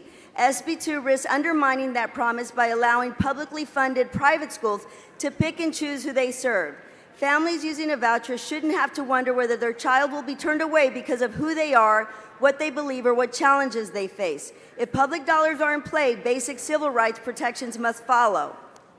If we are sending hard-earned taxpayer dollars to these unaccountable schools, they must operate under the same standards as public institutions and not discriminate against students and families who may have different religious beliefs than that of the school. Finally, Article 1, Section 7 of the Texas Constitution provides that, quote, no money shall be appropriated or drawn from the Treasury for the benefit of any sect or religious society, theological or religious seminary, nor shall property belonging to the state be appropriated for any such purposes. If private schools take public funds, these are policies that must also operate under. We cannot sacrifice our student civil rights for the profit of private institutions. If we are claiming to provide an opportunity for students to receive alternative forms of education, all students should be protected in that process.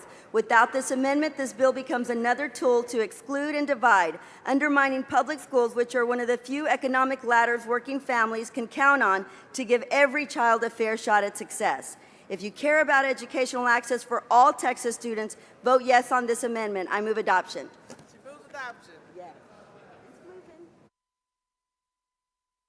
The chair recognizes Dr. Buckley in opposition to the amendment. Thank you, Mr. Speaker. I move to table. The chair recognizes Ms. Rodriguez-Ramos to close on the amendment. Thank you. I close. Ms. Rodriguez-Ramos sends up an amendment. Dr. Buckley moves to table. The question is on the motion to table. The clerk will ring the bell. Show Mr. Alcott voting aye.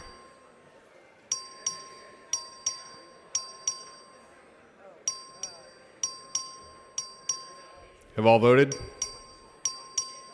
Have all voted? There being 85 ayes, 59 nays, the motion to table prevails. The following amendment, the clerk will read the amendment. Amendment by Rodriguez Ramos. The chair recognizes Ms. Rodriguez Ramos to explain the amendment. Mr. Speaker, members, this amendment ensures Texas taxpayers and Texas teachers know exactly how much private schools are paying their teachers, administrators, and superintendents.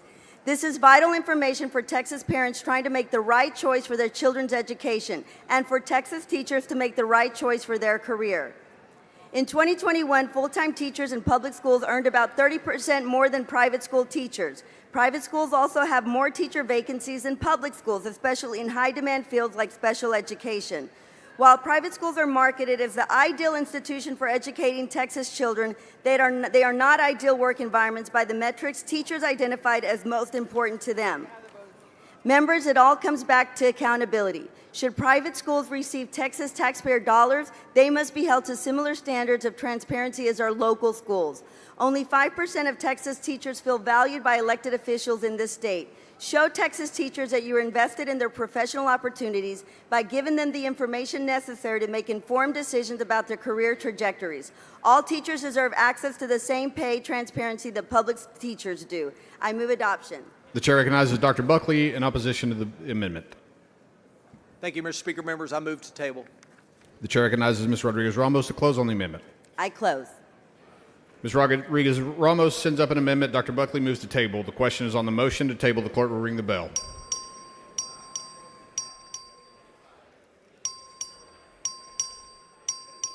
Have all voted? Have all voted? There being 86 ayes, 60 nays, the motion to table prevails. Does any member wish to speak on, for, or against Senate Bill 2?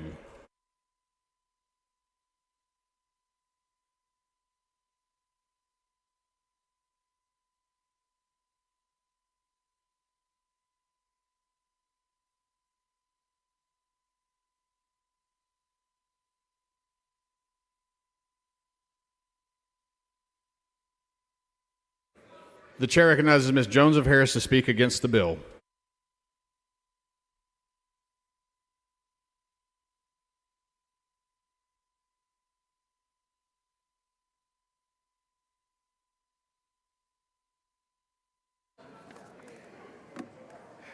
Mr. Speaker, members, let's talk about what this bill really is.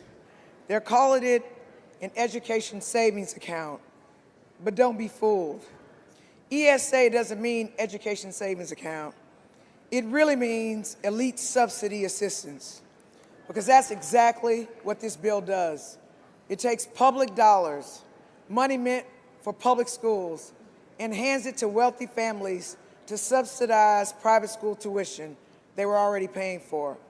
And who qualifies for this taxpayer handout? Families making up to $156,000 a year. And if not enough families use it, then people making any amount of money. That's craziness. That's not low income. That's not struggling. That's upper middle class siphoning public dollars out of schools that serve everyone. That's not school choice. That's welfare for the wealthy. And the only choice this bill actually guarantees is a private school's choice to reject our kids. They can reject students with disabilities. They can reject students with behavioral needs. They can reject kids because of their race, religion, gender identity, or if they simply don't fit. They can reject kids with autism. They can reject kids with special needs. Public schools can't do that. Public schools educate everyone. This bill is intentionally complicated, and that's no accident. They don't want everyday Texans to understand what's happening. They've wrapped it in fancy language. They're calling it parent empowerment. They're saying it's about giving kids a better chance. But here's the truth. Most Texans across party lines do not support vouchers. And instead of letting the people vote on it, they're ramming it through the Texas House on party line basis, far away from people's hometowns, hoping working families are too busy and too tired to notice. They're trying to sneak vouchers through the back door, but we're watching. They won't put it out to vote for the public. We see it for what it is, and we're not afraid to call it out. It's not about helping students. It's not about choice. It's about dismantling public education and giving handouts to people who already have access. This is elite subsidy assistance. This is welfare for the wealthy. This is a direct attack on public schools. And I respectfully urge my colleagues to do what's right by all kids. This bill is not well thought out. It's going to exclude. Most people don't truly have access to private schools. And who really wants to go to private schools where they don't have certified teachers? And I will tell you, in the Houston area, which is an area that I represent, the private schools, the ones that we know are educating kids, are anywhere from $33,000 up to about $46,000. So $10,000 goes nowhere towards helping that. And as you learned tonight, even though my amendment wasn't accepted, the $10,000 has to be spread over things you need in private education. So I'm asking you to do what's right by all kids. And although I don't represent a rural area, I fear for the rural areas because they don't have a lot of access to private schools. They're geographically spread out. How are people who have to work, if they're low income, they have to work, expected to drive their kids however far they have to drive in rural areas for their kids to attend private schools? It's not right, it's not fair, it's just wrong. And I'm gonna end on this. It's not education, what is it called? It's an education savings account. That's not what it is. It is, well, it is a voucher scan, but ESA does not stand for that. ESA stands for Elite Subsidy Assistance. That's what it is. Thank you.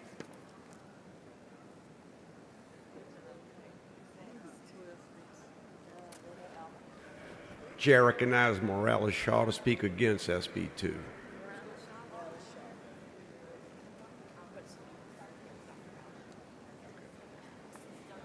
Excuse me. Chair recognizes Dr. Allen to speak against SB 2. Thank you. Microphone's not on. Thank you. I have to live with myself. And so I want to be fit for myself to know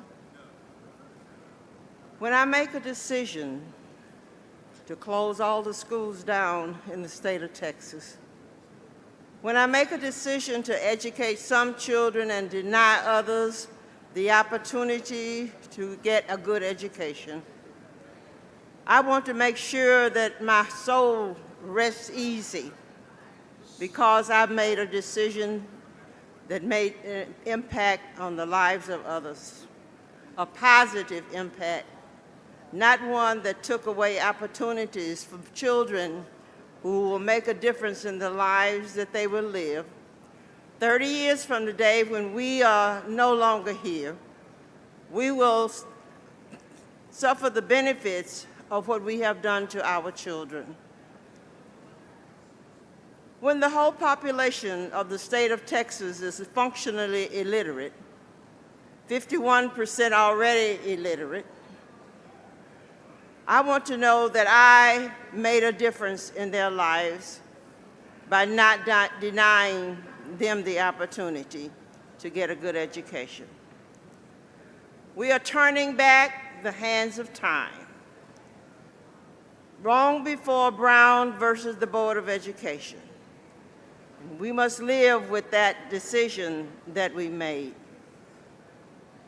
I do not want my legacy to be that I sold out my children, my grandchildren, and my great-grandchildren, and those that will come after me when I'm long gone. I do not want my legacy to be that I sold them out for a position, for money, for opportunity. That's not what I want. I want to know that I have made a difference in the lives of those who will come behind me. That those who will sit in this chamber during the time. Okay. Members, please take your conversations outside the rails. Those that will sit in this chamber after we have gone, I hope they look at our legacy as those who taught us to be good citizens and to make things different for people who will come behind us. I will live with no regrets for raising tuition on kids, damage on the lives of a child, and that we all leave no child behind. Thank you.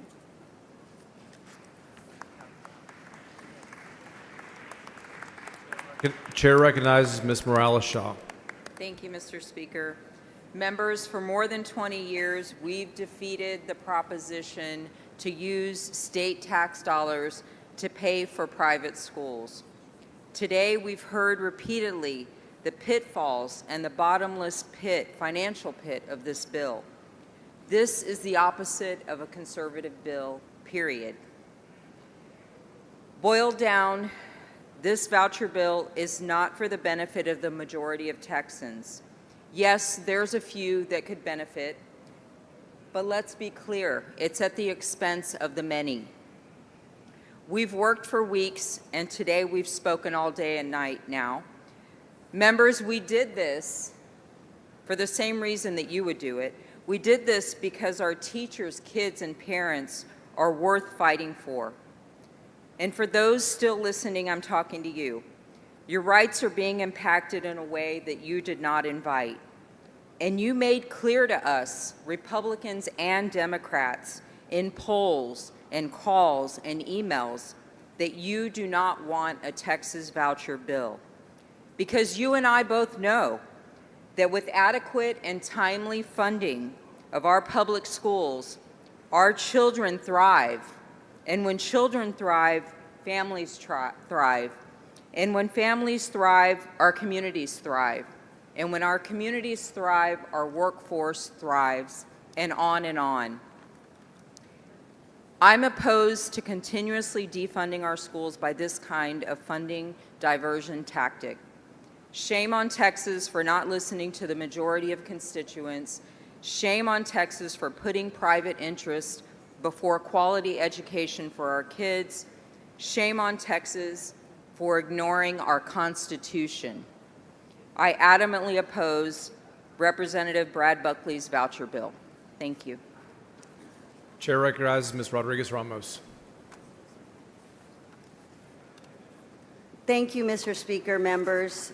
And I want to thank everybody that's in the gallery tonight and that is watching and that had faith in their government. Please know we fought till the very end and we're still fighting, but the fight is not over tonight. Elections matter, and that's why we need to continue to fight. To understand the debate around school vouchers today, we have to talk about where they came from. The landmark 1954 Supreme Court decision, Brown versus Board of Education, declared racially segregated public schools unconstitutional. This was a major victory for civil rights and our nation's promise of equal opportunity. But in response, across the South, including here in Texas, segregationists launched a campaign of massive resistance. In 1955, Texas Governor Allen Shivers formed the Texas Advisory Committee on Segregation in Public Schools. And they stated that the mission plainly, the committee was created to solve what they called three major problems: the prevention of forced integration, maximum decentralization of school authority, and how the state could help local school districts maintain segregation. The committee's official report, called the Supreme Court's decision in Brown versus Board, clearly wrong and judicially unsound, and accused the court of rewriting the Constitution to suit its personal views. They attacked the legitimacy of the ruling, and they explicitly framed integration as a crisis, saying that integration was the beginning of the end of our liberty upon us. It's saying the beginning of the end of our liberty is upon us. The report urged Texas to follow the lead of other southern states. Does that sound familiar? Following the lead that had responded to integration by ending compulsory education, closing public schools, or offering tuition grants to attend private white-only academies. We're doing all of the above. It said, and I want to give a warning because they use this offensive language throughout their report, schools should be designated by the local school boards as either white or Negro, and Negro students should be assigned to Negro schools and white students assigned to white schools. Over the years, the language of this mission, of this agenda has changed, but the goals have not. Today's voucher bill, SB 2, echoes the same agenda, draining resources from public schools and undermining the promise of equal education as a tool to keep one group of children separated from another. Mr. Speaker and members, we know better now, and because we know better, we must do better. Texans of all races and regions want strong neighborhood schools where every child has the freedom to learn and the resources to prosper, whether they live in the heart of Dallas, the Rio Grande Valley, or a rural town with just one spotlight. And whether they are Democrat or Republican, we have heard from everybody. But this voucher scheme, just like the ones before it, takes our public dollars and puts them in private hands. Let's be clear. This isn't about school choice. This is about power, not about the people. It's about whether our public dollars serve the public good or continue the long legacy of exclusion and division. I believe in our Texas, a Texas where every child, no matter the zip code or the color of their skin, can walk into a fully funded public school and know they are seen, supported, and set up to succeed. That's the Texas our communities deserve, and that's the Texas we can build together. If we have the courage to reject vouchers, stand on the side of justice. And I want to say, as a product of public schools, when we invested in public schools, we invested in somebody like me, who, although I dropped out of 8th grade, I was still able to return to school, get a bachelor's, a master's, and eventually a law degree because we invested in strong public schools that taught me how to think critically, that taught me how to read, so that even though I took a detour in my life because of life's issues, life happening, I was able to come back and pick up where I left off because you all invested in me. There was a time in this state and in this country where we believed in investing in children. We need to get back to that time. Members, I want to let everybody know there's scripture up here that says, I tell you, on the day of judgment, people will give account for every careless word they speak and every careless deed they make and every careless vote they take. So I encourage all of you to be mindful and invest in our children by voting against this bill.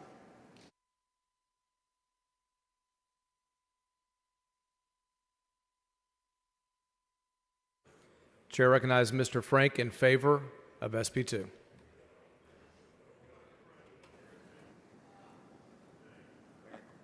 I assure you I will keep it short, sir.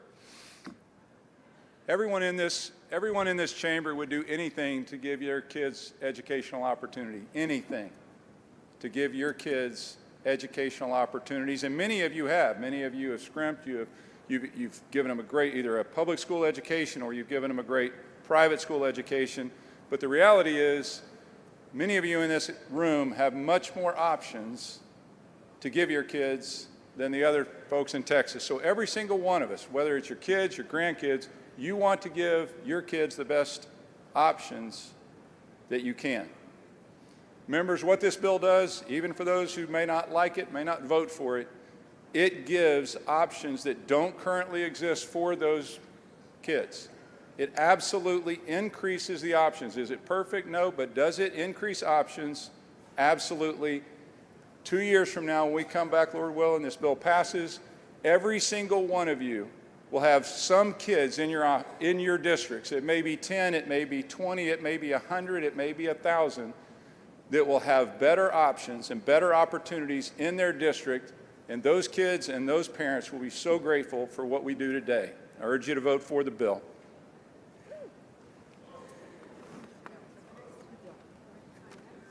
Chair recognizes Mr. Reynolds in opposition.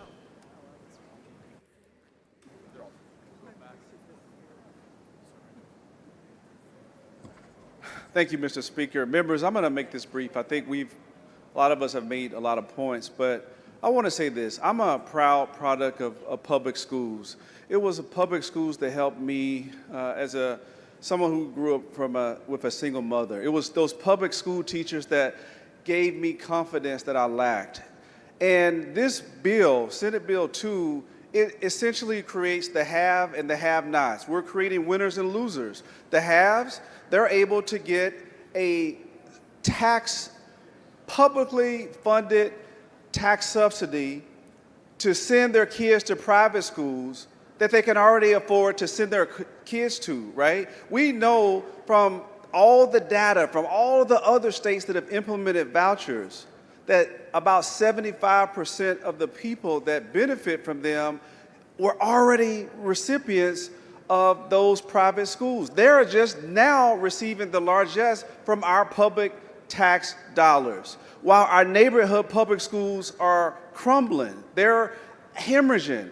Many of them are closing down. As a result of vouchers, they're going to have larger class sizes. Some school districts will actually have to shut down. That is what we're going to see. So what we're going to see is a two-class system where many of the elite, many of the wealthy, many of the privileged, many of the Anglo, they're able to participate in the private school vouchers at the public taxpayer expense. The have-nots, the disparities are going to exacerbate. We're going to see potentially more high school dropouts, less opportunities for those struggling neighborhood schools, because Texas right now ranks 43rd out of 50 states in funding per pupil. This, ladies and gentlemen, can't be the Texas that we all are proud of. Every student should have the opportunity for a high-quality education, regardless of their zip code, their race, their socioeconomic status. If we're going to pass this bill, there were so many amendments where we could have leveled the playing field, but no, we didn't. We wanted to be able to give the private schools the benefit of the public dollars with no strings attached. We did not have them have any kind of accountability, no transparency. They basically have the ability to discriminate. They can say they don't want the kids with disabilities. Public schools can't say that. They can say, hey, Mr. Johnny, his kid, he can't come here if he looks like me. But if he looks of another hue, sure, he can come here. And they can do that. Religious, they can say, we don't want Muslim kids at our school. We don't want Jewish kids at our school. And they can do that. So, ladies and gentlemen, we are on the wrong side of history with this bill. This is a solution in search of a problem. Our schools need more resources, not less. And so I urge us to be on the right side of history. Let's not make this partisan. Education shouldn't be partisan. I believe, and I'll close with this, Nelson Mandela said it best, that education is the most powerful weapon that we can use to change the world. And we are relegating many of our minority, many of our underprivileged kids to second-class schools because they're going to lack the resources. And we're doing it on the backs of Texans. So this is un-Texan, this is unpatriotic, and this is un-American. And I think we should vote no on Senate Bill 2 and invest in our public schools so that all of our kids have the opportunity to compete in a global economy. Thank you. The chair now recognizes Ms. Kerwin in favor of SB 2.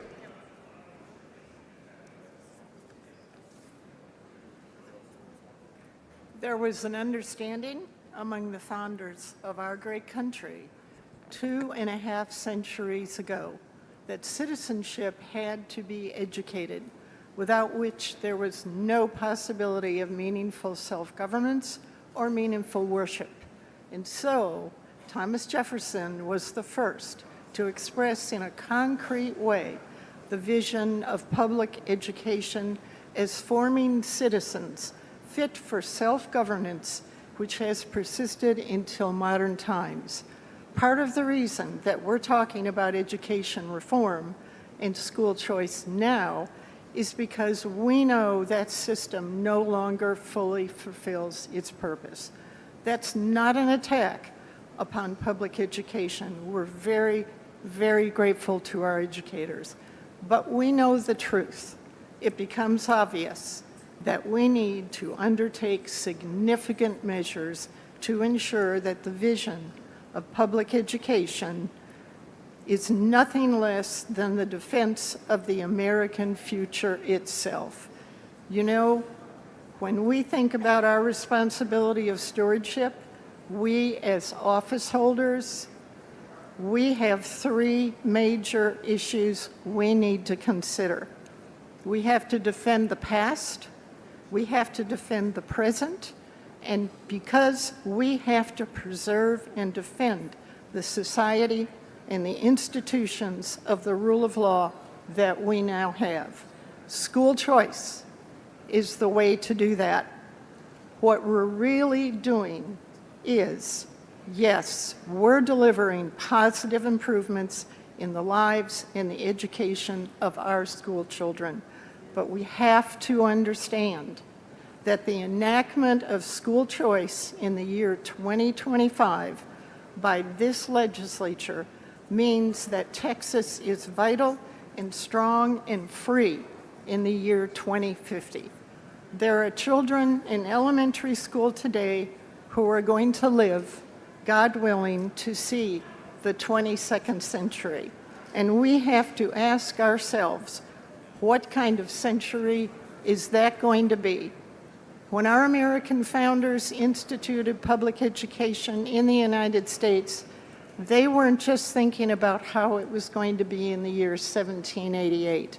They were looking at an American future that they anticipated was going to stretch forward for centuries. And so we, Mr. Speaker, as office holders, as educators, as parents, and as citizens who have children that we love and care for and wish to see educated, we must commit ourselves to their future as well, knowing that when we enact school choice, when we achieve this long sought-off goal, that we are ensuring the success for their tomorrows, the Texas that we won't see, but that if we do the right thing, the honorable thing, I know that why we're here to vote today, school choice. Now let's get it done. Thank you. The chair recognizes Ms. Hinojosa in opposition to SB 2.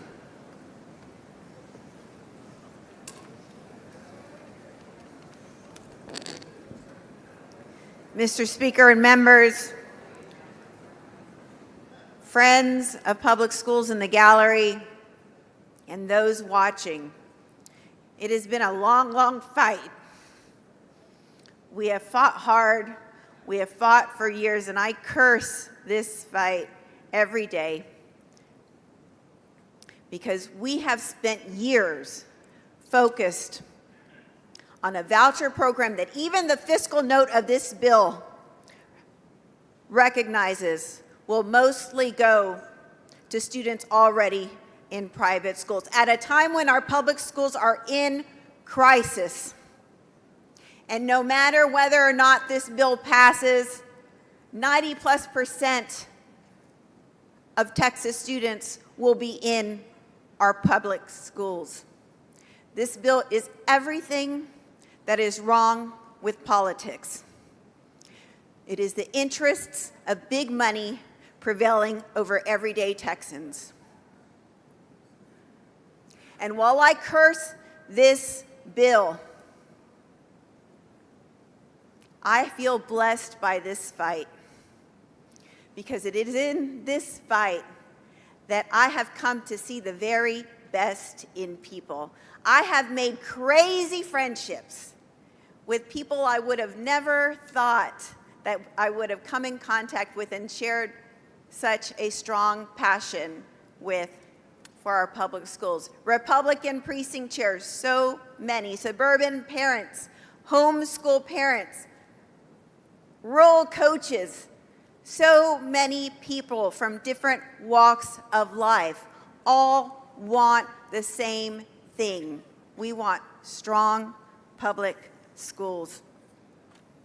And those friendships, those relationships have been a blessing to me. They've made my world bigger, and they've given me a new, deeper pride for our state that is through and through about public schools. To be part of this movement, this coming together across party lines, across geography, across the state, across all the things that usually separate us at a time when our divisions in this country and in this state are so entrenched and so ugly and sometimes so dumb. To be part of something real like this, motivated by all the right reasons, has just been a blessing of a lifetime. I give a heartfelt thanks to all the people who are fighting the good fight, all the people who have trusted me with their ideas, with their intel, all the people who have worked for our students and our public schools. And I give a special shout out to my Austin education friends who are there daily answering my distress calls, always willing to help, never complaining. I couldn't do this. We couldn't do this without you. And our public school students are lucky for you. This fight has made this great big smaller to me easier to embrace. Public schools are the binds that tie us. They are a shared experience because there is something about public schools that's worth protecting. I grew up in the Valley in Brownsville on the border in a public school before we had Robin Hood. Our schools were dirt poor, and I probably didn't get the best academic education, but I got an education on life and people that made me who I am today. I remember a young man in my second grade class at Egley Elementary in a wheelchair, and he had some condition, and he needed to be in an air-conditioned enclosure, and we didn't have air conditioning at Egley Elementary then. And so students took turns spending time with him in the air conditioning enclosure, and he became the most popular kid in the whole school because you got a break from the heat, and he was a pretty cool kid. That's what public schools do. They connect us and bind us with people who are different from us. Probably when I look back at middle school, high school, most of my friends were from low-income families. I didn't know. I didn't care. I just cared that they were cool kids and they were my friends. When it was time for me to put my own son in school, I put him in a public school. When the district decided to shut down his school because it was inefficient because of cuts to public education, I learned the power of a community of parents of public school, and I ran for the school board, and that's where I got my start, like so many members here today. And by the way, remember, those were bipartisan efforts and endeavors, truly grassroots. This fight for our public schools returns us to our roots. It returns us to what matters to our kids and communities. And I believe that this fight against vouchers and this fight against the billionaires for our public schools is this wellspring in Texas that is going to shift the politics in this state. I believe this is going to be an awakening. Not so much Democrat versus Republican, but more a populist movement where now we have everybody versus the billionaires and the private equity companies and the multinational corporations that are bilking our communities for all their worth. We, the people, we relish breaking the mold of who we are supposed to be and who we are supposed to be allied with. We don't care. We recognize that we are all in this sinking ship together, and sometimes politicians use what divides us so that they can enrich themselves at our expense, distract us from the grift, graft, and greed. I am done with politics as usual, and so is every Texan I know. It is broken.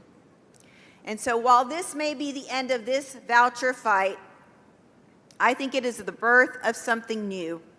I'm not sure exactly what, but I will tell you all the prayers, all the messages, all the people tell me that this is not over. And until then, I remain forever Team Texas Public Schools.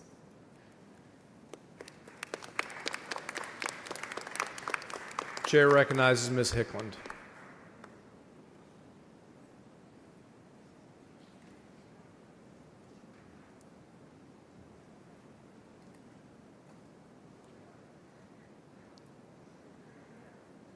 There is nothing more Texan than freedom.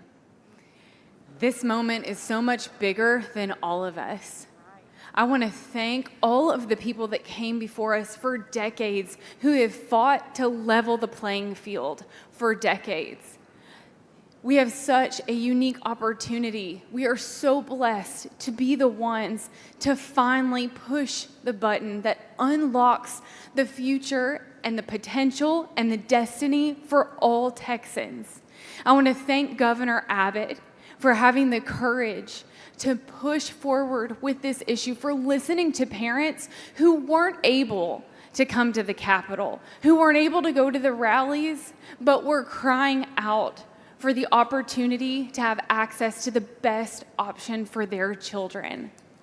We get to be the ones to make that happen today. I'm so grateful for Chairman Buckley, for Senator Creighton, for all of those who have worked so hard, and I'm grateful for all of you who have come to this place with pure hearts, wanting what's best for Texans. Thank you for the time that you have poured into this legislation. Try to make it better for the sake of all Texans. I'm honored to be among you. I'm so honored to be here. This is an issue that has a unique opportunity that can unify families. Now parents may not have to take an extra job, and they can spend time together at the dinner table. They can dream about the opportunities their children will now have access to. This is monumental, and it's historic.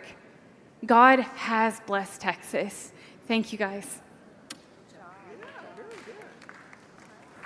Chair recognizes Mr. Wu.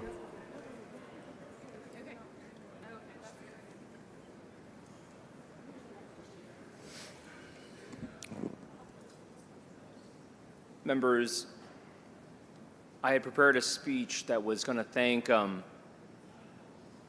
bipartisan coalition in standing up, whether we won or lost. It is with great pain that I saw so many of my friends and allies, people who have stood up in the past, like the 24 who stood up last time, knowing what was coming for them. Those people were true Texas heroes. They defended their communities, did what their people wanted, despite the pressures from their donors, despite the pressure from their colleagues, despite the pressure from the lieutenant governor, despite the pressure from the governor. They stood and defended their communities. I don't know what happened to them.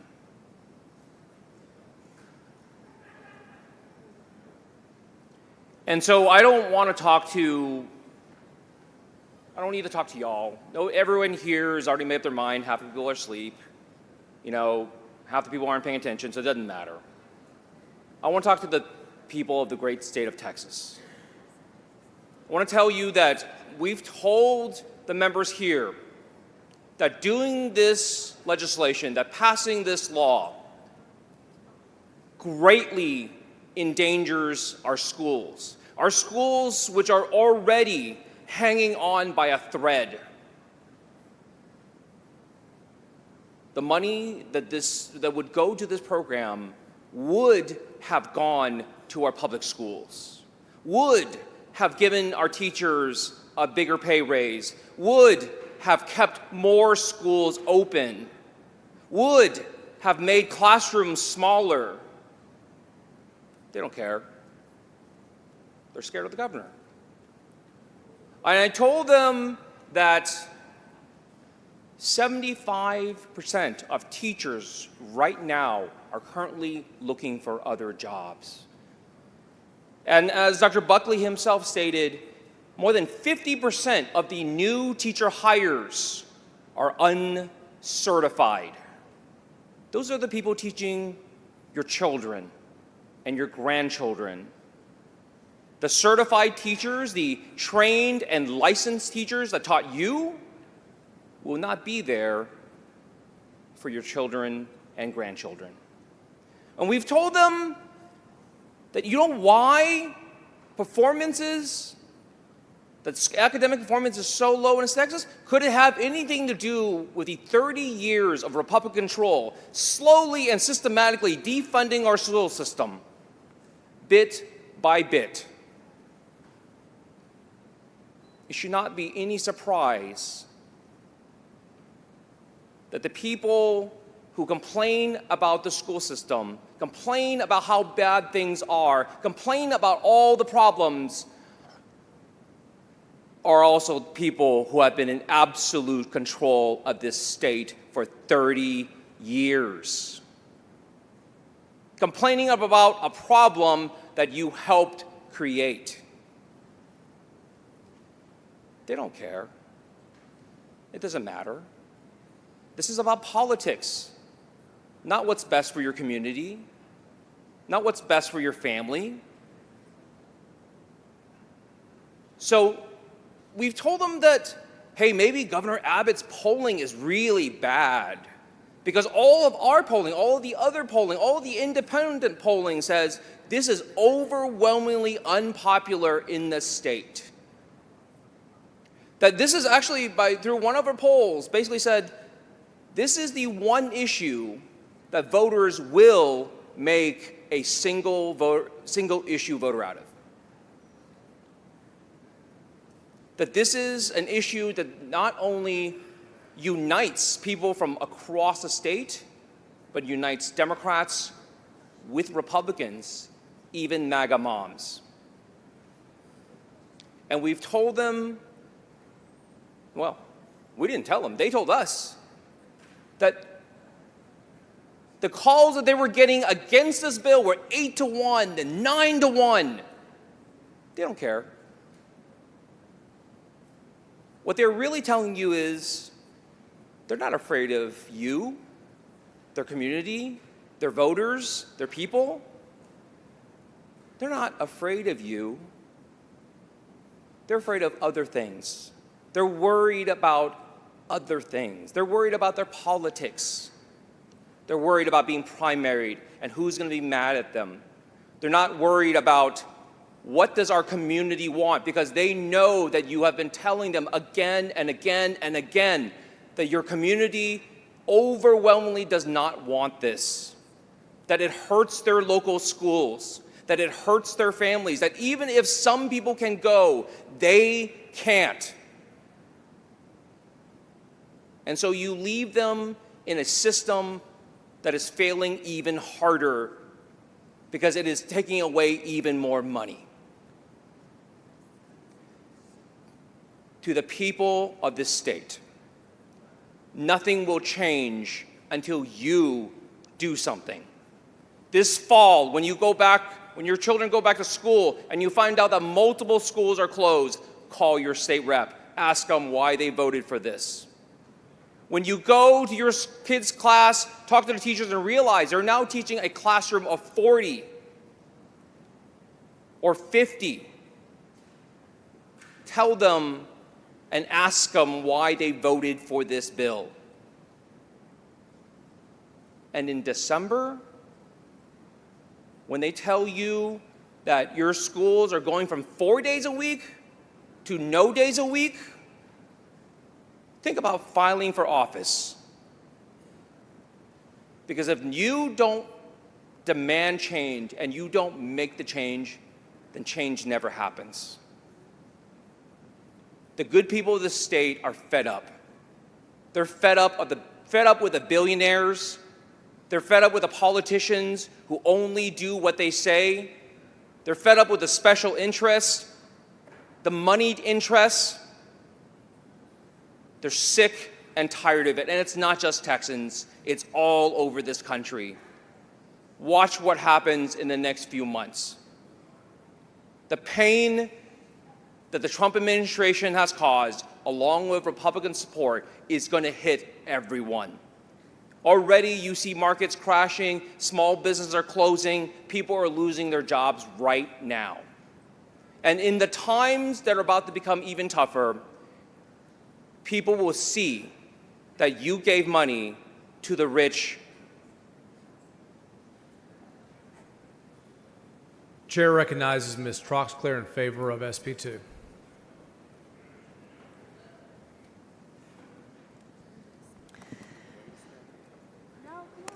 I cannot believe that we are on the precipice of finally giving parents and students the choice and the education that they deserve. Parents have been waiting for this day for decades in Texas. Too many of our students, especially our low-income students and minority students, are trapped in schools that are failing them. Not because they lack potential, but because they lack opportunity. And the current system is designed to keep them there. But this bill will give them a lifeline. This bill will give them a chance. As a mom, I know that the one thing that all moms want is to do what's best for their kids, to give their kids a life that's better than what they had. And we'll do anything to make sure that our kids get that.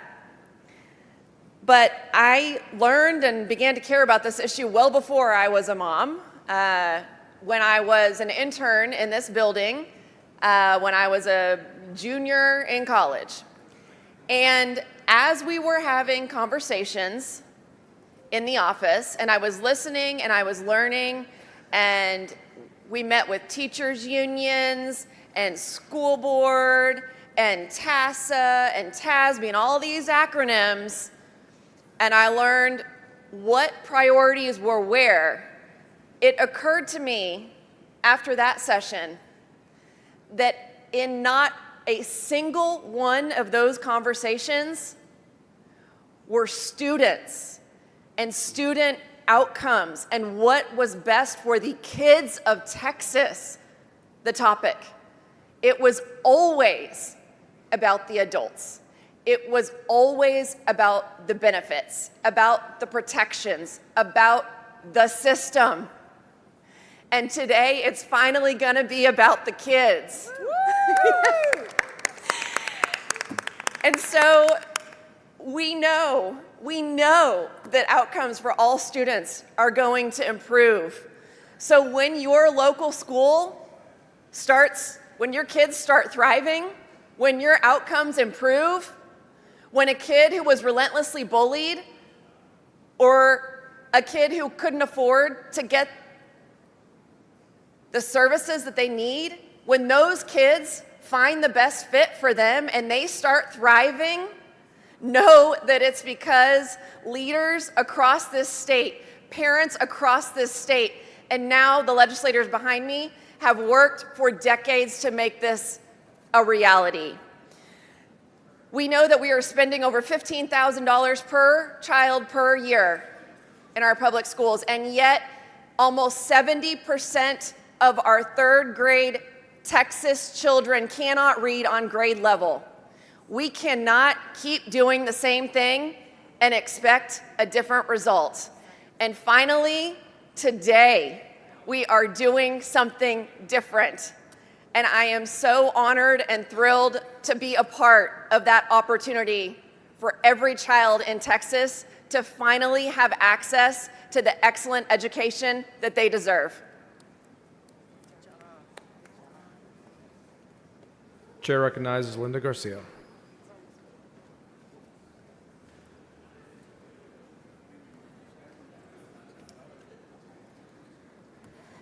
Mr. Speaker, members, If our children can't read at grade level, then it's us that have been failing them. The government. Over 5.5 million students attend public schools here in Texas. They are the heartbeat of Texas. While I've heard plenty of arguments praising vouchers, let's be clear. This bill does not serve those students. This voucher scam is a handout for the wealthy, not a lifeline for the children in our classrooms. It's not about expanding opportunity. It's about subsidizing privilege. I am a proud product of public schools, and I carry that with me every day in this chamber. I didn't grow up with a traditional family structure. My support system came from my educators, teachers, principals, counselors, those who saw my potential when I couldn't see it for myself. Public schools gave me a future, not because I was exceptional, but because the system was designed to serve every child. I am standing here today because of a public education, a system that believed every student, regardless of their zip code, that they deserve a shot. This bill chips away at the fundamental promise. SB 2 is a blank check with zero accountability. It redirects our constituents' hard-earned tax dollars to private schools that aren't required to meet the same standards, serve students with disabilities, or be transparent with how they spend their public funds. We hear a lot about parent choice, but what about the choice of parents who want their neighborhood school to have a full-time nurse, a school librarian, or enough certified teachers who aren't exhausted and underpaid? That's the choice parents are begging for us to protect. Make no mistake, parents across Texas have spoken. They do not support vouchers. They want us to invest in their neighborhood schools, not dismantle them. They want teachers respected and paid what they're worth. They want resources for mental health, enrichment, and real opportunities for their kids' futures. SB 2 delivers none of that. So I ask you, why are we turning our backs on millions of Texan students? Why are we abandoning the thousands of teachers who pour their hearts into their classrooms while buying supplies out of their own pockets? This isn't fiscal responsibility, it's financial injustice. Instead of giving billions away to the wealthy few, let's invest these dollars in public schools where they're needed the most. Public education is the greatest equalizer we have. It lifts communities, creates opportunities, and enshrines in our state constitution. We are duty-bound to protect it. A vote for this bill is not a vote for families. It is a vote for privatization at the expense of our public school system, and our constituents will remember. History will judge us by this moment. If SB 2 passes, we'll look back and recognize it as the day we failed Texas students when we chose politics over people. Chair recognizes Mr. Kane. Got it. Today, we celebrate the passage of school choice legislation, a monumental step towards educational freedom. School choice, as I believe, is the civil rights issue of our time, empowering families to break free from failing systems. It ensures every child, regardless of background, has access to a quality education tailored to their needs. This law restores parents' power, giving them the freedom to choose what's best for their children. And no longer will zip codes dictate destinies. We're unlocking opportunities, fostering competition, and igniting hope for generations. This is about liberty. This is about equality. Let's champion our children's future because their freedom is our legacy. I urge you to vote yes on this bill. Chair recognizes Ms. Ward Johnson.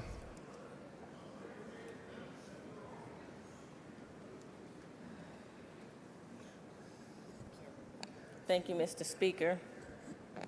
Colleagues, I urge you to vote no on this bill. Right now, we have neighborhood schools that are closing, and this bill does nothing to help them. Right now, we have teachers who have to relocate, and this bill does nothing for them. The schools that are failing, it's not the student's fault. But what are you going to tell that student when they get this coupon to go to a private school and they're waitlisted? This bill does nothing for them. What about that parent who does not have the transportation to get to the private school? This bill does nothing to help them. So if you really care about all students, remember those who don't live near a private school. Remember those who live in neighborhoods where the neighborhood schools is the pipeline to that neighborhood. When the neighborhood schools fail, those neighborhoods decline. People move out of those neighborhoods. The economic impact of this bill does not help. It's going to hurt the neighborhoods. So whose side will you be on? Please vote no. Thank you. Chair recognizes Aisha Davis.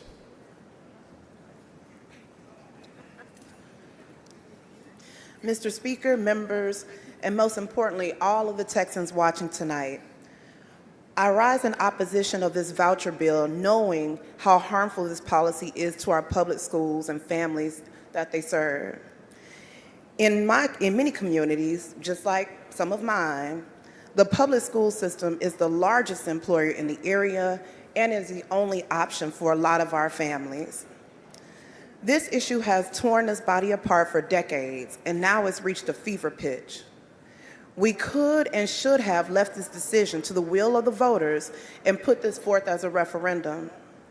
Fox News released a poll where 95% of Texas voters said that they wanted this to come to the poll.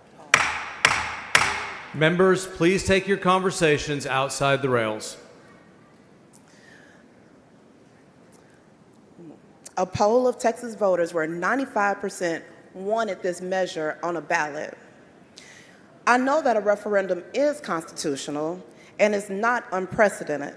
And I know this because in 1987, there was a referendum, not a constitutional amendment, but a referendum placed on the ballot where voters were to decide whether or not the State Board of Education should be elected by the people or appointed by the governor.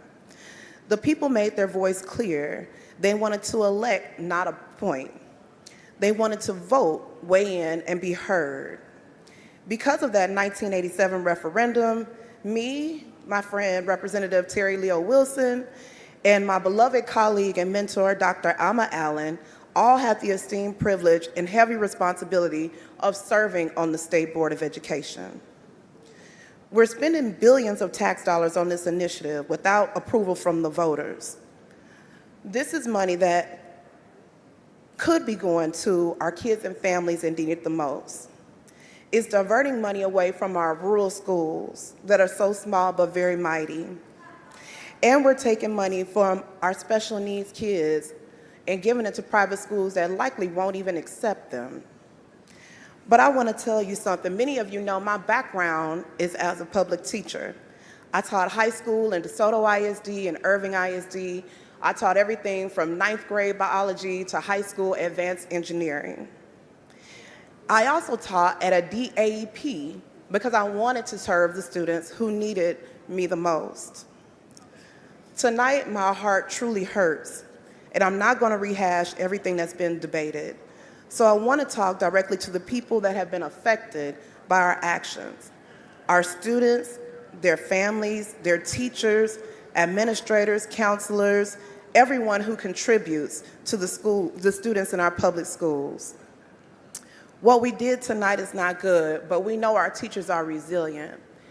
And I do want to take a moment to thank our teachers who were brave enough to contact many of us to tell us how important it is to fully fund our public schools. those same teachers that are with our children each and every day, that give their all when they walk into the school and they leave it all on the line when they leave. I really and truly thank all of the educators for what they do for our children in our public schools. And we already can predict how this is going to end because we see it in other states. Private schools are going to raise tuition. It's going to be a majority of students who are already in private schools who will benefit from this. And they won't accept a lot of our students who we said that we wanted this to go towards. We already know how this is going to play out. This is the same story that has played out in every single state that has adopted vouchers the way we have. So I urge you to think twice about this. I know it's a hard decision and I know it's a lot of pressure. But the pressure should be in making sure we have fully funded public schools that take care of each and every one of our children, that can't turn anyone away. And we need to thank our teachers more. There's been so many negative things said about public schools, but yet many of y'all gonna send y'all kids to one tomorrow. So we really need to think twice about what we're saying and how we're debating public schools, because they do so much each and every day with very, very little. So I stand firmly against this, and I hope you will too. Chair recognizes Ms. Garcia Hernandez. Sorry, guys, I couldn't wear my heels anymore. Thank you, Mr. Speaker and members, gallery guests, and viewers at home. I'm speaking against SB 2 tonight because, just like so many of my other colleagues, I'm a proud product of public education. Public schools in the Panhandle, in Houston, and North Texas built me. I moved all over the state of Texas because I was raised by a single mother after losing my father to suicide. I've gone through a lot in my lifetime, but the people in public schools are what has kept me going. I wouldn't be who I am today without the support and encouragement of educators, staff, counselors in my public schools. And that's why today, yesterday, and this morning is personal for me. I was elected by a broad coalition of community members in House District 115, not just Democrats, but Republicans as well, specifically to fight for our neighborhood schools.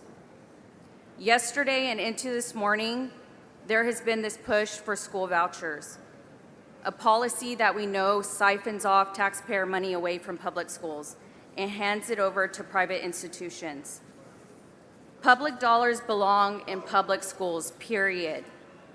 For those of us in recapture districts, the communities that are already sending millions, sometimes hundreds of millions of dollars back to the state, vouchers aren't just bad policy, they're a slap in the face to districts like mine. We're already doing our part. We're already sharing our local tax dollars to help fund schools in lower wealth districts across Texas. That's part of our shared responsibility, and we have accepted that duty. But now, while our schools are in deficits, we are about to divert funds to subsidize private education. My school districts, Capel ISD, Carrollton Farmers Branch ISD, and Dallas ISD in 2023 and 2024 sent a total of over $73 million in recapture, meanwhile operating under $169.9 million deficit, translating into teacher layoffs, school closures, and program cancellations. I was even able to be present whenever I witnessed one of my school boards have to vote on school closures in our district. And I got to hear firsthand from the people in my school district testify, including little children begging that their schools not be closed. That's not fair for our students. That's not fair for our educators, and that's not fair for our taxpayers. We have amazing public schools. Our teachers are working miracles every day. Our parents are involved. Our kids are achieving despite aging facilities, growing class sizes, and inadequate funding from the state. We should not stand by while our schools are auctioned off for billionaire financial gain. If you want to talk about choice, here's my choice. I choose to fight for our public schools. I choose to defend recapture communities from being used like ATMs. And I choose to vote no on SB 2. Members, please vote with me for our neighborhood schools. Please vote with me against SB 2. Thank you.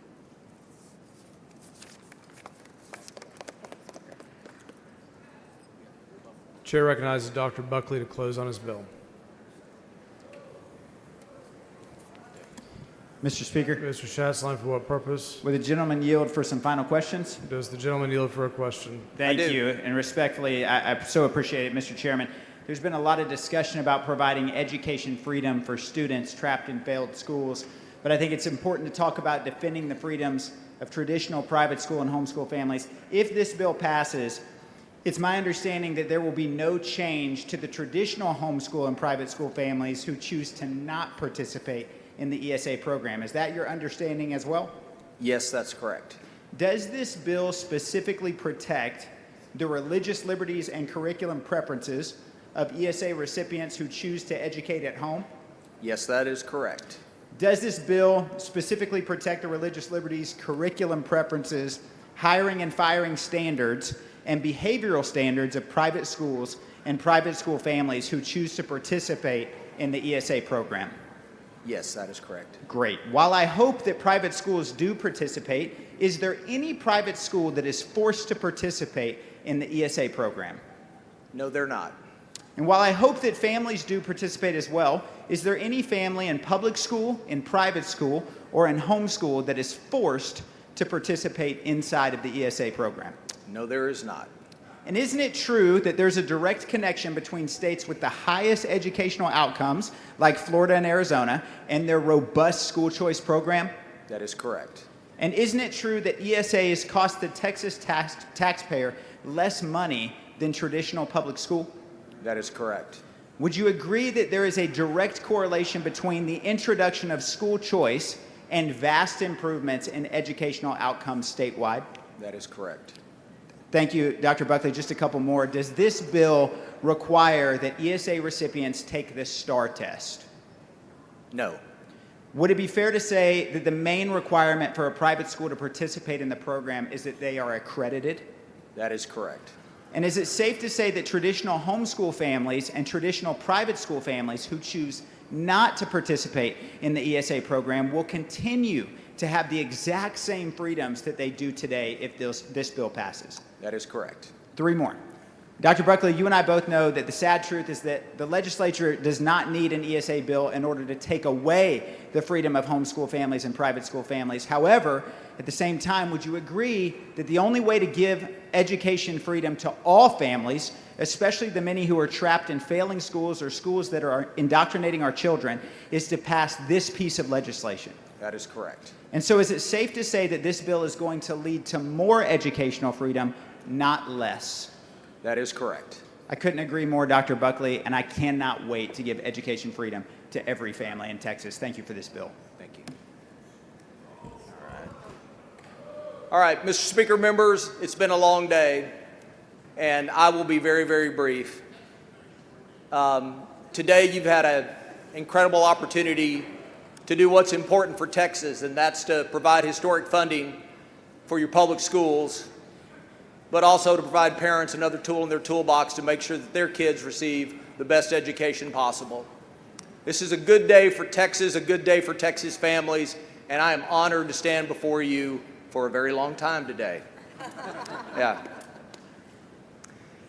I want to make sure to take this moment to thank Speaker Burrows and his staff for his support, but most of all, my colleagues, those that are with me and those that are not, for civil debate tonight, showing what's best about the Texas House.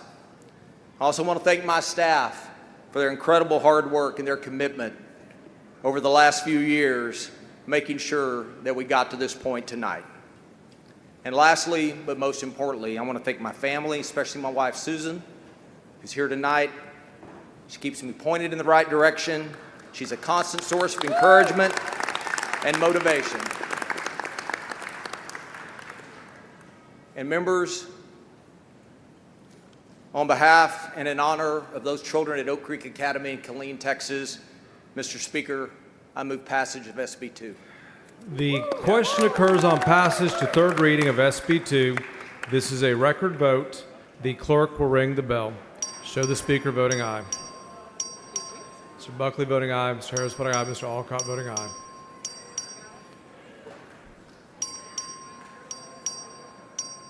Have all members voted? Have all members voted?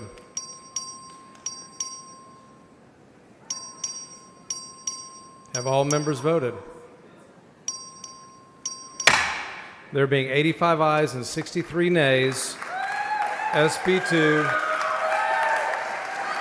is passed to engrossment. Members, we still have bills on a calendar. If you have a bill, please be ready.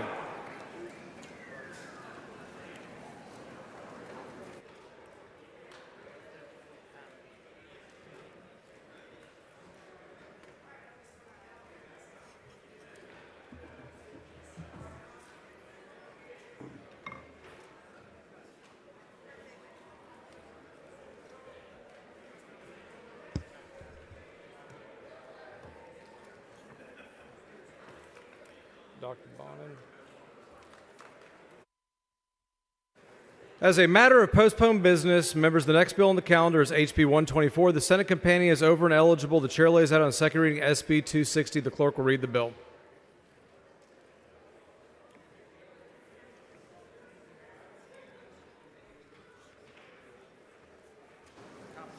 SB number 260 by Huffman, relating to the school safety allotment under the Foundation School Program.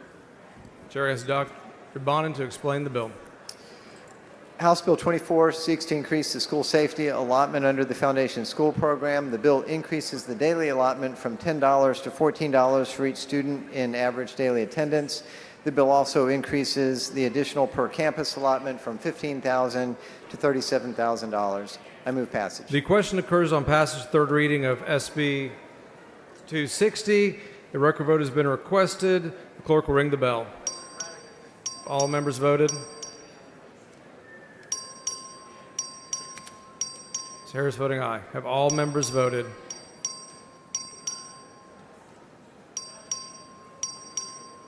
There being 148 ayes and 0 nays, SB 260 is passed to engrossment. Mr. Bonin moves to lay House Bill 124 on the table subject to the call. Is there objection? Chair is none, and the motion is adopted. Ms. Ralshaw. Mr. Speaker, sorry for the delay, but I request to have the comments of the closing speeches reduced to writing. All the closing speeches Yes. reduced to writing printed in the journal. You've heard the motion. Members, any objection? Chair is none, so ordered. Thank you. Bell. Where is he? Here he is. Members, the next bill on the calendar is House Bill 2196. The Senate companion is over and eligible. The chair lays out on second reading SB 569. The clerk will read the bill.